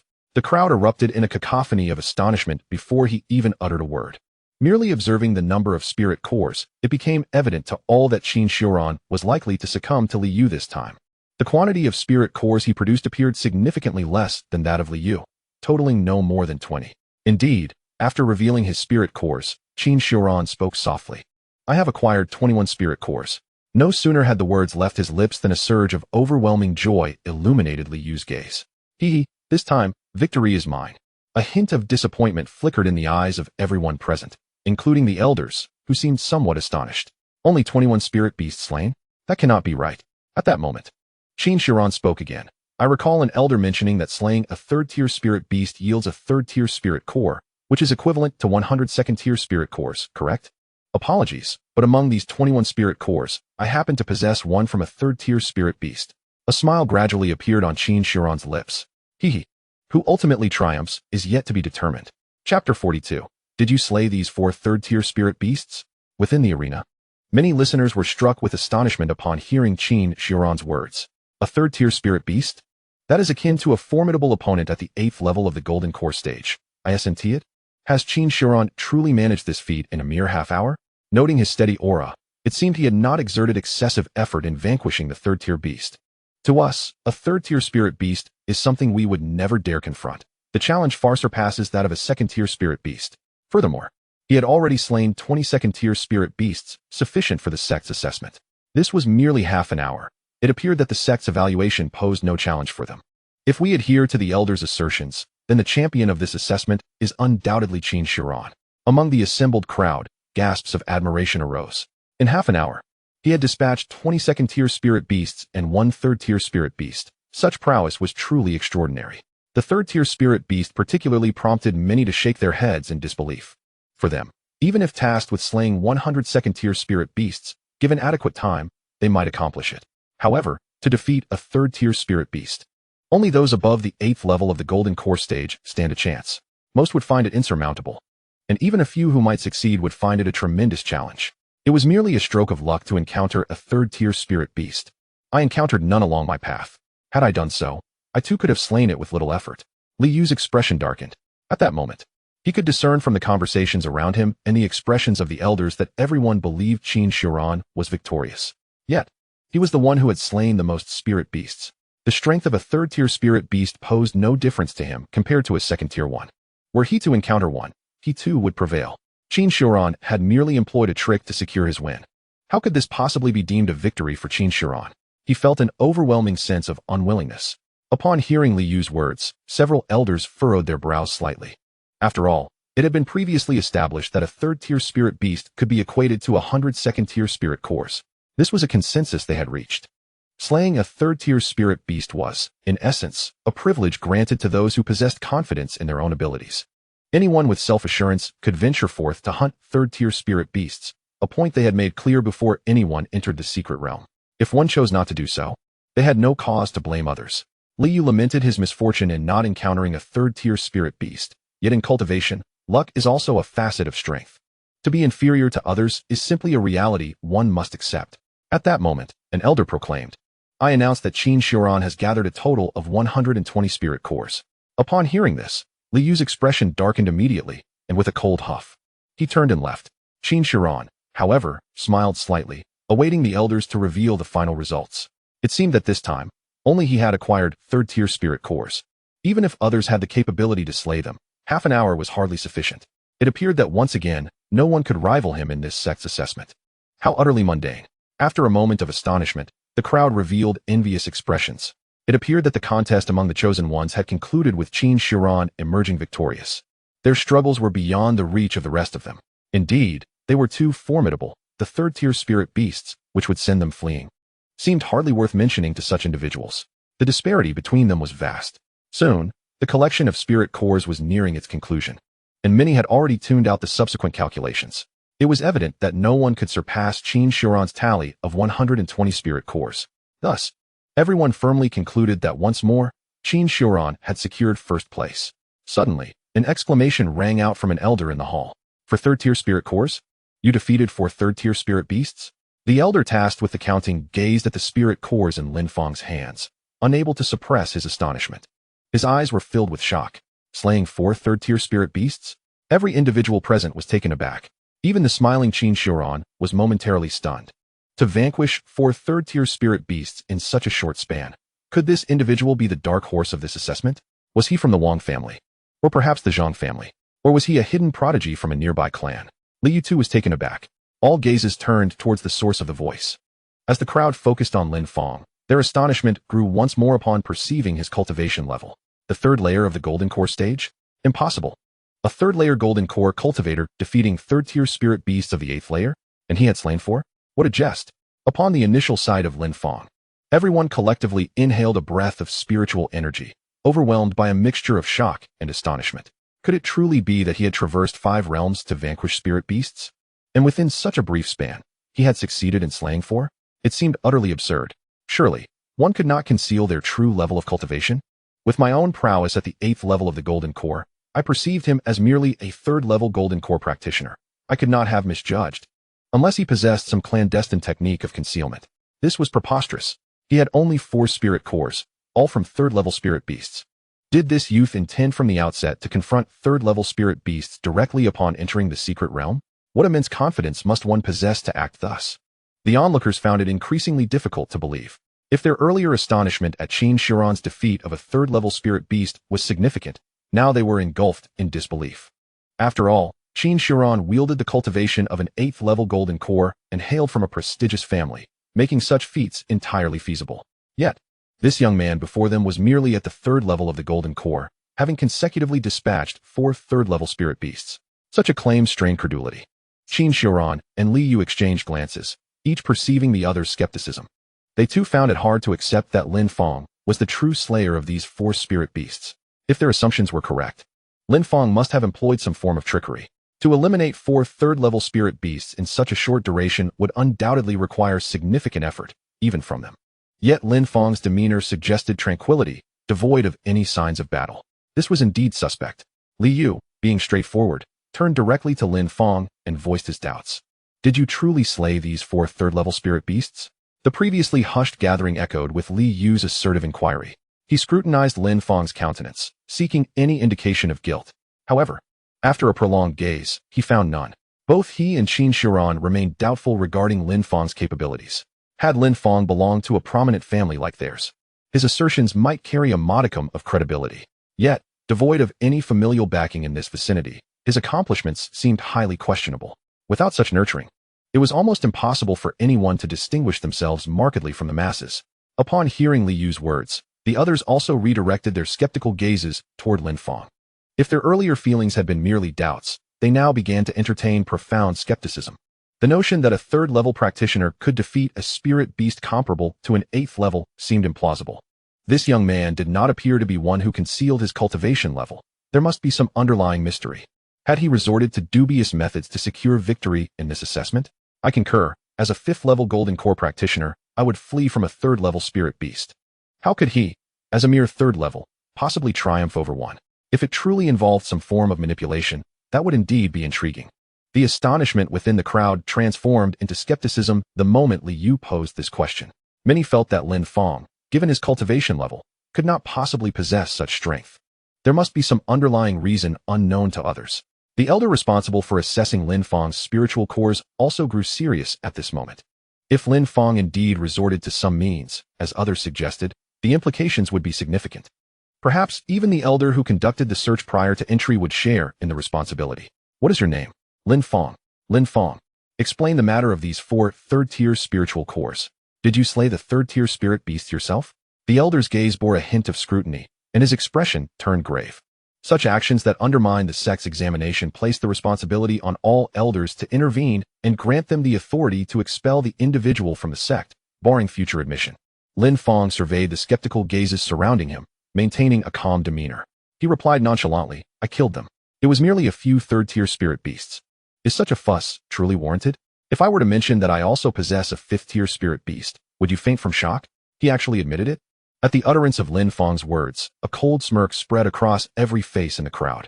Even at this juncture, he remained stubbornly defiant. It seemed that if this matter were not handled properly today, the Zhantian sect would not let it rest. Many donned expressions of amusement at the spectacle unfolding. Li Yu, in particular, was incensed. Initially irked by Qin Shiran's 3rd-tier spirit beast, he was now deeply unsettled by any mention of 3rd-tier cores. And now Lin Fong had the audacity to present 4 3rd-tier cores to mock them? Gradually, Li Yu's expression hardened. Lin Fong, is it? I can only say that you are unfortunate to have crossed paths with me. You claim to have killed them? Then enlighten me on how you did so.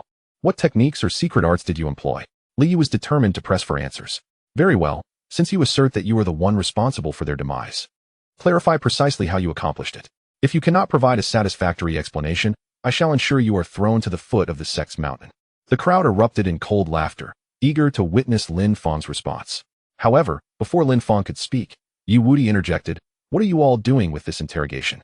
My elder brother merely killed a few 3rd-tier spirit beasts. Is such an uproar truly necessary? Yi Wudi, sensing the unusual atmosphere, retorted immediately. Furthermore, this elder miscounted. My brother did not slay 4 third-tier spirit beasts, but 5. Look, here is another 3rd-tier core, which my brother gifted to me after dispatching the beasts. As Yi Wudi spoke, he produced a 3rd-tier core from his pocket and placed it before the astonished crowd. The 5 third-tier spirit cores lay together. causing a palpable twitch in the eyes of all present. The gaze directed at Lin Fong was tinged with a hint of admiration. It was not his formidable strength that elicited this respect, but rather the audacity with which he brazenly lied in front of such a multitude, including numerous elders, unabashedly cheating before their very eyes. How is it that cheating has become so flagrant? There is not even a semblance of pretense. To casually produce a third-level spirit core from his bosom and claim it was his own kill? Someone could not help but scoff, although others remained silent. Their eyes betrayed a flicker of agreement. Meanwhile, Li Yu's expression revealed a trace of impatience. His gaze fixed intently on Lin Fong as he uttered each word with precision, demanding, "Answer my question." With this statement, the atmosphere in the venue shifted to one of solemnity. Everyone promptly withdrew their playful expressions, falling silent, acutely aware that Li Yu was now incensed. Should Lin Fong continue to evade the issue, the consequences could be dire. Qin Xiuran, on the other hand, wore an expression of amusement, astonished that amidst such a sect assessment, someone would dare to cheat so openly. Who granted him such audacity? Lin Fong, however, appeared unfazed by the tense ambience. He surveyed the surroundings and took the initiative to address the inquiries posed by the crowd. What Yu Di had stated was indeed correct. I did slay 5 third-level spirit beasts. After clarifying this for the assembly, he finally turned his gaze toward Li Yu. His eyes were filled with confidence and tranquility. Locking onto Li Yu's without a hint of fear, he spoke slowly. As for the secret techniques I employed to slay these spirit beasts, is it truly necessary to employ such methods for mere beasts? I merely threw a few casual punches. Is it so difficult to kill a few third-level spirit beasts? As Lin Fong's words echoed, the entire assembly fell into a stunned silence. The atmosphere was thick with disbelief. Merely a few casual punches? Is it so difficult to slay a few third-level spirit beasts? Such arrogant proclamations reverberated through the hearts of the onlookers. These words replayed in their minds repetitively. When they were at the third layer of the Golden Core stage, merely encountering a third-level spirit beast was a daunting challenge. And considering the prospect of slaying one was a feat beyond imagination. Yet here was Lin Fong, questioning if it was truly difficult. They all felt that Lin Fong had transcended mere arrogance. He had completely lost his sanity. Even at this juncture, he dared to respond in such a manner. Chapter 44. You are quite weak. Do you understand? Merely a few casual punches? Li Yu and Qin Xiuran exchanged a sardonic smile upon hearing this. A mere Golden Core stage, believing it easy to vanquish a few third-level spirit beasts? They recalled that during their own time at the third layer of the Golden Core stage, confronting third-level spirit beasts would have required a fierce battle to overcome. After all, they had transcended 5 realms. Achieving victory was already a considerable challenge. Yet Lin Fong claimed to have slain 5 in the span of half an hour? The audacity of this individual had far surpassed their expectations. Ah, Lin Fong is it? A third-tier spirit beast is not particularly formidable. Yet during my own cultivation at the third level of the Golden Core, I found it challenging to subdue one effortlessly. Are you certain you haven't misspoken? The voice of Qin Xiuran resonated through the hushed arena. Although his tone remained composed, it was evident to all that his words had driven Lin Fong to the precipice of embarrassment. If even Qin Xiuran acknowledged the difficulty of easily vanquishing a third-tier spirit beast, did this not imply that Lin Fong must possess greater talent, even surpassing both Qin Xiuran and Li Yu? Upon hearing this, Li Yu could not restrain himself and retorted scornfully.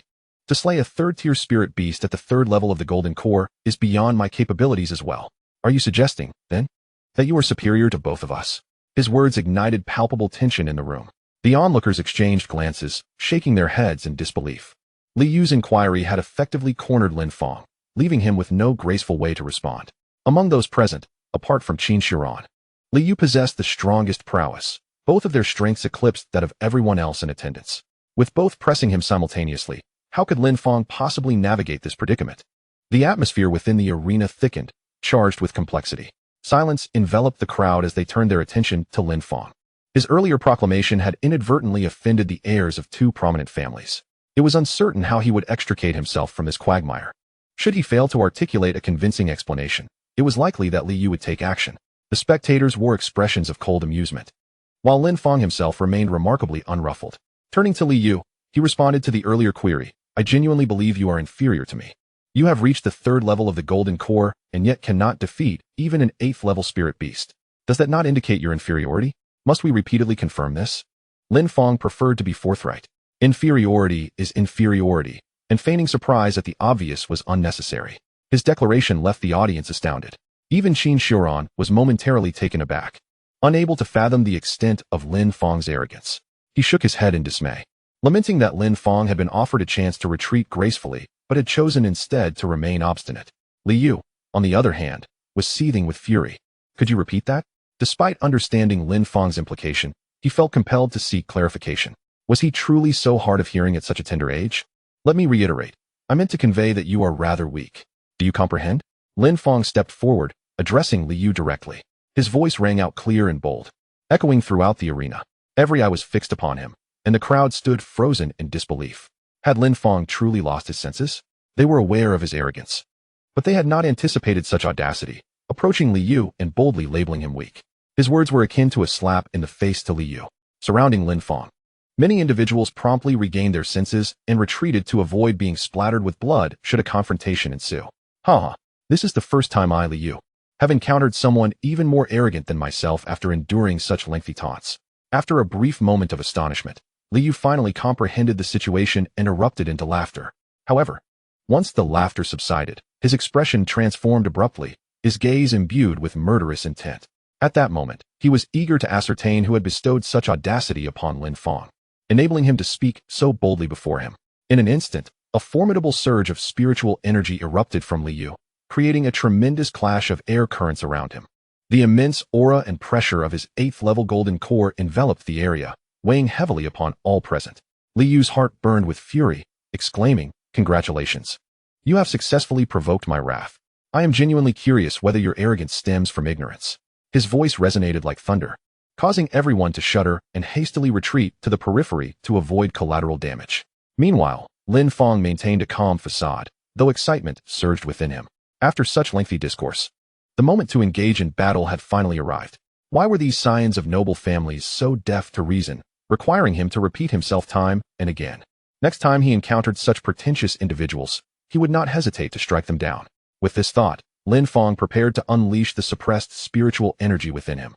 At that moment, however, Elder Li's voice echoed from afar. "What are you all doing? It is not yet time for the duel. Fighting is prohibited. Anyone who dares to strike will be expelled from the sect." Elder Li held considerable authority within the sect, and his words prompted immediate compliance as those present rushed to intervene between Lin Fong and Liu. Seeing Elder Li's arrival, Liu quickly retracted his spiritual energy. His family had previously advised him to exercise restraint in the presence of Elder Li, as the elder's high standing meant that angering him could lead to expulsion from the sect for anyone involved. Consider yourself fortunate. Liu cast a cold glance at Lin Fong before turning away.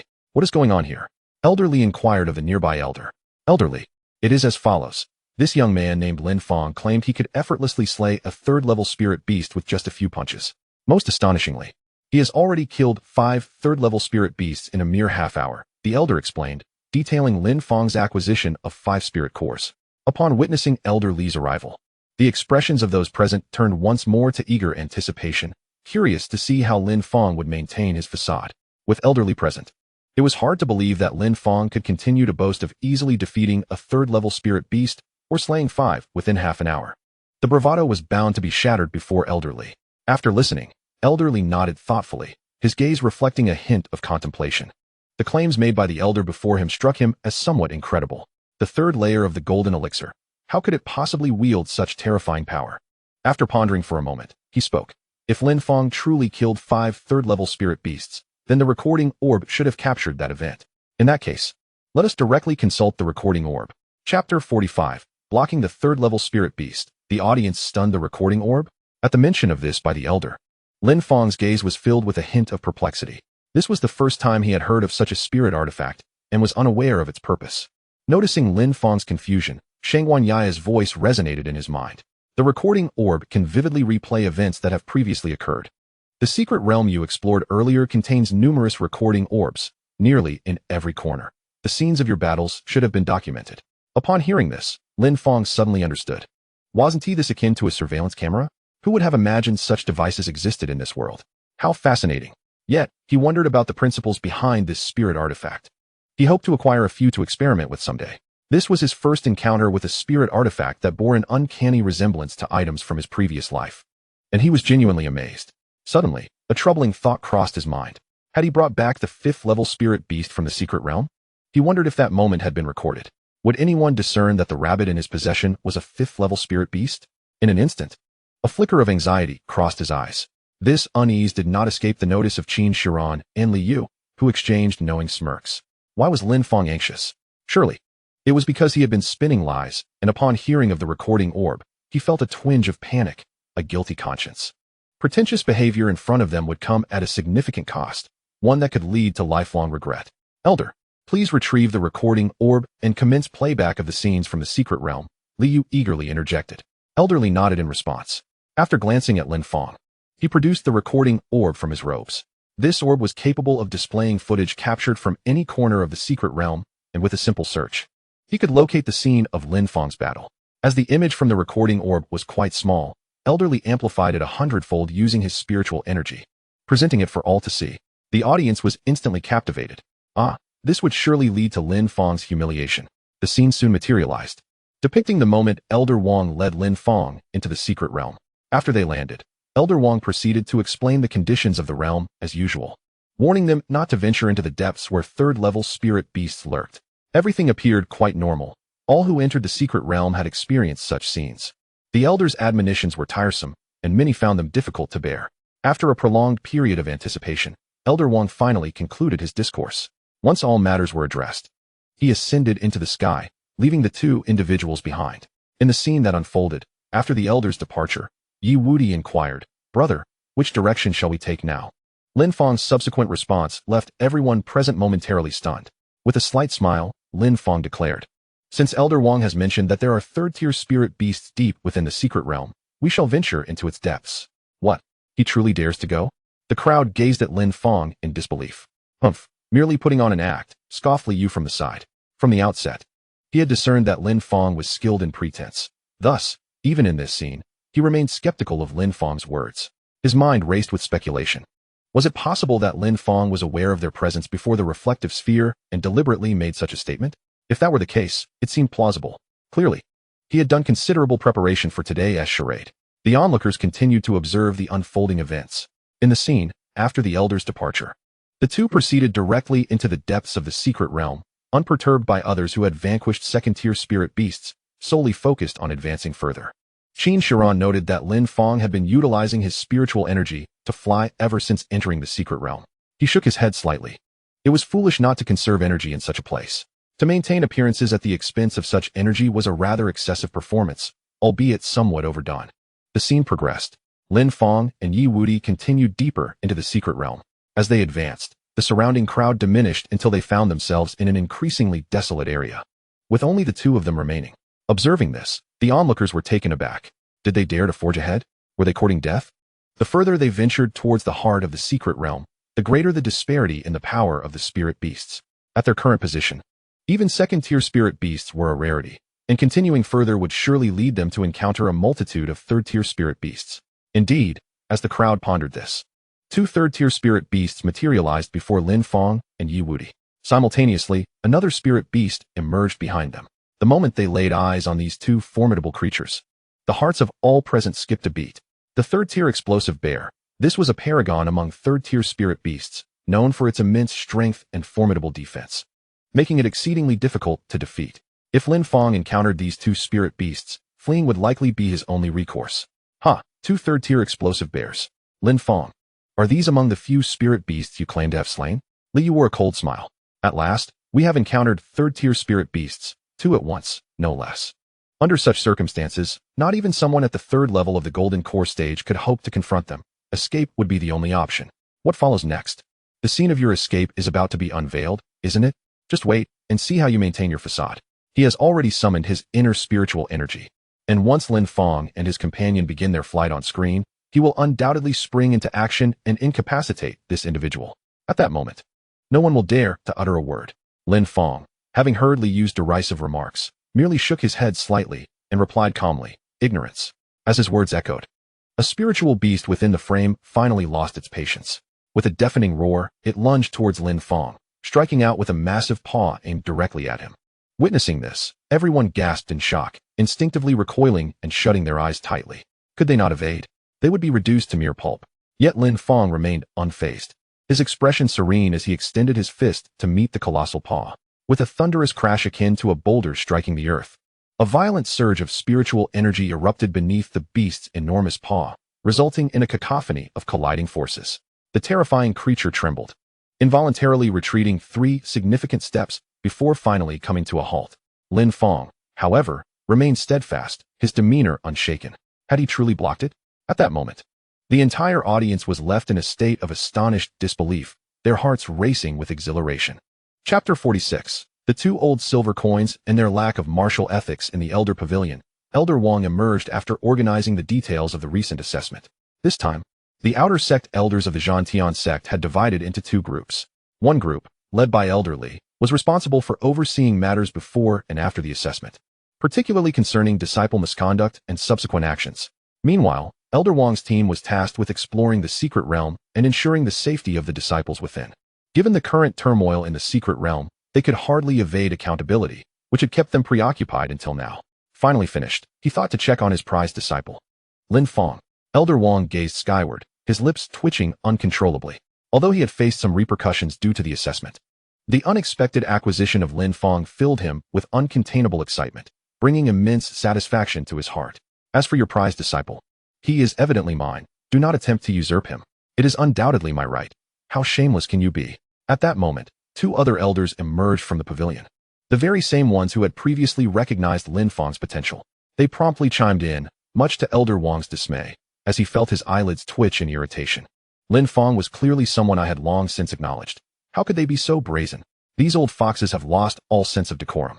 The 2 elders, upon hearing his thoughts, burst into laughter. Just because you recognized him first, does that mean he belongs to you? I had my eye on an inner sect disciple first. Did he become my disciple? Being the first to notice means nothing. It's about who can claim him. Wouldn't you agree, Elder Zhang?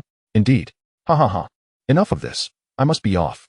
As the 2 individuals had yet to finish their conversation, they suddenly transformed into a streak of light, soaring towards Lin Fong's location. Astonished, Elder Wang exclaimed in outrage, cursing the 2 old silver coins for their lack of honor as he hastily followed suit. Meanwhile, on the other side, many spectators were left in a state of shock by the unfolding scene. A cultivator at the 3rd level of the Golden Core stage withstood a strike from a 3rd-level explosive bear without sustaining a scratch. This was a beast renowned for its formidable strength. The blow from the explosive bear moments ago would likely have deterred even a cultivator at the 7th level of the Golden Core from facing it head-on. Anyone below the 5th level of the Golden Core would have been reduced to mere pulp upon receiving such a hit. Yet, Lin Fong not only emerged unscathed, but also managed to repel the explosive bear. This was simply astonishing. He had merely absorbed the blow. Li Yu, observing from the sidelines, scoffed, despite the earlier display being quite shocking. However, he astutely discerned that the explosive bear's attack bore a maximum strength equivalent to that of a cultivator at the 8th level of the Golden Core, indicating it had not exerted its full power. Furthermore, Lin Fong's own strength, even at its peak, had only succeeded in pushing the bear back a few steps. Such prowess was insufficient to vanquish the explosive bear, as it possessed not only immense strength, but also defenses that far surpassed those of its peers among spirit beasts. While Lin Fong's abilities exceeded Li Yu's expectations, it was not enough to alter his perception. The scene unfolded further. After Lin Fong repelled the explosive bear, the creature, taken aback, soon erupted in fury once more. This time, it charged at Lin Fong without holding back, unleashing its full might. As its massive paw descended, a fierce gust of wind swept through the arena, instilling terror among the onlookers. The force behind this strike was evidently more than twice as powerful as the last. How could one defend against it? Lin Fong should surely evade this assault, one might think. Yet, to everyone's astonishment, Lin Fong charged directly forward, choosing to confront the oncoming blow head-on. With a resounding crash, the impact reverberated through the air. A figure was sent flying, crashing violently against a boulder, shattering it into countless fragments. Had he been struck again? The crowd collectively gasped in disbelief. This time, the explosive bear, having unleashed its full power, was not merely repelled but sent careening away. Lin Fong's punch had seemingly multiplied in strength compared to the previous encounter, propelling the bear with astonishing force. In the next moment, Lin Fong did not afford the explosive bear a moment's respite. He surged forward, closing the distance and delivering a series of punishing blows. The arena erupted with anguished cries and roars. Within moments, the explosive bear lay lifeless, crashing to the ground with a thunderous thud. Silence enveloped the scene. Every spectator felt a tremor within their hearts. It was dead. The explosive bear had been brutally defeated. Such terrifying power. Was this truly the capability of a cultivator at the 3rd level of the Golden Core? Many were trembling in disbelief. Unable to fathom how a mere third-tier golden core practitioner could vanquish the formidable exploding bear, renowned for its strength and defense, and do so through sheer physical combat. The sheer force displayed was nothing short of terrifying. Moreover, Lin Fong had merely attained the third tier of the golden core realm, which only intensified the astonishment. At that moment, many who had previously doubted Lin Fong began to shift their perspectives. Their gazes now held a hint of regret, silently apologizing for their earlier words. The ability to slay a third-tier exploding bear was a feat that many among them could not claim to surpass. Their earlier remarks had indeed been somewhat disrespectful. Elderly, too, cast a surprised glance at Lin Fong, his heart filled with astonishment. He had heard no mention of such a prodigy in the eastern wilderness. Could he be a rising star from that region, or had he encountered some fortuitous event? At such a young age and with such prowess, his talent alone was enough to captivate Elderly. Lin Fong had swiftly become the dark horse in Elderly's mind, who was now contemplating how to cultivate a connection with this young genius. Elderly scanned the crowd, ensuring that no other elders of equal rank were present, and felt a sense of private elation. Fortunately, none had yet discovered Lin Fong. This was indeed a fortuitous opportunity. Elder, does this prove my capability to slay a third-tier spirit beast? Lin Fong's calm voice broke through the collective thoughts of the audience. Many nodded in agreement upon hearing him. The decisive defeat of the third-tier exploding bear, coupled with his unruffled demeanor post-battle, suggested that he had exerted minimal effort. Such prowess was the finest testament to his abilities. Elderly also nodded in affirmation. Your performance just now has indeed demonstrated your capacity to slay a third-tier spirit beast. I trust that these 5 spirit cores were acquired through your own efforts in defeating spirit beasts. Your name is Lin Fong, correct? Your performance in this assessment has been commendable. Do you have a particular master in mind for joining our sect? After a roundabout discourse, Elderly finally broached the subject he had long wished to discuss. With such extraordinary talent and strength, when better to cultivate a rapport than now? Chapter 47, Lin Fong. The target of the elder's covetousness within the hall, Lin Fong shook his head in response. Not yet. He was unaware of the elder's identity, yet it mattered little. Aligning himself with any master would yield similar results for him. Elderly, unable to contain his eagerness, exclaimed, "Would you consider joining my tutelage and becoming my disciple?" As the words left his lips, the crowd collectively gasped in astonishment. Elderly was a figure of considerable authority within the outer sect of the Battle Heaven sect. His strength far surpassed that of other outer sect elders, having attained the transformation stage, placing him on par with inner sect elders. Additionally, there were ambiguous ties between him and the sect's grand elder. Even Qin Xiuran and Li Yu aspired to become his disciples. Yet now, he was actively seeking to take Lin Fong under his wing. At this moment, a wave of emotion surged through the hearts of all present. Their gazes directed towards Lin Fong, filled with profound envy. The sect examination had yet to conclude, yet Elderly had already accepted him. Were this to occur to them, they would surely awaken in laughter from dreams of such fortune. Oh, the immense wealth! It was truly enviable. However, the sole individual amidst the crowd harboring a different sentiment was Li Yu. His eyes were fixated on the halted scene ahead, his countenance shrouded in darkness. Prior to this sect examination, his father had specifically instructed him to employ every means possible to become a disciple of Elderly. Securing a position under Elderly would elevate the status of the Li family to new heights. He had initially planned to showcase his talents upon the conclusion of the examination and broach the subject with Elderly, confident that he would not be turned away. Yet, to his astonishment, the examination was not even over, and Lin Fong had already become a disciple of Elderly. This was utterly unacceptable. Lin Fong, while capable of slaying a third-level spirit beast, demonstrated a talent that, in his eyes, still seemed rather weak. Li Yu's voice rang out, drawing the attention of the crowd. His intention in speaking was to capture Elder Li's attention, showcasing his own prowess before him. Noticing Elder Li's gaze upon him, Li Yu spoke once more, his words imbued with formidable confidence. Though this third-level spirit beast possesses strength comparable to an 8th-level golden core cultivator, it remains pitifully weak in my eyes. Should I take action, a single strike would suffice to bring it down. His assertion was indeed truthful, for one of his caliber. Defeating a third-level spirit beast would require no more than one strike. While Lin Fong exhibited commendable talent, in this moment, it was Li Yu's strength that took precedence. He aimed to highlight his advantages in front of Elderly. In this world, talent is merely potential. Only formidable strength holds true significance. Although Lin Fong possessed talent, his current power paled in comparison to Li Yu's, thereby affording Li Yu his own advantages. Li Yu's words captivated the gathered audience, inciting a flurry of discussion. Isn't Li Yu also at the 8th level of Golden Core? To defeat a 3rd-level spirit beast with a single strike implies that even ordinary 8th-level cultivators would struggle to withstand his attack. How terrifying! The offspring of these prominent families seemed to exist in an entirely different realm. The astonishment of the crowd was a source of satisfaction for Liu, who remained vigilant. Observing Elder Li's expression, here stood a genius of great potential yet modest strength, juxtaposed against another genius of equal potential but formidable power. Surely, Elder Li would know how to choose. At that moment, Yi Wudi interjected, "What is there to gloat about? As if it were a given that one could slay a third-level spirit beast with a single strike. Have you all failed to notice that my brother was merely toying with his opponent during the battle? He did not even unleash his full strength. Elder Li, I kindly request that you shift your focus to my side. When my brother defeated the second spirit beast, he too only required a single strike." Yi Wudi's words left the entire assembly momentarily stunned. The fierce battle that just unfolded, were you merely playing? Engaging in such a manner that a third-level spirit beast was vanquished? What sort of perverse game is this? Elder Li was equally astonished, a flicker of delight shimmering in his eyes. Was he not exerting his full strength just moments ago? Contemplating this, he could hardly contain his eagerness to retrieve the holographic ball to switch the scene. Then, the onlookers were treated to a spectacle that left them utterly astounded.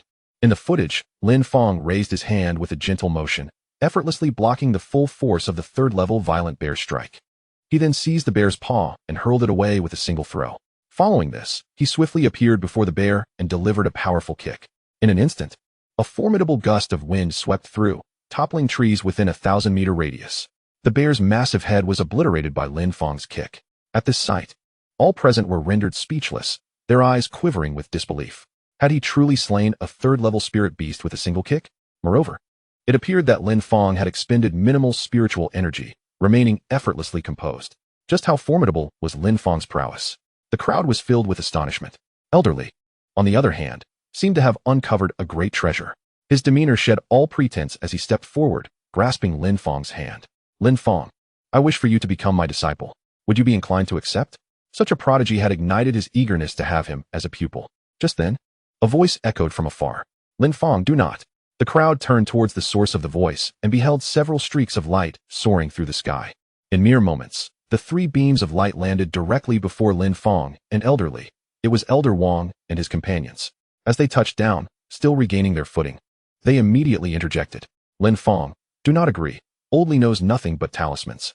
Following him will lead you nowhere. Lin Fong, joining my sect is the only prudent choice. I am well versed in a myriad of martial arts." "Hey, Old Wang, why are you stealing my lines?" "Lin Fong, my sect boasts many beautiful female disciples. All in full bloom, if you catch my drift. Old rascal, dare you undermine my disciples' resolve? Lin Fong, focus on your cultivation, join my sect, and I shall gift you a formidable weapon.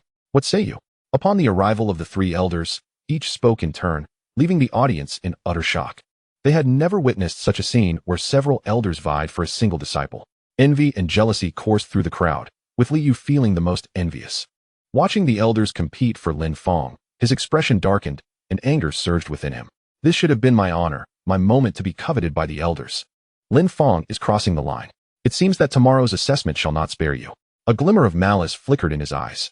During tomorrow's martial examination, he would make Lin Fong realize that, in the face of true strength, talent is merely talent. Chapter 48. Assisting Little Wu in Transformation. Ding dong. You have received a new message. This system has developed a new function for the host, which can expedite the transformation speed of the spirit bone rabbit in your possession. The system can develop new functions? Lin Fong was momentarily taken aback. How does it accelerate the transformation? With merely 1 million spirit stones, this system can shorten the transformation time of the spirit bone rabbit to 5 hours. Upon hearing of this new function, Lin Fong's eyes sparkled with interest. A mere million was insignificant to him. Moreover, this sum could secure the presence of a 9th-layer master at the god transformation stage by his side, which was rather enticing. Lin Fong's thoughts raced. He felt a slight temptation regarding this new feature. The primary reason for wanting Little Wu to transform was to have a formidable master at the god transformation stage nearby for peace of mind. At the very least, it would ensure safety when venturing out. He silently resolved to explore this new function once the matters here were settled. In the venue, the elders continued to argue fervently due to Lin Fong's influence, their voices intertwining as tensions escalated. Eventually, several elders turned their gazes toward Lin Fong. Speaking in unison, Lin Fong, among us, whom do you wish to choose as your master? Old Li is proficient in talismans. My marksmanship is outstanding. Old Wang excels in sword techniques, and that elder has a diverse array of skills. What would you like to learn? Hearing this, Lin Fong snapped back to reality. Choosing a master? What to learn? Such decisions were for children. As an adult, he thought, can I not learn them all? In the world of martial arts, it was always advantageous to possess a myriad of skills. Furthermore, with the system at his disposal, he could master all secret techniques in no time.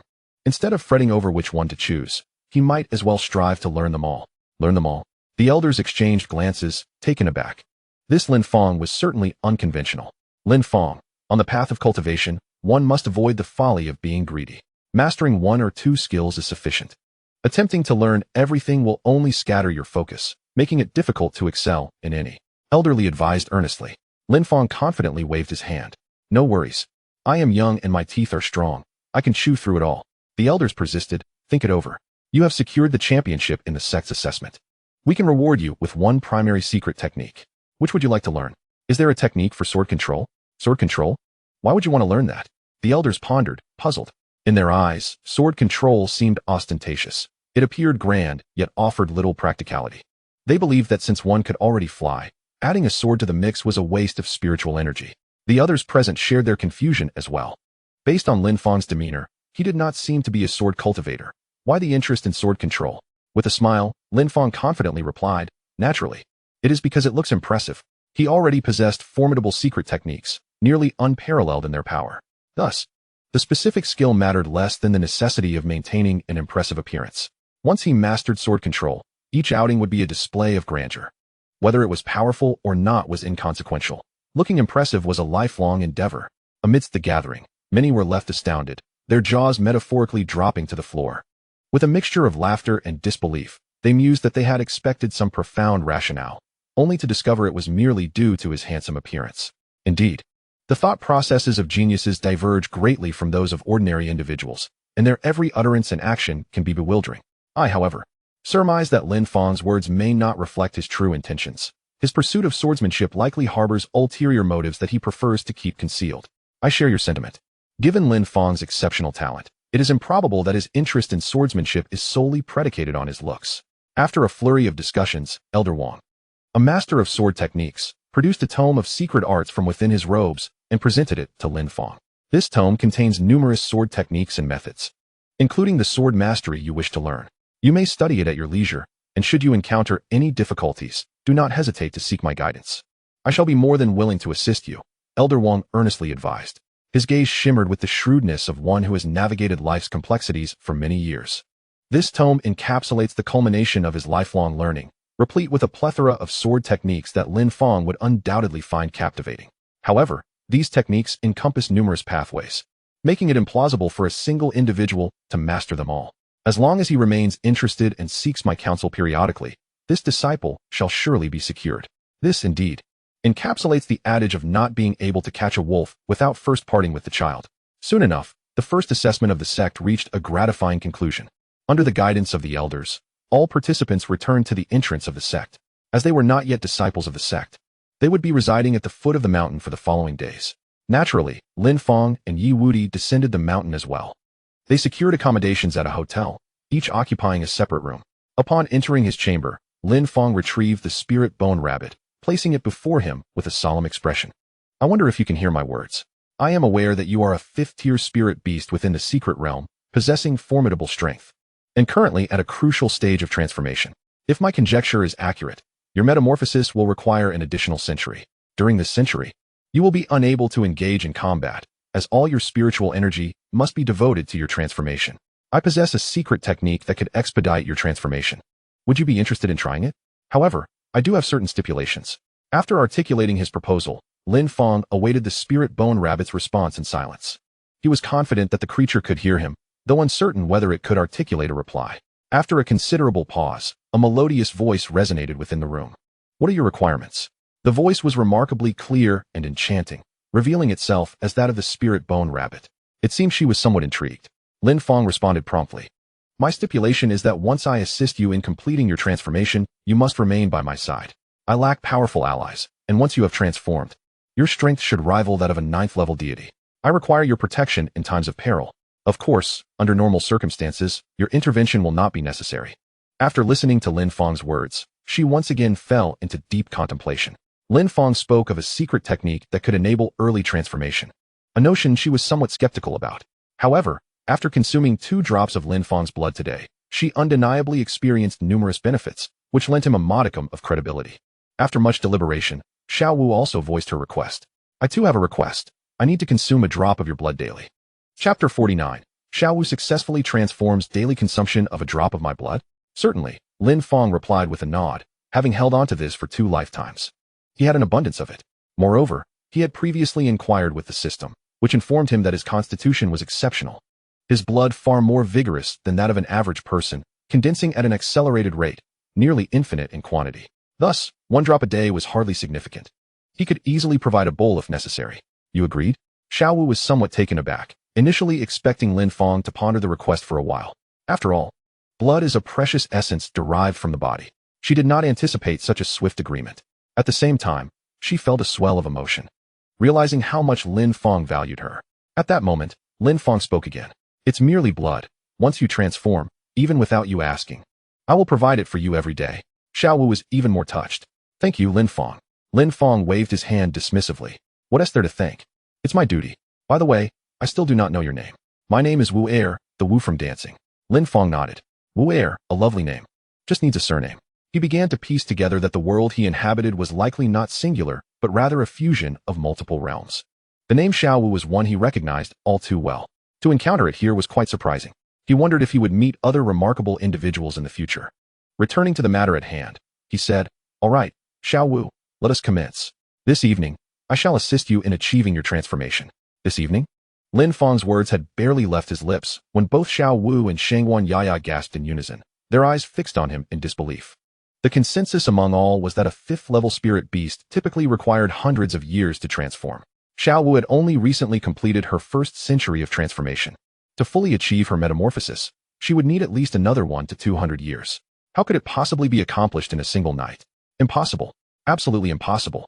They thought, unable to accept Lin Fong's assertion. Yet, Lin Fong offered no further explanation, merely smiling as he said, My secret technique is remarkably powerful. If it truly works, you'll find out soon enough. With that, he settled onto his bed, sitting cross-legged. Come here into my embrace. Once I perform the technique, you will feel the results. Despite her doubts, Xiao Wu ultimately ran into Lin Fong's arms, lying down and quietly awaiting the manifestation of his technique. Although she was skeptical of his claims, she saw no harm in trying. Upon feeling a soft and fuzzy little creature collide gently into his embrace, Lin Fong smiled faintly. Transform, my little Wu, he murmured. He accessed the panel and entered 1 million spirit stones, clicking start. 1 million spirit stones. I hope I am not let down. Ding. Energy condensation complete. Commencing assistance for host S spirit pet transformation, the system's notification chimed. Subsequently, Lin Fong sensed a torrent of immense spiritual power flowing slowly from within him into the body of the rabbit nestled in his arms. This river of spiritual energy forged a connection between them. The rabbit, startled, instinctively pressed closer to Lin Fong, her eyes shimmering with disbelief. The spiritual energy he was channeling truly assisted her transformation. She could feel the barrier that had once thwarted her efforts dissipating gradually. This indicated that Lin Fong's secret technique was remarkably effective, even more so than her own attempts at transformation.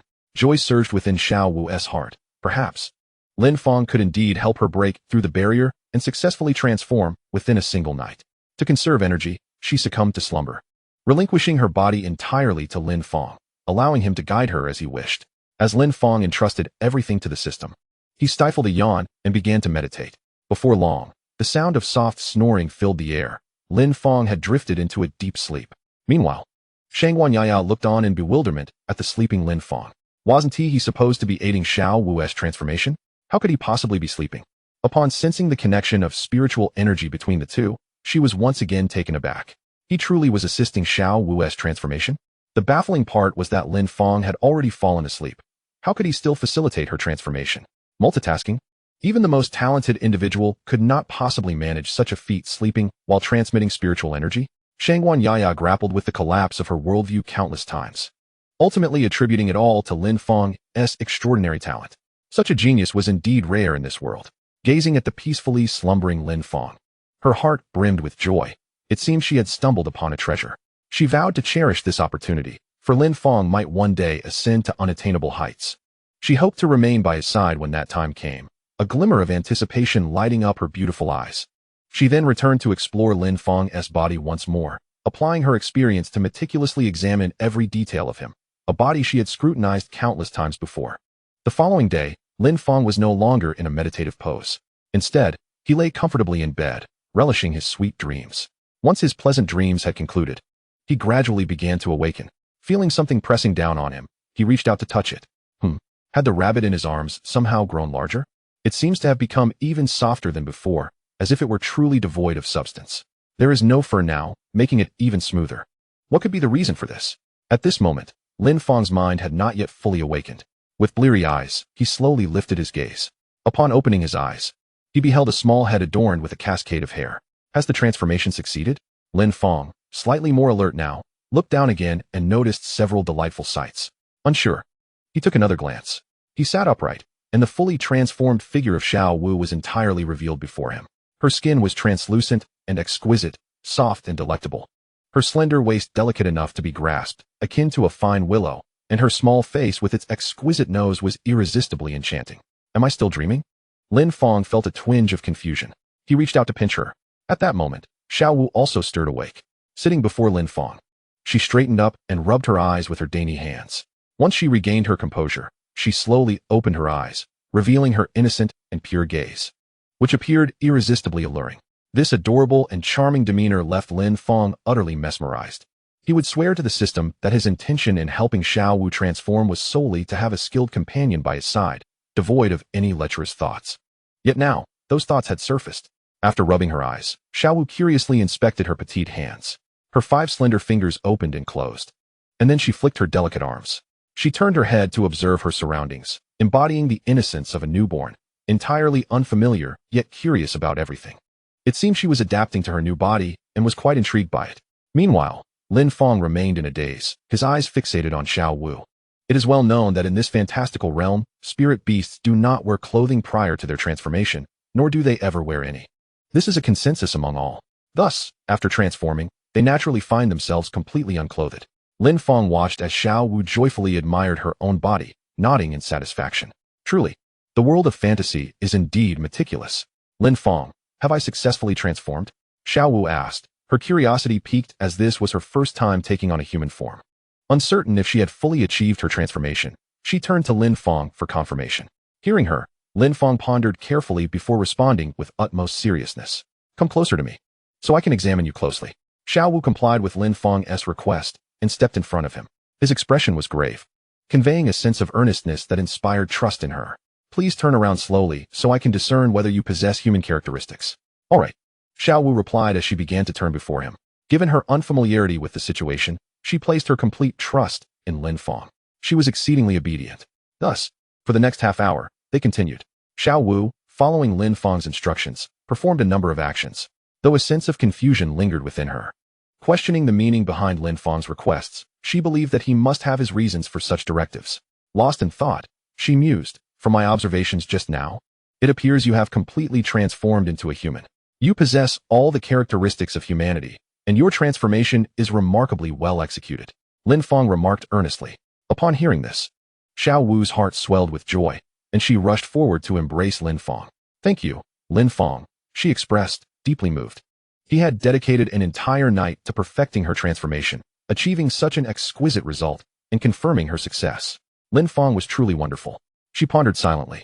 Having expended so much spiritual energy, he must be quite fatigued. I shall surely repay him well in the future.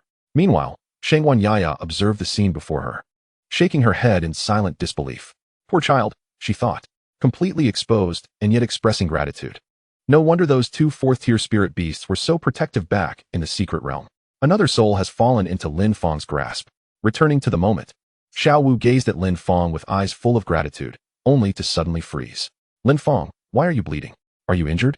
Lin Fong, relishing the softness in his embrace, was momentarily taken aback by her words.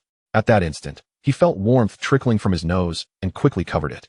Feeling somewhat embarrassed as he replied, it's merely a small injury, nothing to concern yourself with. Xiao Wu, upon hearing this, felt her heart swell with emotion once more. Lin Fong had even gone so far as to injure himself to assist her transformation. He was truly remarkable. Just then, a voice echoed from outside Lin Fong's room. Big brother, have you awakened? Shall we head up the mountain now? Yi Wudi called out. The sun had already risen high in the sky. and today was the day of the martial assessment at the Zhantian sect, necessitating an early arrival. As Yi Wuti reached for the door to enter, he felt a sudden force and, in the next moment, found himself staring at a hotel nearly 1,000 meters away, bewildered. How did I suddenly fly out of there? Have I mastered the nebula flash? This can't be right. Why isn't my movement technique responding to my will? Meanwhile, after sending Yi Wuti flying, Lin Fong turned his attention back to Xiao Wu. I am to attend the assessment at the Zhantian sect today. Now that you have transformed, will you be at risk of being discovered? Given that the Zhantian sect is teeming with formidable experts, even though Xiao Wu had transformed, those with significantly higher realms would likely still perceive her true nature. Thus, it was essential to deliberate in advance. Xiao Wu shook her head. After my transformation, only beings 2 major realms above me will be able to see through it. That is, only those at the integration realm can discern my true form. Those at the same realm will not be able to perceive it. Lin Fong nodded thoughtfully. After the god transformation comes the void refinement, and only then the integration realm. Such high-level beings, if they exist within the Zhantian sect, must hold considerable power. Today, the martial arts competition at the Zhantian sect is merely an assessment for the outer disciples. Thus, the prominent figures are unlikely to attend. Therefore, there should be no issues. Now, you shall stay by my side today and refrain from wandering. Please don this attire. Once you become fully human, you must wear clothing when venturing outside. This is the custom of the mundane world. Of course, you may be a bit more relaxed in my presence. Lin Fong said as he produced a pink gown and handed it to Xiao Wu, a purchase he had made specifically yesterday. Xiao Wu nodded, acknowledging her newfound humanity, and decided to adhere to human conventions. With Lin Fong's assistance, she donned the garment for the first time. Once dressed, she twirled before him. How do I look? Lin Fong gazed at her, adorned in the pink dress, her smile radiant, her petite figure both delicate and alluring. He found himself momentarily entranced. Xiao Wu stood only to his shoulder, her waist as slender as a willow, and her previously translucent skin now imbued with a rosy hue, rendering her even more enchanting. After a prolonged silence, he finally remarked, "Beautiful." This was his sincere assessment. Regaining his composure, he realized that Xiao Wu's matter was resolved, and it was time for them to visit the Zhantian sect. With the martial arts examination approaching, they could not afford any delays. Recalling the assessment, Lin Fong opened his panel and submitted the swordsmanship secret manual given to him by Elder Wang yesterday to the system. Please inform me how many spirit stones are required to master this technique. Ding. Uploading data. Decrypting. Decryption successful. Host. Would you like to spend 100,000 spirit stones to elevate this technique to the introductory level? Confirm. Lin Fong nodded. He soon felt a surge of information and various images flooding into his mind. Simultaneously, a subtle transformation occurred within him. His aura shifted from its previous ferocity to a more refined sharpness. With each breath, a fine, sword-like essence emanated forth. With a mere gesture, a spirit sword materialized from the ether, its razor-sharp blade slicing through the air with precision. The spirit sword moved in perfect harmony with his thoughts, striking with unparalleled accuracy. Lin Fong's eyes sparkled with delight. Not bad. With this swordsmanship, even someone at the 9th level of Golden Core 1T stand a chance against me. Chapter 51. Why should he? Time was slipping away, they needed to head to the sect. Lin Fong observed Xiao Wu, who was playfully showcasing her figure before him. But how do I wear these? Xiao Wu approached the bedside and picked up the 2 crystal shoes Lin Fong had previously laid out, her expression one of confusion. The shoes, sparkling like crystals, captivated her, yet she was uncertain of how to wear them. With a sigh of resignation, Lin Fong stepped forward to assist her. After seating Xiao Wu, he gently took her dainty foot and fitted the crystal shoes onto her. The shoes were slightly oversized. Lin Fong shook his head. He knew that girls typically had small feet, yet he had not anticipated how petite Xiao Wu's feet were, nearly the size of his palm. In his past life, she might have only fit into size 34 or 35 shoes. Fortunately, the crystal shoes had straps to secure them, making them less likely to slip off. He swiftly helped Xiao Wu put on her shoes. Xiao Wu, now that you have transformed into a human, you must have a name that belongs to humanity. How about this? From now on, you shall be called Lin Wuer. Xiao Wu nodded obediently. Once everything was in order, the 2 of them held hands and stepped out of the door, arriving before Yi Wuti. Upon seeing Lin Wuer beside Lin Fong, Yi Wuti was momentarily taken aback. Who is this? Could it be a transformation of my master? But she looks rather different from my master.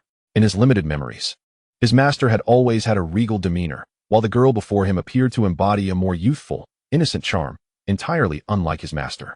Wuti, allow me to introduce a new friend, Xiao Wu. You may call her Sister Xiao Wu. She is the rabbit spirit we encountered in the secret realm.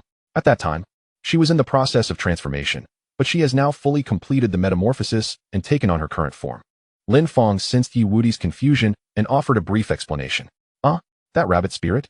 Yi Wudi was once again taken aback, recalling the rabbit Lin Fong had held yesterday. It took a moment for him to process this revelation, yet even after coming to terms with it, he still felt something was amiss. Especially observing the affectionate manner between the two. Unable to contain his curiosity, Yi Wudi asked, "Big brother, what about my master?" Lin Fong responded with a puzzled look. Just as he spoke, a powerful aura suddenly emanated from him, overwhelming Yi Wudi, who had not anticipated it, causing him to collapse to the ground. He quickly shouted, "Master, I realize my mistake. I spoke out of turn. Your position in my brother's heart is unshakable." Lin Fong's response was a mere rumble. Following Yi Wudi's plea, the pressure only intensified, forcing him further to the ground, rendering him utterly immobile. Lin Fong shook his head, deserved. Within Lin Fong, Shang Wanya's eyes reflected her exasperation. My disciple is commendable in many aspects, but his tongue is far too reckless. I cannot be blamed for not manifesting in his presence. After a bout of playful banter, the trio made their way toward the summit of Zhantian's sect. We are moving too slowly. Let us take to the skies on our swords, Lin Fong suggested. Now that he had mastered the sword technique to a novice level, flying on a sword was childish play for him. Such a splendid display deserved an immediate showcasing. Sounds great, they chimed in unison. In an instant, a magnificent golden sword, a full meter in width, materialized before them. Entirely conjured from spiritual energy and now substantial enough to stand upon. Lin Fong leaped onto the sword's blade and pulled Xiao Wu into his embrace, while Yi Wudi took a seat on the hilt. All right, let us set off.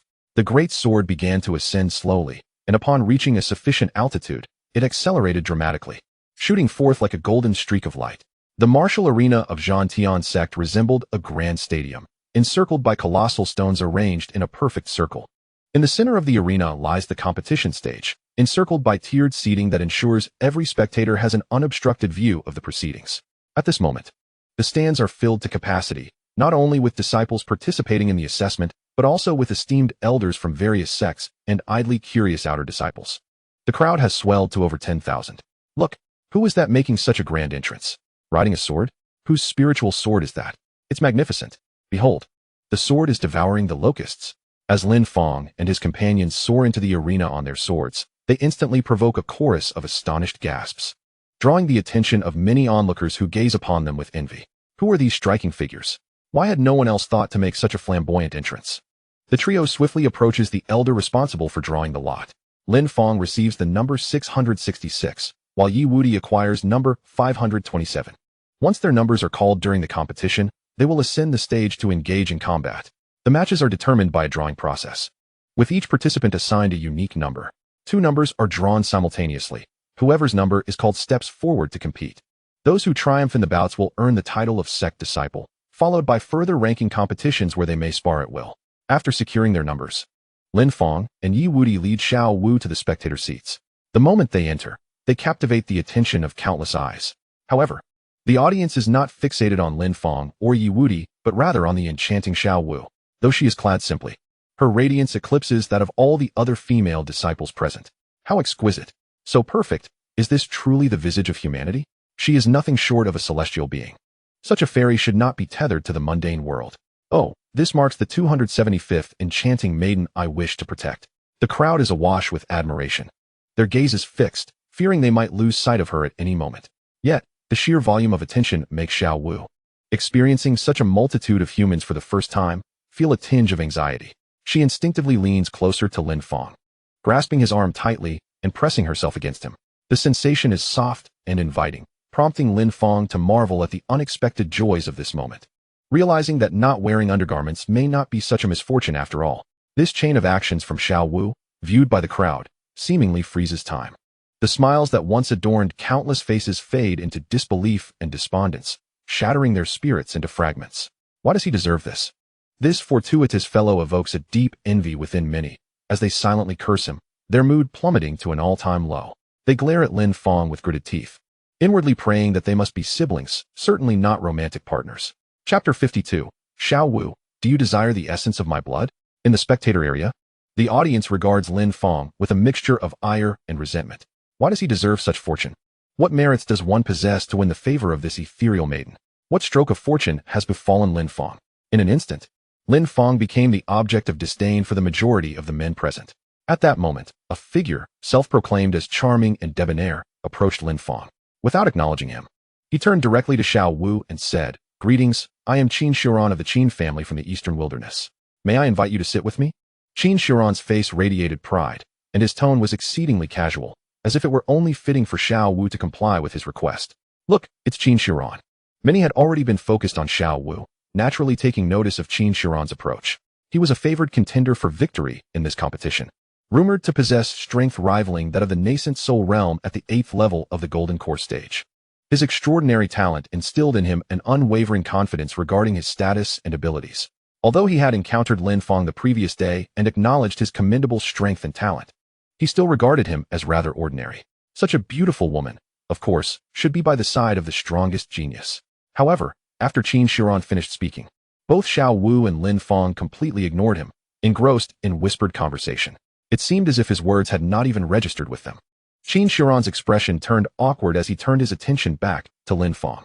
"Lin Fong, I am aware of your capabilities. They are quite commendable. Should you align yourself with a powerful family, you might achieve remarkable feats. If you relinquish this woman to me, I can offer you an opportunity to stand by my side. What do you say?" The prospect of being associated with Qin Shiran promised limitless potential, and he believed most would not refuse. A smile gradually crept onto Qin Shiran's face, his gaze imbued with confidence. Lin Fong, a polite and cultured young man, naturally felt compelled to respond when addressed. After listening to Qin Shiran's proposition, a courteous smile graced his features as he retorted, "To hell with that." The atmosphere fell into stunned silence. Everyone was taken aback. Did he just openly insult Qin Shiran? Who was this person, so audacious? Qin Shiran's smile froze, a flicker of malice flashing in his eyes. Suppressing his rising anger, he continued, "Have you considered that your words may displease me? You offended Liu yesterday, and now you dare to offend me as well? Are you not afraid of us uniting against you?" "I am so frightened," Lin Fong shrugged nonchalantly, continuing to whisper closely with Xiao Wu. His every action made it abundantly clear that he regarded Qin Shiran with utter disdain. Gasps of disbelief echoed throughout the crowd. Had Lin Fong lost his mind? Was it truly wise to be so brazen before Qin Shiran? Qin Shiran's chest heaved as he struggled to contain his fury. In that moment, he yearned to strike Lin Fong down with a single blow. Yet, he restrained himself. After all, this was the Battle Heaven sect, the second most prestigious sect of the Eastern Wilderness. If he were to act here, he would undoubtedly be disqualified from the assessment. Even though the Qin family holds some influence in the Eastern Wilderness, it remains insignificant in the eyes of the War Heaven sect. "You very well. I hope you do not come to regret your previous words." As more and more people turned their gazes in this direction, Qin Shiran felt it was prudent to take his leave. On Lin Fong's side, after Qin Shiran departed, he surveyed his surroundings and noticed that numerous disciples participating in the assessment were still watching. He felt a sense of helplessness. Xiao Wu was indeed too captivating. Until the arena battles commenced, it seemed those onlookers would continue to fixate on them. He needed to devise a plan to deter their interest. "Xiao Wu, I have yet to offer you my essence blood today. Would you like it?" "Yes." Xiao Wu nodded vigorously. "Very well. I have just extracted the most precious blood from the tip of my tongue. It is right here. You may consume it now." The mention of the most precious tongue essence blood was unfamiliar to Xiao Wu, raising her curiosity. However, knowing it was the finest, she believed it would greatly benefit her cultivation. Gratefully, she nodded. "Thank you, Lin Fong." She then embraced Lin Fong, tilting her head to nibble at him. Her small tongue slipped into Lin Fong's mouth, and after a brief search, she finally found the essence blood. She began to absorb it with great satisfaction. Lin Fong, in turn, felt equally pleased by the exchange. The bystanders were left in stunned silence at this sight. An audible gasp echoed as their hearts shattered. Their goddess had willingly kissed Lin Fong, appearing utterly joyful.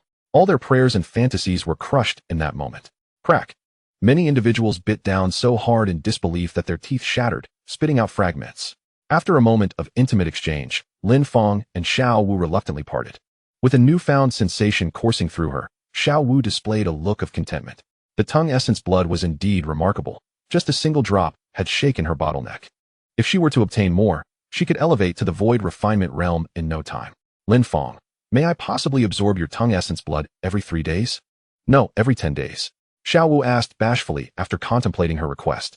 She understood this was a considerable demand, but it was her only means of swiftly enhancing her strength, and she was willing to make any sacrifice for it. Lin Fong felt a tumult of emotions, his face growing serious. After much deliberation, he finally replied, "Certainly. We shall do it every 3 days." The The thought of too much was overwhelming for him.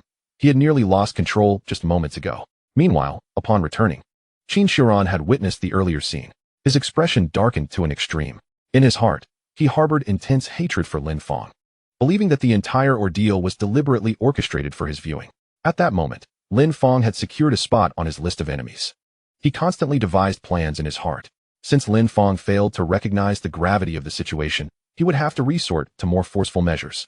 Lin Fong, I have offered you an opportunity, yet you do not cherish it. As the saying goes, you cannot drink the fine wine, then you shall face the bitter brew. Everything would unfold beyond his control. Qin Shiran's gaze remained fixed on Xiao Wu, his mind racing with schemes. When the combat commenced, he intended to seize the opportunity to confront Lin Fong on the same stage, directly incapacitating him. Following that, he would employ some coercive tactics to claim the woman by his side. At that moment, an elder cloaked in gray soared to the center of the combat arena. His calm voice resonated throughout every corner. The external examination combat of the Zhantian sect is now commencing. Chapter 53, Lottery, the insulated hand on the combat stage. The elder called forth elderly to draw the numbered tokens. The disciples whose numbers were called must immediately ascend to the stage. Failure to do so within the duration of a stick of incense would result in cancellation of their qualification for the examination. Once the elder concluded his remarks, he turned his gaze toward the observation platform. At this moment, elderly had begun to draw lots. Before him lay a large box containing the tokens of all participants. He needed to extract 2 tokens, and the disciples bearing those numbers would then compete. The crowd quickly focused their attention. Before long, elderly drew 2 tokens, unfolding them as he slowly announced, number 356, number 895. The disciples with these numbers, please ascend to the stage immediately. As his words fell, 2 individuals swiftly leapt onto the combat platform. The examination officially began. Their battle was fierce and evenly matched, each refusing to yield, resulting in a thrilling contest. Both exerted their utmost to display their prowess, unleashing their spiritual energy, which stirred the air into a tempest. Gasps of astonishment rippled through the audience. In no time, one figure was sent flying, crashing beneath the stage, determining the victor. Number 895 is victorious. Please stand in the audience for external disciples. Number 356 may take their leave. In the next round, numbers 665 and 457 commenced their duel. Number 665 emerged victorious. Following this, numbers 666 and 527 faced off. The battles swiftly progressed until it was the turn of Yi Wudi and Lin Fong. Both encountered opponents of the lower tiers of the Golden Course stage, thus concluding their matches with great haste. After the completion of their duels, both had secured their qualifications as disciples of the sect. They would have to wait until all disciples had finished their matches before continuing. Lin Fong, feeling somewhat bored, rested his head on Xiao Wu's lap, savoring the fragrant scent emanating from her. His body relaxed entirely. However, Lin Fong was astonished to find that while lying on Xiao Wu's lap, he could not see her chin, which was obscured from view. No wonder the tactile sensation that morning had felt so substantial. He shook his head, promptly dismissing any perilous thoughts. Opening the system panel, he engaged in the lottery activity with a lackadaisical attitude. He participated in the daily lottery without fail.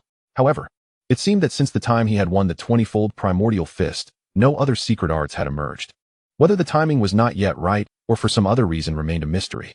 Yet, with time on his hands, spending a mere 10,000 spiritual stones for a chance at a prize seemed like mere amusement. Ding dong, the lottery begins. Before Lin Fong appeared a massive wheel, which began to spin rapidly. Soon, the characters on the wheel became indistinct, accelerating until they transformed into a blur of light. Stop! Upon Lin Fong's command, the wheel began to decelerate, gradually slowing to a near halt. Observing the direction of the wheel's movement, Lin Fong's eyes brightened. It seemed unlikely he would land on the column of 100,000 spirit stones. Perhaps it would yield a secret technique or equipment instead. At last, the wheel came to a stop. Insulating hand. Lin Fong pondered the inscription above. Was it designed to prevent electric shock? Surely it could not be that simple. He felt as though his hands were momentarily enveloped by an unseen force, only for that sensation to vanish almost instantly. Just as confusion settled in, the system's voice clarified the matter for him. Ding. Insulating hand is a passive skill for the host. The host's hands can negate any attack cast using spiritual energy from those below the transformation stage. As long as the attack carries spiritual energy, the host need only extend their hand to block it. Any attack intercepted by the host's hands will dissipate entirely. This skill requires no spirit stones and has no cooldown, allowing for immediate activation at any time. Lin Fong was taken aback, sitting up abruptly. Could it truly block any attack from those below the transformation stage? And it was a passive skill that required no spirit stones? This was astonishing. Did this mean that practitioners below the transformation stage could scarcely harm him? Any spiritual energy attack from them would be rendered ineffective. What an exhilarating skill. At just the golden core stage, he was nearly invincible against those beneath the transformation stage. At that moment, he felt an overwhelming urge to proclaim that all present were beneath him. Filled with excitement, he embraced and passionately kissed Xiao Wu, gradually restraining his elation. Phew, this is just the beginning. There remains a long way to true invincibility. Lin Fong reassured himself. Meanwhile, the competition continued. All disciples had taken their turns on stage, and the sect's members had completed their selections. Next, it was time for the ranking matches among the outer disciples, where everyone was free to choose their opponents. Li Yu had been waiting patiently, and now that the ranking matches had commenced, it was the perfect opportunity to strike.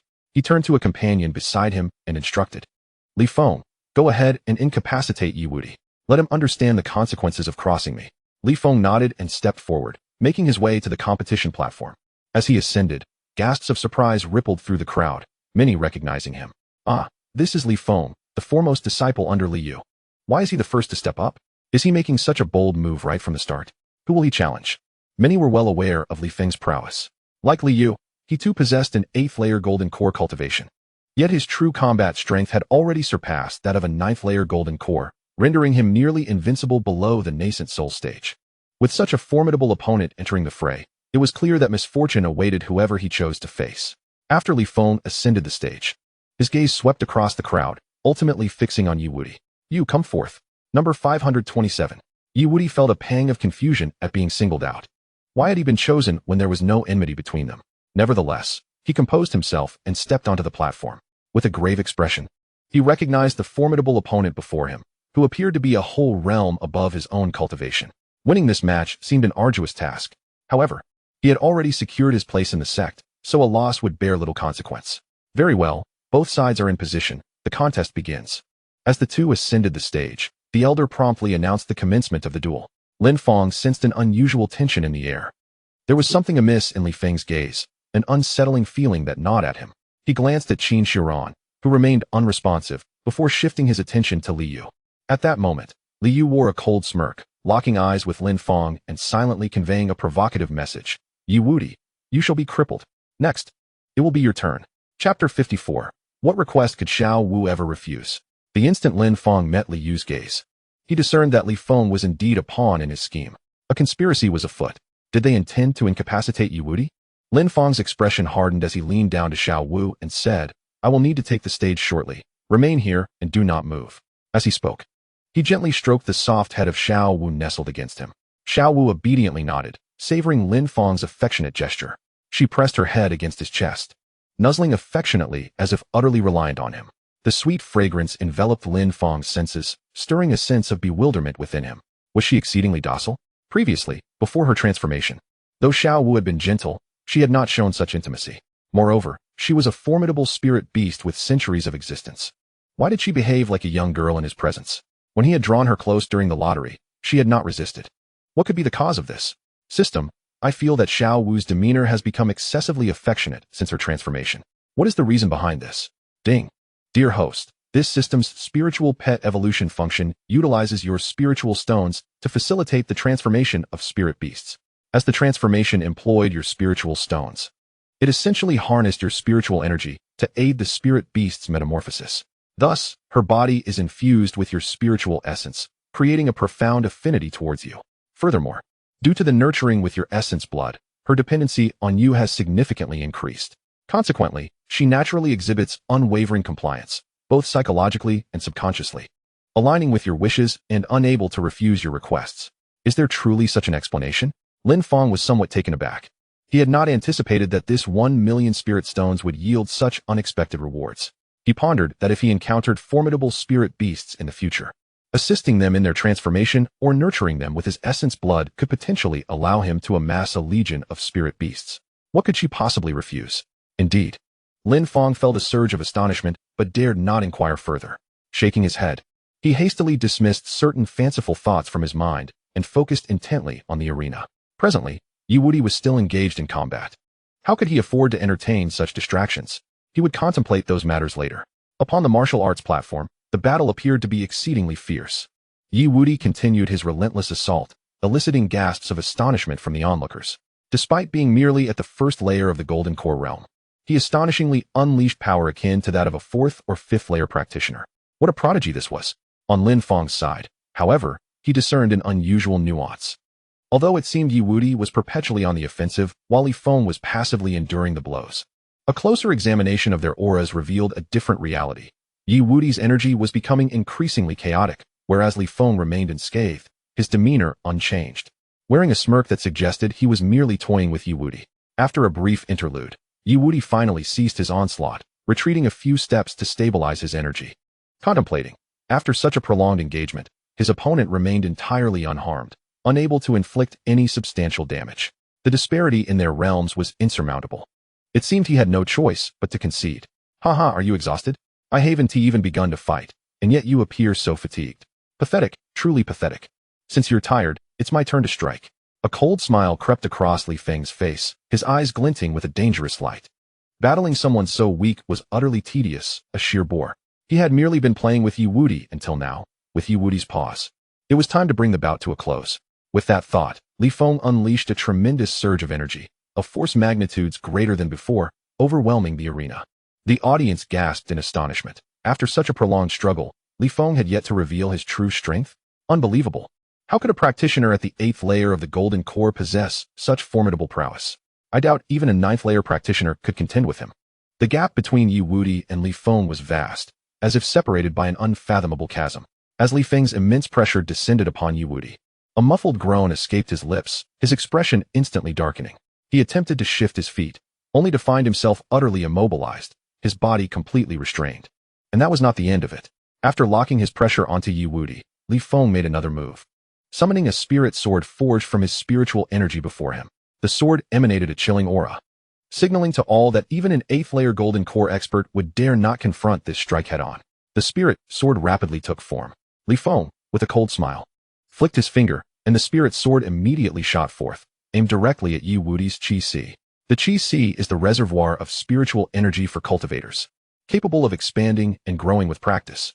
However, if pierced, it would be akin to a deflated balloon, forever incapable of storing spiritual power again. Sensing the terrifying aura emanating from the spirit sword, Yi Wudi dared not act recklessly and hastily called out to the elders present, declaring his surrender. Surrendering is not a mark of shame. Victories can always be reclaimed in the future. Yet, if his Qi were to be pierced, he would be rendered incapable of cultivation for the rest of his life. However, Lin Fong showed no signs of halting, instead feigning ignorance with a question. What did you say? I couldn't hear you. The spirit sword continued its relentless assault toward Yi Wudi's Qi. This move was exceedingly vicious. The elder officiating below finally reacted and rushed toward the stage. But time was too short, and the speed of the spirit sword was too swift. He could not reach them in time to intervene. This is bad. Yi Wudi cannot withstand this attack. It's over, he is doomed. Everyone present recognized the imminent danger of the strike. Yet, at that moment, Yi Wudi was utterly immobilized, forced to brace himself for the impending blow. As the sword drew perilously close, it would only take an instant to pierce Yi Wudi's Qi, rendering him utterly incapacitated. Li Yu, seated in the stance, wore an increasingly pronounced smirk. It's over. This is the consequence of opposing me. In a moment of tense anticipation, everyone closed their eyes, unwilling to witness the scene of Yi Wudi being grievously injured. Only when they heard a sound from the arena did they gradually open their eyes. What they beheld left them in disbelief. Standing before Yi Wudi was a figure, Lin Fong. At that moment, Lin Fong was gently raising a hand, and astonishingly, the fearsome spirit sword dissipated upon contact with his palm. The arena fell into complete silence. Chapter 55. One is not enough? Then let it be 10,000 spirit swords. Or 1,000,000. Boom. On the stage, the spirit sword that had instilled fear in all shattered into nothingness the moment it touched Lin Fong. As they watched the sword vanish into the void, everyone was left in a state of shock. Their eyes reflected profound astonishment. How could Lin Fong, who was merely at the 3rd level of the Golden Core stage, withstand Lin Fong's attack without a scratch? This was beyond comprehension. Such a formidable assault, even I, at the 8th level of the Golden Core stage, would not dare to claim I could easily endure it. Yet Lin Fong did so effortlessly? Lin Fong's strength surpassed the expectations of all present. Many were left astounded. How could Lin Fong, at only the 3rd level of the Golden Core stage, block a powerful strike from Lin Fong, who stood 5 realms above him? This display of power was nothing short of terrifying. The elders in attendance were equally astonished. While others may have missed the details, as cultivators at the nascent soul stage, they perceived the truth more clearly. Lin Fong had indeed caught and shattered Lin Fang's spirit sword with his bare hand. Moreover, Lin Fong has not utilized any spiritual power. What is this technique? This Lin Fong truly astonishes us. The elders exchanged glances, each reflecting surprise and confusion in their eyes, which only solidified their determination to seize Lin Fong. On the arena, Lin Fong slowly lowered his arms and directed his gaze towards Lin Fong, his expression growing cold and piercing. Yi Wudi had already conceded. Why was the match not halted? Lin Fang's previous move was clearly intended to eliminate Yi Wudi. Furthermore, he exerted a pressure of realm that rendered Yi Wudi immobile. This was no mere contest, but an act of murder. My previous move was excessively powerful and difficult to control. Once unleashed, I could not retract it, Lin Fong said dismissively. Though he too was astonished that Lin Fong had managed to intercept his attack. However, he quickly dismissed it, considering it merely a casual strike, hardly worthy of note. Although Lin Fong managed to block it, it must have been quite a struggle, he mused. Upon hearing Lin Fang's words, Lin Fong did not retort, but nodded in agreement. You speak quite reasonably. He then turned his attention to the elder beside the arena. Elder, Yi Wudi has conceded. Their match has concluded. May I challenge him? The elder responded, according to the rules, consecutive matches are generally prohibited, but if the opponent consents, it can be permitted. Lin Fong understood that Lin Fong was referring to him. I have no objections. If you dare, we can compete right now. He had been pondering how to provoke Lin Fong into a duel, and this opportunity had presented itself unexpectedly. Originally tasked with defeating Yi Wudi, now with Lin Fong's arrival. It was fortuitous. There was no need for the young master to intervene. He could handle both adversaries at once. Elder, please make the announcement. After Yi Wudi descended, both combatants agreed to the forthcoming match. The elder promptly declared, this match features Lin Fong versus Lin Fong. It begins now. On the arena, the two stood facing each other. Lin Fong, with a serene smile, calmly stated, my technique is rather formidable. It may be difficult for me to control. If I happen to injure you, I hope you will not hold it against me. His tone was remarkably tranquil, akin to conversing with a friend. Yet, as his gaze descended, the spiritual energy surrounding the arena suddenly became fierce. Winds began to swirl around them, transforming the previously calm air into an aggressive force. As if it had been cleaved apart, Lin Fong's aura emanated sharpness akin to countless daggers. The spectators felt a pricking sensation upon their skin, as if a multitude of needles were piercing them. Subsequently, before Lin Fong, a spirit sword materialized, formed from condensed spiritual energy. This sword, resplendent in golden hue and imposing in size, resembled a magnificent golden broadsword. As the spirit sword emerged, its oppressive presence enveloped the arena. The aura emanating from the sword was already comparable to Lin Fong's earlier manifestation. Lin Fong had indeed reached such an extraordinary level. The spectators, sensing the overwhelming aura of the spirit sword, were left in a state of shock, their hearts racing with trepidation. The 3 layers of the golden elixir, coalescing into a spiritual sword capable of rivaling the attacks of a 9-layer golden elixir. Elder Wong, observing from the sidelines, was more astounded than anyone else. I only imparted the sword technique to Lin Fong yesterday. Has he truly mastered it so swiftly? The swordplay Lin Fong executed was precisely the secret art he had taught just a day prior. It took Elder Wong several years of arduous practice to merely grasp this technique. And Lin Fong, in just one day, has achieved mastery? What a terrifying talent. On the arena, Lin Fong remained unfazed. Is that all? A hint of disdain flickered in his eyes. Lin Fong's move was merely on par with his earlier spiritual sword, akin to a casual strike. Though formidable, it was nothing more than that. For Lin Fong, such an attack felt no more severe than a wasp sting, painful, yet merely a superficial wound, incapable of inflicting any substantial harm. Is this the secret art you take pride in? Lin Fong scoffed.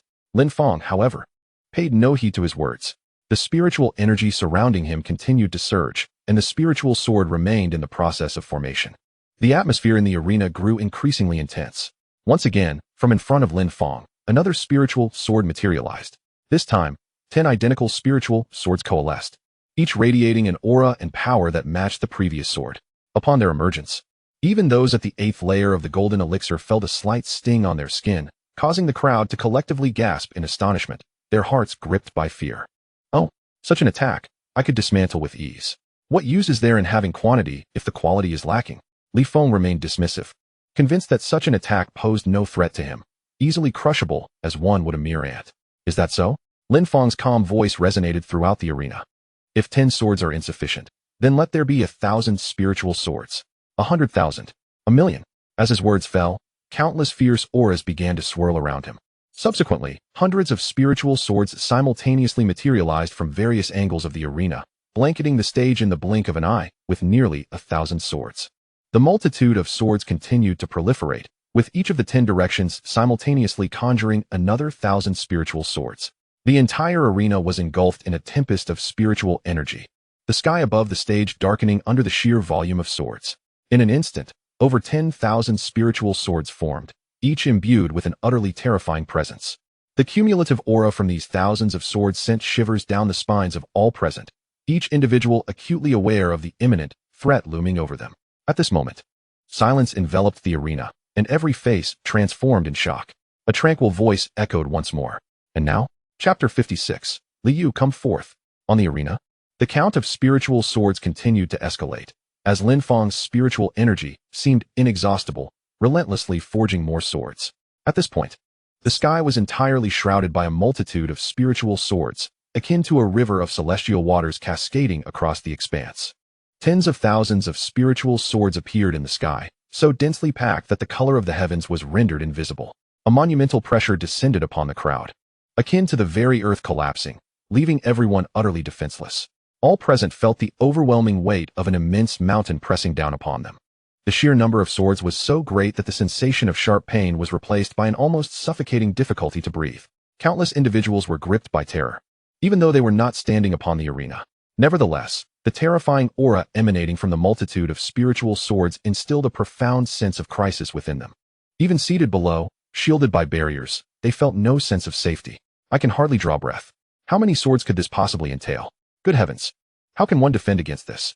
So formidable. Lin Fong is truly formidable. If I were to confront him, I would be utterly paralyzed with fear at this moment. Those spiritual swords would reduce me to mere fragments. Many were so frightened that they could scarcely utter a word, their gazes fixed intently upon the arena. Elder Wang and his fellow elders in the viewing platform abruptly rose to their feet, unable to conceal their astonishment. Their eyes were riveted on the arena. Elder Wang, is this the sword technique you bestowed upon Lin Fong? Indeed, I believe my technique to be quite challenging, Elder Wang replied, a mixture of disbelief and amusement on his face. He had anticipated that it would take at least a month or two for anyone to grasp the fundamentals of this technique. Yet, in a single night, Lin Fong had mastered it and wielded it to such an extraordinary extent. What kind of talent is this? Moreover, is it truly possible for someone at the third level of the Golden Core to conjure tens of thousands of spiritual swords at once? Elder Wang suddenly felt that even he could not comprehend the intricacies of this technique. All the elders now realized that, despite their previous high expectations for Lin Fong, they had still underestimated him. On the platform, Lin Fong felt every hair on his body bristle. Years of combat experience told him that if he were to withstand this assault head-on, he would surely be reduced to mere slivers. How could this be possible? Gazing at the spiritual swords suspended in the air, sending shivers down his spine, his heart was filled with dread. At this moment, all his previous disdain had vanished. The spiritual sword attacks he had once mocked now seemed as trivial as a mere wasp sting. Yet, he never anticipated that Lin Fong could unleash tens of thousands of such stings. If he were to be simultaneously struck by these countless wasps, it would indeed be fatal. On Lin Fong's side, the act of condensing spiritual swords seemed to have become an addiction. This was his first time unleashing such a technique. Initially, due to his unfamiliarity, it took nearly all of his spiritual energy to manifest just a single sword. However, as he grew accustomed to it, he could continuously conjure swords, even summoning hundreds or thousands simultaneously. For him, these spiritual swords were virtually limitless. After all, he did not require external resources. Moreover, the spiritual stones consumed to replenish his energy were minimal. Thus, summoning another few thousand was merely a matter of time. However, for the moment, he had more than enough. Below the Golden Core, no one could withstand such an onslaught. Go! Lin Fong gestured with his finger. The spiritual swords descended like a torrential downpour from all directions, hurtling towards Lin Fong with relentless velocity. The ethereal energies within the arena were instantaneously severed into fine threads, as countless spiritual swords transformed the platform into a vacuum. At that moment, Lin Fong finally grasped the dire situation. Gazing upon the myriad of spiritual swords, despair washed over his countenance, his legs trembled, and he found himself devoid of any fighting spirit. In a frantic attempt to evade the impending assault, he realized that every conceivable position was occupied by swords. Leaving no avenue for escape, he shouted towards the edge of the arena, I concede. I concede. I've lost, please stop. Apologies, but I cannot control it. Lin Fong replied with an air of calmness. Lin Fong hastily unleashed his most potent technique in a bid for defense. However, against the overwhelming tide of spiritual swords, he could only withstand for a fleeting moment before being utterly obliterated. In the next instant, a dense swarm of swords pierced through the barriers, hurtling towards Lin Fang's form. A cacophony of sounds erupted, sizzling and roaring, as the terrifying multitude of spiritual energies clashed, resulting in a violent explosion. A mushroom cloud slowly ascended into the air, leaving the audience in stunned silence. They gazed blankly at Lin Fong atop the platform, a palpable wave of fear rising within them. Who could possibly withstand such formidable swordsmanship? The sheer intensity of this spiritual force seemed insurmountable, even for those at the 9th level of the Golden Core stage. At that moment, Lin Fong transcended mere strength in the minds of the onlookers. He became an embodiment of terror, powerful to the point of instilling dread. Could one truly possess such might at the Golden Core level? Many found themselves unable to suppress their musings, lost in contemplation. As waves of shock rippled outward, they were jolted from their stupor. On the spectators' platform, Lin Fang's figure had vanished without a trace. Lin Fong's strike had rendered him into nothingness, leaving no remnants behind. A collective sense of regret enveloped the crowd for Lin Fong. Why provoke him at all? Was it not a deserved fate? They shook their heads, resolute in their newfound understanding, never to cross Lin Fong. The elder officiating the match stared blankly at Lin Fang's position for a prolonged moment before finally regaining his senses. He promptly declared, "This round goes to Lin Fong. The defeated may exit the stage."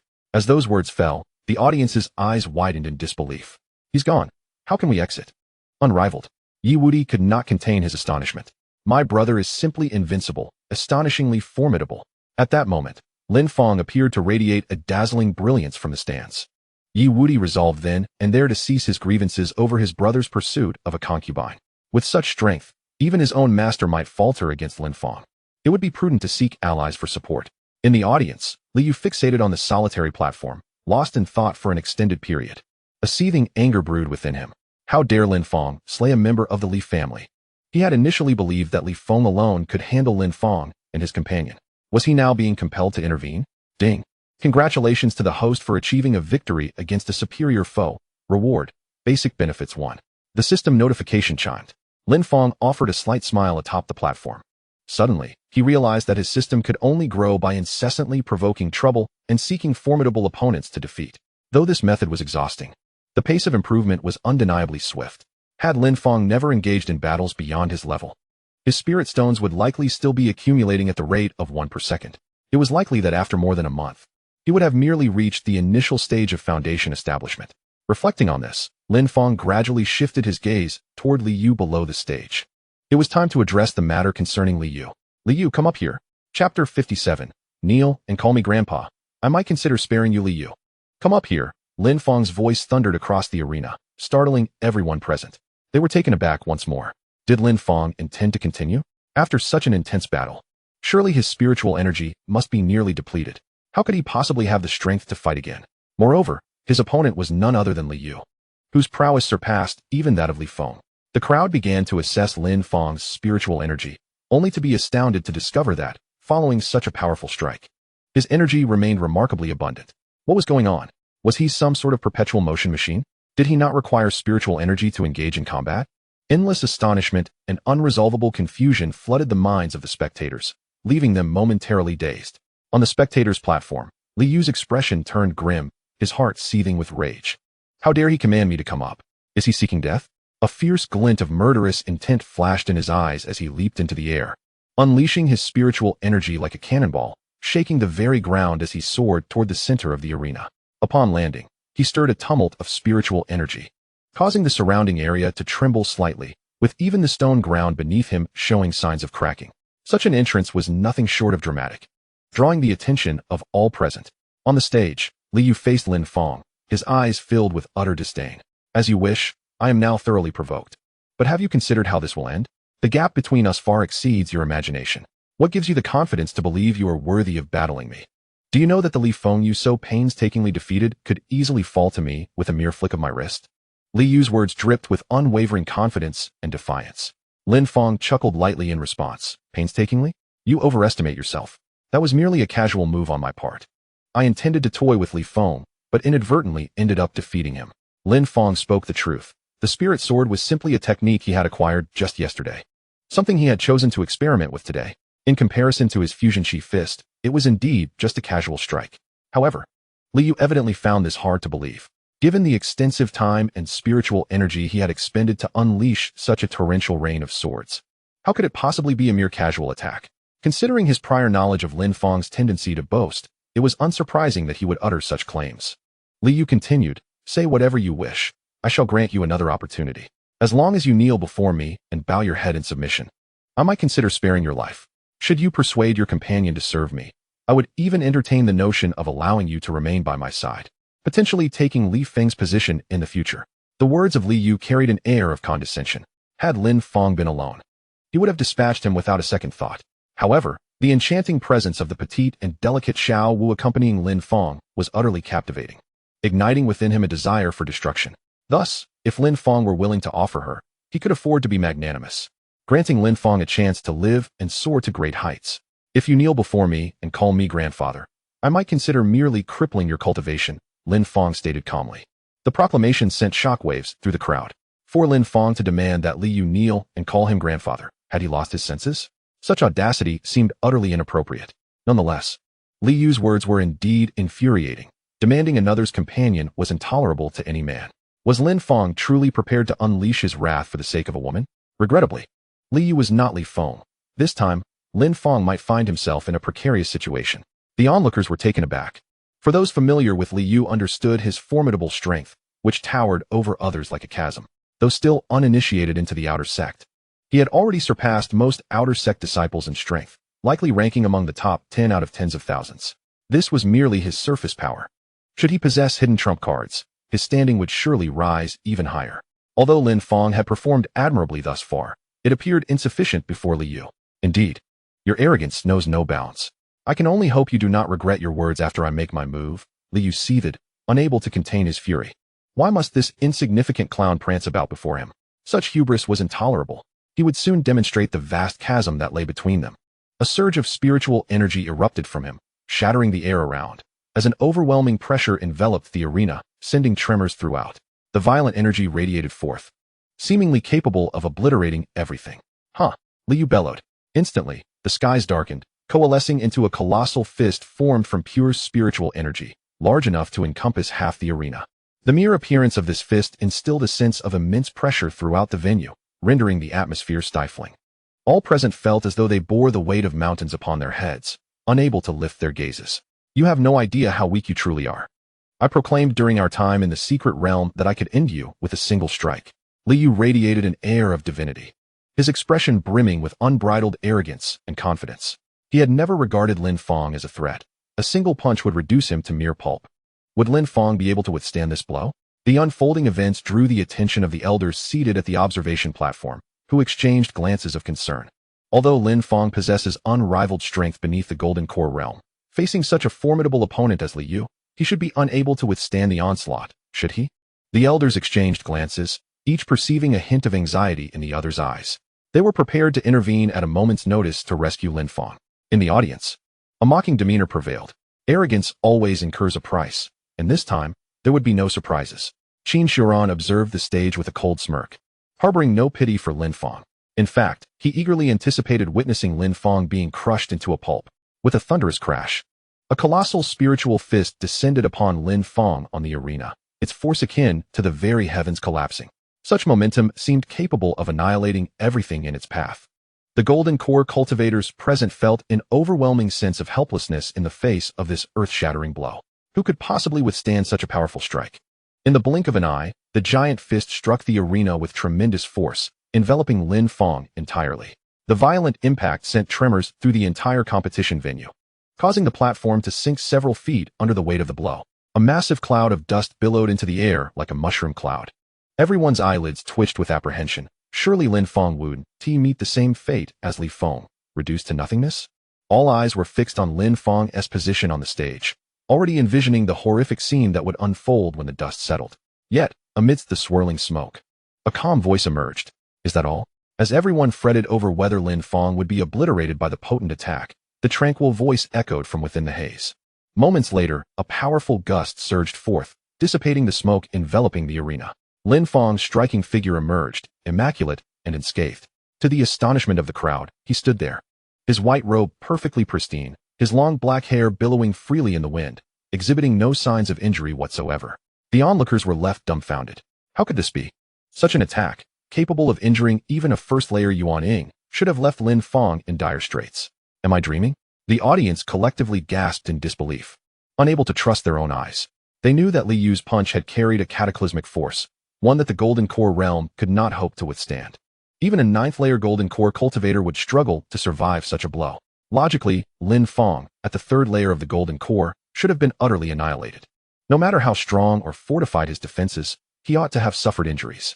Yet, Lin Fong appeared composed, his expression serene, exuding an air of unperturbed confidence, entirely unfazed by any potential harm. The elders, too, rose to their feet, their astonishment mirroring that of the spectators. How could Lin Fong possibly emerge unscathed from such a formidable attack? Could it be that he had skillfully evaded Li Yu's fist with his agility? Several elders gazed with inquisitive expressions, pondering silently. As soon as the words were uttered, the foremost elderly immediately shook his head and shifted his gaze to the ground of the arena beneath Lin Fong's feet. The surrounding arena, at that moment, lay utterly devastated by Li Yu's formidable punch. Yet, the very spot where Lin Fong stood was precisely at the epicenter of that devastating blow. Logically, it should have been in ruins. However, astonishingly, the ground beneath him remained unscathed, devoid of any damage. This alone was sufficient to demonstrate that Lin Fong had not only failed to evade, but had indeed braved that terrifying strike head-on. Witnessing this, the elders could not help but question in their hearts just how formidable was Lin Fong. Elderly, being the most powerful among them, had observed the preceding battle with great clarity. When Li Yu's fist descended, he distinctly saw Lin Fong merely raise a hand. Strikingly, the colossal fist formed of spiritual energy dissipated upon contact with his hand. Moreover, Lin Fong had not even employed any spiritual energy. It appeared as though he had resolutely shattered that terrifying blow with sheer brute strength. What manner of technique was this? At this thought, a gleam of brilliance shot from Elder Li's eyes. He was astounded beyond measure, and his desire to recruit Lin Fong had reached its zenith. Such talent, such power. A person of this caliber compelled him to put aside his pride and take Lin Fong under his wing. Should he fail to do so, it would haunt him for a lifetime, leaving him to weep in his sleep. In the arena, Li Yu too was befuddled. How could he possibly remain unscathed? He was acutely aware of the force behind his attack. Although it had seemed effortless, he had unleashed 80% of his strength in that punch. Even a first-level nascent soul cultivator would hesitate to receive it head-on, let alone someone at the Golden Core stage. It was akin to a near miss.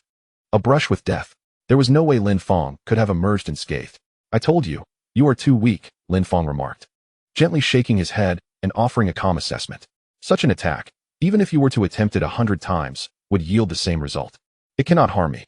As for me, a single punch is all it takes to eliminate you. Lin Fong spoke with unwavering composure. He was stating a fact. Li Yu's punch was already comparable to that of a first-level nascent soul. To an ordinary person, it might seem a remarkable feat, yet before Lin Fong, it was utterly insufficient. Arrogant, Li Yu seethed with indignation, incensed that Lin Fong had merely evaded one of his attacks, yet displayed such hubris. You claim to be able to kill me with a single punch? Prove it.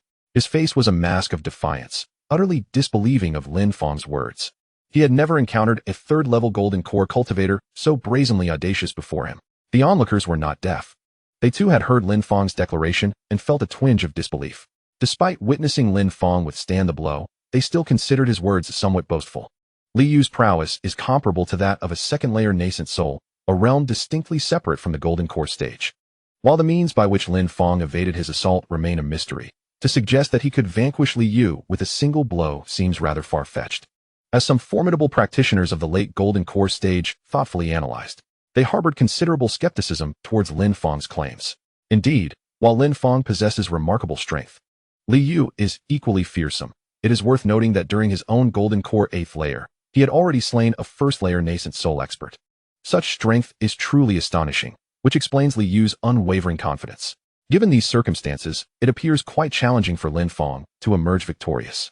Many nodded in agreement, recognizing that it is not Lin Fong's lack of strength, but rather Li Yu's overwhelming power that casts Lin Fong in a comparatively weaker light.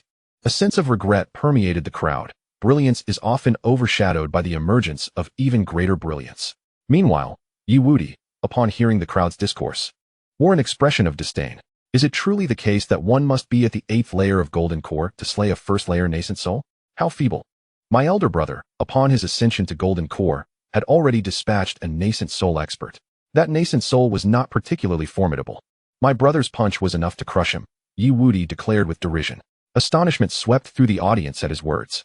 A first-layer golden core crossing a major realm to slay a first-layer nascent soul? Surely, this is mere fantasy. Is such a feat even conceivable? Such boastfulness is beyond belief. Many shook their heads in disbelief, expressing their skepticism. On the arena, Liu exuded arrogance. You claim you can kill me with a single punch? Come. I shall stand right here. Attempt it if you dare. Earlier, when Lin Fong had deflected his punch, it had indeed left a profound impression. He noted that many spectators now regarded Lin Fong with newfound respect. This was utterly unacceptable. Thus, Liu desired to replicate Lin Fong's display by effortlessly countering Lin Fong's attack, demonstrating that the so-called genius amounted to nothing in his presence. Though I am unsure of the methods Lin Fong employed to withstand my assault, given his cultivation at the 3rd layer of golden core, how formidable could he truly be? That storm of sword rain was likely his utmost limit. Yet to me, such an assault is but a mere drizzle, utterly insignificant. Liu mused confidently. Chapter 59. Posing is not done this way. On the arena, with his hands clasped behind his back, Liu maintained a demeanor of calm assurance and tranquility. Resembling a sage, it was evident that he was earnestly attempting to emulate Lin Fong's ostentatious display. Opposite him, Lin Fong could not help but shake his head, reflecting that posing is not executed in such a manner. One must possess commensurate strength, lest one invites demise. He had come to realize that Liu's capabilities were roughly equivalent to that of a second-layer nascent soul. Such strength was insufficient for him to exert his full power. Merely 50% would suffice, as anything more would be an extravagance. Lin Fong's gaze settled upon the defiant Liu, and he spoke coolly, as you wish. And as his words lingered in the air, the atmosphere shifted. The ethereal energy surrounding him abruptly ceased its flow, and the spiritual essence from the arena surged toward his form.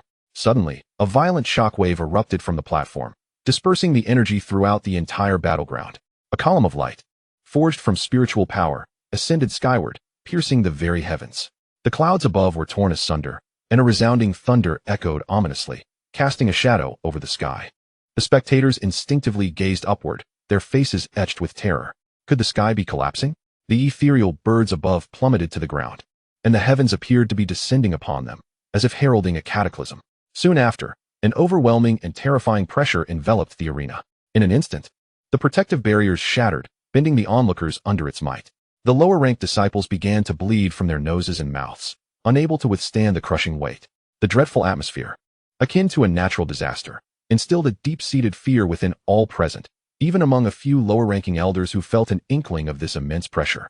Their minds racing in disbelief, Elder Li looked skyward, where a colossal spiritual fist materialized, overshadowing the entire platform. Its immense size obscured the view of the crowd, prompting them to believe the sky was indeed collapsing. Quickly disperse, Elder Li shouted, awakening the dazed disciples still in a state of panic. Lin Fong's fist was terrifying. If they did not retreat swiftly, the spectators in the arena would likely suffer injury. Roused from their stupor, they hastily withdrew to the outermost edges of the battleground, where they could observe from a safer distance. It was then that they realized Lin Fong had unleashed a technique akin to that of Liu.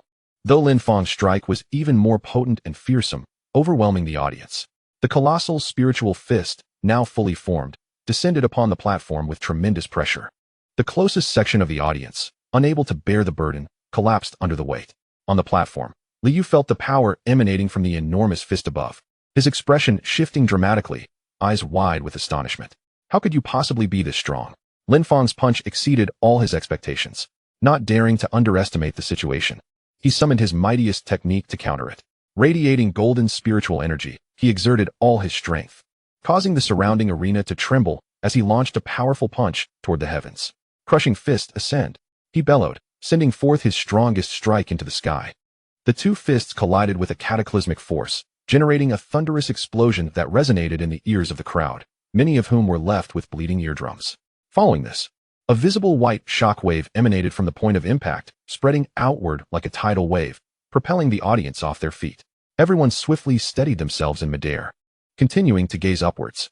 After the two fists collided, Lin Fong's colossal spiritual fist seemed to encounter an obstacle, its descent slowing significantly. Witnessing this, Li Yu felt an overwhelming joy within. He had successfully blocked it. However, in the next moment, a faint crack echoed in the ears of the onlookers. Subsequently, Li Yu's fully powered punch began to manifest numerous cracks. The sound of cracking intensified, and his fist transformed into a web of fractures. In an instant, Li Yu's fist shattered completely, while Lin Fang's fist remained unscathed as it charged towards the arena once more, accelerating rapidly. What? Li Yu's expression changed dramatically. His eyes filled with disbelief and terror. How could his most powerful strike have lasted barely a breath? It was inconceivable. The spiritual fist was already nearing. Leaving him no time for further thought, he hurriedly summoned all his spiritual energy for defense. Just as he fortified his barrier, the fist descended upon him. The massive blow crushed his defenses into mere fragments. Despair filled Li Yu's eyes, no? With a thunderous roar, the enormous spiritual fist struck the arena with tremendous force. Everyone felt the ground tremble beneath them, as waves of dust and air rushed to engulf the entire combat venue. The spectator stands closest to the arena collapsed entirely, instilling a profound terror in the hearts of all present. What kind of power could deliver such a devastating blow? The fact that even the stands had crumbled. Was this truly the strength of a cultivator at the third level of the Golden Core? As the dust settled, the spectators turned their gaze back to the arena. Upon seeing it, they collectively gasped, nearly losing their balance in midair from shock. The combat platform, which had once risen a meter above the ground, was now reduced to mere flat earth, completely leveled. This demonstrated the sheer might of Lin Fang's punch. Many among the crowd felt a flicker of relief. Indeed, it was a divine clash where mere mortals suffered. They were fortunate to have retreated in time. Otherwise, being struck by such a force would surely have resulted in injury. On the arena, Lin Fang stood calmly, his demeanor composed and unruffled, as if he had exerted no considerable effort. In stark contrast, Li Yu, who had been so spirited moments before, was now forcefully embedded within the platform itself, utterly integrated with it. Lifeless beyond any doubt, had he truly slain Li Yu with a single punch? To obliterate someone comparable to the second level of the nascent soul. Was such a feat genuinely achievable by a cultivator at the third level of the Golden Core? The crowd was engulfed by waves of astonishment. At this moment, they recalled Yi Wudi's earlier words. My brother, at the first level of the Golden Core, has slain a nascent soul. That nascent soul couldn't withstand even one of my brother's punches. Reflecting on this, they felt cold sweat trickling down their backs. Initially thinking Yi Wudi's statement was mere bravado, they now recognized Lin Fang's astounding prowess. Chapter 60, Qin Shiran, it is your turn. Ding. Congratulations to the host for transcending boundaries and defeating the enemy, earning a basic reward of 1. On the observation platform, the elders gazed in disbelief at the arena, now reduced to mere flat ground, their astonishment nearly overwhelming. The strength exhibited by a cultivator at the third level of the Golden Core stage, surpassing even that of a second-level nascent soul, was indeed astonishing. After a prolonged moment of shock, one elder finally broke the silence. His voice betraying the excitement he struggled to contain. In his heart, terms like genius, extraordinary talent, and prodigy seemed woefully inadequate to describe Lin Fang's gifts. They had cultivated for many years without ever witnessing a prodigy capable of vanquishing an opponent across a significant realm with a single blow. This young man was destined for greatness. With this thought, all the elders' eyes sparkled with fervor. They could not rest until Lin Fang became their disciple. However, a more composed elder raised a concern. Now that Lin Fang had slain Li Fong of the Li family, would they seek retribution? Their calmness stemmed from the understanding that their own abilities were insufficient to mentor Lin Fang. A disciple stronger than the master would not reflect well in the eyes of others. Upon hearing this, Elder Li let out a cold snort. Humph. In our sect's martial competition, casualties are inevitable. If anyone dares to take advantage of this to attack my prized disciple, the Zhantian sect will not hesitate to make them disappear. His commanding declaration echoed throughout the arena, leaving everyone momentarily stunned. It seemed the Zhantian sect was determined to protect Lin Fang. The elders regarded Lin Fang's talent as surpassing that of the entire Li family, eliciting profound envy. Other elders quickly chimed in, agreeing, indeed, casualties occur in martial competitions. One can only blame the deceased for their lack of strength. However, Elder Li, I must disagree with you on one point. Lin Fang is clearly my cherished disciple, not yours. Nonsense. I was the first to recognize his potential.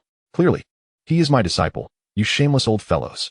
Huh, you think you can claim him simply because you noticed him first? A talent like Lin Fang should be entrusted to the most powerful elder to truly harness his gifts. Do you understand?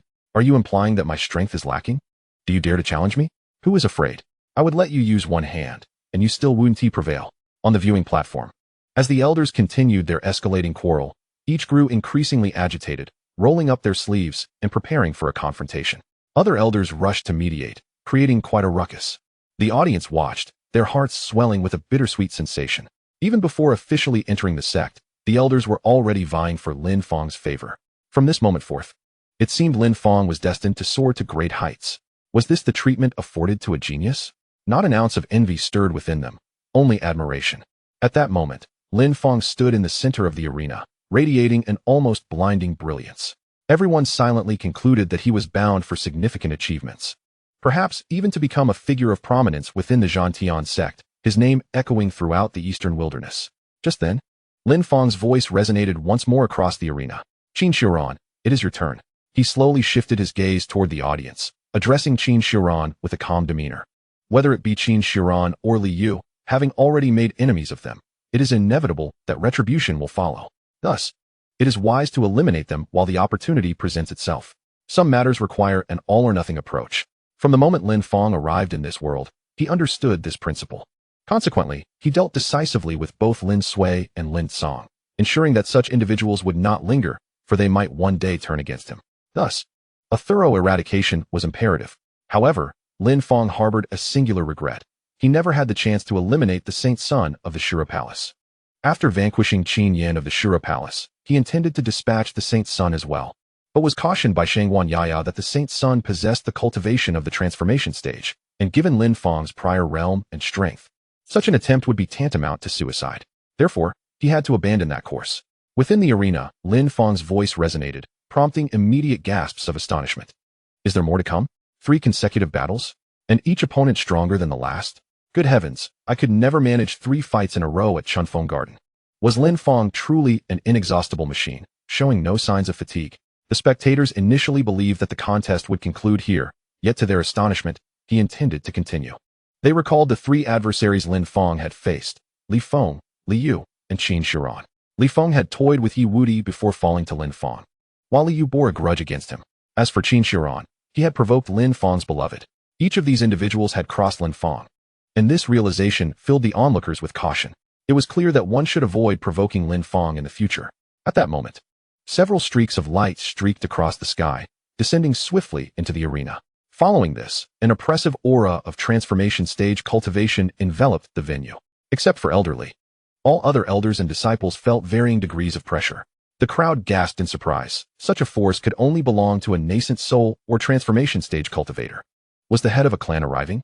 Elder Li in the observation area furrowed his brow. Qin Changfeng, why has he come?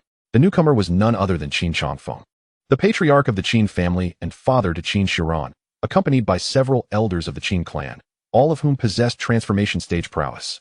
Qin Changfeng's gaze swept the area before finally settling on Lin Fang at the center of the arena. His voice boomed like thunder, commanding the attention of all. Is it you who wishes to compete with my son? Upon hearing this, the expressions of all present turned serious. The arrival of the patriarch of the Qin family signaled that the situation had escalated, and it seemed the contest would soon come to an end. Qin Changfeng's piercing gaze deterred anyone from meeting his eyes, yet Lin Fang remained undaunted, returning the gaze with calm defiance. Yes, and what do you intend? Chapter 61. Lin Fang versus Qin Shiran. Indeed, what do you propose? Faced with such an intimidating presence, Lin Fang stood resolute, unyielding, and composed. A tranquil voice resonated within the silent arena, leaving everyone astonished. Qin Shiran's father had arrived. Was a confrontation still on the table? With several formidable beings at the God transformation stage backing him, could Lin Fang truly contend against Qin Shiran? One might fear that with a mere display of pressure, Qin Changfeng could easily pin Lin Fang to the ground, rendering him helpless. On the stage, after Lin Fang spoke, he disregarded Qin Changfeng entirely, turning instead to the audience. Qin Shiran, are you not coming down? Qin Changfeng, feeling slighted by the neglect, spoke up again. My son is no weakling. I cannot guarantee your life in the upcoming contest. I advise you to concede. Lin Fang retorted, I suggest you counsel your son instead. If he were to forfeit his powers and apologize to my partner, I might spare his life. The crowd gasped, stunned by Lin Fang's audacity to threaten Qin Changfeng's son. Had Lin Fang always been this brazen? Such courage was not to be underestimated. Fury ignited within Qin Changfeng, who unleashed his god transformation powers, casting a heavy pressure over the assembly. The air warped under the strain, and the entire arena trembled. Elder Li, witnessing this, swiftly employed his own powers to dispel the oppressive force. Qin family head, you have overstepped, he warned. To exert such strength within our Zhantian sect's arena, shall I fetch an inner door elder to entertain you? Elder Li's gaze was icy, fixed intently on Qin Changfeng. Realizing his lapse in composure, Qin Changfeng hastily reined in his pressure and spiritual energy. Although he was a master of the god transformation stage, the elders present were not as formidable. However, the hundreds of inner door elders of the Zhantian sect were equally adept at the god transformation stage, not to mention other elder beings of even greater strength. To stir trouble within the Zhantian sect would be tantamount to courting death. Since you are so eager for a match with my son, let us see how it unfolds. I hope you do not regret this later, Qin Changfeng declared, before soaring to Qin Shiran's side. Upon reaching the audience, he quickly advised, Ranner, this boy possesses an extraordinary temperament. Should he grow, he may pose a threat. Do not hold back in the contest. Eliminate him without granting him a moment's respite. Understood, father, Qin Shiran replied, casting a glance at the demure wooer seated among the spectators. His heart simmered with indignation. No need for his father to remind him. He was already resolute in his intent to slay Lin Fong. After all, how could he win his partner's affection otherwise? Qin Changfeng noted the direction of Qin Shiran's gaze, and, upon seeing wooer, was momentarily captivated, quickly grasping his son's intentions. Go forth. After you vanquish Lin Fong, pursue whatever desires you wish. Your father will assist you. Thank you, father, Qin Shiran replied, his heart alight with exhilaration as he soared toward the stage. With a deft maneuver, he glided through the air, landing gracefully upon the arena. His form was ethereal, flowing like water, and with an air of nonchalance, he announced, I have arrived. As the two took their positions, the tension in the air was palpable. The elder presiding over the arena spoke immediately. In this contest, life and death are to be borne by the participants themselves. No one is permitted to interfere, and the defeated shall not seek retribution. Let the contest commence. His words echoed throughout the venue, igniting the anticipation of the gathered crowd. Lin Fong and Qin Shiran are undoubtedly the two most formidable contenders in this competition, aren't they? I wonder who will emerge victorious. I have a favorable inclination towards Lin Fong. It seems to me that he did not exhibit his full prowess in the earlier match against Li Yu. How could that be? The previous contest was so intense. There's no way he held back.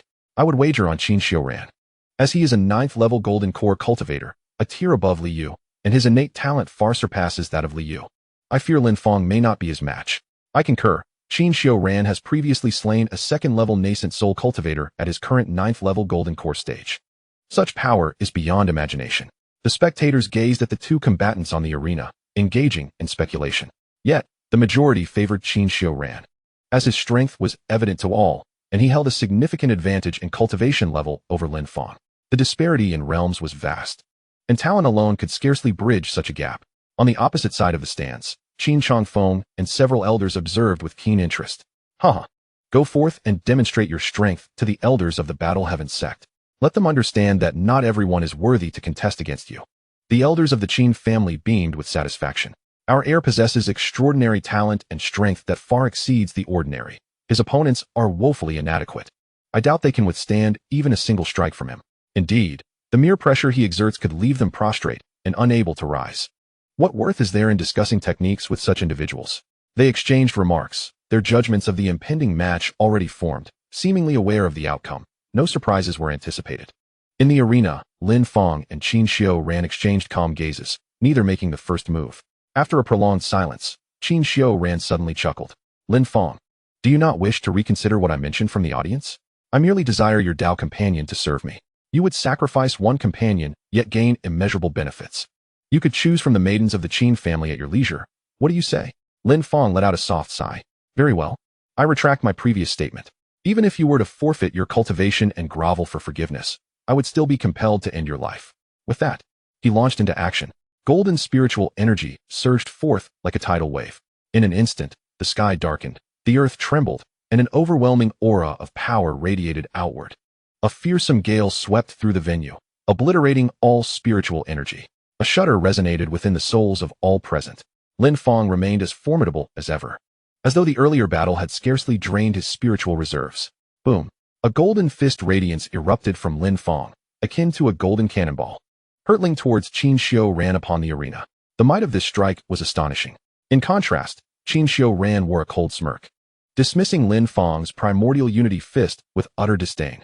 With his right hand clenched into a fist, he unleashed a powerful strike.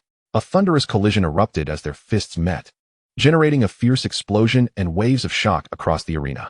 At that moment, Qin Shiran released the spiritual energy contained within him, a formidable force emanating from his being, instantly transforming the atmosphere, darkening the skies, and summoning the roar of thunder. Each of his movements exuded the might of the heavens and the earth. The audience gasped in astonishment. The Realm of Nascent Soul.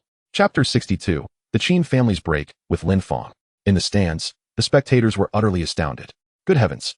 Qin Shiran has ascended to the Nascent Soul Realm? No wonder he remained so confident despite knowing that Lin Fong had killed Li Yu. Given this context, it seemed Lin Fong was destined for a dismal fate in this contest. If Qin Shiran were merely at the 9th level of Golden Core, the outcome might have been uncertain, but as a nascent soul, it was clear. Lin Fong was simply unlucky to encounter a prodigy of a higher caliber. Regrettably, it appeared that this time, Lin Fong was poised to lose.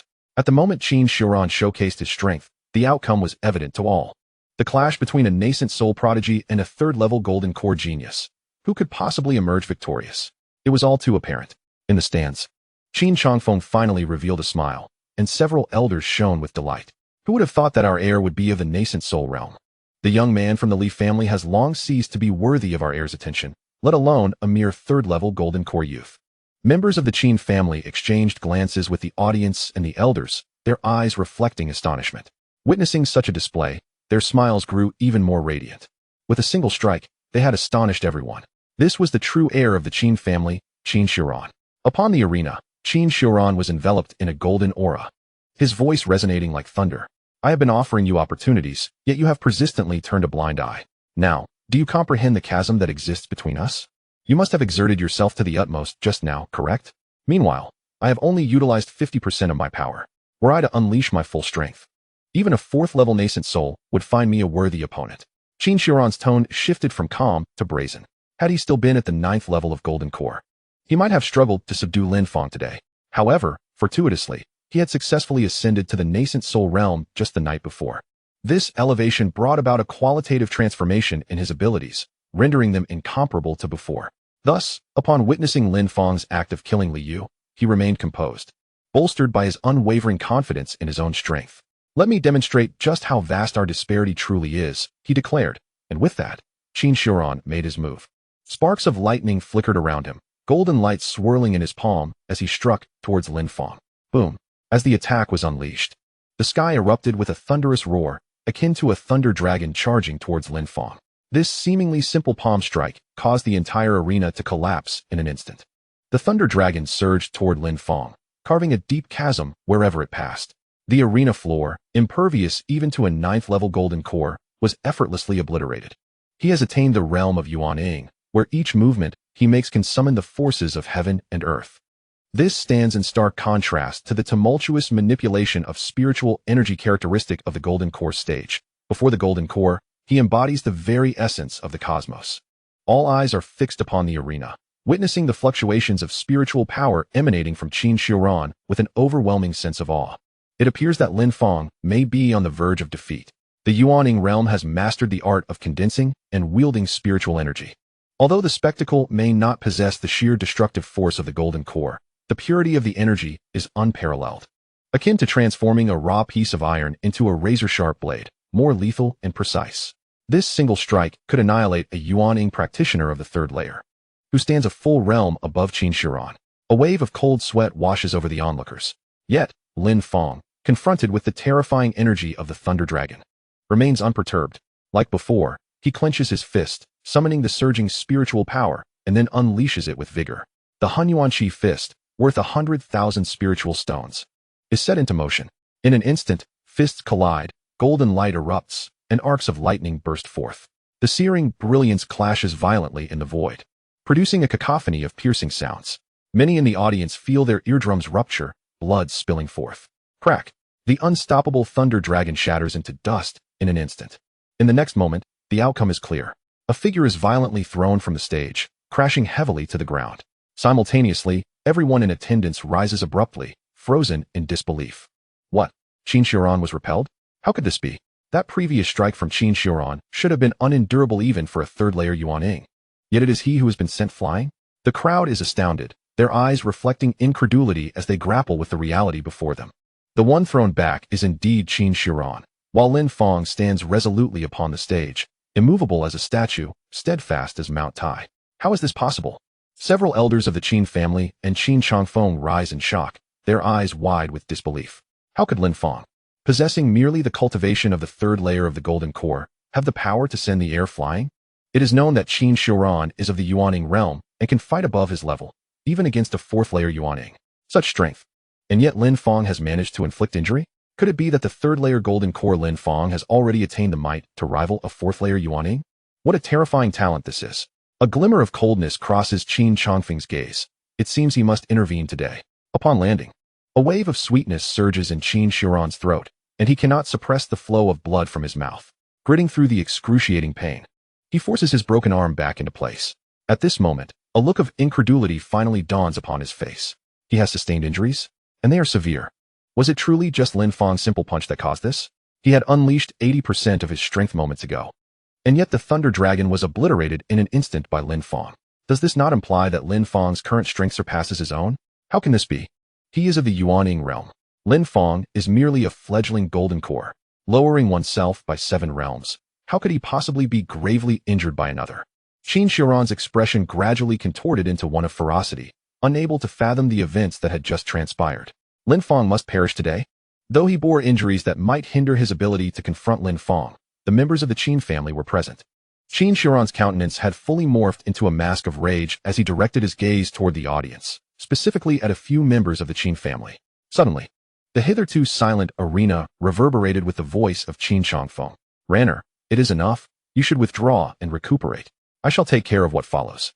No sooner had he spoken than a flash of golden light illuminated the stage, with Qin Changfeng appearing before Lin Fong, emanating authority. His cultivation of the third layer of the transformation realm was unleashed, instantly manifesting a gravitational field that immobilized Lin Fong in place. Qin Changfeng surveyed the scene and spoke coolly. Young man, your strength is commendable, and your talent is indeed remarkable. However, your temperament is excessively fierce, failing to grasp the principle that rigidity may lead to breakage. As his words fell, the audience was momentarily taken aback. Was Qin Changfeng truly intent on severing ties and prepared to slay Lin Fong?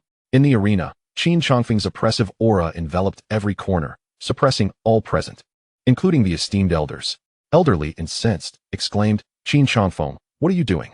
Having sensed something amiss upon Qin Changfeng's arrival, Elder Li's heart turned cold as he began to harbor ominous suspicions. What am I doing?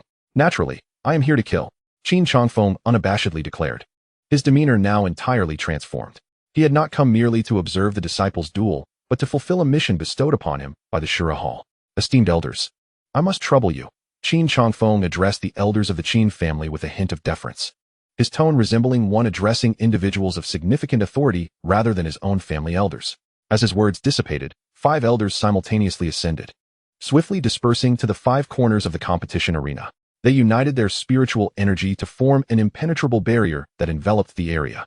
This barrier, akin to a tangible wall, caused any bird that flew toward it to crash against its surface, unable to advance. Witnessing this scene, the crowd erupted in shock, an unsettling premonition taking root in their hearts. The arena was sealed off, suppressing them all. The actions of Qin Changfeng and his companions did not seem to stem from a desire for retribution against Lin Fong due to a failed competition. It appeared they aimed to annihilate everyone present. The elders soon realized the gravity of the situation. Each of the elders accompanying Qin Changfeng possessed a cultivation level of the 5th layer of the transformation realm, surpassing even that of the family head, Qin Changfeng. Moreover, the secret arts they employed were not those of the Qin family. A chill ran through the hearts of the elders. They were not members of the Qin family, but agents of the Shura Hall. At this moment, several elders finally realized that this was a conspiracy orchestrated by the Qin family in collusion with the Azura Palace. The arena for the competition was filled with over 10,000 spectators, including the participating disciples and several thousand outer sect disciples. These individuals represented the fresh blood of the Battle Heaven sect, embodying the pillars of the future. Should the Azura Palace massacre them all, the Battle Heaven sect would face a significant void for an extended period. If such a calamity were to occur, the sect could descend into decline for decades. Typically, the outer sect competitions were overseen by these elders, and with a formidable cultivator like Elderly present, disturbances were rare. Unexpectedly, the Qin family, once an ally of the Battle Heaven sect, had secretly allied with the Azura Palace and brought their forces here. Was the Azura Palace truly prepared to sever ties with the Battle Heaven sect? Contemplating this, Elder Li's eyes turned crimson with fury. Qin Changfeng, do you not fear the repercussions from the Battle Heaven sect? He continued, and you all, if you dare to proceed with this today, the Battle Heaven sect will pursue you relentlessly, unafraid of igniting a war across the eastern wilderness. All present felt a heavy silence. The 5 elders accompanying Qin Changfeng were all far more powerful than him, and with no intersect elders in sight, there was no force capable of opposing them.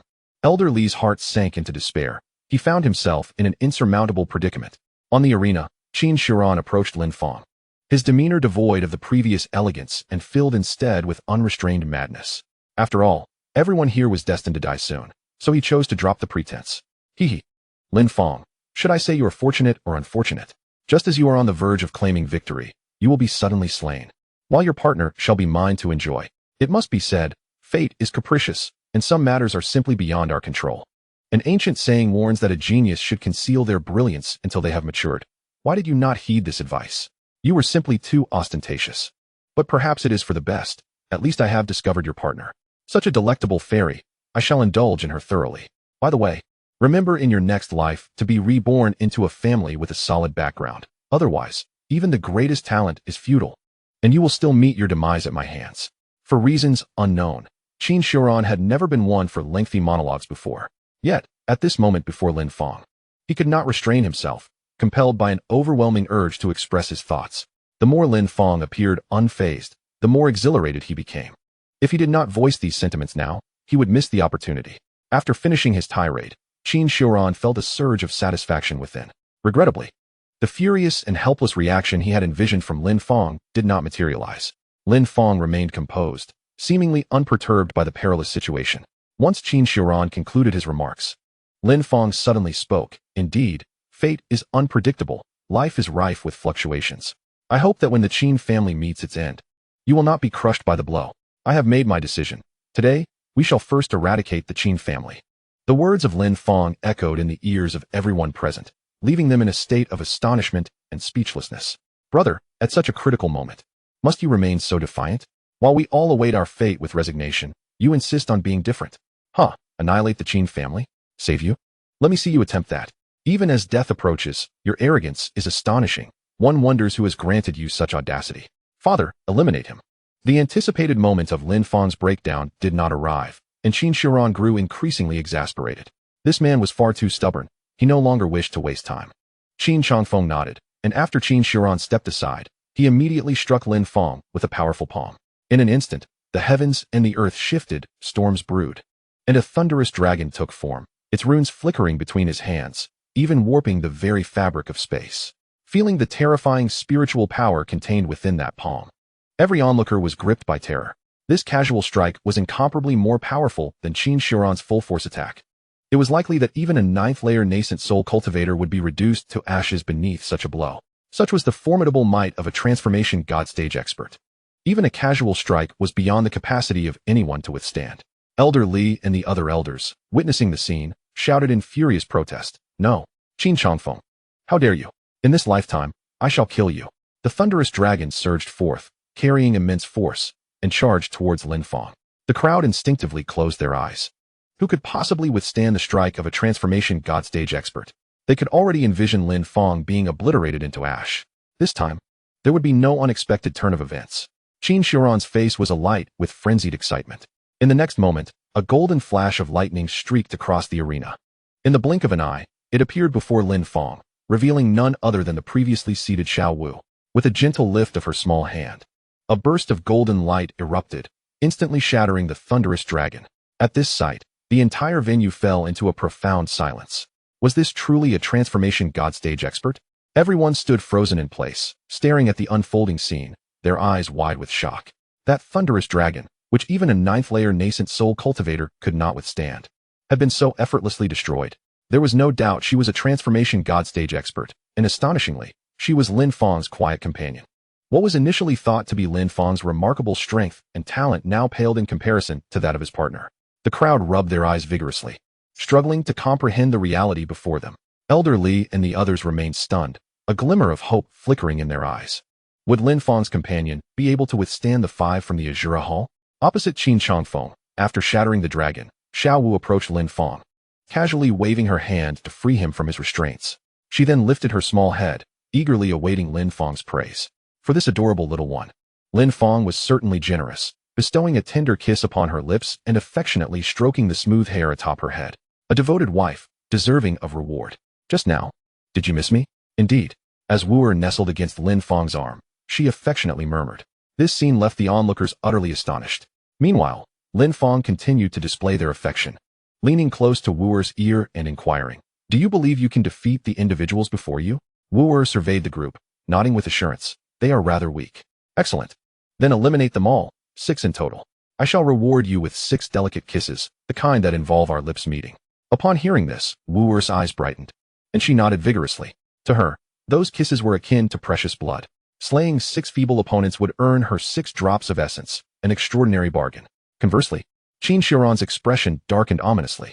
A cultivator at the transformation stage willingly chose to be Lin Fong's partner? By what right? To indulge in affection before his very eyes. Lin Fong deserved punishment. His jealousy and resentment surged to a boiling point. On the arena, Qin Chongfeng's gaze flickered with surprise before gradually becoming grave. He had not anticipated the presence of such a formidable opponent. Clearly, he had underestimated them.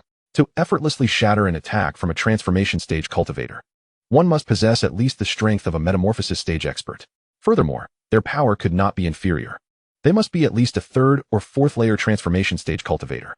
He was astonished to discover such a powerhouse concealed beside Lin Fong. He nearly fell victim to his own carelessness. His cautious nature led him to believe he could not subdue the individual before him, prompting him to address the elders hovering above. "I must trouble you for assistance." The elders nodded, having sensed the unusual circumstances.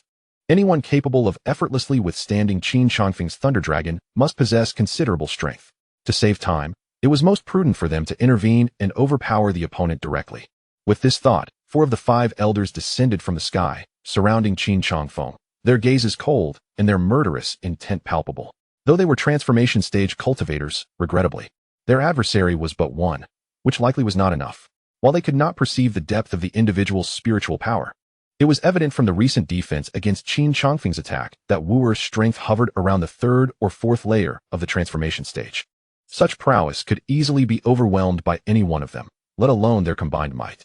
It could only be said that the individual before them was unfortunate. With this in mind, the elders exchanged glances, channeling their full spiritual power and pressure. The overwhelming force of 5 transformation stage cultivators descended upon the venue, causing all to collapse to the ground. Even Elder Li at the transformation stage found himself bent over, utterly immobilized. The atmosphere was thick with fear. Indeed, transformation stage cultivators were as terrifying as rumored.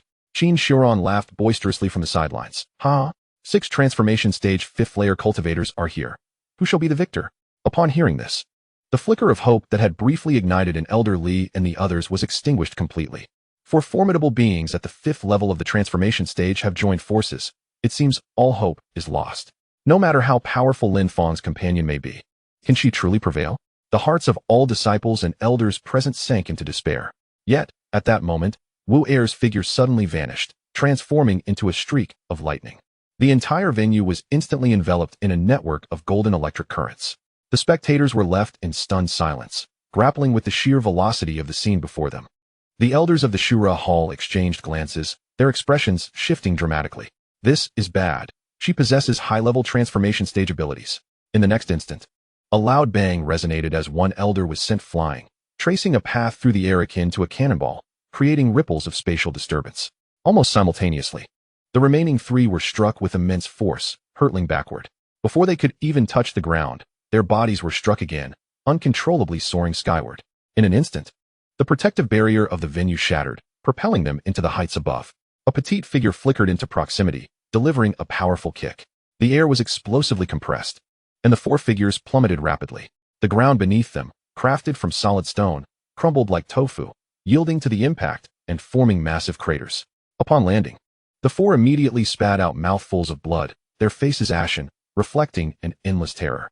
How could someone be so strong without employing spiritual energy? Their eyes were wide with disbelief and horror. As beings at the transformation stage, their physical defenses were akin to iron. Even a full-force strike from a 9th-level nascent soul would struggle to penetrate their external barriers. Yet, in the face of Xiao Wu, their formidable bodies crumbled in mere moments. suffering multiple fractures, ruptured energy seas, and exploded organs, leaving them gravely injured. Remarkably, throughout the confrontation, Xiaowu had relied solely on her physical prowess, never tapping into her spiritual power. What kind of powerhouse is she? As the onlookers began to comprehend the situation, they were left utterly dumbfounded, rendered immobile by the revelation. The once vibrant transformation stage experts now lay prostrate on the ground, utterly incapacitated. How could 4 fifth-level transformation stage beings be so effortlessly subdued by a mere girl? Qin Shiran and his father were awash in disbelief, staring at the Shura Hall elder sprawled on the ground like a defeated dog, as if they had lost their senses. Silence enveloped the arena. Chapter 65. The wife at the 9th level of transformation stage. My apologies, but my wife is at the 9th level of transformation stage. Lin Fang's voice broke the stillness, a calm declaration that echoed throughout the hall. The room fell into an eerie silence, as if struck by a colossal hammer. The disciples and elders alike were petrified. Lin Fang's companion is a 9th level transformation stage powerhouse. No wonder 4 5th-level transformation stage beings could not withstand even a moment. No wonder Lin Fang exuded such confidence, dismissively facing Li Yuping, declaring death with ease, and remaining composed before the Qin father and son. It appears he possessed absolute certainty all along. The hearts of the crowd were tumultuous, unable to settle. Third brother, flee quickly. At that moment, an elder from the Shura Palace suddenly shouted loudly, prompting the other 3 to join in unison. United, they found themselves unable to withstand even a fleeting moment, leading them to suspect that Xiaowu truly was a formidable being at the 9th level of the divine transformation stage. Their plans for the day were utterly thwarted.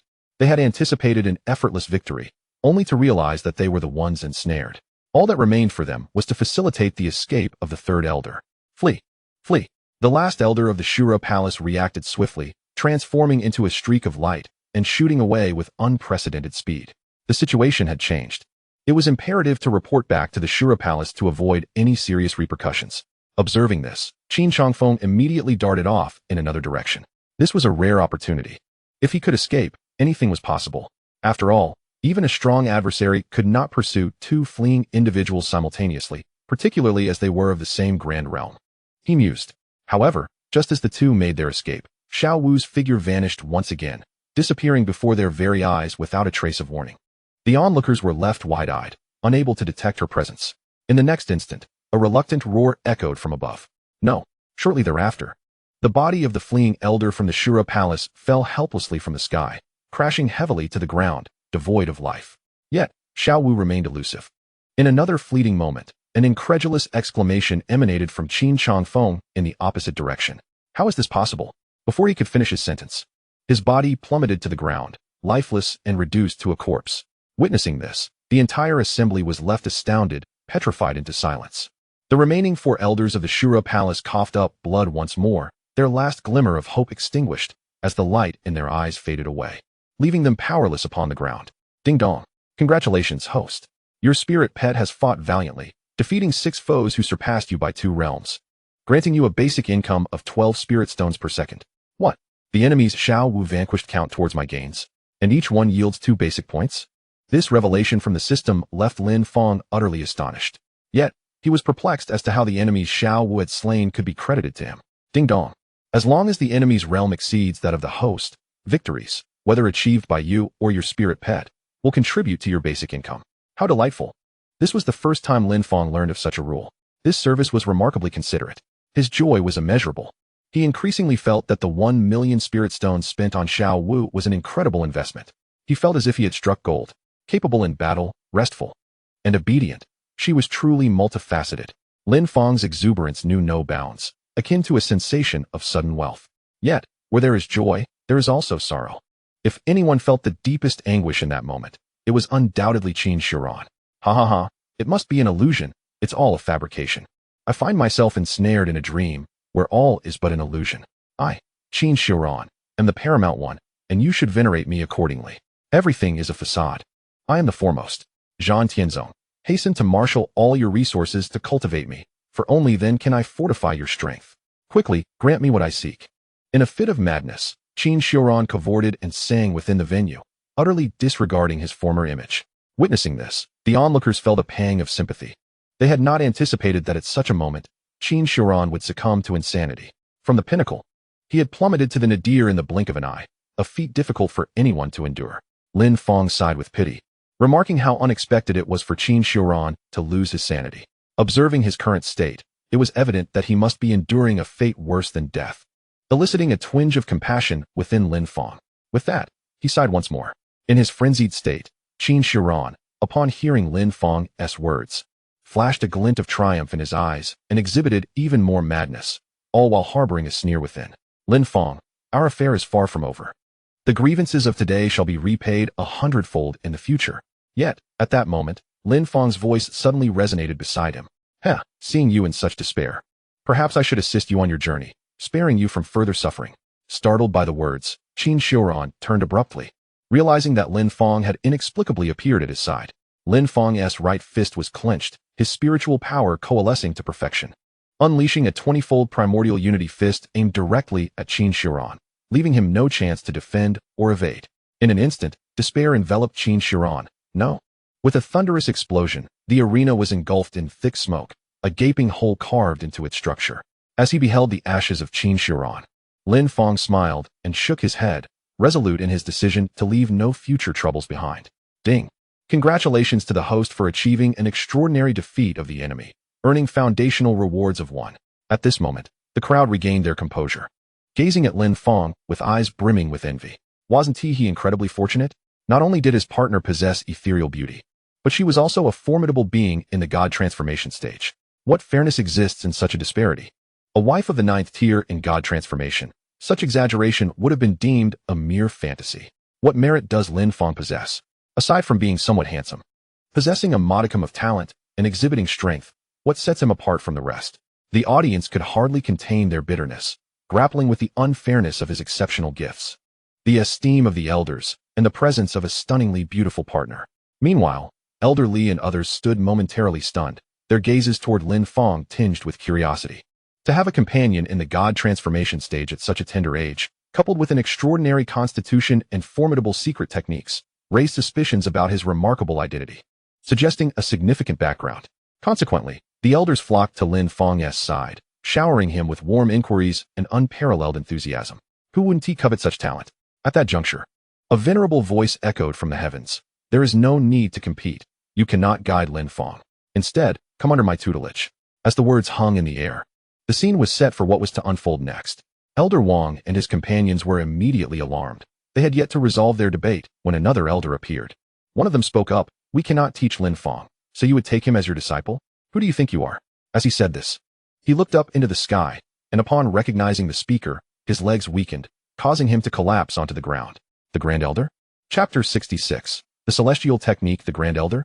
Cold sweat streamed down Elder Wang's face as he realized what he had just said. He had addressed the Grand Elder with such insolence. It was over, utterly over, a century of caution undone in an instant. Meanwhile, in the audience, the crowd was stunned. What had the Grand Elder just declared? He intended to take Lin Fong as his disciple? Incredible. Lin Fong had struck gold. To be favored by the Grand Elder upon his entrance into the sect? Clearly, Lin Fong's talent had captured the attention of even the highest echelons of the sect. The ability to battle across realms. Who wouldn't he be intrigued by such prowess? However, if Lin Fong were to become a disciple of the Grand Elder, could he still be considered an outer disciple? Outer disciple? How naive. Do you not realize that even the sect leader of the War Heaven sect is a disciple of the Grand Elder? In this instant, Lin Fong had become a junior to the sect leader. Was the disparity truly this vast? Moreover, within the sect, some elders were even grandchildren of the Grand Elder. By this reckoning, certain elders would have to address Lin Fong as uncle, while their own disciples would need to refer to him as great uncle. Goodness! Would he truly hold such a lofty status upon his entry? My heavens, he was now of a generation akin to a grandfather. How exhilarating! Oh, to think that I must greet Lin Fong as great uncle from now on. The crowd was a mix of shock and envy. With exceptional talent, formidable strength, striking looks, and a beautiful Dao partner, who was a powerful entity in her own right, and now receiving the Grand Elder's favor, Lin Fong seemed to monopolize all advantages. If anyone else were to receive even one of these benefits, they would be grinning in their dreams at night. Comparisons breed envy. And Lin Fong found himself somewhat taken aback. The individual before him was none other than the Grand Elder he had encountered yesterday, who had walked through the skies at supersonic speed. Lin Fong, do you wish to take me as your master? The Grand Elder inquired directly, as if it were a foregone conclusion. I am willing, Lin Fong replied with a nod. It mattered little who his teacher was. However, The secret techniques possessed by this Grand Elder were likely far superior to those of the Outer Elders. Excellent, my good disciple, come to my side. The Grand Elder exclaimed joyfully, beckoning Lin Fong closer. Elder Li and the others quickly clasped their hands in congratulations. Congratulations, Master, on acquiring such a talented disciple. Lin Fong's prowess is unparalleled, and he was specifically chosen for you. Under your guidance, he is destined to soar. Elder Li's high standing and formidable reputation within the sect were largely due to the Grand Elder being his mentor. It was this very reason that the Li and Qin families had vied to become his disciples. Having paid his respects to Elder Li, it was as if he had become a disciple of the Grand Elder, elevating his status within the sect to an unparalleled level. The Grand Elder nodded in acknowledgement. Indeed, you are diligent. When you have the time, pay me a visit. I wish to assess your progress in talisman studies. Elder Li was instantly elated. The implication of his master's words was that he would be taught more profound knowledge. He had not anticipated that a mere compliment could yield such significant results. It was evident that the master truly cared for Lin Fong. A collective sense of envy arose among the other elders. They realized that Elder Li would likely widen the gap between them. Elder Wang, however, felt a mix of frustration and resentment, silently deriding. How shameless of him to use my disciple to curry favor with his master. What audacity Elder Li possesses. The matters at hand soon reached a conclusion. Several elders remained to arrange the duel's details, while Lin Fong accompanied the Grand Elder to another location. Lin Fong, if I am not mistaken, the young girl beside you was brought from the secret realm, is she not? The one known as the soft-boned rabbit? Lin Fong nodded in surprise. Indeed. Wasn't it said that only those at the integration stage could discern the true identity of Xiao Wu? Could it be that this Grand Elder had already reached that level? Xiao Wu, sensing the atmosphere shift, instinctively tightened her grip on Lin Fong's fingers, her large, watery eyes turning red, adopting a defensive posture. No need to be anxious. I harbor no ill will towards you, the Grand Elder reassured with a smile. Since you are my disciple's Tao partner, you may as well be considered my daughter-in-law. Understanding the sudden change in ambience, Lin Fong comforted Xiao Wu by gently stroking her hair. It's all right. There is nothing to fear. The Grand Elder, not wishing to dwell further on the topic, produced a tome of secret techniques from his robe and handed it to Lin Fong. Take this talisman technique. Familiarize yourself with it. In a few days, when your senior brother, the current sect master, emerges from his seclusion, I will have him formally announce this to everyone. And then I shall teach you the art of talismans. Curiosity piqued, Lin Fong contemplated the contents of the tome. Could these talismans enhance his combat prowess? Sensing Lin Fong's intrigue, the Grand Elder elaborated. The art of talismans is versatile, capable of both offense and defense. If you can grasp the fundamentals, you will find that with talismans alone, you could contend with those at the nascent soul stage. Talismans inherently possess remarkable compatibility. If you possess a sufficient quantity, they can stack, exponentially increasing their potency. Furthermore, once you have crafted a talisman, it remains dormant until utilized, effectively preserving your attack for future use. Should you possess enough powerful talismans, even a second-layer nascent soul could be vanquished in an instant. And even against a third-layer nascent soul, breaking through your defenses would prove exceedingly difficult. Lin Fong blinked in astonishment, his heart racing. Vanquishing a second-layer nascent soul in an instant? Such strength? The power of these talismans seemed to rival his own tenfold Hunyuan Ichi fist. There exists a defense capable of resisting the attacks of a third-tier nascent soul, which is truly astonishing. His insulating hand, though effective against any assault below the God transformation stage, can solely neutralize attacks imbued with spiritual energy. However, when confronted by a formidable body cultivator at the third tier of the nascent soul, if he were to be caught off guard, he would have no choice but to evade. Yet, should he master the talisman technique, encountering a nascent soul would render him impervious. Even if he stood still, none could breach his defenses. Remarkable indeed. Contemplating this, Lin Fong submitted the talisman technique to the system. System, please decipher this and guide me to the basics. Ding. Detecting Tian Tong talisman technique is currently being deciphered. Tian Tong talisman technique successfully deciphered. Learning the basics requires 500,000 spirit stones. Shall I proceed with the learning? Chapter 67. The Elder's Worldview crumbles. Lin Fong briefly skimmed through the talisman technique before transferring it to the system for learning. The system had already unraveled the essence of the talisman, and with merely 500,000 spirit stones, he could acquire it instantly. A mere 500,000. Equating to half a small dance, Lin Fong decisively opted for the learning. Ding. Transmitting key points to the host, matching corresponding functionalities. Transmission successful. Functionality developed. Intelligent talisman feature. This allows for the instantaneous generation of any quantity and type of talisman, tailored to the host's needs. With both offensive and defensive capabilities at will. Should the host be in imminent danger, this function can activate passively, assisting the host in crafting sufficient defensive talismans. Creating talismans does not consume the host's spiritual energy, but rather depletes account spirit stones. Each talisman requires 1 spirit stone. 100,000 talismans can withstand a full force strike from a first-tier nascent soul. 200,000 can defend against a second tier, and so forth. Up to a maximum defense against a 5th-tier nascent soul. 100,000 talismans offensively equate to a full force strike from a first-tier nascent soul. And similarly for higher tiers. The defensive and offensive capabilities of the talismans will enhance as the host's realm ascends. Incredible. Lin Fong was astonished that this talisman technique could reach the 5th tier of the nascent soul. It surpassed his primordial chi fist in potency and could indeed defend against 5th-tier assaults. The system's functionality was equally exhilarating. Automatic defense? With this, even if he were ambushed by a high-tier cultivator, the system could provide protection without him needing to react. With such a feature, his actual combat prowess had escalated to a new echelon, invincible against 5th-tier nascent souls. Lin Fong's eyes sparkled with excitement and joy. The elder, true to his title, possessed profound knowledge of talismans. He continued to elucidate the foundational aspects of talismans to Lin Fong. This talisman technique, when layered, becomes exceedingly formidable. I hope you will dedicate yourself to mastering it. In the coming days, review it thoroughly. With your aptitude, I believe that even without my guidance, you could glean its essence within half a year. The elder, with great confidence, remarked. Talisman crafting is, after all, far more intricate than swordsmanship. Generally, one cannot hope to grasp the basics without several years of dedicated study. Lin Fong, endowed with extraordinary talent, believed that his progress would surpass that of the average individual. Master, is this how talismans are cast? He deftly flicked his finger, and a blue, semi-transparent talisman materialized at his fingertip. Indeed, it was a lightning talisman. He casually tossed it into the air, and a thunderclap resounded from the heavens, followed by a brilliant flash of lightning, which caused a distant mountain peak to erupt in an explosive roar. Crash! What? As he observed the mountain's shattering from afar, the venerable elder Zhu Wufu nearly had his eyes pop out in disbelief. Didn't I just impart the secret technique to him? He merely glanced at it moments ago, and he has already mastered it? This cannot be. Master, is this correct? Lin Fong's voice interrupted Zhu Wufu's contemplation. Striving to regain his composure, he awkwardly replied, Ahem, indeed. Your talent is remarkable. You have learned it with astonishing speed. However, do not allow this to foster arrogance within you. The crafting of talismans is a process that demands a significant amount of spiritual energy.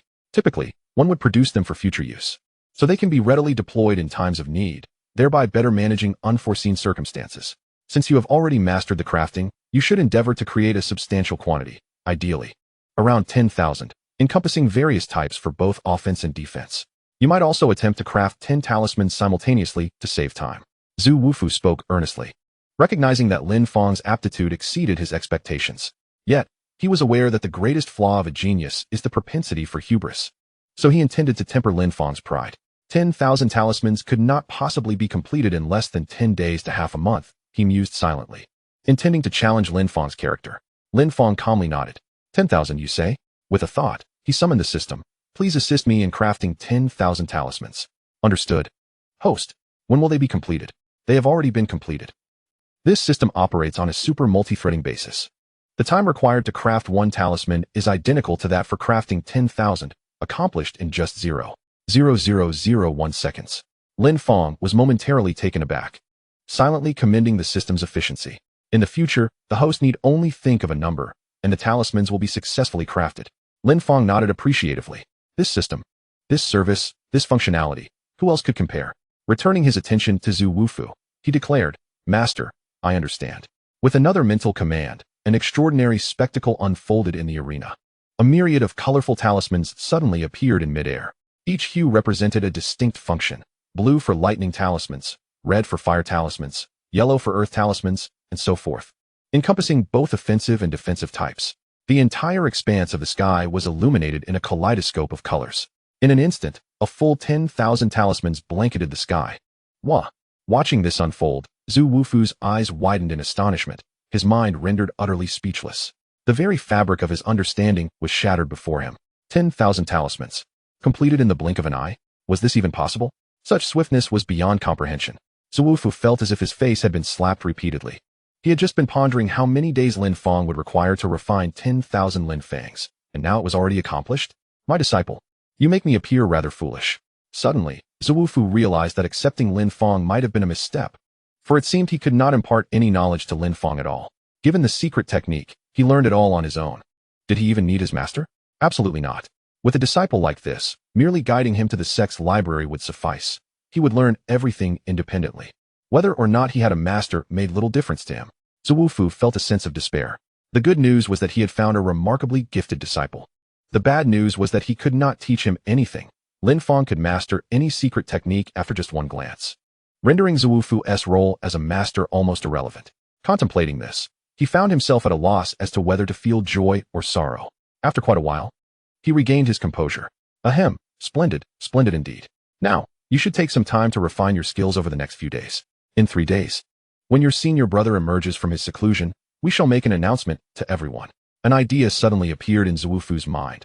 If I cultivate my disciple a bit more, could it be possible for him to become the next sect leader of the War Heaven sect? Chapter 68. Lin Fong, do you not enjoy sleeping without clothing? As dusk descended, Lin Fong emerged from Zhufu's valley and spotted Yi Wudi, an elderly, awaiting him at the valley's entrance. Wudi, elderly smiled warmly. Congratulations, junior brother. I am Li Chongqing. From now on, you may call me Brother Chongqing, as addressing me as elderly would be rather inappropriate. Ah, Brother Chongqing. How is it that you and Wudi are together? Lin Fong inquired, puzzled by their companionship. Li Chongqing replied, in this assessment, besides you, Wudi displayed the most exceptional talent. With a cultivation level of the first layer of golden core, he was able to defeat someone at the 4th layer. Such talent is indeed compelling. So I took him as my disciple. Lin Fong nodded in acknowledgement. Since Yi Wudi also possessed a celestial physique, it was only natural for elderly to recognize him.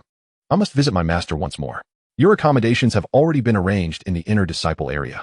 Yi Wudi is aware of the way. Let him guide you.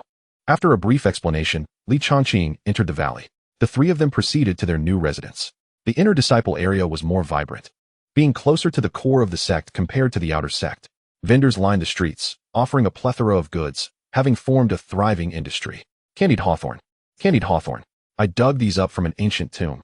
They could very well be treasures left by formidable beings. This looks suspiciously like a chamber pot. Are you telling me it's a vase? I have medicinal pills for both internal and external injuries. Come take a look. As Lin Fong walked, he couldn't help but feel nostalgic. This scene resembled the night markets of his previous life, albeit with different wares. Just as he was lost in thought, Xiaowu suddenly halted. Her gaze fixated on the candied hawthorn, swallowing hard with longing. The fruit glistened with a vibrant red hue, appearing utterly delectable. May I have some? She inquired. Of course. Lin Fong responded with a nod, promptly purchasing several skewers and handing them to Xiaowu. Enjoy as much as you desire. As Xiaowu gazed at the candied hawthorn in her hands, its brilliant red color adorned with a transparent layer of sugary glaze was indeed captivating. Gently, she extended her delicate tongue to taste it. The sweet flavor enveloped her palate, her eyes instantly sparkling like a rabbit that had discovered a delightful treat. Without hesitation, she bit into a fruit, savoring it with fervor, her eyes curving into crescent moons. So delicious. Thank you, Lin Fong. Lin Fong, momentarily taken aback, soon regained his composure and smiled. In our human world, expressing gratitude requires more than mere words. It necessitates corresponding actions. More than just saying thank you. Corresponding actions? Xiaowu appeared perplexed, looking toward Lin Fong for clarification. Yi Wudi shared her confusion, querying, what actions? I am unaware of any. Shengwan Yaya also lent an ear. Equally puzzled, were there different customs in the mortal realm? Lin Fong continued, in our human society, when you are joyful, you should embrace me and give me a kiss to fully convey your happiness, allowing me to share in your joy. When expressing gratitude, you ought to kiss me on the lips, much like how I draw your essence, as that conveys your appreciation. Yi Wudi? Shengwan Yaya. Xiaowu suddenly enlightened. Oh, is that so? With that, she rose on her toes, wrapped her arms around Lin Fong's neck, and leaned in for a kiss. Lin Fong smiled as he lifted her, relishing the moment. Witnessing this, Yi Wudi slapped his forehead in exasperation. I shouldn't have asked. Shengwan Yaya couldn't help but mentally scoff. Such a silver-tongued charmer. No wonder those 2 level 4 spirit beasts were so wary of Xiaowu being whisked away. They truly had an eye for character. After a while, Lin Fong and Xiaowu reluctantly parted. So sweet, he mused, finding himself unexpectedly fond of candied hawthorn. The taste was indeed delightful. The trio continued their stroll, with Xiaowu pulling Lin Fong in for kisses whenever something caught her fancy. Eventually, they returned home with an assortment of toys, books, snacks, and various clothes and shoes. some for Xiao Wu and some for Lin Fong. Before long, they arrived at the accommodations for inner disciples. Each was assigned a luxurious villa, a stark contrast to their outer disciple counterparts. After bidding farewell, they retreated to their respective villas to practice and rest. After a day of battle, Lin Fong felt weary. Once he had settled in, he embraced Xiao Wu and fell into a deep slumber. The following day, upon awakening, the first thing that greeted Lin Fong was the enchanting visage of Xiao Wu. Her cheeks were flushed, and her entire petite form was draped over him. No wonder he had felt breathless throughout the night. Lin Fong casually reached out, feeling a slick texture against his palm. Instantly, he was captivated, unable to part with it. Moments later, Lin Fong sat up and opened the system panel to commence his cultivation. The process was quite straightforward. He merely allowed the system to assist him in his training. 105, 647 spirit stones can be upgraded to the 4th level of the golden core. Remarkably, in just one night, less than a day, he had accrued 1 million spirit stones, effortlessly replenishing the amount he had expended yesterday while aiding Xiao Wu in her transformation. Without hesitation, Lin Fong clicked the one-click refining option. Refining for million spirit stones. Refining in progress. Refining complete, assisting the host in enhancing cultivation. Boom, boom, boom. A series of muffled sounds reverberated around Lin Fong's body. As a golden core cultivator, he had already mastered the ability to suppress the destructive force during his cultivation. By merely erecting a barrier around himself, he could contain the tumultuous surge of spiritual energy within. This way, he would not need to change residences after elevating his cultivation. However, even so, his garments were reduced to dust in an instant. Crack. Boom. The outer barrier was shattered in an instant. A shockwave erupted from his body, sweeping through the furniture in the room. With a sigh, he had achieved the 4th level of the golden core. Lin Fong stood up, a glimmer of brilliance flashing in his eyes. At the 4th level of the golden core, he was invincible without relying on any secret techniques. His innate strength was sufficient. Should he employ the Hunyuan Ichi fist, he could contend with those at the 5th level of the nascent soul. Furthermore, with the talisman technique, he could engage in battle against those at the 6th and 7th levels of the nascent soul. His prowess had transcended mere cultivation realms. On the bed, Xiao Wu was also awakened by the shockwave from Lin Fong's breakthrough. Rubbing her eyes upon waking, she gazed at Lin Fong beside the bed. A hint of confusion etched on her face. Oh, Lin Fong, don't you prefer to sleep in clothes? Chapter 69, Golden Core Realm. How could it be so powerful? Once Lin Fong and Xiao Wu had donned their garments, they held hands and stepped out of the room, calling for Yi Wudi to join them for breakfast. A new day began with a delicious meal. Although Zhan Tian's sect was a sect, its internal space was vast, with intricate streets that could easily be likened to a city, indeed, a grand city at that. Within it, one could find virtually everything. Not far from the courtyard where Lin Fong and Xiao Wu resided was the dining area. After the three ordered their breakfast, they sat nearby awaiting their meal. Since this was the activity zone for inner disciples, and Lin Fong and Xiao Wu had just arrived yesterday, many people did not recognize them. Thus, it was not long before unexpected attention arrived. Today, following Lin Fong's suggestion, Xiao Wu wore a pink short skirt paired with white knee-high stockings, topped off with a pair of rabbit ears. She looked utterly adorable. Even while merely sitting there, she drew the gaze of many onlookers. What a beautiful woman. How could such beauty exist in this world? She was simply flawless. If such a woman were to become my partner, I fear I would have little inclination to cultivate. Speaking of which, who are those two men accompanying this fairy? One individual, though of decent appearance, was accompanied by two others whose cultivation levels were utterly unimpressive. How could such individuals possibly have ventured into the realm designated for our inner disciples? Could they be outer disciples pursuing the celestial maiden to this place? They must be suitors of hers, I surmise. Observing the handsome youth's proximity to the maiden, I cannot shake the feeling that they might be fated companions. What companionship? This ethereal maiden exudes an aura of otherworldliness. It is inconceivable that she would have a partner. Such remarks are unpalatable to us. Kindly refrain from uttering them. Inside the breakfast establishment, the crowd continued to swell. Lin Fong and his companions were acutely aware of the gazes directed their way. Lin Fong felt a sense of helplessness. With Xiao Wu's beauty, such attention is inevitable wherever they go. There is little they can do about it. After finishing their meal, the trio prepared to depart. At that moment, a youth clad in resplendent robes obstructed their path. Upon his arrival, many recognized him immediately. The individual, known as Yin Wei, possessed a cultivation level of the 5th stage of the nascent soul, holding a notable reputation among the inner disciples, with strength regarded as above average.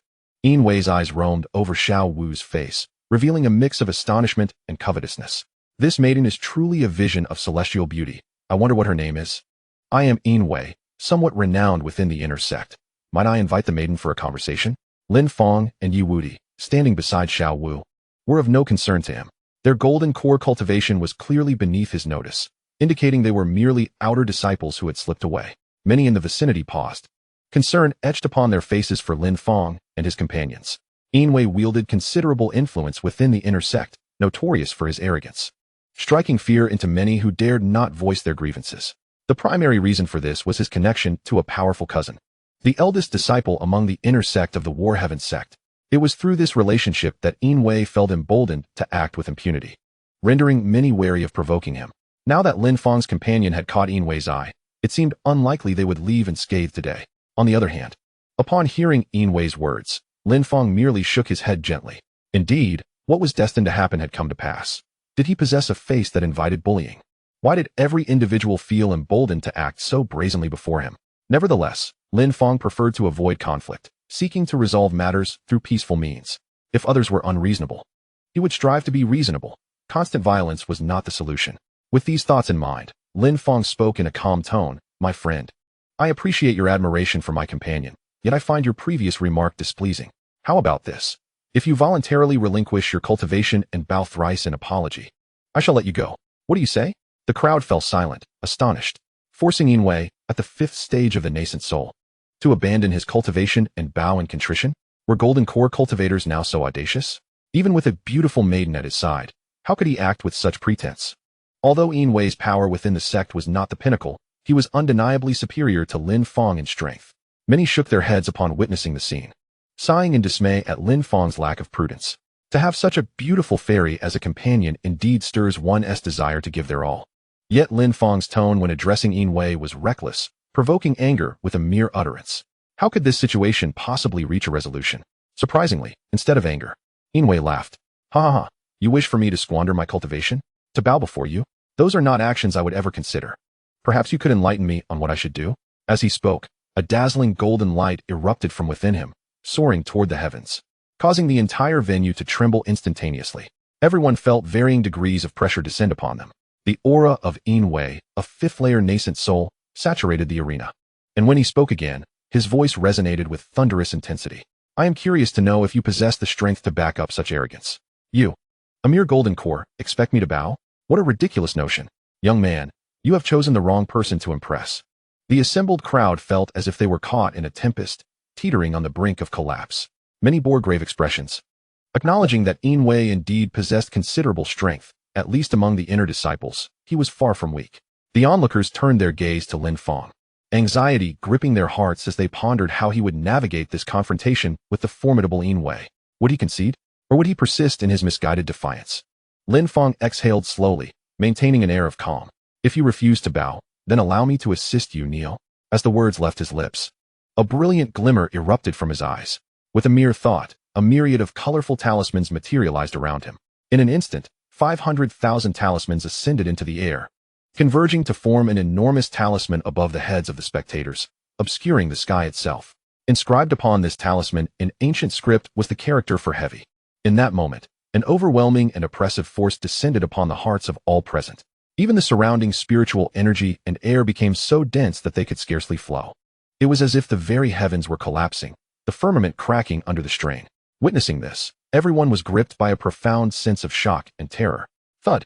Beneath the colossal talisman, Yinwei found himself unable to withstand the tremendous weight. His legs buckled, breaking under the pressure, forcing him to kneel upon the ground. His complexion paling dramatically, he could only bow his head to the earth, rendered immobile. The transformation in Yinwei's expression was stark, a mixture of disbelief and dread washing over him. How could a golden core be so powerful? The arena fell into an eerie silence. Chapter 70. Has Yinwei been defeated?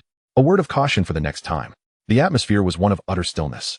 All gazes were fixed in astonishment at the unfolding spectacle. It was unfathomable that a disciple at the golden core stage could wield such might. With a single move, he had subdued a 5th-layer nascent soul, leaving him utterly powerless. The immense force of that talisman posed a significant threat even to those at the 6th layer of nascent soul. Their expressions reflected a shared sense of incredulity. Lin Fong, embracing Xiao Wu at his side, wore an expression of indifference, as though he had not engaged at all.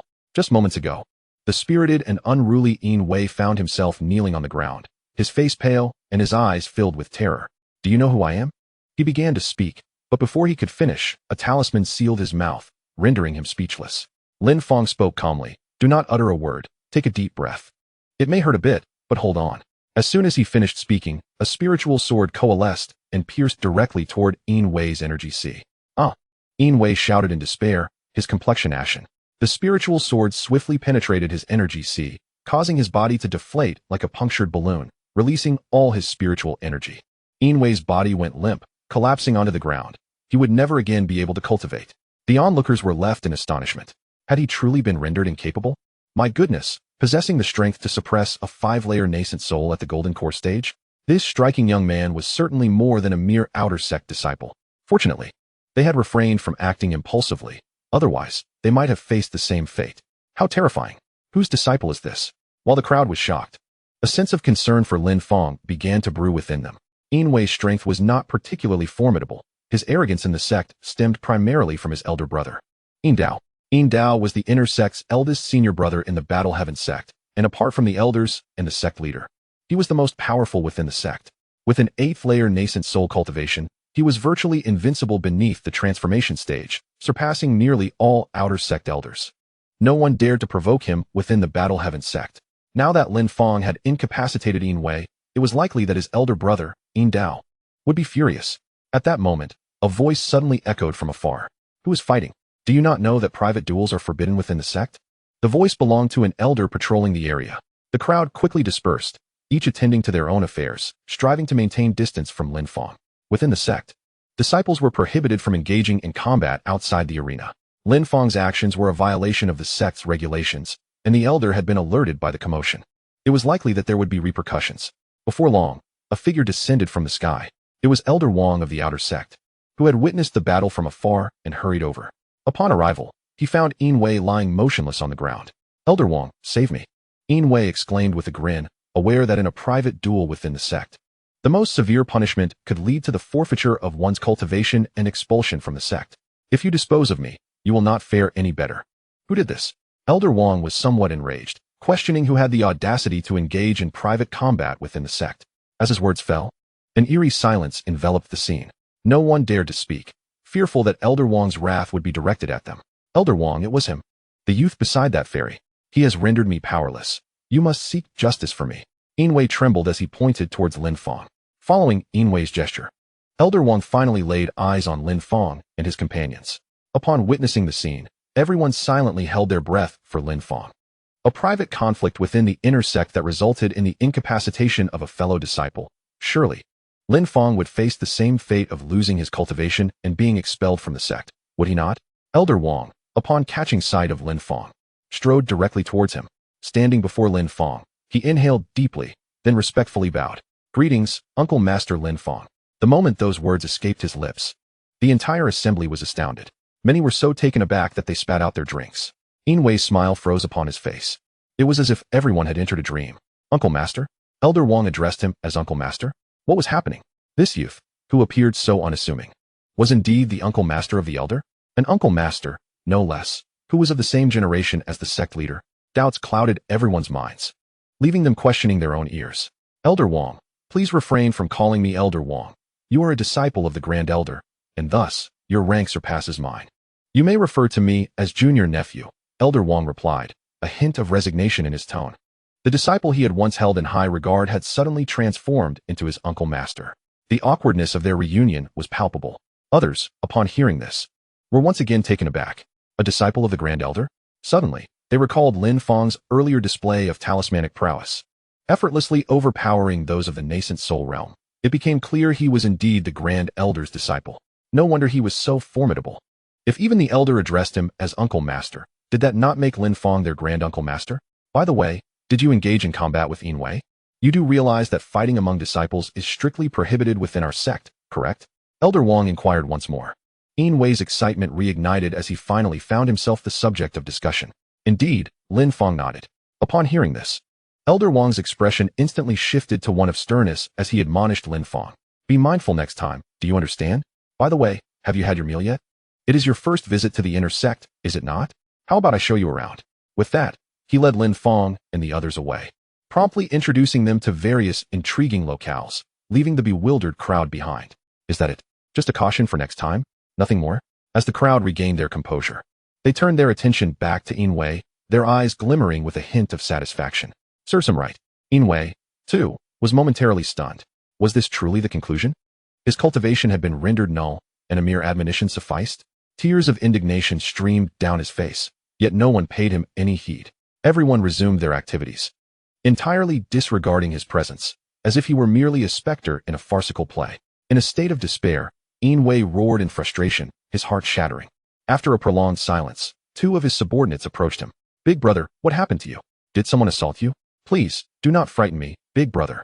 Yin Wei slowly lifted his head, his eyes bloodshot, his voice hoarse. Quickly, take me to find my brother. The two hastily assisted Yin Wei, escorting him to his brother Yin Dao's residence. Upon arriving at the entrance, Yin Wei shouted into the courtyard, "Brother, you must stand up for me. A new disciple has recently arrived at the inner sect, boasting an air of arrogance, even disregarding you, claiming he could defeat you with a single move." Chapter 71. Leveling up by slaying minor monsters, basic earnings of 50 spirit stones. After Yin Wei conveyed these words to the other courtyard, he quietly awaited at the entrance. After a considerable time, a faint voice emerged from within. Was it you who instigated this first? Upon hearing this, Yin Wei promptly defended himself. No, truly, not at all. Humph, am I not familiar with you? As the senior brother of the inner sect, I hold some esteem within the sect. Who would seek trouble with you without cause? You merely provoked trouble first, struck a hard surface, got yourself crippled, and now come to me seeking assistance. I do not believe a single word you say. In the other courtyard, Yin Dao's tone suddenly turned stern. Cold sweat broke out on Yin Wei, his face turning frantic. But that person is indeed formidable. He has already reduced me to this state with his golden core cultivation. Moreover, Elder Wang mentioned that he is a newly accepted disciple of the Supreme Elder. This time, Yin Wei dared not fabricate any lies and recounted the entire sequence of events in detail. He understood that if he continued to deceive, his elder brother might genuinely abandon him. His elder brother had a keen interest in individuals with strength. Lin Fang's ability to incapacitate him clearly indicated some level of prowess, further compounded by the fact that even the Supreme Elder had taken him as a disciple, which would surely pique his elder brother's interest. Indeed, upon hearing this, a flicker of astonishment crossed Yin Dao's gaze. A disciple of the Supreme Elder? In his prime, even someone of my talent was overlooked by the Supreme Elder. This has been a lingering regret throughout my years. I had thought the Supreme Elder would never take on disciples again, yet unexpectedly, he has taken Lin Fong under his wing. It appears I should venture out for a while. I understand now. Once I emerge from seclusion, I shall personally meet this Lin Fong. Yin Dao's voice conveyed a nonchalant assurance, and Yin Wei was instantly elated. With his elder brother's intervention, all was secured. However, at that moment, another voice emanated from within. You should return home directly now. Do not ascend the mountain again. Elder brother, elder brother. Meanwhile, on Lin Fong's side, after accompanying Elder Wang for a tour, he ultimately arrived at the sect's martial arena. Elder brother, why are we here? To slay minor monsters and level up. Lin Fong uttered a phrase that Yi Wudi could not comprehend, his face beaming with joy. Previously, without adversaries to battle, he could not gain experience. Now, with such an abundant reservoir of experience available, he could not let this opportunity slip away. Today, he planned to unleash his full potential and accumulate as much as possible.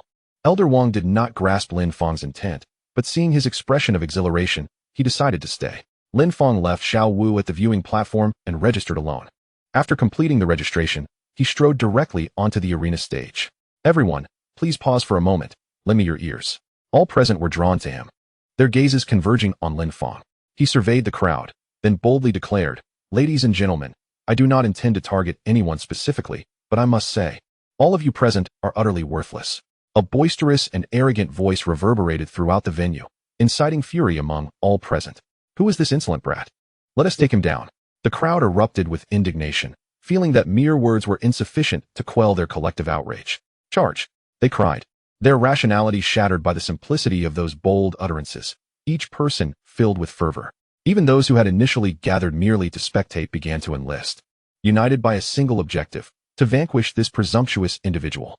On the opposite side of the stands, Elder Wang was rendered speechless. Was this what he meant by gaining experience?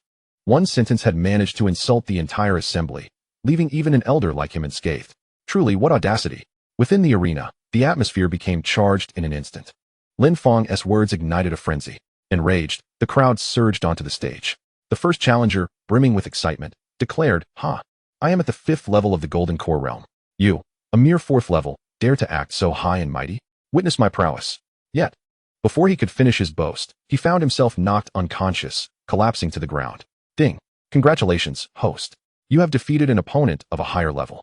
Basic rewards have been increased by 1, granting you the ability to earn 38 spirit stones per second. Next, a profound silence enveloped the arena. Many were left bewildered. Was that it? Was it truly over so soon? Lin Fong's singular blow had effortlessly dispatched a 5th-level Golden Core cultivator. Observing the fate of the first challenger, many began to reflect on their own capabilities and quietly retreated back to the stands. The second contender stepped forward. "I am at the 6th level of the Golden Core realm." Boom. Next, "I am at the 8th level of the Golden Core realm." The dragon emerges from the sea. Next, ding ding. Basic rewards have increased by 1. The 4th, 5th, 6th, and 7th disciples met the same fate, each sent flying from the stage by a single punch. When a 9th-level Golden Core expert took the stage, only to be similarly dispatched by Lin Fong, the crowd was left in stunned silence. Was every challenger merely a punch away from defeat? How could a 3rd-level Golden Core cultivator annihilate a 9th level in such a fashion? Had the world gone mad?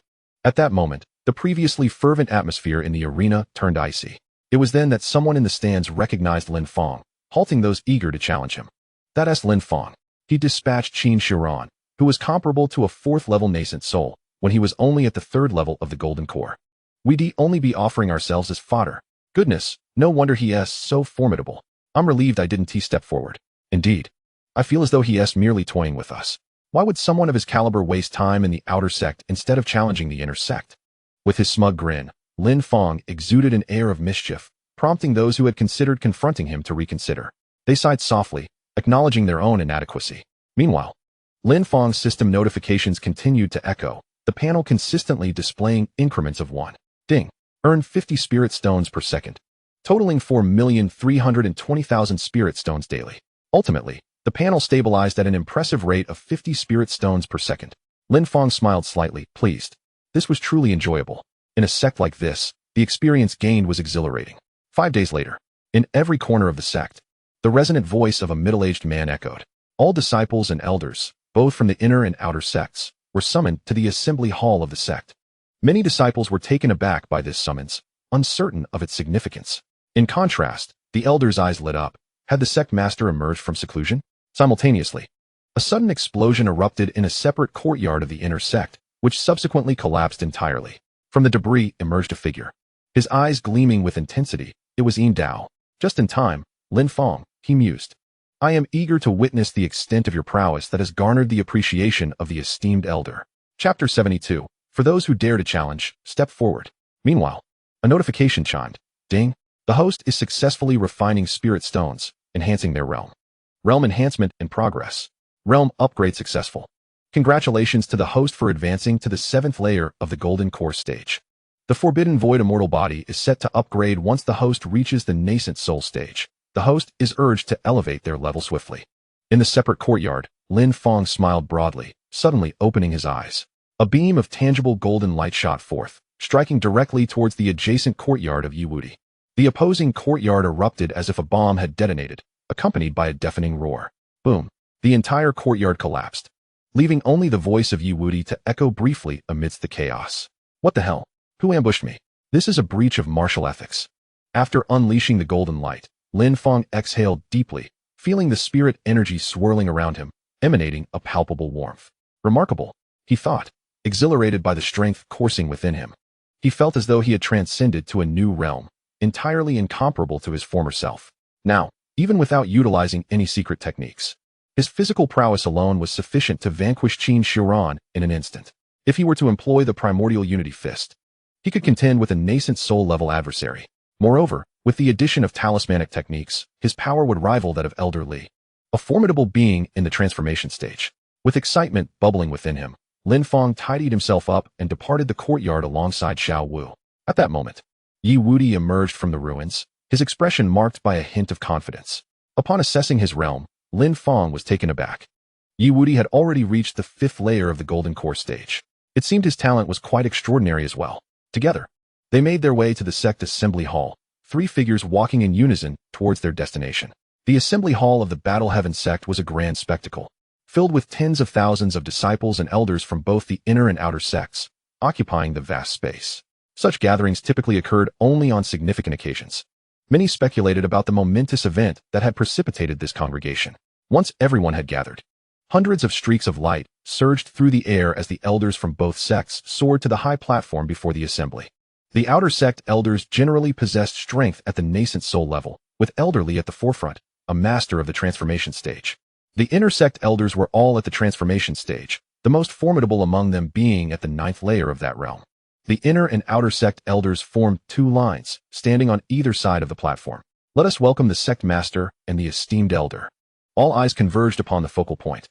Suddenly, a rift was torn in the void, from which emerged 2 figures, the sect leader, Qin Zhantian, and the venerable elder. The moment they appeared, the tens of thousands present felt an overwhelming pressure akin to that of a colossal mountain. Few could raise their heads, and the spiritual energy within the venue stagnated, inducing a sense of suffocation. Upon their arrival, Qin Zhantian and the elder hovered in the air, casually dispersing the oppressive force that weighed upon the multitude with a mere wave of their hands. They then took their seats upon the elevated platform. Once seated, the other elders followed suit. After settling in, Qin Zhantian was the first to speak, his voice resonating throughout the assembly like divine music. He summoned everyone for 2 matters of import. The first was regarding the Central Plains, where the triennial sect ranking tournament was about to commence. This competition would determine the standings and fortunes of all sects for the next 50 years, and each sect would send forth their most elite disciples to participate. Naturally, we shall partake as well, with each sect allowed to send 10 representatives. Therefore, in the coming days, I urge everyone to intensify their cultivation. Prior to the tournament, we will hold an internal competition among our disciples, from which the top 10 will represent us. Those who secure a place among the top 10 will be richly rewarded with gifts, elixirs, secret tomes, and weaponry, all of their choosing. Qin Zhantian's voice echoed throughout the hall, causing many inner disciples to gasp in awe, their eyes shimmering with longing. The sect ranking tournament? The Central Plains? To think that the triennial tournament would once again unfold this year. The burden of representing the Zhantian sect now rested upon their shoulders. Rumors spoke of the myriad formidable powers within the Central Plains, and many disciples yearned to witness firsthand the disparity between themselves and other sections. Lin, too, found himself intrigued. The Central Plains was a place he would inevitably visit, and this tournament presented a perfect opportunity to uncover the troubles faced by his estranged father. Moreover, he wondered about the prowess of the Lin clan's descendants in the Central Plains. Seemingly attuned to their thoughts, Qin Zhantian continued. There is no restriction on strength for the tournament. Any disciple of the sect may participate. However, I must caution you, those at the first level of the spirit transformation stage may find themselves only ranking in the middle tier. What? Only middle tier with the spirit transformation stage? Many were left astounded. They knew the sects of the Central Plains were formidable and their disciples powerful, but they never anticipated such a vast chasm in disparity.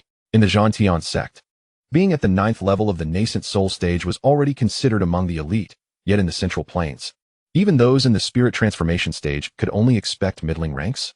Just how formidable were the top disciples? Would they be at the 9th level of the spirit transformation stage? Would the pinnacle disciples be at the void refinement stage? Gasps of astonishment rippled through the crowd. A disciple surpassing even the elders of their sect? The difference was staggering. Observing the reactions of the crowd, Qin Zhantian shook his head slightly, choosing not to dwell on their astonishment, and continued, Now, let us proceed to the second matter. Many are likely aware that the esteemed elder has recently taken on a new disciple named Lin Fong. Possessing extraordinary talent, Lin Fong has garnered the admiration of the elder, and it is believed that he will emerge as a leading figure within the sect as he matures. Lin Fong, please come forward. Upon hearing his name, Lin Fong gracefully leapt onto the platform, arriving beside Qin Zhantian. The outer disciples regarded Lin Fong with indifference, yet the inner disciples were largely unfamiliar with him. All eyes turned towards Lin Fong, their expressions a mix of surprise and skepticism. Isn't he said to possess exceptional talent? Yet, he is merely at the 7th level of the Golden Core stage? Murmured one. What? He hasn't even reached the nascent soul stage? Is this all he has? I feel I could do just as well. Another speculated, could he have suffered a severe injury, causing a regression in his cultivation? Surely not. I had expected him to be at the transformation stage. How could someone of such a low level earn the elder's favor? The inner disciples buzzed with disbelief and confusion regarding Lin Fong's acceptance by the elder. They simply could not comprehend how a disciple at the Golden Core stage could possibly attract such recognition. Lin Fong, well aware of the murmurs, felt an unexpected surge of joy amidst the mockery and doubt. Question my strength? He thought. What an opportunity to gain some experience. He then boldly addressed the crowd. I am open to any challenge. If anyone is dissatisfied, feel free to step up. Chapter 73. Yin Dao takes action open to any challenge? A casual match? Lin Fong's declaration astounded those present. Their expressions reflected both astonishment and disdain. Did he believe himself to be the senior brother? How could someone at the Golden Core stage speak with such audacity, as if he were superior to a nascent soul? Those unaware might assume Lin Fong had reached the transformation stage. Such arrogance was simply outrageous. An elder from the inner sect swiftly attempted to intervene, concerned that Lin Fong's words might lead him into trouble. The elder would not have chosen a disciple of weak talent, yet Lin Fong's current level was far from impressive, even among outer disciples. Should he be challenged by an inner disciple, it could lead to severe consequences for Lin Fong. Elder, should I perhaps steer the conversation elsewhere? One elder suggested. Why divert the topic? Zhu Fu replied with enthusiasm. My disciple is prepared to accept the challenge, is he not? Are you truly going to let him proceed with this? An elder from the inner sect expressed concern. Lin Fong's low cultivation was troubling. He feared for Lin Fong's safety in battle. Zhu Fu, however, shook his head dismissively. It matters not. Let him proceed. Do not be misled by his current level. His strength is formidable, and beneath the 6th level of the nascent soul, he should find no equal. What? The elder's words sent shockwaves through the assembly. No equal beneath the 6th level of the nascent soul? That cannot be true.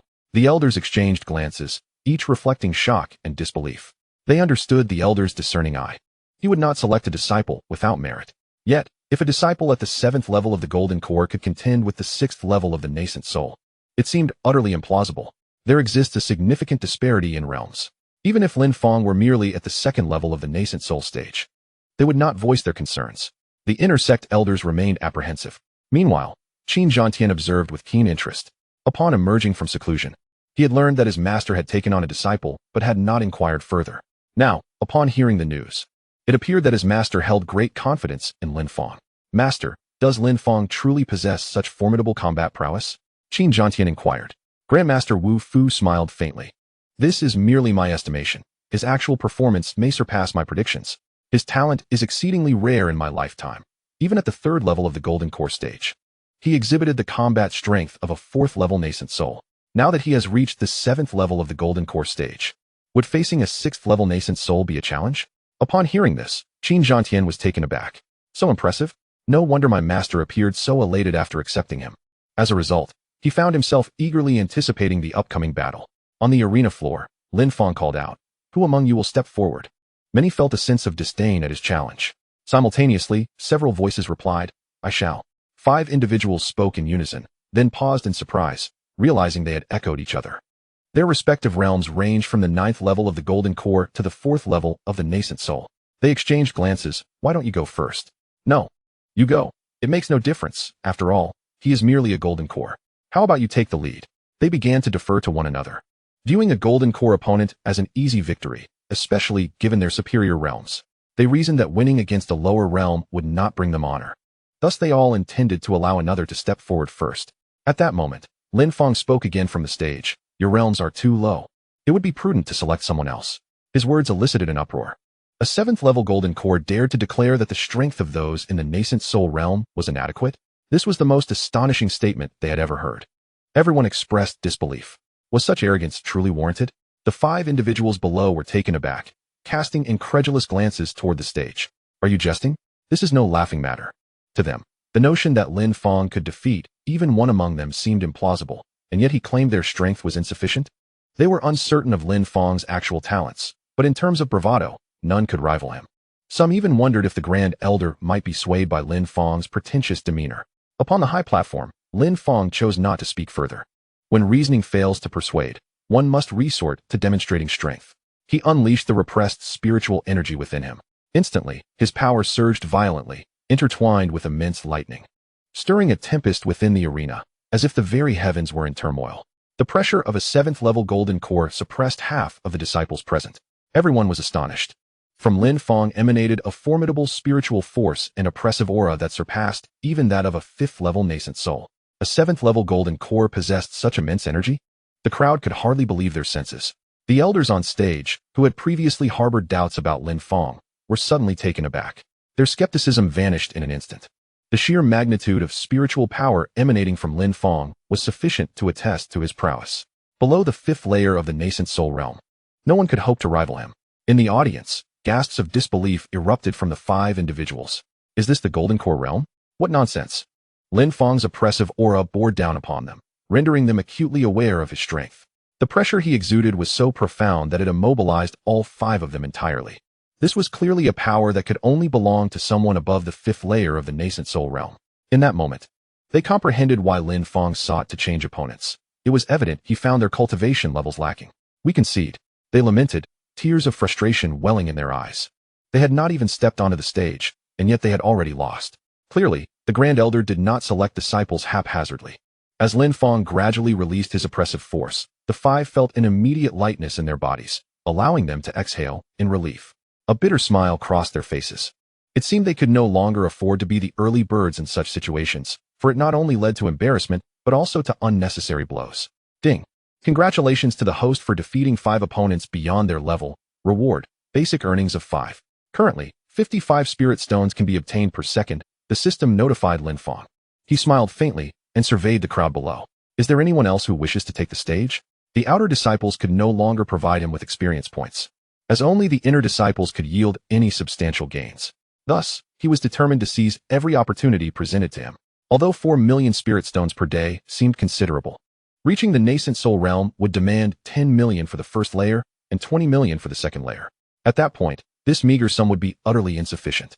As Lin Fang's words fell, the crowd exchanged glances, unsure of what to do. Finally, one stepped forward. I will give it a try? Just then, another voice rang out. Allow me to take my turn. As the words echoed, a figure emerged, capturing everyone's attention.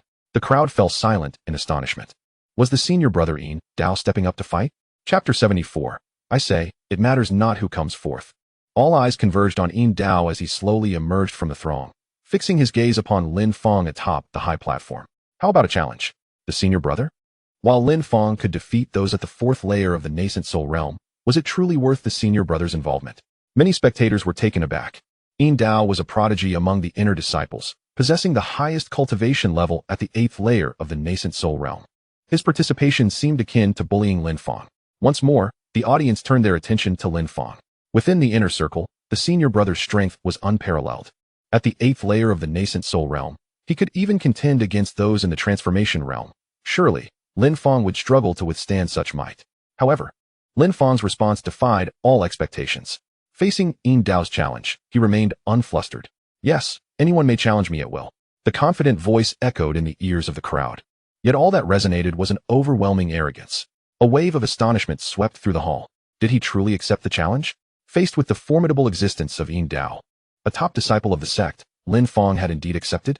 Was he utterly ignorant of his limitations, or had he lost his senses? The inner elders shared the same skepticism. The 7th level of the Golden Core confronting the 9th level of the nascent soul was akin to a fool's dream. Regardless of Lin Fang's genius, victory seemed utterly unattainable. It is essential to recognize that Yin Dao's status as the senior brother was not solely due to his higher realm. His innate talent also eclipsed that of all others. Even at the 7th level of the nascent soul, he had the audacity to engage in battle with those of the transformation stage without faltering. Now, at the 8th level of the nascent soul, he possessed strength that firmly surpassed even the 1st level of the transformation stage. With such talent and power, what could a mere golden core like Lin Fang possibly achieve? On Yin Dao's side, calmness prevailed. Lin Fang, your ability to transcend so many realms in battle is indeed extraordinary, and your strength is commendable. However, in the realm of cultivation, what matters is not merely talent, but tangible power. At least in my eyes. Your current cultivation is insufficient to qualify you as a disciple of the Supreme Elder. As his words fell, Yin Dao's gaze sharpened, and the suppressed spiritual energy within him erupted suddenly. Boom. Many in the audience were caught off guard and were thrown back. The air trembled incessantly, with waves of shock emanating outward from his center. All disciples and elders within the hall were taken aback, their expressions reflecting profound astonishment. The 9th level of the nascent soul? Yin Dao's realm had ascended once more. It was only 3 months ago that he had just reached the 8th level of the nascent soul. In such a brief span, he had advanced again to the 9th level? Such talent was terrifying. If this continued, it was likely that within a year, he would achieve the transformation stage. At that point, he would undoubtedly be the youngest transformation stage powerhouse in the Eastern Wilderness. With such strength and talent, who could rival him? Who would dare to challenge him? Numerous elders inhaled deeply, striving to suppress the elation swelling within them. This young man would undoubtedly become a pillar of the sect in the future. Lin Fong, in the face of my current prowess, do you still harbor the same confidence as before? Yin Dao's voice resonated powerfully, each word reverberating in the air. Beneath his calm exterior, a tempest raged within him. He felt a deep sense of dissatisfaction, dissatisfied with Lin Fong, dissatisfied with the Supreme Elder's decision.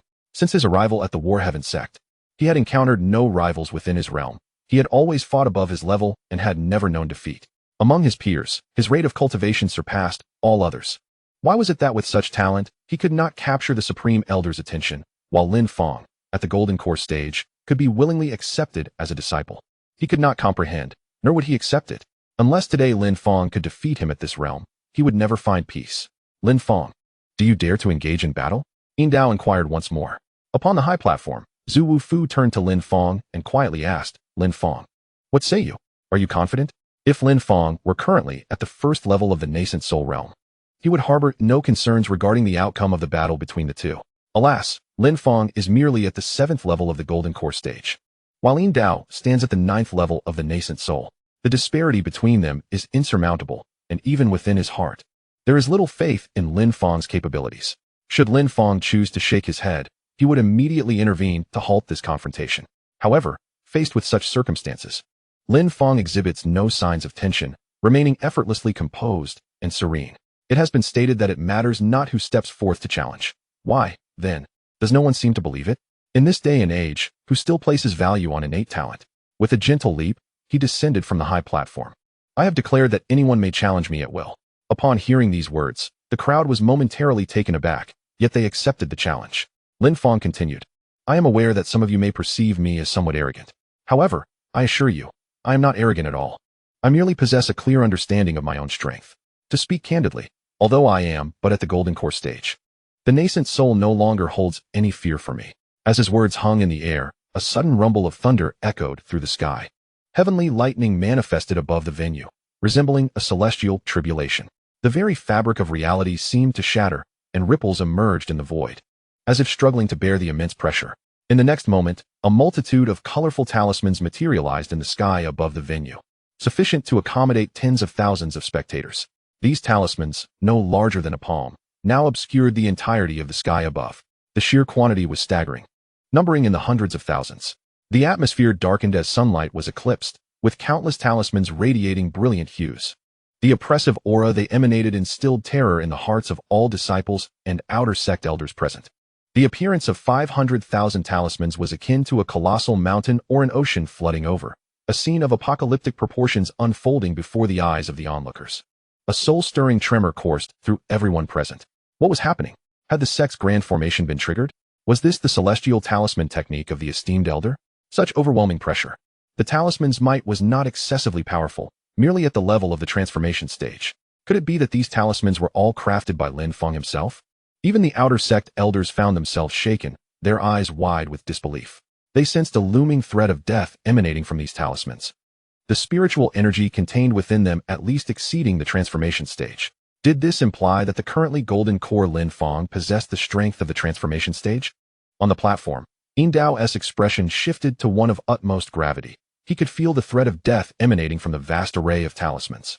This meant that Lin Fong's move was indeed capable of ending his life. How could this be? How could someone at the Golden Core stage be so formidable? Chapter 75. Who dares to show off here? 500,000 talismans densely floated above, their sheer quantity resembling the floodwaters of a great river engulfing the Golden Mountain. At this moment, the tens of thousands of disciples present felt an almost unbearable weight pressing down upon them. Thud! Half of the assembly collapsed to the ground, unable to rise. The remaining half teetered on the brink of their limits. All present were gripped by a terror that bordered on despair. The pressure emanating from the talismans alone is formidable. One can only ponder the magnitude of the attacks they could unleash. Should Lin Fong entertain any nefarious intentions and unleash these talismans upon the gathering, it is likely that at least half of those present would suffer casualties. I have proclaimed my invincibility. You are free to act as you wish. Is that acceptable? Lin Fong stated, advancing step by step towards Yin Dao. With each stride, the pressure on Yin Dao doubled, and the ground beneath began to fissure and collapse, the talisman's force manifesting as if it were tangible. Even Yin Dao, with his body of the 9th layer of the nascent soul, more resilient than diamond, found himself trembling, realizing he was ensnared and unable to move. A mere 7th layer of golden core has rendered a 9th layer of nascent soul immobile. Yin Dao could no longer maintain his composure. His countenance paled and cold sweat drenched his garments. Finally, as Lin Fong reached his side, all the pressure from the talismans converged upon Yin Dao, whose body could no longer withstand it. Thud! To the astonishment of all, Yin Dao collapsed to his knees before Lin Fong. The earlier bravado and confidence evaporated entirely. His once proud talent and strength were utterly shattered by Lin Fong. With a cultivation lower by an entire realm, he found himself incapacitated, unable even to retaliate. Confronted by the terrifying might of the talismans that posed a lethal threat. Was this the reason the esteemed elder took Lin Fong as his disciple? He bowed his head heavily and rasped, "I concede." At that moment, a wave of astonishment swept through the crowd. Everyone's hearts trembled with disbelief. The senior brother has admitted defeat. How could one as formidable as he, at the 9th layer of nascent soul, yield to Lin Fong? Does this not suggest that even he cannot withstand Lin Fong's talismans? This is simply terrifying. Several female disciples quivered, gazing at Lin Fong with newfound admiration. He is so handsome. How I wish to be subdued by him. Having dispelled all pressure, Lin Fong noticed Yin Dao still kneeling. What is this? Are you still unconvinced? Yin Dao slowly raised his head, the pallor on his face not yet fully receded. As the inner sect's senior brother, how could I lose to someone of a lower realm, unable even to retaliate, utterly vanquished? I am no longer worthy of being the senior brother. Yin Dao's eyes reflected a state of despondency, his once proud spirit thoroughly crushed in that fleeting moment. Lin Fong, however, shook his head. Do you think it unjust that you have lost to me? You are mistaken, gravely mistaken. Lin Fong's words struck like a thunderclap, awakening Yin Dao from his stupor. He lifted his gaze, bewildered by Lin Fong's assertion, and the crowd shared in their confusion. Lin Fong continued, I have been cultivating for just over a month. In that brief time, I have advanced from the Qi refinement stage to the golden core stage. Such talent, can you rival it? Since my cultivation began, I have never fought against an opponent of the same realm. At the 5th level of foundation establishment, I faced an opponent at the 1st level of golden core. At the 8th level of foundation establishment, I battled one at the 5th level of golden core. At the 1st level of golden core, I confronted one at the 1st level of nascent soul. In all these encounters, I have never tasted defeat. What do you have to compare with me? The silence in the hall was chilling, as if a pin drop could be heard. Lin Fong's words struck everyone like a thunderbolt. From the very beginning, Lin Fong had fought across half a major realm, and upon reaching golden core, he directly began to battle across a full major realm. Such talent, such strength, is truly terrifying. No wonder he has always appeared so arrogant. It is not arrogance, but rather confidence in his own abilities. Truly, one can only feel overwhelmed when comparing oneself to such a prodigy. While everyone was astonished, a wave of envy and resentment surged within them. Yin Dao was equally astonished. None of Lin Fong's achievements were within his reach.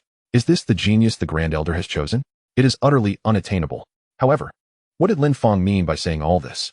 Yin Dao, filled with confusion, gazed at Lin Fong. Lin Fong continued, My meaning is quite simple. If you do not possess achievements like mine or talent akin to mine, why would you wish to compare yourself with me? Are you not merely seeking unnecessary trouble? I am a genius, while you are but an ordinary person. Geniuses engage in the endeavors befitting their stature, and ordinary individuals have their own paths to follow.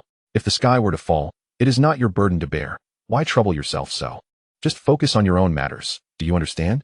Lin Fong's words left everyone momentarily speechless. Lin Fong is a genius, and they are mere mortals?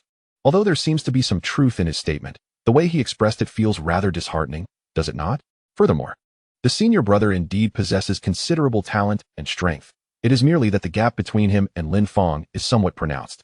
Many silently worried that such harsh words might cause Yin Dao to retreat into himself, losing his resolve. However, upon hearing Lin Fong's words, Yin Dao's eyes began to regain their luster. What you say seems to carry some weight. Upon hearing this, the crowd collectively fainted. What reason is there in that? He is insulting us. After a moment, Yin Dao slowly rose to his feet and respectfully clasped his hands towards Lin Fong. Thank you, Lin Fong. Please, call me Master Uncle. I am of a higher generation. Lin Fong waved his hand dismissively. On the platform, the elders were both astonished and envious, gazing at Lin Fong with a hint of longing. A flicker of intrigue also crossed Qin Zhantian's face. Master, your insight truly exceeds all bounds. Lin Fong's performance genuinely astonished him. With such a realm, one possesses such strength. Even in his youth, he could not match Lin Fong's prowess. Judging by today's performance, this young man is destined for greatness. The sect meeting was set to conclude amidst the astonishment and envy of the crowd. Sect Master Qin Zhantian slowly approached the edge of the platform. It is evident that everyone has begun to acknowledge Lin Fang's status. Therefore, when you encounter him after this, those who should call him Master Uncle, do so. Those who should call him Great Master Uncle, do so as well. Understood? Thus, today's sect meeting will come to an end. Qin Zhantian's words were left unfinished. Suddenly, a burst of laughter reverberated through the void. Ha ha ha kikik. Ha ha ha kikik. The sound emanated from all directions, causing every disciple and elder present to startle, hastily glancing around. Who dares to act so arrogantly here? With a cold snort, Grand Elder Zuofu created a massive rift in the air, reaching in with a colossal hand, which promptly seized an individual and hurled him to the ground. Chapter 76. Xiaowu is targeted again. Who dares to act so arrogantly here? Grand Elder Zuofu bellowed. And immediately a pitch-black fissure appeared in the void. A great hand reached in, grabbing the person inside and casting him out. With a thud, the laughter ceased abruptly, leaving the man looking both embarrassed and bewildered. Is he from the Azura Hall? The Grand Elder recognized him at once. It was Elder Cheaping from the Azura Hall. What brings you to our Battle Heaven sect in such a sneaky manner? Perhaps we should eliminate him. A few elders exchanged glances, their expressions tightened. Cheaping held a significant position within the Azura Hall and possessed strength at the Void Refinement stage, surpassing the realms of all elders in the Battle Heaven sect. His clandestine approach certainly boded ill. Since he had been captured, perhaps it would be best to eliminate him outright. Wait. I come in peace. Seeking friendship through martial arts, I have brought disciples from the Azura Hall for an exchange. Cheaping, sweating profusely, hurriedly explained. Initially, he had thought to impress the Battle Heaven sect's disciples by putting on a show for them, but he had not anticipated that the Grand Elder and the sect leader would be present, who promptly pulled him from the void. How embarrassing! Simultaneously, he was astonished. To be extracted from the void in an instant showcased the extraordinary power of the Grand Elder, far superior to his own. Oh, seeking friendship through martial arts? Indeed, look. I have already brought my disciples. With a wave of his hand, Cheaping tore the void open once more. And 3 young figures clad in black robes from the Azura Hall leaped forth. Each was at the 9th level of the nascent soul realm. Their gaze is sharp and their demeanor exuding confidence and arrogance. From the Azura Hall, we are Xie Shi, Deng Tao, and Wan Feng, here to seek your guidance. Though their words were polite, their disdain was palpable, with one even sneering slightly, as if finding the situation somewhat tedious. These 3 are the strongest disciples of our younger generation in the Azura Hall. How about it? Cheaping inquired with pride. Although he did not understand why the Holy Sun had instructed him to bring disciples for a contest, he had meticulously chosen these 3, confident they could triumph over all the disciples of the Battle Heaven sect. No longer bowing and scraping, Cheaping turned to the 3 disciples he had brought, speaking coolly. You 3 have long wished to witness the prowess of the Battle Heaven sect's disciples, have you not? Now that you are here, feel free to challenge them yourselves. The youths nodded with a rebellious glint in their eyes. One, stifling a yawn, stepped forward. I am Xie Shi from the Azura Hall. At the 9th level of the nascent soul realm, I shall not be picky. Anyone who wishes to step forward may do so. Xie Shi, in both his words and gaze, exhibited not the slightest regard for the disciples of the Zhantian sect. Anyone could discern a profound disdain etched upon his features. Such an expression was truly infuriating. Many from the Zhantian sect wore grim faces, their fists clenched tightly. It seemed that the Shura Hall was not merely here for friendly competition, but rather to humiliate them. Should they suffer defeat in this contest, they would likely endure the relentless mockery of the Shura Hall in the days to come. Although the disciples of Zhantian sect were filled with indignation, they dared not underestimate the individuals from Shura Hall. The 9th level of the nascent soul realm effectively precluded most of them from engaging in battle. Their hopes rested solely on the shoulders of the sect's elite disciples. Amidst the crowd, some individuals stirred with anticipation, yet hesitated as they weighed the strengths of both sides. In the inaugural match, everyone hoped to secure a favorable beginning. A loss in the first round would be a significant blow to morale. Moments later, a figure emerged from the throng. Yin Dao, an inner disciple of the Zhantian sect, stood at the 9th level of the nascent soul realm. His gaze radiated determination and composure. Many exchanged glances of expectation the instant he stepped forward. Xie Shi was somewhat taken aback. Oh? I hear you are the esteemed eldest senior brother of the Zhantian sect, purported to be the strongest among you. You send forth your mightiest disciple in the first contest. What of the battles that follow? Naturally, there are those who surpass me waiting to enter the fray. Yin Dao responded with a gesture inviting Xie Shi to proceed. A vast arena was promptly delineated within the Zhantian sect's grounds for the 2 to engage in combat. The battle commenced instantaneously. Both combatants struck simultaneously, causing the venue to tremble as thunderous sounds erupted, spiritual energy surged, and an overwhelming pressure enveloped the onlookers, eliciting gasps of astonishment. The two were akin to physical cultivators, their combat style centered on direct confrontation. Xiesher moved with remarkable speed, closing the distance in the blink of an eye to launch a punch, while Yin Dao met him with equal fervor, his fist raised in response. Their figures flickered continuously, rendering them nearly undetectable to those of lesser cultivation within the arena. The air shattered violently with each clash, the ground quaked beneath them, and each impact sent shockwaves rippling outward. In mere moments, they had exchanged an uncountable number of blows. The entire arena was marred by numerous craters, each a testament to the destructive force of their strikes. With a final resounding explosion, Yin Dao and Xiesher retreated to their respective sides, each equally matched. "Your strength is commendable, worthy of compelling me to reveal my true power," Xiesher remarked, his earlier disdain slightly waning, though arrogance still colored his tone. As he spoke, he began to invoke his secret technique. Yin Dao, no longer holding back, prepared to counter with his own prowess. The true clash was about to commence. Meanwhile, among the crowd of the Shura Hall, Lin Fong, somewhat bored, shifted his gaze toward the disciples of the Zhantian sect. The next match would involve him, presenting an opportunity to assess potential opponents. In his view, however, the disciples of Zhantian sect appeared weak, hardly worthy of his engagement, unless, of course, there were some charming female disciples among them, in which case he would not mind indulging in a bit of playful competition. Wan Feng's gaze swept across the faces of the female disciples of the Zhantian sect, his lips curling in disdain. Just then, a striking figure appeared before him, illuminating his surroundings and rendering both the people and the beautiful scenery dull in comparison. Wan Feng was momentarily entranced. Could there truly be such a captivating woman here? He found himself unable to divert his gaze. It seemed that today's visit was not in vain. He planned to challenge this enchanting maiden, perhaps to foster a connection that might blossom into a romantic tale in the future. He couldn't help but dream. At that moment, Lin Fong, amidst the crowd, sensed Wan Feng's intense scrutiny. He promptly drew Xiao Wu into his embrace, effectively blocking Wan Feng's line of sight. Wan Feng felt a surge of irritation. Who was this person? What right did he have to be so close to that celestial beauty? Could he be her partner? With merely a golden core cultivation? Such a worthless individual did not deserve her. It was a sheer waste of talent. Meanwhile, on the other side, the battle between Yin Dao and Xiesher was nearing its conclusion. The two forces clashed violently, igniting the air with bursts of fire and flashes of lightning. In the next instant, the outcome was clear. Both figures were sent reeling. Yin Dao crashed heavily to the ground, immediately spitting out a mouthful of blood, his complexion turning ashen.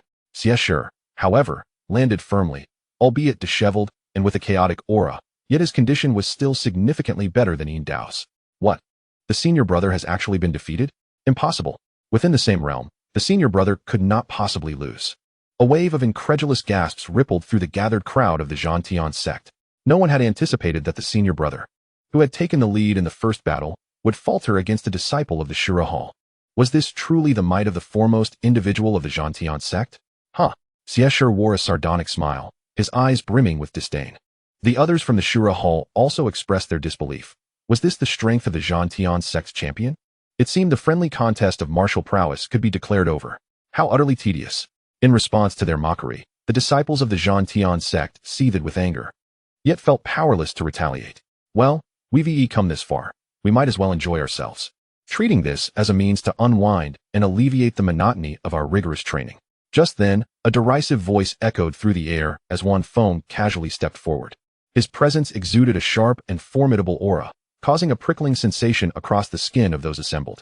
Observing the spirit sword strapped to his back, it was evident that he was a swordsman, and he appeared to possess even greater strength than Xiesher. I, like my junior brother, welcome any challenger.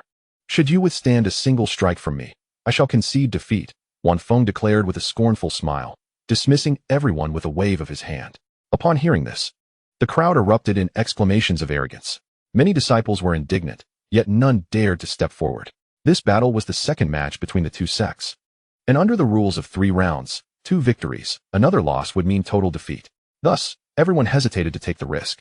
Upon the elevated platform, Zhu Wufu communicated with Lin Fong telepathically. Lin Fong, do you believe you can defeat this individual?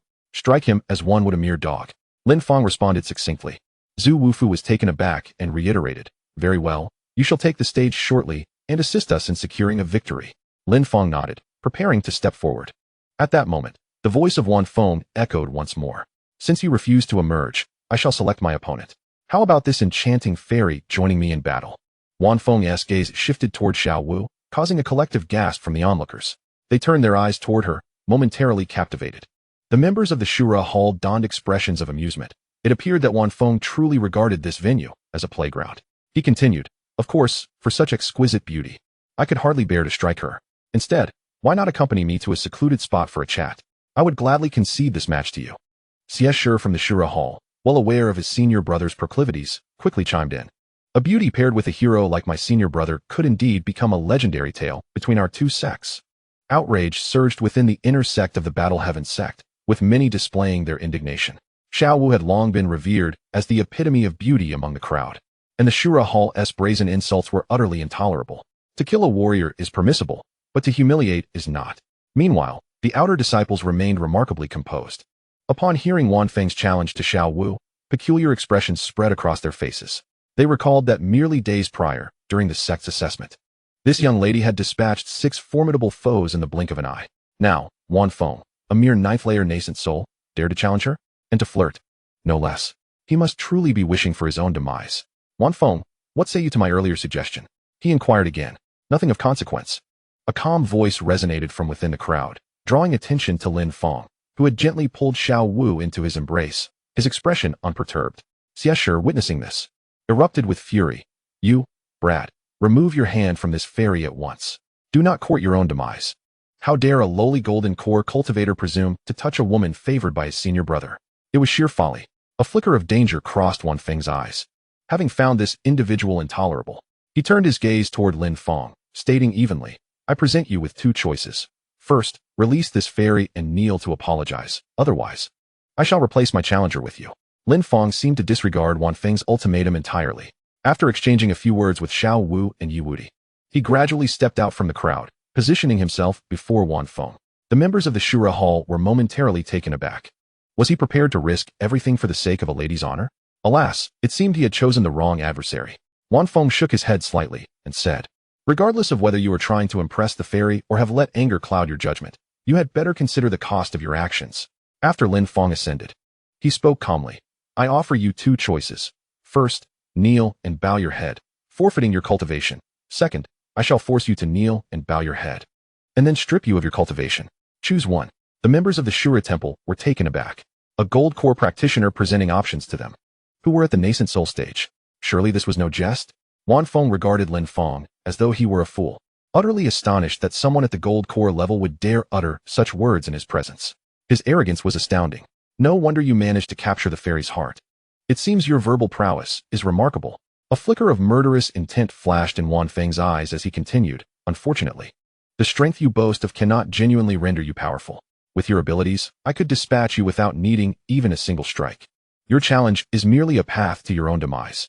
Wan Feng's words dripped with calmness, reflecting not only his confidence in his own strength, but also his disdain for Lin Fong's cultivation level. Such a lowly realm did not necessitate his intervention. Merely exerting some pressure would suffice to render Lin Fong incapable of standing. Chapter 78. This is secure, Uncle Lin Fong. Go for it. Uncle Lin Fong, you must not lose this battle. The members of the War Heaven sect shouted encouragement as Lin Fong stepped onto the stage. Uncle Lin Fong had once defeated the senior brother Yin Dao with a single move. Surely he could secure victory in this contest? Although uncertain, the War Heaven sect still held high hopes for Lin Fong's prowess. Meanwhile, on the Shura Temple side, Xie wore a cold smile. Encouragement. Is it of any use? Do you know just how powerful my senior brother truly is? Even I, who have defeated your sect's strongest, struggle to survive 10 exchanges against him. With Lin Fong's pathetic gold core cultivation, my senior brother could extinguish him with a mere breath. Pride radiated from Xie's face. The Shura Temple was undeniably formidable, having reduced the War Heaven sect to fielding only gold cores. Xie's words silenced the gathering, and he observed the stunned expressions on their faces, smirking. Are you all dumbfounded? On the War Heaven sect's side, everyone was in disbelief. If Xie, who was evenly matched with their senior brother, could endure 10 exchanges against Wan Feng, then Wan Feng could not be that strong. Their senior brother had not even lasted a single exchange against Uncle Lin Fong. In an instant, their faces lit up with joy. This is secure. Uncle Lin Fong. Defeat him. Uncle Lin Fong. This is in the bag. Just unleash your full strength. Even Yin Dao, disregarding his injuries, shouted, Uncle. Defeat him in one move and show him your might. Watching the War Heaven sect's escalating excitement, the members of the Shura Temple were left bewildered. Xiesher fell into contemplation, wondering if he had misspoken. Why were they growing more fervent after his threats? Fong was also momentarily stunned. Nevertheless, adhering to the principle of making a grand entrance, he decided to make a statement. I did not expect your standing within the War Heaven sect to be quite significant. It seems that the celestial being must have been forcibly taken by you through the abuse of power. Today, I shall rid the world of this menace. Observe. A sharp sound of a slap echoed through the air. Everyone was momentarily stunned. Their gazes fixated on the palm of Lin Fong raised in the air and the face of Fong, who was covering his cheek. Just moments ago, in front of the crowd, Lin Fong had audaciously approached Fong and delivered a resounding slap to his face. Though this blow could not inflict any substantial harm upon a nascent soul cultivator, the insult it carried was profoundly humiliating. Fong was enveloped in fury. You dare! Another crisp slap resonated through the venue. Lin Fong retaliated with another strike to Feng's face, calmly inquiring, "Are you feeling better now?" Suddenly, a tempest of spiritual energy erupted, and soared into the heavens. Fong ceased his words and soared into the sky, his overwhelming might permeating the entire venue. In an instant, a massive spiritual sword, several meters long, coalesced into existence. The sword radiated a menacing aura, causing many in attendance to squint in pain, their skin prickling as if pierced by countless needles. Falling Maple Six Swords, Fong, consumed by rage, unleashed a titanic force that instilled fear in all present. Is this power surpassing the earlier confrontation between the senior brother and that Xiesher? Such formidable strength unleashed so swiftly, even from a distance. One could feel the overwhelming force within that sword. The disciples of the Shura Hall wore sneers of disdain. To dare insult senior brother Fong so brazenly. Lin Fong was courting death. This sword was potent enough to obliterate him without leaving a trace.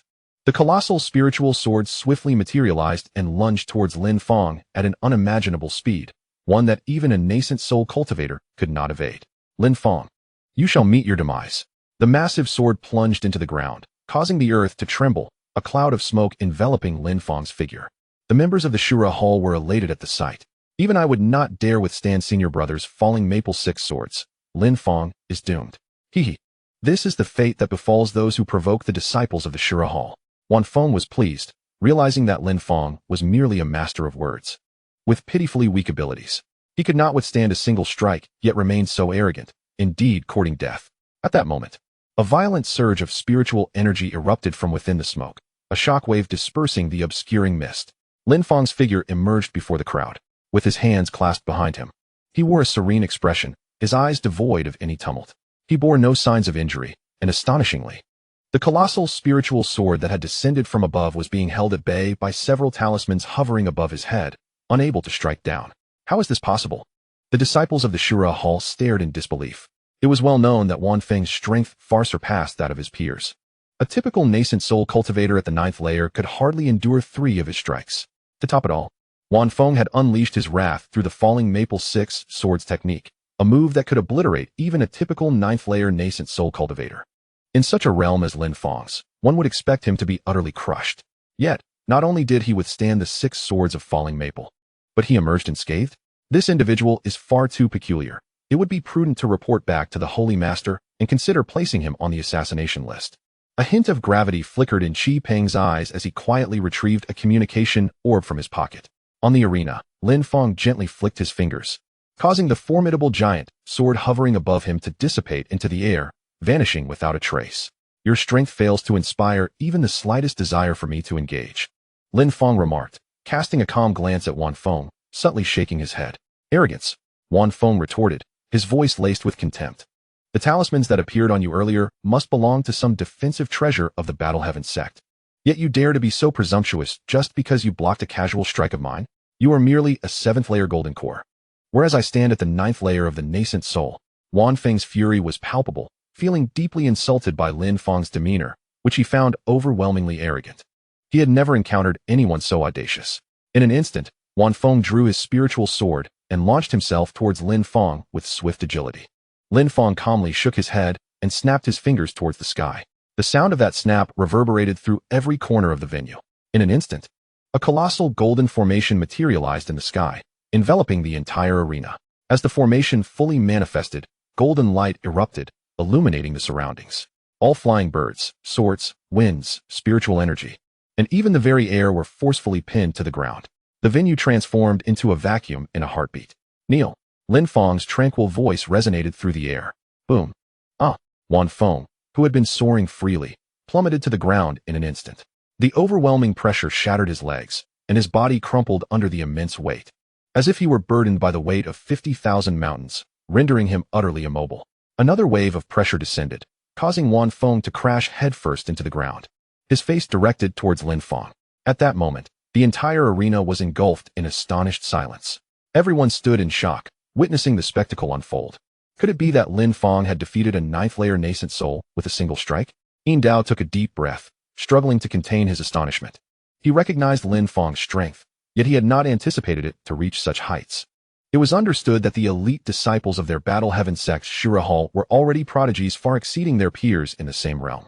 Even at the ninth layer of the nascent soul, their true combat prowess was at least equivalent to that of a second-layer transformation stage cultivator. Yet, such formidable strength had crumbled under a single attack? Did this imply that Lin Fong, merely at the Golden Core stage, possessed combat capabilities akin to a third-layer transformation stage cultivator? It was utterly preposterous. With this thought, cold sweat dripped down Yin Dao's brow. He felt fortunate for having knelt quickly, lest he find himself sprawled on the ground alongside Wan Fong. Was that the Tsang Yuan talisman formation just now? Zhu Wu and Qin Zhantian exchanged glances, both reflecting the astonishment evident in their eyes. The formation Lin Fong had just unleashed was indeed the Tsang Yuan formation. This array diagram was a powerful secret technique unexpectedly acquired by the esteemed elder during his travels in the Central Plains. After a century of study, it was recently imparted to Lin Fong. However, even the elder had yet to master this technique. Remarkably, Lin Fong effortlessly executed it. The principle of using the formless to create form, transforming one object into myriad forms, and forming arrays through talismans converged into a singularity, transforming addition into multiplication. This is the Tsang Yuan talisman array, constructed from talismans. Zhu Wufu recalled the incantation for this array, which appeared deceptively simple. Yet, only through rigorous study could one comprehend its true complexity. It required the practitioner to refine hundreds of thousands of powerful talismans and then assemble them into an array. Each of these tasks would demand a lifetime of effort, and to undertake both simultaneously was akin to climbing to the heavens. Contemplating this, Zhu Wufu cast a deep glance at Lin Fong, marveling at his extraordinary disciple.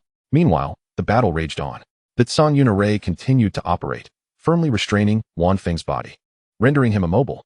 As Lin Fong concentrated, spiritual energy began to coalesce in the sky. The aura within the arena swirled like a tornado, violently converging towards a single point. Is the Master Uncle multitasking? Dual-wielding sword talismans? Wow, how impressive! The Master Uncle is so formidable, exclaimed the disciples of the War Heaven sect, their eyes gleaming with excitement. On the platform above, Zhu Wufu gazed proudly at Qin Zhantian, saying, "What do you think of my personally chosen disciple?" Qin Zhantian, suppressing his own excitement, nodded slightly. Very commendable. Not merely commendable, with such talent and strength. Qin Zhantian was already contemplating passing the position of future sect leader to Lin Fong. With a soft hum, the tip of a spiritual sword slowly materialized in the sky, followed by the sword body, and finally the hilt. At the moment of the sword's completion, a formidable aura enveloped the entire arena. The power contained within the sword sent a wave of danger through almost everyone present. Wan Fong, lying on the ground, felt every hair on his body stand on end, his face paling to the extreme. "Help me," he cried out. "Drop," Lin Fong said expressionlessly, his voice barely above a whisper. In the next instant, the spiritual sword shot forth like a missile, accelerating toward Wan Fong. "This is bad. Wan Fong is in danger. We must save him." Qi Peng realized the gravity of the situation and urgently turned to Deng Tao. From the sword energy that Lin Fong had conjured, he sensed a level of spiritual power far exceeding that of the nascent soul realm. Should this sword strike, Wan Fong would either perish or suffer grave injury. Wan Fong was already considered a genius among geniuses in the Shura Hall, destined to be a pillar for the sect. He could not fall in this competition. The next moment, Deng Tao had already soared into action. "Kid, release Wan Fong," he shouted as he charged toward Lin Fong, a glint of danger flashing in his eyes. Simultaneously, he mobilized his spiritual energy, launching a full-force attack against Lin Fong. Clearly, he had no intention of rescuing Wan Fong, but rather sought to strike Lin Fong directly. At this moment, the talent and prowess displayed by Lin Fong instilled a sense of threat within him. Such a person, if left unchecked, could become a formidable adversary in the future. Thus, Deng Tao resolved to eliminate this potential rival decisively. "Save Wan Fong. Is such a useless being worthy of my assistance? Would it not be more prudent to extinguish this rare talent of the Zhantian sect instead? What an audacity! A sneak attack? The scoundrels of the Shura Hall lack any sense of martial ethics. Despicable. Master, quickly evade. The disciples of Zhantian sect soon realized that Deng Tao from Shura Hall had chosen this moment to strike at Lin Fong. Now was the moment when Master was fully engaged with Wan Fong. Should Deng Tao's ambush succeed, it could lead to severe injury at the very least. However, Lin Fong appeared oblivious to the shouts of alarm, entirely focused on the prostrate figure of Wan Fong, watching as the terrifying sword descended upon him. Meanwhile, Deng Tao had already soared close to Lin Fong, delivering a punch imbued with nearly 90% of his strength, a blow that even a typical second-level transformation realm cultivator would struggle to withstand. Given Lin Fong's current display of power, he would surely be annihilated. Perish. Deng Tao smirked coldly. Geniuses are often the most susceptible to untimely demise. Boom. The punch, accompanied by a cataclysmic force, instantly enveloped Lin Fong in a maelstrom of terrifying spiritual energy. The overwhelming gust obliterated all structures within a 1,000-foot radius. A chasm opened up, shattering everything in the vicinity. All present felt a jolt of shock. Master, is it over? Chi Peng looked at Deng Tao in utter astonishment, realizing he had defied orders and failed to rescue Wan Fong. Yet, he quickly found solace in the thought that Lin Fong's exhibited talent was already sufficient to attract the attention of Shura Hall. It was only a matter of time before someone was dispatched to assassinate him. Deng Tao had effectively removed a future rival for Shura Hall. At that moment, however, his brow suddenly furrowed, and he gazed upward, his expression shifting dramatically. The formation in the sky continued to operate, showing no signs of cessation.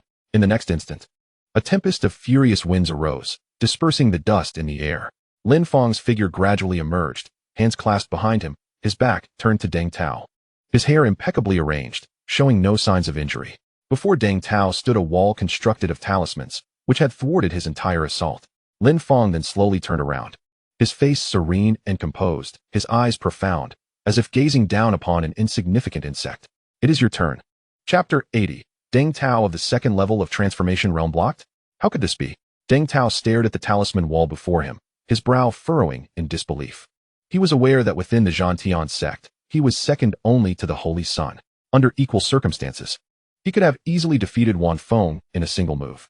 That punch had already transcended the realm of the nascent soul. How could it not shatter the wall Lin Fong had erected?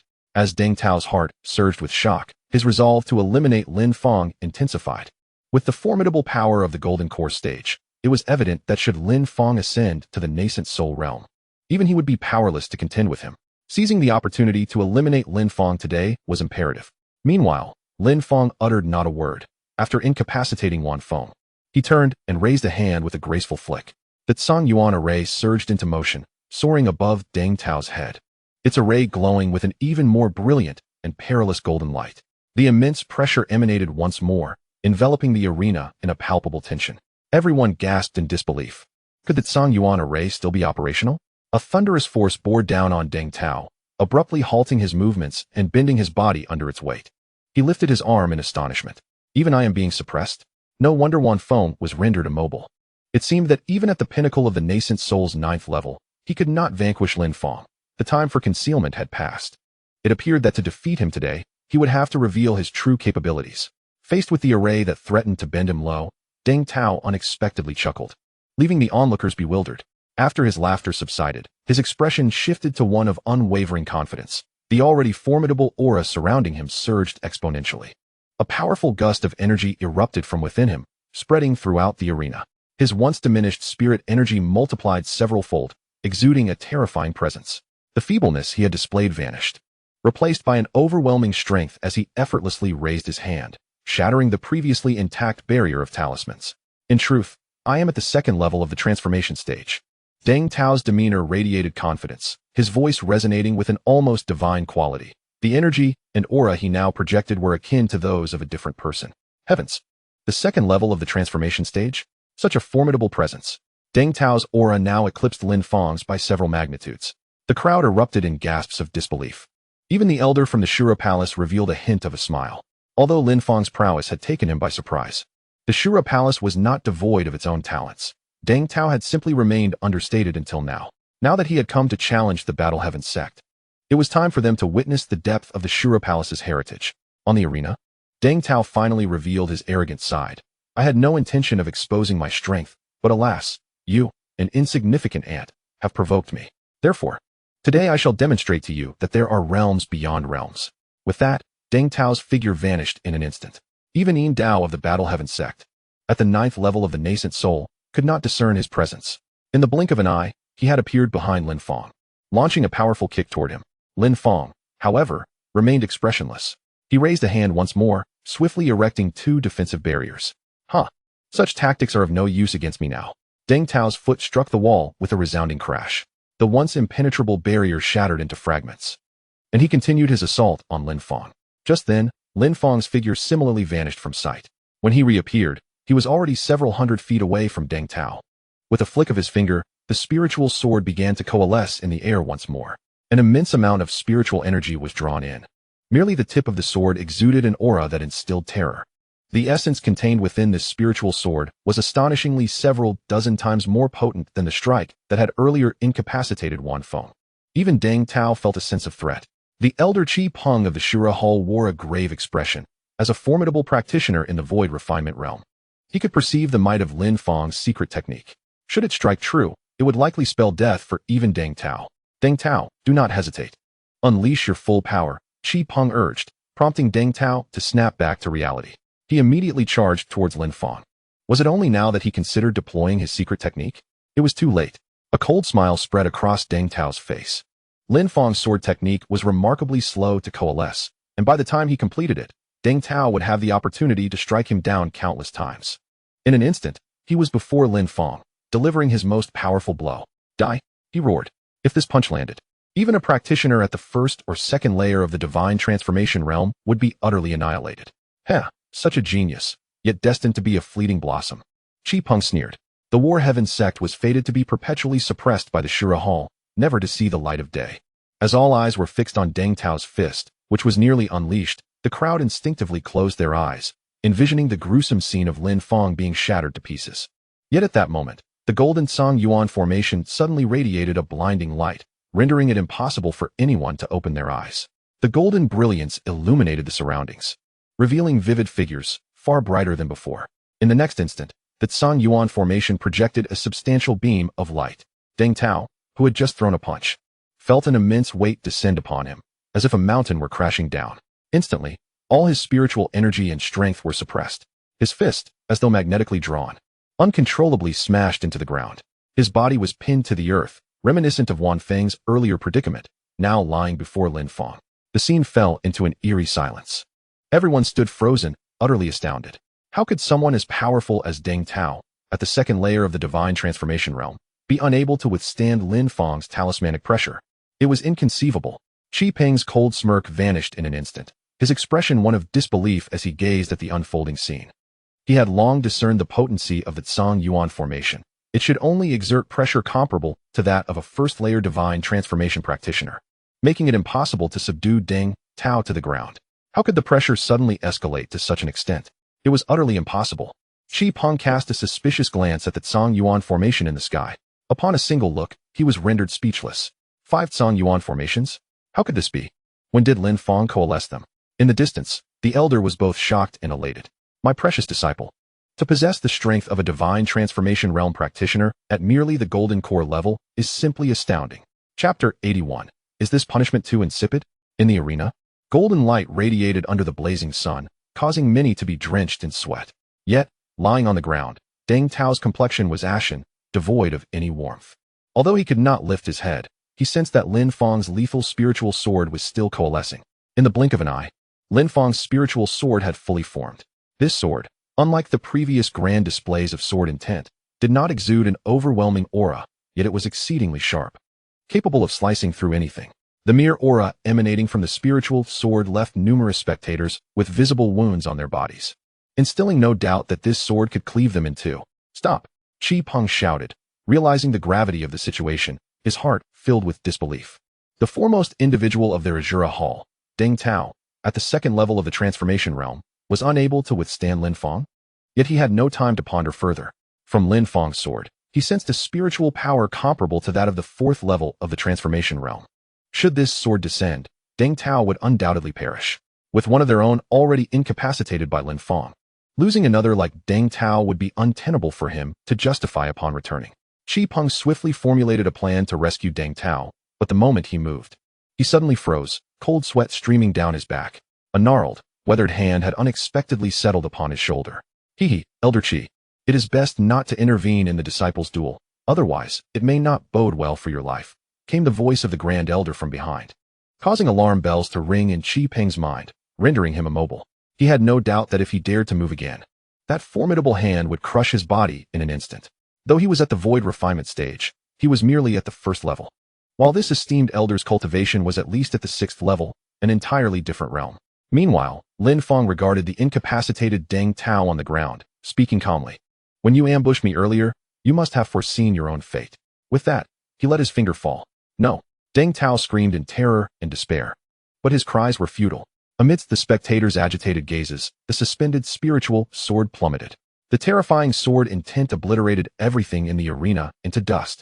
The sword moved at such incredible speed that most could scarcely discern its form, only witnessing golden threads materializing in the air, gradually weaving into an impenetrable golden net. Ultimately, Deng Tao's body was entirely enveloped by this golden web. Everyone clearly witnessed Deng Tao's form rapidly vanish, until he was no longer visible. All of this transpired in the blink of an eye.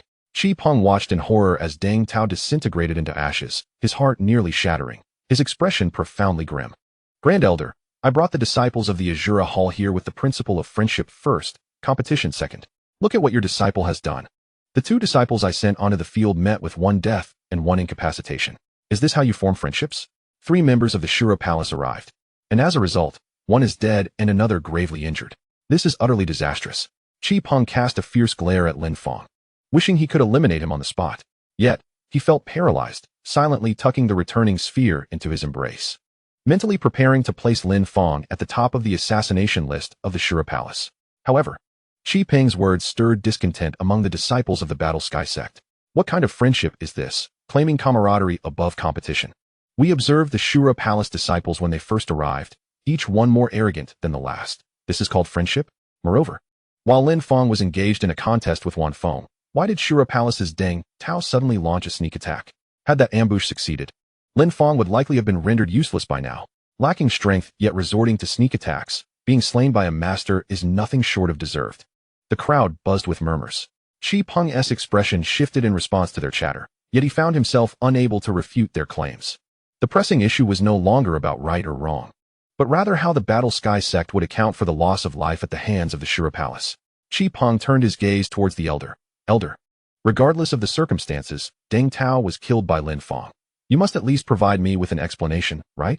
Zuofu, as a high-ranking member of the Battle Sky sect, surely cannot resort to empty words in this matter. Zuofu nodded gravely. When friction occurs between sects and lives are lost, it must be addressed appropriately. He then looked at Lin Fong. Disciple, do you not realize that you have committed a grave error? The Shura Palace came to engage in friendly competition, yet you took a life. Do you understand that this is wrong? Zuofu's gaze was serious and weighty, leaving all present momentarily stunned. Could it be that the elder was going to reprimand Lin Fong? On Lin Fong's part, he replied, Apologies, master. I thought him to be at least a second-tier transformation stage cultivator, assuming he would possess some degree of strength. Yet he could not withstand even a single strike from me. This is indeed my fault. Zuofu nodded in acknowledgement. You are aware of your mistake? Lin Fong responded, Yes. Master, I am aware. Zuofu's countenance shifted from a previous smile to one of sternness. Merely acknowledging your mistake is insufficient. When one errs, they must face appropriate consequences. Has the punishment arrived? How severe could the elder's punishment for Lin Fong be? Surely, he would not be expelled from the sect? Amidst the anticipatory gazes of the crowd, Zuofu pronounced, I hereby decree that you shall forego dinner this evening, and reflect upon your actions. The crowd? Qi Peng. Very well, you may retire to rest. Yes, master. Lin Fong bowed, and returned to the throng. Among the disciples of the Battle Sky sect, many nearly burst into laughter. Forbidden from having dinner? Is this truly a punishment? It is well known that the elder is protective of his disciples, but now, in the presence of the Shura Palace elders, has he grown so indifferent as to forgo pretense? Meanwhile, Qi Peng stood utterly dumbfounded. A punishment of forbidding Lin Fong from dinner? What kind of punishment is that? Is this how it ends? Is there not even a semblance of effort in this? Zuofu gazed with satisfaction as Lin Fong descended from the stage, only to revert to his troubled demeanor immediately afterward. Alas, My disciple's mischief is a reflection of my inadequate guidance. I have already administered a severe punishment to my beloved apprentice, which should suffice as an explanation to the Shura Hall. I hope you can find solace in this matter. After the competition concluded, Chi Peng returned to the Shura Hall with a heavy heart, accompanied by 2 others. Upon their arrival, he hastened to the Sun's quarters, where he knelt before the screen at the entrance. Son, today as competition with the Battle Heaven sect took a turn, a man named Lin Fong, possessing terrifying strength, has even slain Deng Tao. Now, only the return image ball can save him. After a prolonged silence, a voice emerged from behind the screen. Is it Lin Fong again? Chapter 82. The competition with the son of the Shura Hall within the Sun's chamber. Aowen occupied the principal seat, directing his gaze toward Chi Peng, who knelt below. What is Lin Fong's current cultivation level? Is he at the nascent soul or the transformation stage? Aowen was acutely aware that this Lin Fong was undoubtedly the same individual once sheltered by the Shura Hall. He had sensed back then that Lin Fong would become a formidable rival, but unfortunately, he had been too injured to eliminate him. Now, merely a month later, Lin Fong had grown to such an extent. Below the stage, Chi Peng, upon hearing this, wore a peculiar expression. Lin Fong is at the 7th level of the Golden Core stage. What? The teacup Aowen had just lifted shattered violently. Isn't Deng Tao already at the transformation stage? How could he be slain by Lin Fong of the 7th level of the Golden Core? It is impossible to defeat an opponent across 2 major realms, even for me. A flicker of doubt crossed Aowen's eyes. He began to question the veracity of Chi Peng's words. Noticing the son's astonishment, Chi Peng quickly produced the return image ball from his robe and presented it. Son, I have the return image ball as evidence. Lin Fong is indeed at the 7th level of the Golden Core, yet his strength is disproportionate to his realm. Were it not for being present at the scene, I would not believe my own words, but I witnessed Lin Fong's prowess firsthand, and it is beyond dispute. Oh, let me see. Aowen took the return image ball and began to observe. The moment the image materialized, Aowen's gaze sharpened. Indeed, it was him. The footage initially displayed the battle between Lin Fong and Wan Fong. Witnessing Lin Fong incapacitate Wan Fong with a single strike left Aowen astounded. The subsequent scene depicted Lin Fong confronting Deng Tao. Aowen could no longer contain his astonishment. Such extraordinary talent exists in this world? A profound sense of crisis enveloped Aowen's heart. To engage in battle across realms, something he himself could hardly aspire to, Lin Fong achieved with such apparent ease. Even defeating Deng Tao in a single blow. Such strength and talent are truly formidable. Son, the return image ball may not have captured the full essence. From my experience on site, Lin Fong's true strength should be around the 9th level of the nascent soul, but he possesses 2 formidable secret techniques, specifically, the talisman and swordsmanship. These 2 techniques greatly enhance his combat ability, allowing him to dispatch Deng Tao with such ease. Secret techniques? A glimmer of intrigue ignited in Aowen's eyes. Practitioners are well aware that secret techniques cannot be regarded as a true measure of a cultivator's strength. Although these techniques can temporarily enhance one's power, they come with numerous limitations and demand a considerable amount of spiritual energy. The average individual might exhaust their entire reservoir of spiritual energy after executing such techniques just once or twice. Consequently, employing a secret technique signifies an inability to engage in prolonged combat. Therefore, while it may appear that Lin Fong effortlessly triumphed over Wan Fong and Deng Tao, he had actually exhausted all his strength. It is possible that his encounter with Deng Tao had already depleted his spiritual energy. Had Deng Tao's cultivation level been a notch or 2 higher, or had he persevered a little longer, it could very well have been Lin Fong who faced defeat. In such a scenario, Lin Fong would pose little threat, as his true power hovers around the 9th layer of the nascent soul stage. Unless he can continuously and unreservedly employ secret techniques, he would undoubtedly perish against an opponent of even slightly higher cultivation. Contemplating this, Aowen's face broke into a slight smile. In light of this, it would be prudent to take this opportunity to settle matters with Lin Fong. Having shown him no courtesy on 2 occasions at the Azura Sanctuary, and now having slain a disciple of the Azura Palace, it is time to settle the score. Elder Chi Peng, I would appreciate it if you could make another trip to the Battle Heaven sect to invite Lin Fong to our Azura Palace in 3 days. I wish to engage in a contest with him. The Holy Sun against Lin Fong? Chi Peng was taken aback. The Holy Sun was indeed a formidable presence. A genuine 9th layer manifestation of the God transformation stage, far surpassing Chi Peng's own capabilities in the void refinement realm. Such strength. And yet he extends an invitation to Lin Fong for a duel? Although Lin Fong's talent is undeniably terrifying, the disparity in strength seems insurmountable. No matter how exceptional Lin Fong may be, victory appears implausible. Another point puzzled Chi Peng. Why would Lin Fong come to the Azura Palace for a duel? It is evident to anyone not lacking in sense that this could be a treacherous trap. Holy Son, what if Lin Fong declines the invitation? After much hesitation, Qi Peng finally voiced his concerns.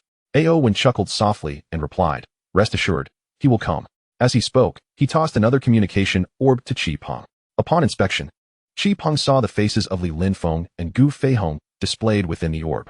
At that moment, they appeared to be imprisoned in a dungeon, their bodies bearing the marks of severe torture. "What is this? Just deliver this to Lin Fong." Ao Wen instructed with a warm smile that concealed a glint of coldness in his eyes. "Who is Gu Feihong?" "He is the head of the Azura sanctuary to which Lin Fong belongs. As a member of the Azura Palace, he had conspired with outsiders to conceal Lin Fong's extraordinary talent, secretly sending him messages and misleading the Holy Son, allowing Lin Fong to evade the opportunity for his demise." Ao Wen could never allow someone like this to escape unscathed. Fortunately, he had refrained from killing Gu Feihong previously. He might still serve a purpose now.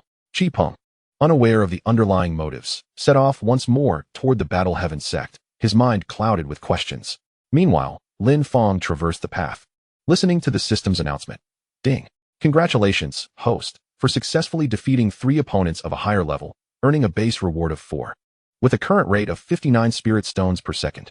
This was the outcome of Lin Fong's recent battle against Yin Dao, Wan Feng, and Deng Tao within the venue. Yin Dao and Wan Feng surpassed him by a considerable margin, possessing a foundational yield of 1, while Deng Tao exceeded him by 2 realms, boasting a foundational yield of 2. This was quite commendable. However, he must hasten to elevate his foundational yield to over 100, as he was on the brink of entering the nascent soul stage, a time when spiritual stones would become even scarcer. Lin Fong, maintaining his composure, had already devised a plan in his mind. In this vast sect, countless disciples were of a higher realm than he. He merely needed to leverage his identity as a senior disciple to engage those disciples in combat. He believed that this strategy would swiftly elevate his yield beyond 100. With a yield of 100 spiritual stones per second, his daily earnings would approach 10 million, a figure he had never dared to imagine before, yet it now felt insufficient. Shaking his head, Lin Fong continued onward. At that moment, someone hurriedly caught up to him from behind. "Senior uncle, wait. The elder from the Shura Hall has returned and wishes to see you." "Qi Peng, seeking me?" Lin Fong pondered, perplexed. How did Qi Peng manage to avoid repercussions from the Shura Hall? It seemed the people from the Shura Hall were rather lenient. Did he mention what he wanted? No, the individual shook his head. After some contemplation, Lin Fong ultimately decided to investigate. This was the territory of the Zhantian sect, and he believed Qi Peng would not dare to act recklessly. Chapter 83. Is destroying the Shura Hall not a challenge? At the entrance of the Zhantian sect, Qi Peng stood there, looking rather disheveled and awkward. Initially, he intended to soar directly into the depths of the sect. However, as he approached the entrance, he was abruptly yanked down. Just as he was about to unleash his anger, he noticed Ancestor Wu Fu present, which instantly quelled his fury. "Speak. What brings you to my Zhantian sect this time?" Ancestor Wu Fu's demeanor was far from cordial. He had been displeased ever since Qi Peng had slipped into the sect last time, and now he dared to attempt to enter again. Did he truly believe this place was his home, that he could come and go as he pleased? "Elder, I have come to invite your disciples to a contest at my Shura Hall. Primarily, I wish to invite Lin Fong," Qi Peng replied, a hint of embarrassment and tension evident in his expression. It was obvious to anyone that the Shura Hall had ulterior motives for inviting Lin Fong, and he spoke with a tautness, fearing Ancestor Wu Fu might strike him down in displeasure. As anticipated, upon hearing this, Ancestor Wu Fu let out a cold snort. "Humph. Inviting Lin Fong to the Shura Hall? Do you take us for fools? He shall not go. Return and face your punishment." Qi Peng quickly responded, "Elder, please refrain from hastily rejecting the invitation. Let us wait for Lin Fong to arrive and hear his thoughts." Just then, Lin Fong approached. Qi Peng hurried forward, saying, "Lin Fong, our holy son has taken note of your impressive strength and wishes to engage in a friendly spar with you. What do you think? A spar with me?" Lin Fong inquired, puzzled. "Where is your holy son? Let him come forth for the duel." Qi Peng hastily clarified, "It is not here. Our holy son wishes to invite you to our Shura Hall 3 days hence for the spar." He nervously touched the return ball tucked within his clothing, his heart racing with anxiety. Even now, he remains oblivious to the true meaning of the term holy son. Would showing Lin Fong a scene of the disciples of the Shura Hall facing punishment be sufficient for him to comply? Lin Fong himself was equally perplexed. To the Shura Hall? If I am not mistaken, I should have already found myself on your assassination list, correct? What? Do you no longer conceal your assassination attempts? No, Qi Peng replied, sweat beading on his forehead, realizing that he could not adequately explain the situation. He hastily retrieved a spherical device from his pocket. Our holy son said that upon viewing this, you would understand. With that, he handed it to Lin Fong. Upon receiving the sphere, Lin Fong infused it with spiritual energy to activate the image. As the scene materialized, he was immediately struck dumb upon recognizing the figures within: Gu Feihong, the Grand Hall Master, and Lin Fong, the Second Hall Master. The two were in a ghastly state, having endured various torturous punishments, barely clinging to life. In that instant, the air thickened with tension, and a chill emanated from Lin Fong's eyes. Gu Feihong and Lin Fong had bestowed great kindness upon him, safeguarding him from the Lin family's pursuit, and even aiding him covertly during his hunt for Lin Sui. On that day when he contemplated storming the sanctuary to slay the holy son of the Shura Hall, it was Gu Feihong's timely intervention that restrained his impulsiveness. Now, this holy son had imprisoned both of them, clearly attempting to coerce Lin Fong into a duel at the Shura Hall. Regardless of the outcome, it was evident that the Shura Hall would not permit his return alive. The holy son of the Shura Hall possesses quite the means. A palpable intent to kill glimmered in Lin Fong's eyes as he smiled at Chi Peng. Since this holy son sought to drive him into a corner, it would be a contest of survival. Return to your holy son and inform him that 3 days hence, I shall visit the Shura Hall. Very well. I shall convey your message, Chi Peng responded, leaving the Battle Heaven sect with a sense of satisfaction. At the entrance, Zhu Wu, the senior disciple, looked on in astonishment. Disciple? Why did you agree to him? The Shura Hall clearly harbors ill intentions. The two individuals in that scene have rendered me a favor, and I must rescue them. Lin Fong replied calmly. His expression had returned to serenity, though his mind raced with thoughts. Competing at the Shura Hall did not necessarily mean his demise. If Sister Yaya were to intervene, the outcome could be uncertain. Sister Yaya, did you hear what transpired? I wish to venture to the Shura Hall to rescue them. Lin Fong considered the most formidable ally he could summon, Shangwan Yaya, within him. Though the elders and the sect leader of the Battle Heaven sect were powerful, Lin Fong surmised that their strength was comparable to that of the Shura Hall's master, existing within a similar echelon without significant disparity. In contrast, the Shura Hall boasted numerous elders and disciples alongside its master. Without overwhelming strength, venturing there would be tantamount to courting death. The only ally he could contemplate was Shangwan Yaya. While her true power remained a mystery, being from the upper realm suggested she would be formidable indeed. Humph. You never even extend a greeting, yet now you seek my assistance in times of trouble? Shangwan Yaya emitted a soft, melodious hum, imbued with a hint of arrogance and acidity. From her tone, Lin Fong discerned a trace of pride. Listening to Sister Yaya, you must have a solution, right? He inquired, having noticed this subtlety. Shangwan Yaya let out another delicate hum. I cannot help but feel that when you call me Sister Yaya, it lacks warmth. Sister? Lin Fong promptly altered his address. That won't do. It sounds unappealing, Shangwan Yaya replied, shaking her head in refusal. I am merely several hundred years your senior. Calling me sister makes me feel ancient. Then shall I call you Yaya? Lin Fong suggested. After a brief pause, he heard her somewhat reluctant voice. Very well. I shall reluctantly accept that for now, as no better title comes to mind. As for a solution, naturally, I possess many options. In fact, annihilating the Shura Hall poses no significant challenge. Annihilating the Shura Hall is not difficult? Lin Fong was taken aback, realizing that Yaya's strength exceeded his expectations. Then shall we simply destroy the Shura Hall? He proposed. That can certainly be arranged, but should you wish for my assistance, there will be certain costs and conditions. Shangwan Yaya remarked, a subtle smile gracing her features as she settled into an ethereal chair, crossing her legs and lightly tapping her crystal shoes. What costs? What conditions? Lin Fong asked, puzzled. In order to engage my power, you must prepare a substantial sum of spirit stones, at least 10 million. This would allow me to exert a modicum of my strength, she elaborated. 10 million spirit stones can only yield a fraction of your power? Lin Fong was astonished and perplexed, pondering the magnitude of the fraction she mentioned. At that moment, Shangwan Yaya addressed his unspoken question. Although it may only be a fraction of my power, wiping out the Shura Hall and dispatching a few cultivators at the fusion stage would be a trivial task. Chapter 84. The 3-day deadline has arrived. Fusion stage? Lin Fong was utterly astounded. It is widely known that following the nascent soul stage comes the God transformation, followed by the void refinement, and finally, the fusion stage. This meant that such formidable beings surpassed Lin Fong by, at least 4 major realms. Even with the advantages conferred by his system and physique, he would find it nearly impossible to bridge that gap. The fact that Yaya could effortlessly eliminate those at the fusion stage with just a fraction of her strength was truly beyond his reach. In that moment, Lin Fong felt as though he had secured the favor of a remarkably affluent and powerful benefactor. Yaya, you have truly astonished me, he exclaimed with exhilaration. As for the 10 million spirit stones, acquiring them seemed rather feasible. The prospect of spending such a sum to obliterate the Shura Hall was an undeniably lucrative deal.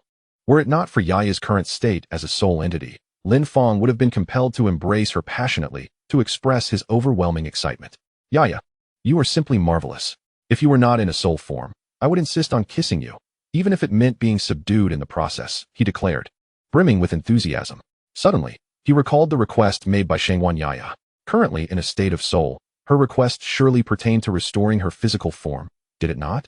You guessed correctly. My request is for you to assist me in regaining my body after you transcend and ascend to the higher realms. Shangwan Yaya's elegant voice affirmed Lin Fong's inner doubts. Can you truly restore my body?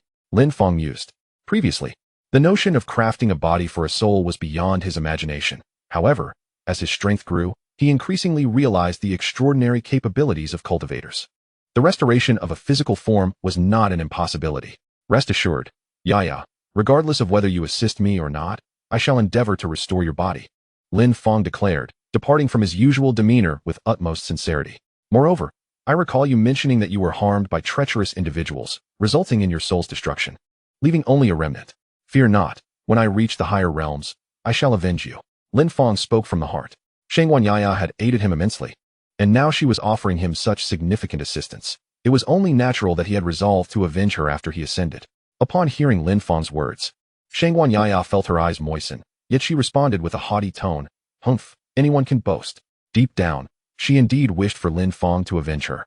But the power and realms of the higher realms were beyond the scope of Lin Fong's current comprehension, rendering his words seemingly hollow. Nevertheless, upon seeing the determination in his gaze, she began to believe he might truly accomplish it, and her eyes shimmered with emotion. Quickly, she regained her composure. For she was not a naive young girl easily swayed by mere words. She would maintain a watchful stance until Lin Fong took action. Now, let us not dwell on my matters. This time, I shall require at least 10 million spirit stones. You would be wise to prepare over 20 million to accommodate any unforeseen circumstances, as 10 million is merely sufficient for one strike. If you cannot procure 10 million spirit stones within 3 days, I advise against attempting to save anyone. Shangwan Yaya pragmatically doused him with cold water. Unbeknownst to her, with Lin Fong's current system, he would need only 2 days to amass 10 million spirit stones, requiring no prior preparation. Lin Fong's eyes narrowed slightly, as the saying goes. One cannot sever the ties that bind. This time, he resolved to act decisively and obliterate the Azura temple, disregarding any considerations of causality. In the ensuing days, Lin Fong sought out Zhu Wu Fu and Qin Zhantian, subsequently challenging the inner disciples of the Zhantian sect under various pretenses. Senior brother, master, I wish to challenge all the inner disciples in the next 3 days, Lin Fong stated earnestly. The reason for such a desire was, of course, to accumulate experience. There were numerous disciples in the Zhantian sect whose realms surpassed his own. Now, as the highest-ranking individual in the sect, he intended to exploit this advantage to maximize the foundational benefits of his system.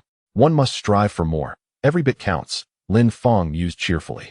In the arena, Yin Dao, perplexed after yet another defeat by Lin Fong, queried, Master, your strength surpasses all the other inner disciples. Why engage in battle with them?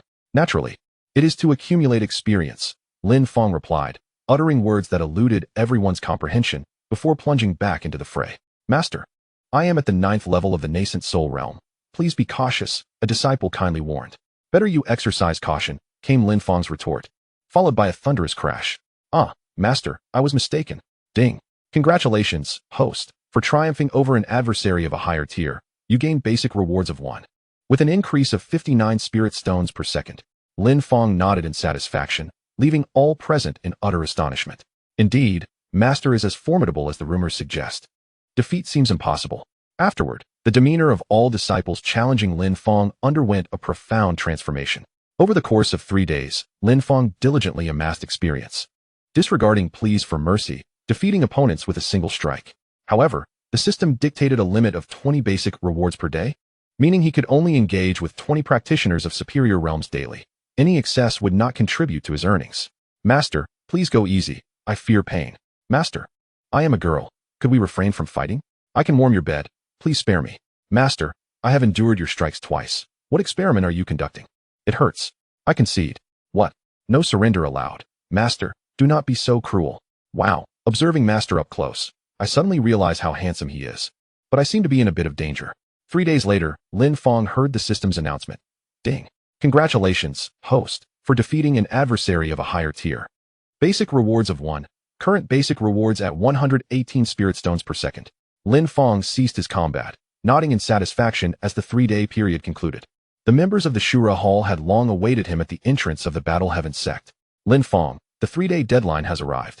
Hasten to the Shura Hall. Chapter 85. The Heavenly Devouring Finger. The opening of heaven at the Battle Heaven sect, within the inner disciples' courtyard. A tremendous rumble echoed as a powerful wave of energy surged forth, causing a vast estate within the inner sanctum to collapse. An overwhelming pressure emanated from the ruins, toppling all nearby practitioners, even some elders unable to withstand its force. Who possesses such formidable prowess? Many stared in shock at the debris, their minds racing with speculation. Soon, a figure emerged from the rubble, clad in pristine white, strikingly handsome, and impeccably groomed. All present were momentarily taken aback. Is that Master Lin Fong?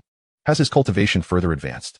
The aura he exudes is exceedingly powerful, so potent that the mere pressure emanating from him instills fear. Lin Fong radiated the formidable aura of someone who had just elevated their cultivation, his eyes gleaming with golden light. Ding! Congratulations. The host cultivation has successfully ascended to the first level of the nascent soul realm. Upon reaching this stage, the forbidden void immortal body can undergo further evolution. Currently in its 3rd phase of transformation. Evolution successful. Congratulations, the host's power has once again increased, having achieved a 3rd upgrade of physique. The host's strength now surpasses that of ordinary individuals by 100-fold, with true power reaching the 9th layer of the divine transformation realm. Oh, has it truly reached the 9th layer of the divine transformation stage? Quite impressive. Lin Fong casually clenched his fist, and immediately, fissures appeared in the void. Inside Lin Fong, Shangguan Yaya witnessed this scene, her small mouth agape and her eyes trembling with astonishment. With just a casual grip, even the void could hardly withstand it. Such strength is alarmingly close to the refinement void realm. This physique is simply terrifying. A glimmer of wonder flickered in Shangguan Yaya's beautiful eyes. Lin Fong felt quite pleased. A refinement void expert can effortlessly tear the fabric of reality, and he was now nearly capable of doing the same. His combat prowess had risen dramatically once more. By the way, system, I recall you mentioning that upon my ascension to the nascent soul, there would be additional rewards? Ding. Indeed, host, the rewards have long been prepared. Now, I shall unveil the nascent soul realm reward, the divine secret technique, Heavenly Devour. With a single gesture of the Heavenly Devour, one can part the heavens. Given the host's current cultivation level, a mere fingertip can potentially slay a practitioner at the 9th layer of the refinement void realm. One fingertip capable of slaying a 9th layer refinement void expert? Even Lin Fong was taken aback upon hearing the system's words. It nearly transcends 3 major realms. This system is becoming increasingly exaggerated. He had initially thought that the primordial chi fist was already invincible, yet there exists an even more formidable secret technique. If he were to ascend a few more realms, would it not mean he could single-handedly obliterate the Shura Hall? No matter how powerful the Shura Hall may be. At most they possess cultivators at the integration stage. If he were to elevate himself to the 9th layer of the nascent soul realm, it's conceivable that he could indeed slay integration stage experts. Lin Fong forcibly suppressed the ecstatic smile at the corner of his mouth, his heart still brimming with excitement. It is time to visit the Shura Hall. Lin Fong, accompanied by Xiao Wu, transformed into a streak of light and swiftly arrived at the entrance of the Battle Sky sect. At this moment, Chi Peng of the Shura Hall had been waiting for quite some time. Besides those from the Shura Hall, the esteemed Elder Zhu Wufu and several other elders of the Battle Sky sect were also present. Upon seeing Lin Fong flying over, they quickly surrounded him. Lin Fong, I have always felt that your decision to compete at the Shura Hall is rather unwise. What if? Zhu Wufu expressed his concern. Although the Shura Hall had invited Lin Fong for a contest, who could predict what tricks they might employ along the way? The fear was that once Lin Fong entered the Shura Hall, he might find it exceedingly difficult to exit. Lin Fong is an unparalleled talent of a millennium. Should anything unfortunate befall him at the Shura Hall, he would undoubtedly regret it for a lifetime. Master, my purpose for visiting the Shura Hall is not merely for the sake of competition, Lin Fong replied with a smile. What significance does mere competition hold? It is, in fact, to exact vengeance. The son of the Shura Hall previously dispatched assassins after me and threatened me with Gu Feihong and others. Such a person must be eliminated today. After I slay the son of the Shura Hall, if they are willing to apologize and acknowledge their wrongdoings, then there will be no need for Yaya to intervene. If one seeks to avenge the holy son of the Shura Hall, then he must invoke the assistance of Yaya. Zhu Wufu, however, could not comprehend Lin Fong's intentions, nor could he fathom the source of Lin Fong's unwavering confidence. Nevertheless, a sense of concern lingered within him. "I shall accompany you," he declared. As a formidable cultivator at the 9th level of the Void Refinement Realm, he could swiftly retrieve Lin Fong should the Shura Hall attempt any treachery. Once they returned to the War Heaven sect, with its multitude of talismans at their disposal, even the ancient beings of the Shura Hall would not dare to intrude. "Very well, I appreciate your assistance, Master," Lin Fong replied, acknowledging Zhu Wufu's apprehension with a nod. He stepped forward, directing his gaze towards Qi Peng and the others from the Shura Hall. "Let us proceed. Lead me to your Shura Hall." Within the Shura Hall, thousands of disciples had been summoned to gather around the arena, their expressions brimming with excitement. After so many years, would the Holy Sun take action once more? What might his current strength be? The last time he acted, if memory serves, was a decade ago. Back then, he had already attained the God transformation stage, and now, after 10 years, he must have reached at least the 4th or 5th level of that realm. How formidable he must be. Yet, one wonders why the Holy Sun would choose to challenge a mere golden core cultivator. Who can say? Perhaps he is simply bored, one remarked. "I have heard that this young man is quite strong. He has managed to defeat our inner sect's brother Deng Tao, which is no small feat, brother Deng Tao? Impressive indeed. But even so, that young man surely does not qualify to contend with our Holy Sun," another scoffed. We shall see. "I suspect that this young man possesses something intriguing that piques the Holy Sun's interest," another chimed in. "Mark my words. He will not withstand a single move from the Holy Sun." The arena was teeming with spectators, their discussions echoing throughout. A few elders stood upon the high platform, their gazes fixed upon the heavens. They observed several streaks of light traversing the sky, their eyes narrowing. They have arrived. On the main seat of the high platform, the Holy Sun of the Shura Hall, AO1, sat with his eyes closed, his expression serene. Upon sensing the approaching presence, a cold smile crossed his face. "So, you have come. Quite audacious of you. Those bound by attachments are ever so easy to manipulate. I openly lay this trap, and yet you still choose to step into it. Your talent may be commendable, yet your temperament leaves much to be desired." Chapter 86. The Shura Hall is truly not worthy of concern. To my surprise, you actually came. Ao slowly opened his eyes, surveying those below with a disdainful smile. "Do you realize that by coming to my Shura Hall today, you have sealed your fate? You shall not leave here alive," with a smile adorning his face. He spoke candidly. This was his territory, and once Lin Fong set foot within, his demise was inevitable. Thus, revealing his intentions mattered not. Furthermore, they were all astute individuals. Such a trivial scheme was apparent to all, requiring no veil of secrecy. As Ao uttered these words, he meticulously observed Lin Fong's expression. He takes great pleasure in witnessing the panic and alarm etched upon others' faces. However, the image of Lin Fong's flustered expression that he had envisioned did not materialize. Upon hearing his words, Lin Fong remained remarkably composed. "What a coincidence. I too have come here today with the intent to kill you. Our objectives are indeed quite similar." Since Ao had already bared his intentions, Lin Fong saw no reason to hold back. The animosity between them was transparent, whether spoken or unspoken. It was merely a thin veil to be pierced. Kill me? Do you truly believe that is possible? My Azura Hall boasts hundreds of elders in the transformation stage, along with dozens in the Void Refinement Realm, and even ancestral figures in the integration stage. With just a handful of you, do you fancy yourselves capable of ending my life? Since you have entered my Azura Hall, at the mere sound of my command, you shall be reduced to ashes." Ao felt a surge of excitement. He had not anticipated that Lin Fong would actually arrive today. To be frank, had Lin Fong remained sheltered within the War Heaven sect, Azura Hall would have had no recourse. Yet he had come, all for the sake of Gu Feihong and the others. Ao began to question whether Lin Fong was truly loyal or simply foolish. "So, shall our battle commence? Will you send someone to besiege me, or what?" Lin Fong's gaze swept across the multitude of disciples, numbering in the tens of thousands. Along with the elders hovering above, effectively sealing off their escape, the assembly was indeed quite complete, ripe for annihilation. "Naturally, we shall fight. You are already a fish in a barrel.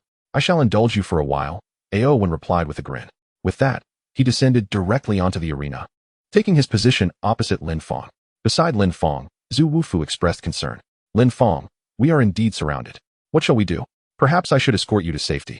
The integration stage powerhouses of Azura Hall have yet to intervene, and I could tear through the void to return you to the sect in mere moments." Zhu Wufu had not anticipated that Ao would so openly declare his intent to kill Lin Fong, catching him off guard. Yet, observing Lin Fong's unwavering calm, he found it difficult to comprehend how Lin Fong remained so serene. Did he have some hidden card up his sleeve? On Lin Fong's side, he reassured. There is no need for concern. A formidable power stands behind me, rendering Azura Hall insignificant in comparison. Master, please step back and allow me to defeat this Aowen first. With that, Lin Fong stepped towards the center of the arena.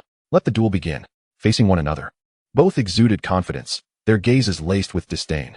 Aowen spoke first. In merely 3 days, you have ascended 3 realms? Such talent indeed astounds me. Yet, I wonder if you can still triumph against my 5th-level transformation prowess. As his words fell, Aowen unleashed a suppressive aura, and in an instant, a tremendous wave of pressure enveloped the arena. The thick and terrifying energy emanating from Aowen sent ripples of excitement through the crowd. Indeed, the saint's strength had reached the 5th level of transformation, truly a chosen one of the Azura Hall.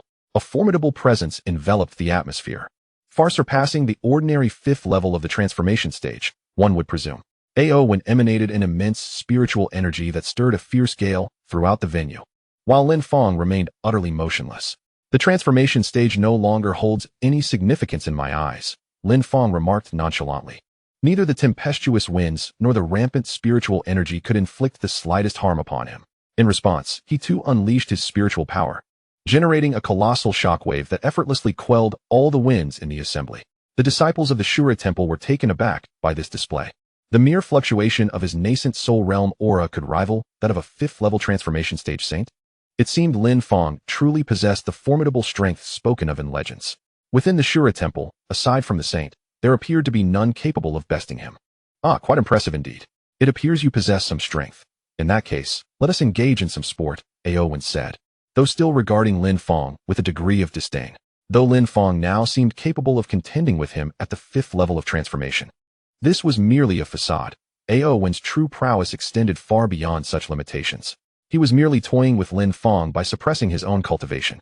With that thought, Aowen took the initiative, unleashing the heavenly palm.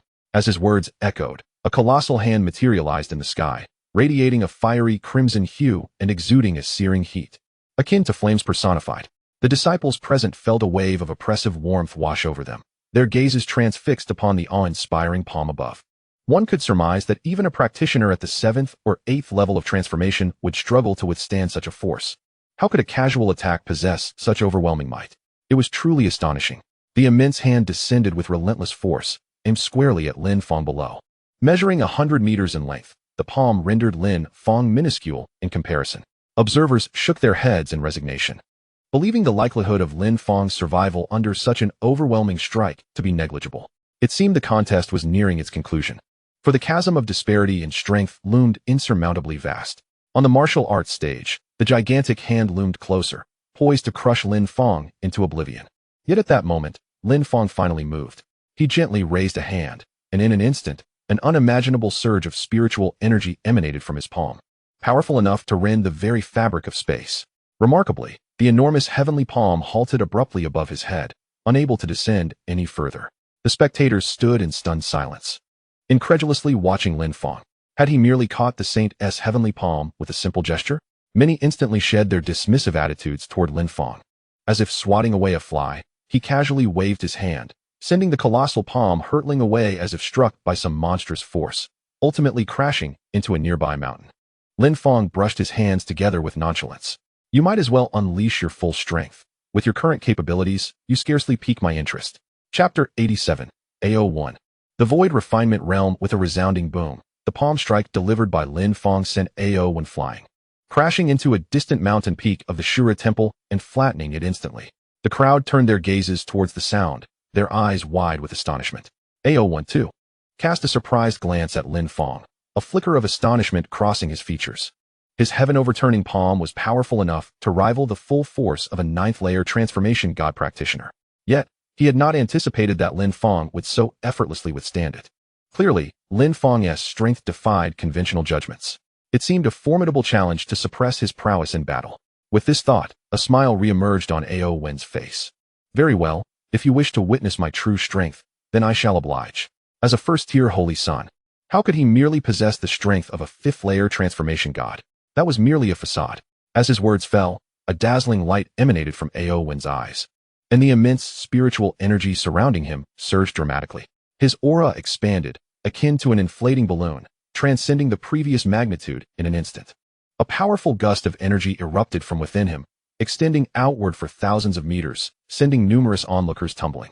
An overwhelming presence, reminiscent of a collapsing mountain and tumultuous seas, enveloped the gathered crowd, rendering nearly 10,000 individuals breathless. Within the vast venue, all present felt the unmatched aura and pressure. Is this the Void Refinement Realm? Everyone gasped in disbelief, their eyes fixed incredulously on AO1. The Holy Sun had achieved the Void Refinement Realm? How extraordinarily powerful! Zhu Wufu was equally astonished, his expression gradually turning grave. It had been rumored that the Holy Sun of the Shura Temple was at the 5th layer of the Transformation God stage, a pinnacle among the younger generation of the Eastern Wilderness. Yet, he had concealed his true depth so profoundly, attaining the Void Refinement Realm. Such strength and talent were terrifying. A sense of concern brewed within him, wondering if Lin Fong could truly contend with this. Meanwhile, Lin Fong, sensing the overwhelming aura and pressure within the venue, smiled slightly. This was as it should be. He too was eager to discover the extent of his current capabilities. The power of the Transformation God stage was no longer sufficient to compel him to unleash his full potential. Only the Void Refinement Realm could truly engage him. He chuckled to himself, reflecting on how weak he appeared in this moment. Aowen wore a confident smile, aware of the vast chasm between them, one at the first layer of the nascent soul realm and the other at the first layer of the Void Refinement Realm. Regardless of how strong Lin Fong might be, he could not bridge such a substantial gap. Moreover, he was no fool. As a first-layer Void Refinement practitioner, he could unleash strength comparable to that of a 5th-layer Void Refinement expert. The disparity of 2.5 realms was insurmountable. Insects, I shall show you just how great our differences truly are. As his voice echoed, Ao Wen's figure darted forward like a flash of lightning, arriving before Lin Fong in an instant. The powerful currents of energy surrounding him swept outward, carving a deep trench behind him. In the realm of the Void Refinement stage, one can grasp a thread of the power of heaven and earth, a level far beyond the triviality of the Spirit Transformation stage. A mere flick of his wrist could effortlessly crush a 9th-layer Spirit Transformation practitioner. Now, you may meet your end. AO1, unable to contain his impatience, launched a powerful punch towards Lin Fong. Lin Fong had eluded him for far too long, and AO1 could no longer tolerate it. He yearned to rend Lin Fong into fragments. With a cold smirk, AO1 delivered his punch. Though simple in form, it harnessed a sliver of celestial might. The spectators felt as if a colossal mountain was hurtling towards Lin Fong. Opposite AO1, Lin Fong remained expressionless, his eyes exuding an unyielding calm. Upon witnessing AO1's assault, he clenched his fist and retaliated. The elders of the Shura Hall observed with barely concealed derision. Standing idly to receive the sun's blow was akin to striking a rock with an egg. That punch was potent enough to obliterate Lin Fong into nothingness. Bang! In an instant, their fists collided. A tempestuous wave of energy erupted between them. The venue, spanning tens of thousands of square meters, instantly split apart from their confrontation. The visible shockwave radiated outward, causing those caught in its path to spit blood, severely injured. Crack! The entire venue could no longer withstand the force of their attacks, fracturing completely and creating a 3-meter-wide chasm between them. Ao staggered back 3 steps, while Lin Fong, encircled by talismans, stood unwavering, his demeanor tranquil yet formidable. Had he successfully defended? The onlookers stared in disbelief. In this clash, neither emerged victorious. They were evenly matched. Lin Fong, merely at the first layer of the nascent soul stage, had somehow withstood the assault of the first layer of the Void Refinement stage. Even the elders of the Shura Hall were taken aback. It was known that the sun could battle above his level, even rivaling those at the 5th layer of Void Refinement. Logically, this punch should have annihilated Lin Fong. How could it have been parried? Moreover, they seemed to be evenly matched. A glimmer of joy crossed the face of the Grand Elder, astonished that Lin Fong's strength had already reached the threshold of the Void Refinement stage. No wonder he exuded such confidence. AO1, too, was momentarily stunned. He had not anticipated such formidable defenses from Lin Fong. It appeared that relying solely on physical strength would not suffice to subdue him. A hint of seriousness flickered in Ao Wen's eyes. Although his earlier strike was merely a probe, he had exerted his full physical prowess, which should have been insurmountable for someone at the Spirit Transformation stage. Yet, Lin Fong had withstood it, seemingly unharmed. Thus, it was time to abandon the pretense. As his words fell, a glimmer of golden light appeared in Ao Wen's gaze. In the next moment, a tremendous and terrifying aura descended, heralded by thunderclaps and flashes of lightning. Spiritual energy surged violently, causing many to cough up blood. Bolts of heavenly lightning rained down, creating craters throughout the venue. The entire hall trembled violently, a tempest raging within, as dark fissures tore through the void. The scene resembled an apocalyptic disaster. All present were shaken to their very souls. Thump, thump. Numerous disciples and attendants could no longer withstand the pressure and fell to their knees. This overwhelming might was unbearable even for those watching from a distance. The expression of the Grand Elder was gravely serious. Merely the aura was so formidable that it suggested AO, when secret technique, had likely reached the 5th level of the void refinement realm, several times stronger than before. Could Lin Fong withstand it? The elders of the Shura Palace wore bright, radiant smiles. No matter how gifted Lin Fong might be, he could never bridge such a vast gap in cultivation. With this strike, his demise was inevitable. Chapter 88. An elder of the 9th layer of void refinement takes action. Unmasking hostility in the arena, thunder erupted in the skies, converging towards a single point. Soon, a hand filled with lightning was formed. This spectacle instilled terror in the hearts of all present. Was this the wrath of heavenly thunder? Could the Holy Sun summon such might? What a terrifying power! Many cowered on the ground, too fearful to rise. This attack, akin to divine fury, was far beyond what their level could withstand. They could not even approach the battle of void refinement experts. A glimmer of surprise flickered in the eyes of several Shura Palace elders. They had not anticipated that the Holy Sun had reached such heights. Merely having entered the void refinement realm, he was already adept at harnessing the forces of heaven and earth. This palm strike of the Holy Sun was entirely composed of celestial lightning.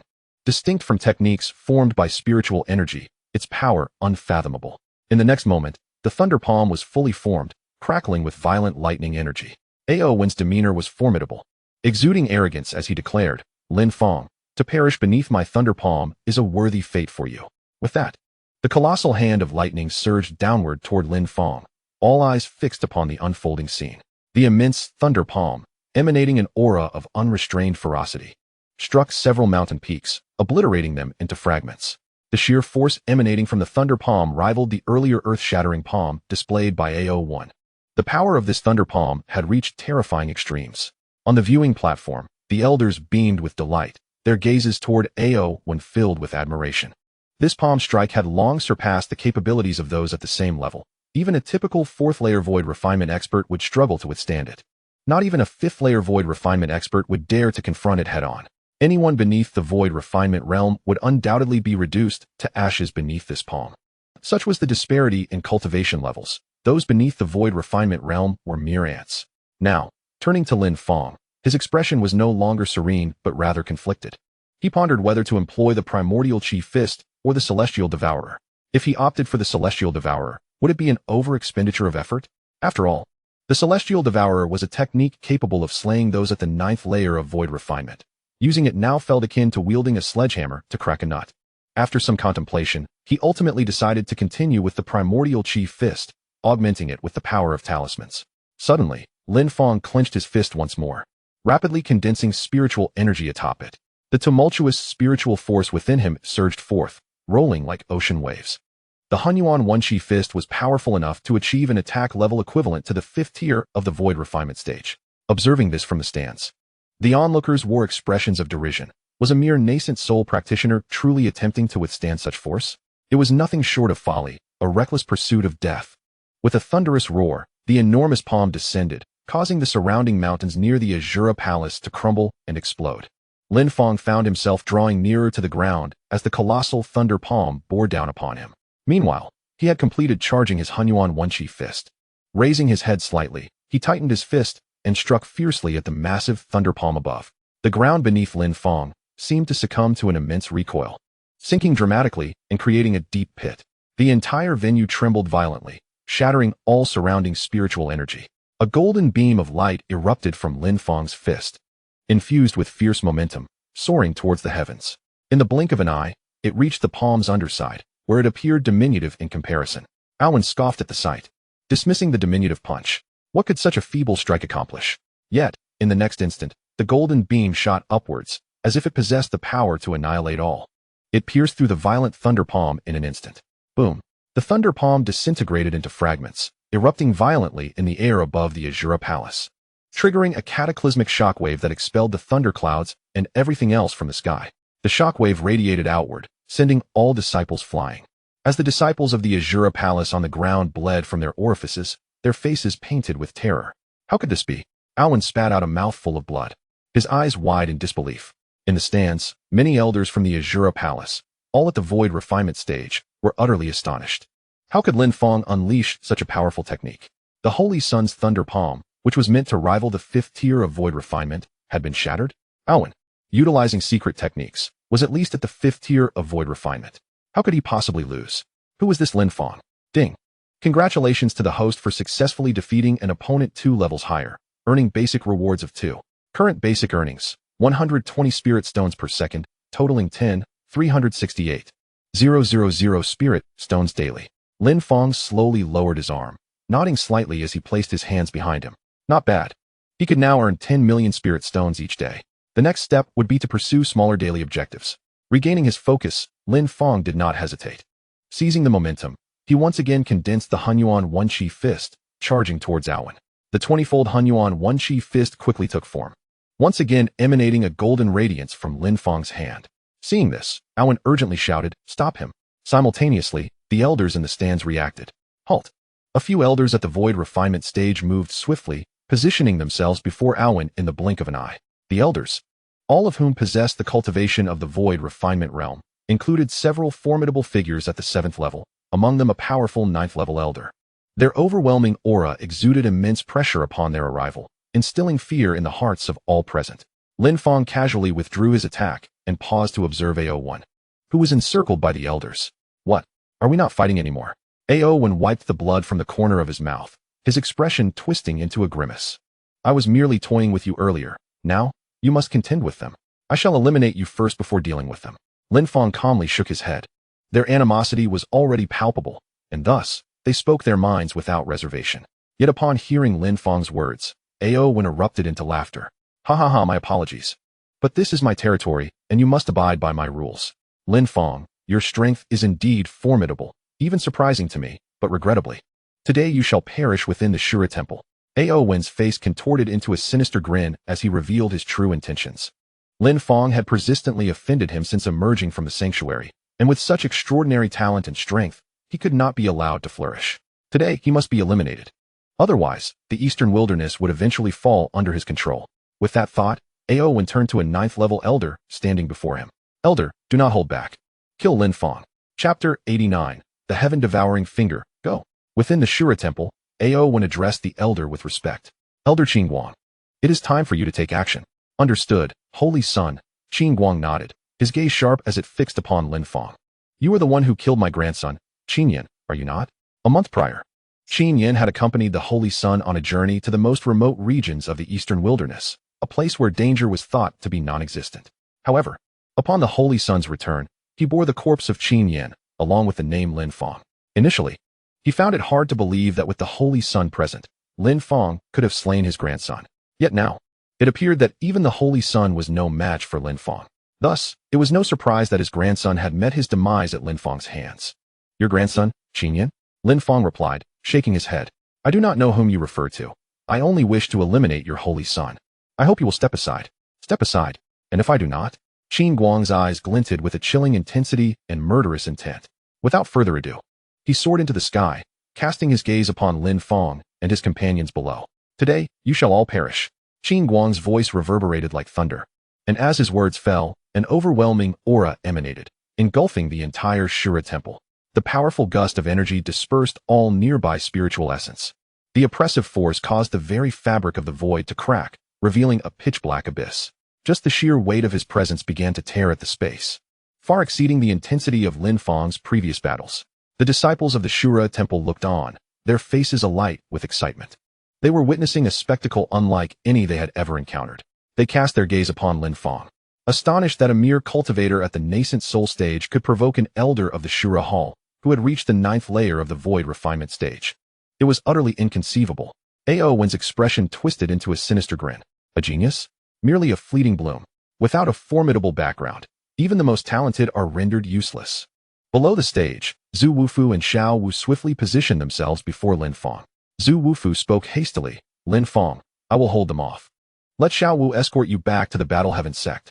Once we return, with the protection of the talisman formation, they will not dare to pursue. At that moment, Lin Fong appeared to be in a daze, engaged in conversation with Shangguan Yaya within. She glanced at the unfolding scene, lazily stretched her exquisite figure, and then slowly rose to her feet. It seems I am required to take action, she mused. However, facing an adversary who was no more than an insignificant void refinement cultivator was rather dull. Yet Lin Fong shook his head, replying to Shangwan Yaya in his heart. There is no need for you to intervene just yet. I have recently acquired a new secret technique. I wish to test its power. Secret technique? When did you learn that? Shangwan Yaya was momentarily taken aback. She had been vigilantly observing Lin Fong daily, fully aware of his every action. When had he mastered a secret technique? After a brief pause, she nodded gently. Since he wished to try it out, it posed no harm, for with her presence, Lin Fong would undoubtedly be safe. Seeing that Lin Fong remained still, seemingly lost in thought, Zhu Wufu urged, "Hurry, or it will be too late." However, once Lin Fong regained his composure, he smiled and remarked, "It is merely a 9th-layer void refinement cultivator. It poses no threat." With that, he stepped forward, approaching Zhu Wufu. The latter was taken aback. Just a 9th-layer void refinement cultivator? No threat. The void refinement stage was dominant throughout the eastern wilderness. How could Lin Fong appear so unconcerned? Lin Fong continued, "Please wait for me here. I shall return shortly." His words, imbued with unwavering confidence, left Zhu Wufu momentarily stunned as he watched Lin Fong stride forward. In the arena, the disciples of the Shura Hall were momentarily puzzled. Did Lin Fong truly believe he could contend against a 9th-layer void refinement elder with his abilities? Was this not a dream? The elder had nearly 3 entire realms of difference from Lin Fong. Did Lin Fong, realizing escape was futile, intend to engage in self-destruction? Beginning from the 6th layer of the void refinement stage, each phase far surpasses the previous one by dozens of times. The chasms between realms are unfathomable, incomparable to the first 5 realms. Thus, many believed Lin Fong was contemplating self-destruction, for even after defeating the Holy Sun, he remained an insignificant insect in the eyes of a 9th-layer void refinement cultivator. AO1 and several elders were also taken aback, soon donning cold smiles. They had thought Lin Fong was preparing to flee, which would have required some effort on the part of the Shura Hall. Yet, they were astonished by Lin Fong's audacity in wanting to confront Elder Qin Guang of the 9th layer. What folly! A fool's errand. Akin to striking a stone with an egg. In the skies above, Qin Guang had also taken note of Lin Fong's actions. A fleeting expression of doubt crossed his face, but it was swiftly overshadowed by a surge of hatred. Regardless of the tricks Lin Fong was playing, he was determined to shatter them with sheer force. With a flicker of thought, a rift suddenly tore through the void before him, from which he effortlessly drew a spiritual sword. As a formidable being of the void refinement realm, he possessed the capability to effortlessly rend the fabric of space and store his belongings within the void. Given the infinite nature of the void, this method of storage proved far more convenient than spatial rings. Even a mountain could be tucked away with ease. With the spiritual sword drawn and held before his chest, an immense surge of spiritual energy rapidly coalesced, all absorbed into the blade. Within the void, all spiritual energy within a radius of tens of thousands of meters was forcibly drawn into the sword, which now glimmered with a resplendent golden light. Its aura swelling to a level comparable to that of a divine weapon. "Break the heavens," Qin Guang proclaimed, and with that, he swung the sword downwards towards the ground. In the blink of an eye, the spiritual sword transformed into an enormous length of several 100,000 meters. As if it aimed to cleave the entire Shura Palace in twain, the mountains surrounding the palace shattered into rubble, and a long stretch of pitch-black void materialized in the sky above. This strike truly seemed capable of splitting the heavens and shattering the earth. Under the immense pressure, the entire venue was instantly marred by a profound chasm. The overwhelming kinetic energy sent all surrounding air and spiritual energy fleeing in every direction, as if confronted by an entity capable of annihilating them. Observing this, Zhu Wu's expression shifted to one of grave concern, and he hastily prepared to cast a barrier to protect Lin Fong. Even he was uncertain about being able to withstand Qin Guang's strike, unless he had pre-prepared talismans for defense. How could Lin Fong, at merely the nascent soul stage, hope to resist? Meanwhile, Lin Fong, witnessing the imminent descent of the spiritual sword from the heavens, gently extended a finger towards the massive blade, a minuscule point of light flickering at his fingertip, yet brimming with an unfathomable lethality. His expression remained calm and confident as he softly uttered, "Heaven Devourer, go." Chapter 90. The Killing of AO1. Disturbing the Lord of the Shura Palace. Such feeble spiritual energy, what can it accomplish? AO1 scoffed at the glimmer emanating from Lin Fong's fingertip. The spiritual energy radiating from it was so weak that it could scarcely slay a child. It appeared to be merely a source of light. Did Lin Fong truly believe he could fend off Qin Guang's earth-shattering strike? It seemed he had resigned himself to a fate of self-destruction, standing idly by to meet his demise. In midair, Qin Guang's spiritual sword descended with tremendous force. The enormous blade, measuring 100,000 meters, generated a colossal storm with its mere movement. The air erupted with a deafening roar, clearly unable to withstand such overwhelming pressure.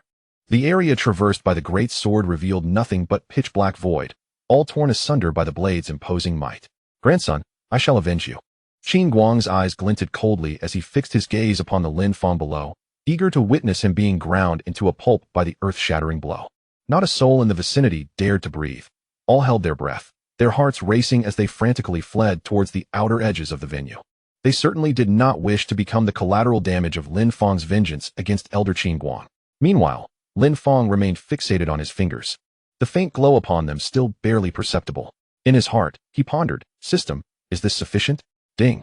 "Yes, host.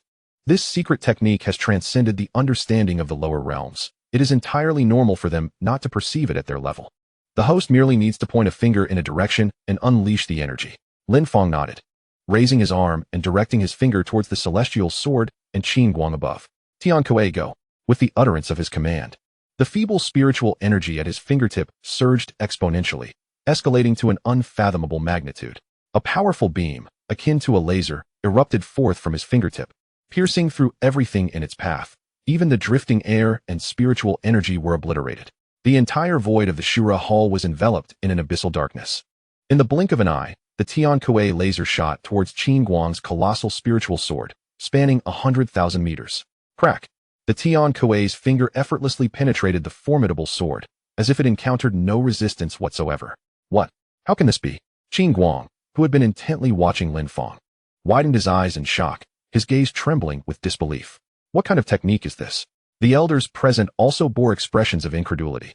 In an instant, the overwhelming aura that had filled the space dissipated, as though the air had been let out of a balloon. Yet, the finger Lin Fong had unleashed continued its relentless trajectory towards Qin Guang, moving with such velocity that evasion was impossible. "This is bad, dangerous." At that moment, Qin Guang finally sensed the unparalleled force emanating from the laser, his eyelids twitching violently. He was faced with the specter of death. Without time for further astonishment, he hastily summoned all defenses to counter the attack. 10 layers of tangible barriers erupted into existence, formidable enough that even a 9th-layer void refinement expert would take considerable time to breach. However, upon contact with the Tian Kuei finger, these barriers were effortlessly penetrated, encountering no hindrance whatsoever. In an instant, the 10 layers of defense, along with Qin Guang's ironclad physique, were completely pierced through. How is this possible? Qin Guang's eyes bulged in disbelief as he cast a glance at the gaping wound in his chest, his face a mask of incredulity. He attempted to raise his hand to cover the wound, but he had already lost all strength. Darkness enveloped him, and he breathed his last. Thud! Qin Guang's lifeless body plummeted from the sky. Everyone was left in stunned silence. The hall was enveloped in an eerie stillness. Elder Qin Guang dead? The 9th-layer void refinement expert had been slain by Lin Fong. Surely, they were not dreaming? How could he be so powerful? AO1 and all the elders before him stood frozen, their eyes fixed on the fallen Qin Guang, utterly unable to comprehend the scene unfolding before them. The minds of everyone in the Shura Hall felt as though they had exploded, struggling to grasp the enormity of this revelation. Many found their worldview shattered. A 1st-layer nascent soul had slain a 9th-layer void refinement expert? This world must be a fabrication. They must still be dreaming. At that moment, buzz. After Tianqi's finger pierced through Qin Guang, it did not linger for a moment, but continued its linear trajectory, swiftly colliding with the very vault of the heavens. Instantly, waves rippled across the celestial expanse, reminiscent of a stone cast into water. Following this, the ripples expanded and quickened, causing the entire sky to tremble. Whoosh! The sound of penetration resonated in the ears of the onlookers, prompting them all to gaze upwards, their expressions frozen in astonishment. At the zenith of the azure sky, a colossal black hole materialized, stubbornly refusing to mend itself. Above, the sky appeared as if it had been punctured like a balloon, revealing a vast chasm of inky void. All present could discern myriad stars twinkling within this abyss. The disciples collectively inhaled sharply, aghast. The heavens had been breached? Lin Fong's singular strike had not only felled a formidable 9th-layer virtual refinement master, but had also torn the sky itself. Shangguan Yaya and Zhu Wufu were equally taken aback by the spectacle before them. Is this the secret technique Lin Fong spoke of? What manner of sorcery is this? So potent that it vanquished an opponent 3 realms above him? Shangguan Yaya's gaze was drawn to the still unhealed black hole in the sky. a glimmer of fascination igniting in her eyes. Even masters of the virtual refinement realm could merely rend the void, which would swiftly restore itself. Yet, Lin Fang's finger had seemingly created a gaping wound in the heavens that defied healing. This maneuver transcended the realm of virtual refinement, nearly attaining the prowess of the integration realm. In the nascent soul stage, he possessed strength comparable to that of the integration realm. Even in the upper realm, no one could achieve such a feat. Shangwan Yaya's conviction solidified once again. She had gravely underestimated Lin Fang's talent and might. What sorcery is this? Has Lin Fang truly surpassed the virtual refinement realm? Impossible. Absolutely inconceivable. AO1, regaining his senses, felt his visage drain of color, drowning in regret. What manner of terrifying existence had he provoked? Swiftly, he shifted his gaze to Lin Fang, only to find him smiling cheerfully. At his fingertips, the same radiant energy began to coalesce once more. In an instant, Ao-Wen's countenance shifted dramatically, fear consuming him. There was no time to preserve his dignity. He soared towards the heavens, desperate to escape. Elder, save me. Lin Fang intends to kill me. Though the Shura Palace was his domain, at that moment, he felt no semblance of safety. Lin Fang watched Ao-Wen flee in haste. His finger gently lifted as Tianqi's finger was unleashed anew. Swish. The very fabric of the void was sliced open, a beam of formidable energy surging towards Ao-Wen. Sensing the overwhelming danger behind him, Ao-Wen dared not look back, despair flooding his eyes. Ah, save me. Just then, a voice echoed through the void. You dare. Subsequently, a massive hand materialized, shielding Ao-Wen from behind. Upon witnessing this, Ao-Wen exhaled in relief. The Supreme Elder had finally arrived. Surely, he would be safe now? However, Tianqiu Yiji faced the hand that obstructed him, remaining unfazed as he pierced through it effortlessly. In an instant, he traversed the palm, subsequently penetrating Ao-Wen's body, obliterating all vitality within him with overwhelming force. The smile that had just graced Ao-Wen's face froze, his gaze dimmed rapidly, and his body plummeted from the sky. Crack! A thunderclap rent the air, creating an elongated fissure in the void. 3 figures emerged from within, one of whom had blood oozing from his palm. The trio exuded an immense aura of authority and fury. Who has slain the Holy Sun? Chapter 91. Shangwan Yaya takes action with a thud. Ao-Wen's lifeless form fell from the heavens, crashing to the ground as if striking the hearts of the onlookers. A collective gasp echoed through the crowd, their eyes wide with terror and tremor. Lin Fang had indeed dared to kill the Holy Sun, and that too, within their very headquarters of the Shura Palace? In their domain, he had managed to slay both an elder of the 9th layer of the Void Refinement and the Holy Sun. Surely, Lin Fang could not escape the Shura Palace alive today. Though the spectators were astonished by Lin Fang's prowess and audacity, they were within the Shura Palace, where not only Void Refinement elders resided, but also the venerable Supreme Elders and the Holy Lord. The voice that had just echoed was likely that of a Supreme Elder, who was probably already hastening towards their location. Under such circumstances, how could Lin Fang possibly survive? Just as these thoughts coursed through their minds, a thunderous roar split the sky, and a rift in the void appeared, from which 3 figures emerged. Upon sighting these 3 figures, a wave of excitement surged through the crowd. The Supreme Elders and the Holy Lord had arrived. With the presence of these 3 formidable beings, it seemed inevitable that Lin Fang would be unable to escape. As the 3 figures materialized above, they were enveloped in a palpable fury. One Supreme Elder, with blood trickling from his palm, directed his gaze toward Lin Fang on the ground. Why did you not cease your actions? He demanded. Earlier, he had attempted to intervene and prevent Lin Fang from killing Ao-Wen, only to be caught off guard as Lin Fang's Tianqiu pierced his palm. This negligence had effectively resulted in the death of the Holy Sun, igniting his wrath. Upon hearing this, Lin Fang chuckled. Why should I have halted? You, the elders of the Shura Palace, conspired to besiege me. Naturally, I was compelled to retaliate. Compelled to retaliate? The questioning Supreme Elder's anger intensified. You have consecutively slain our Holy Sun and Elders. Does that truly constitute mere retaliation? He, along with the Holy Lord and others, had been monitoring this contest. Initially, they had dismissed Lin Fang, assuming his low cultivation would pose no threat. Yet, they had been blindsided by how a mere nascent soul cultivator could wreak such havoc within their palace, eliminating both Qin Guang and Ao-Wen before they could even react. The current scene was far beyond their expectations. Lin Fang, hearing the elder's words, smiled once more. Ah, so you have been watching all along. You must have witnessed their attempts to ambush me. My actions were merely a consequence of their own folly. The silent Holy Lord, Ao-Bai, finally spoke. I have only witnessed your slaughter of the elders and the Holy Sun of the Shura Temple. His words instantly defined the situation. He continued. I now pose a single question. For the lives you have taken from my Shura temple, how do you wish to meet your end? As Aobai's voice fell, the Zhuwu talisman beside Lin Fong felt an impending sense of danger. The three figures in the sky were all formidable beings at the integration stage. And now they were within the stronghold of the Shura temple, making escape seem nearly impossible.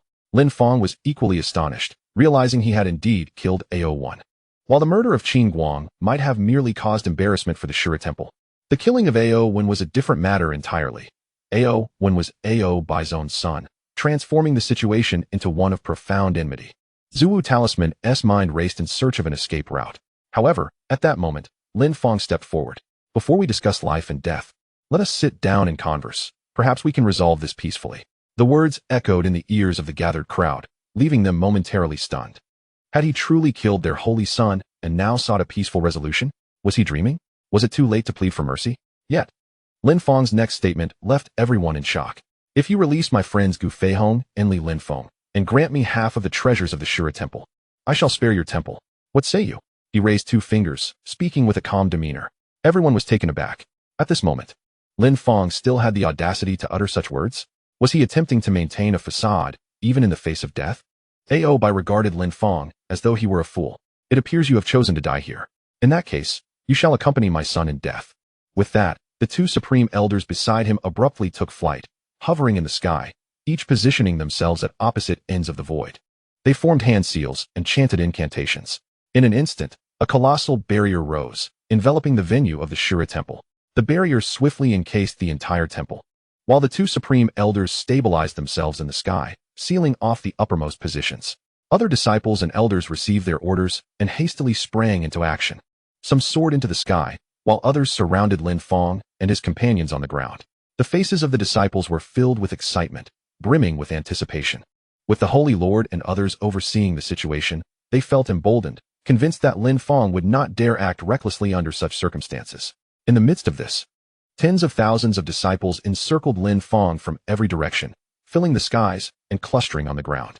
Facing such a scenario, Lin Fong shook his head with a hint of pity. Do you believe my proposal was a plea for mercy? In truth, I intended to spare your lives, but alas, you have failed to cherish this opportunity. Lin Fong silently murmured, Yeah, it is time for you to take action. A voice, devoid of discernible emotion, echoed in his mind. Understood. As the words faded, Lin Fong's aura and spiritual energy suddenly retracted, all suppressed within him. In an instant, the spiritual energy within him vanished completely, rendering him akin to an ordinary person. The onlookers were perplexed, entirely unaware of the ruse being played by Lin Fong.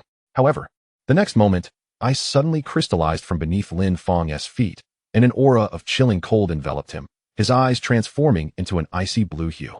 His entire essence, demeanor, and spiritual energy radiated a frosty blue, contrasting starkly with his former self, making him appear as a different individual altogether. The elders of the Shura Hall observed with a flicker of solemnity in their eyes. They sensed a terrifying presence emanating from the current Lin Fong. With an elegant step forward, he initiated the freezing of his surroundings. He lifted his gaze toward the heavens, slightly squinting his eyes in enjoyment. It had been quite some time since he had unleashed his power. He thought to himself, let us play a little. As his words fell, snowflakes began to drift down from the sky, accompanied by a subtle chill in the air. Many individuals hugged their shoulders, feeling an unexpected cold despite their mastery at the God transformation and void refinement realms. The snowflakes gradually descended, and upon touching the barrier, they penetrated it effortlessly. The barrier erected by two powerful beings at the combined body realm was designed to withstand attacks from those at the 9th level of void refinement. Yet the snowflakes encountered no resistance whatsoever. Then, with a graceful lift of his finger, Lin Fong lightly tapped at a particular direction. In the next moment, an expanse of thousands of square meters transformed into ice sculptures. All individuals in that vicinity, nearly 10,000 disciples and elders, were instantaneously encased in ice, lifeless and devoid of any vitality. At that moment, the entire venue fell into a profound silence. Chapter 92. I will claim all the treasures of the Shura Hall. Inside the Shura Hall venue, the ground was blanketed in white snow, and the entire area was draped in a silvery frost. The once excited crowd turned to gaze at the direction Lin Fong indicated, standing frozen in disbelief. Previously, that area was occupied by the elders and disciples of the Shura Hall, a multitude of over 10,000 souls spanning various realms, including the nascent soul, God transformation, and even void refinement. Now, they had all been transformed into ice sculptures. emanating an oppressive chill. Within these ice sculptures, each individual retained their former expressions and gestures, appearing strikingly lifelike, yet utterly devoid of breath or vitality. Over 10,000 individuals, regardless of their realm, had perished in an instant. The entire occurrence transpired without any process, pain, or forewarning. 10,000 disciples of the Shura Hall had simply died in the blink of an eye, with no time for reaction whatsoever. What kind of technique is this? A collective gasp echoed through the crowd, teeth chattering and hearts racing, their bodies trembling uncontrollably. At that moment, their inner turmoil reached a state of utter panic. Ao Bai and the two supreme elders stood in stunned disbelief. Their faces reflected incredulity. Although they could also have slain so many in an instant, they had never fathomed such a shocking approach from Lin Fong. How dare you kill the people of my Shura Hall? You are courting death. One of the supreme elders finally regained composure and, consumed by fury, launched an attack. The power of the harmonization realm was fully unleashed. A tremendous force enveloping the entire arena in an instant. Thunder rumbled, winds howled, and the very fabric of the cosmos trembled. A colossal black hole was abruptly squeezed out of the void. A gigantic hand of flame formed instantaneously as the venerable elder, imbued with immense might, launched a fierce assault towards Lin Fong. With a resounding roar, the immense fiery hand descended like the collapse of celestial order, akin to falling meteors.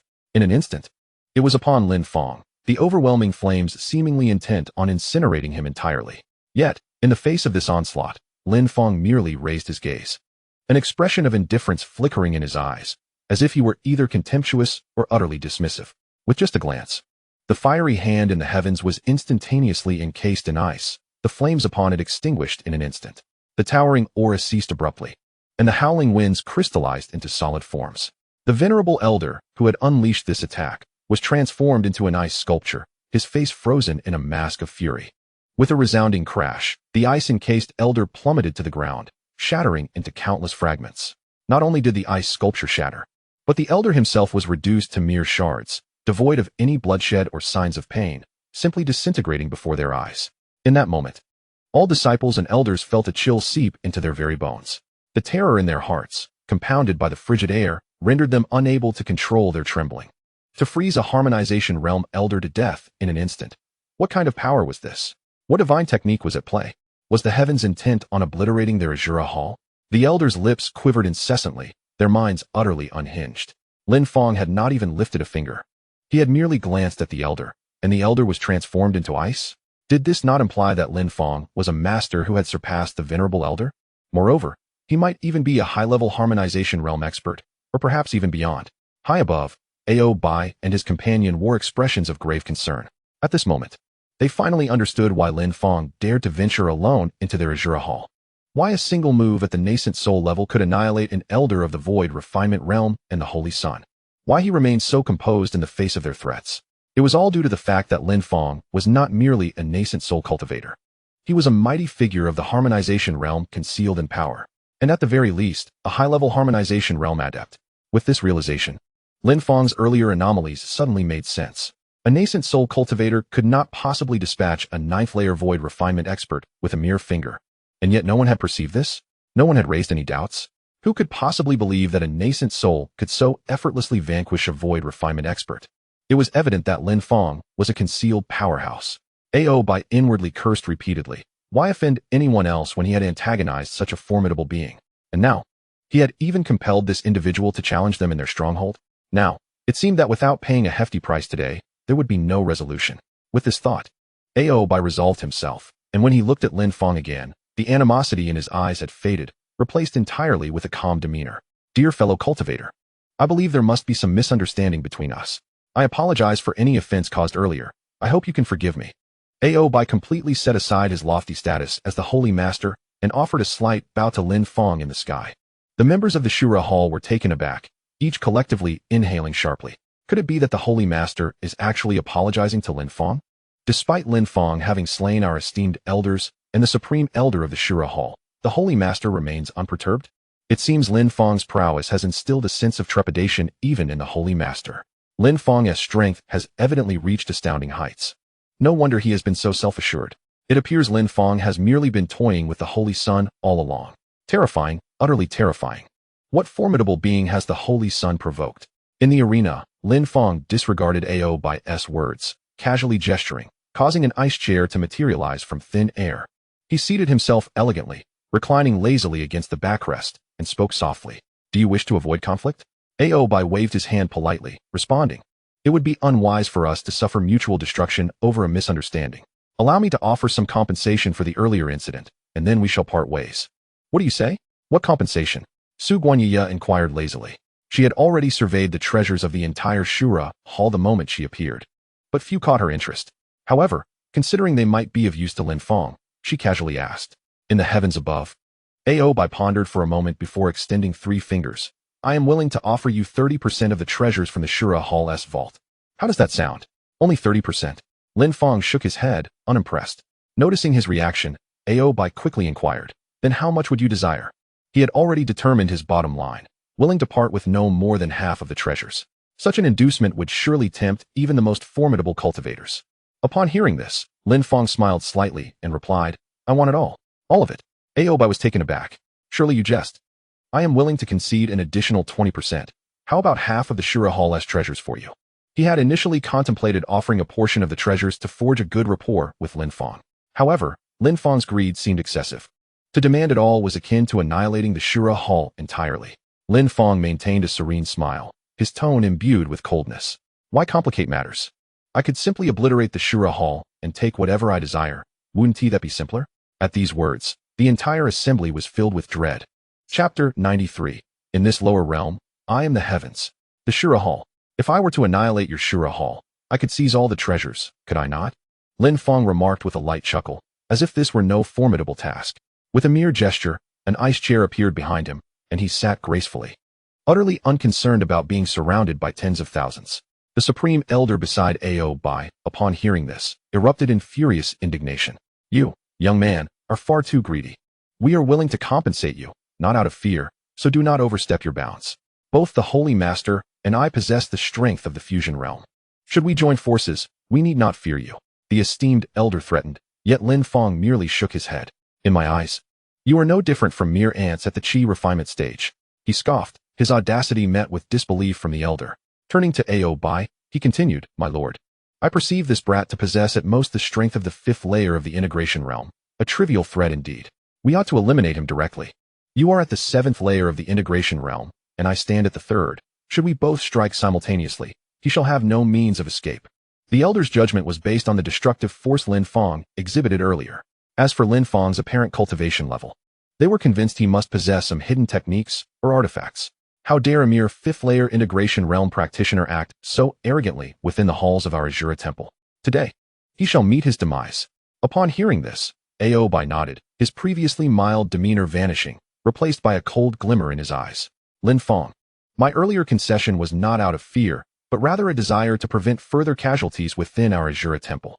However, your insatiable greed compels us to ensure your end today. With that, Aobai addressed the remaining disciples and elders of the Azura temple. Despite the loss of nearly 10,000 lives at Lin Fong's hands, their foundation remained intact, with nearly 100,000 still standing strong. Among them were over 90,000 at the nascent soul stage, more than 8,000 at the transformation stage, and several hundred elders at the void refinement stage. With such numbers, even if Lin Fong were a formidable integration realm warrior, he would be compelled to exhaust a significant amount of spiritual energy. At that point, as the Holy Master, Aobai could strike with ease. As Aobai's gaze swept across the crowd, his voice resonated in the ears of all disciples and elders. Let us unite to vanquish this intruder. Whoever slays Lin Fong shall inherit the title of the next Holy Son of our Azura temple. With Ao when deceased, the position of Holy Son was vacant, and many now coveted this prestigious title. The title of Holy Son not only signified status, but also ensured that the temple would invest vast resources into one's growth, making it nearly impossible not to ascend to greatness. Upon hearing these words, the disciples' eyes ignited with fervor, their fear of Lin Fong dissipating significantly. Even among the elders, many felt a stirring in their hearts, for the Holy Master's proclamation extended to them as well, suggesting that they too had a chance. With this thought, several could not help but shout, Slay Lin Fong, and become the Holy Son. Kill Lin Fong. The title of Holy Son is mine. In an instant, a wave of excitement surged as more voices joined in, igniting a fervor among the crowd. Within moments, the gazes directed at Lin Fong were infused with avarice, as if he were not their enemy, but rather the very throne of the Holy Son of the Azura temple. All they had to do was reach out, and they could become the new Holy Sun. Charge! Someone shouted, and tens of thousands surged forward towards Lin Fong. The multitude of disciples and elders ascended into the sky or dashed across the ground, all propelled by a singular, manic ambition. The entire Azura Palace was shrouded. The sky obscured, and the ground trembled violently as countless figures rushed forth. A thick haze enveloped the scene, rendering it pitch dark. Ao Bai and the Grand Elder observed this spectacle with cold smiles gracing their lips. With 100,000 cultivators, they could simply wear Lin Fong down. They only needed to reap the benefits of others' efforts. Saint Lord, I shall circle behind Lin Fong and seek an opportunity to ambush him, which may spare our Azura Palace from greater casualties, the Grand Elder declared with a respectful gesture. Indeed, your intentions are commendable. Go forth. Ao Bai nodded in agreement. In an instant, the Grand Elder soared into the sky, surveying the unfolding chaos below. Thousands of people surged forward like swarming locusts, rapidly closing in on Lin Fong. With many soon positioned before him, they leapt high, unleashing their most formidable techniques: dragon-slaying demon claw, divine wind dragon thunder, soul-reaping demon axe, perish, powerful hands, fire, lightning, and various attacks rained down upon Lin Fong, poised to bury him entirely. At that moment, Lin Fong finally made his move. He let out a soft sigh. The courage of the Azura Palace is commendable, however, it is futile. In this realm, I am the heavens. As his words echoed, a terrifying chill enveloped the entire Azura Palace. Those closest to Lin Fong, who had leapt to strike, were instantly transformed into blocks of ice. Their various attacks suspended in midair, frozen in time. But that was not the end. Beneath Lin Fong's feet, an icy expanse spread from where he stood, the surrounding cold intensifying 100-fold. The ice surged outward at the speed of light, swiftly covering every inch of the venue. In an instant, the vast area, spanning hundreds of thousands of square meters, was encased in impenetrable ice, becoming a frozen expanse that would endure for a century. In the next moment, all the rushing disciples and elders within the venue, whether soaring through the skies or standing on the ground, found their lives arrested at that very instant. Their bodies, their consciousness, were all suspended in time. 100,000 individuals transformed into ice blocks, as if they were mere structures upon the icy surface. Even the Grand Elder, with his cultivation at the third level of the integration realm, was frozen in an instant. The entire Azura Palace was stripped of all vitality. The previously bustling environment fell silent. The vast expanse of the Azura Palace, encompassing countless mountains, was wholly encased in a frigid ice sheet, instantly transforming into a colossal iceberg.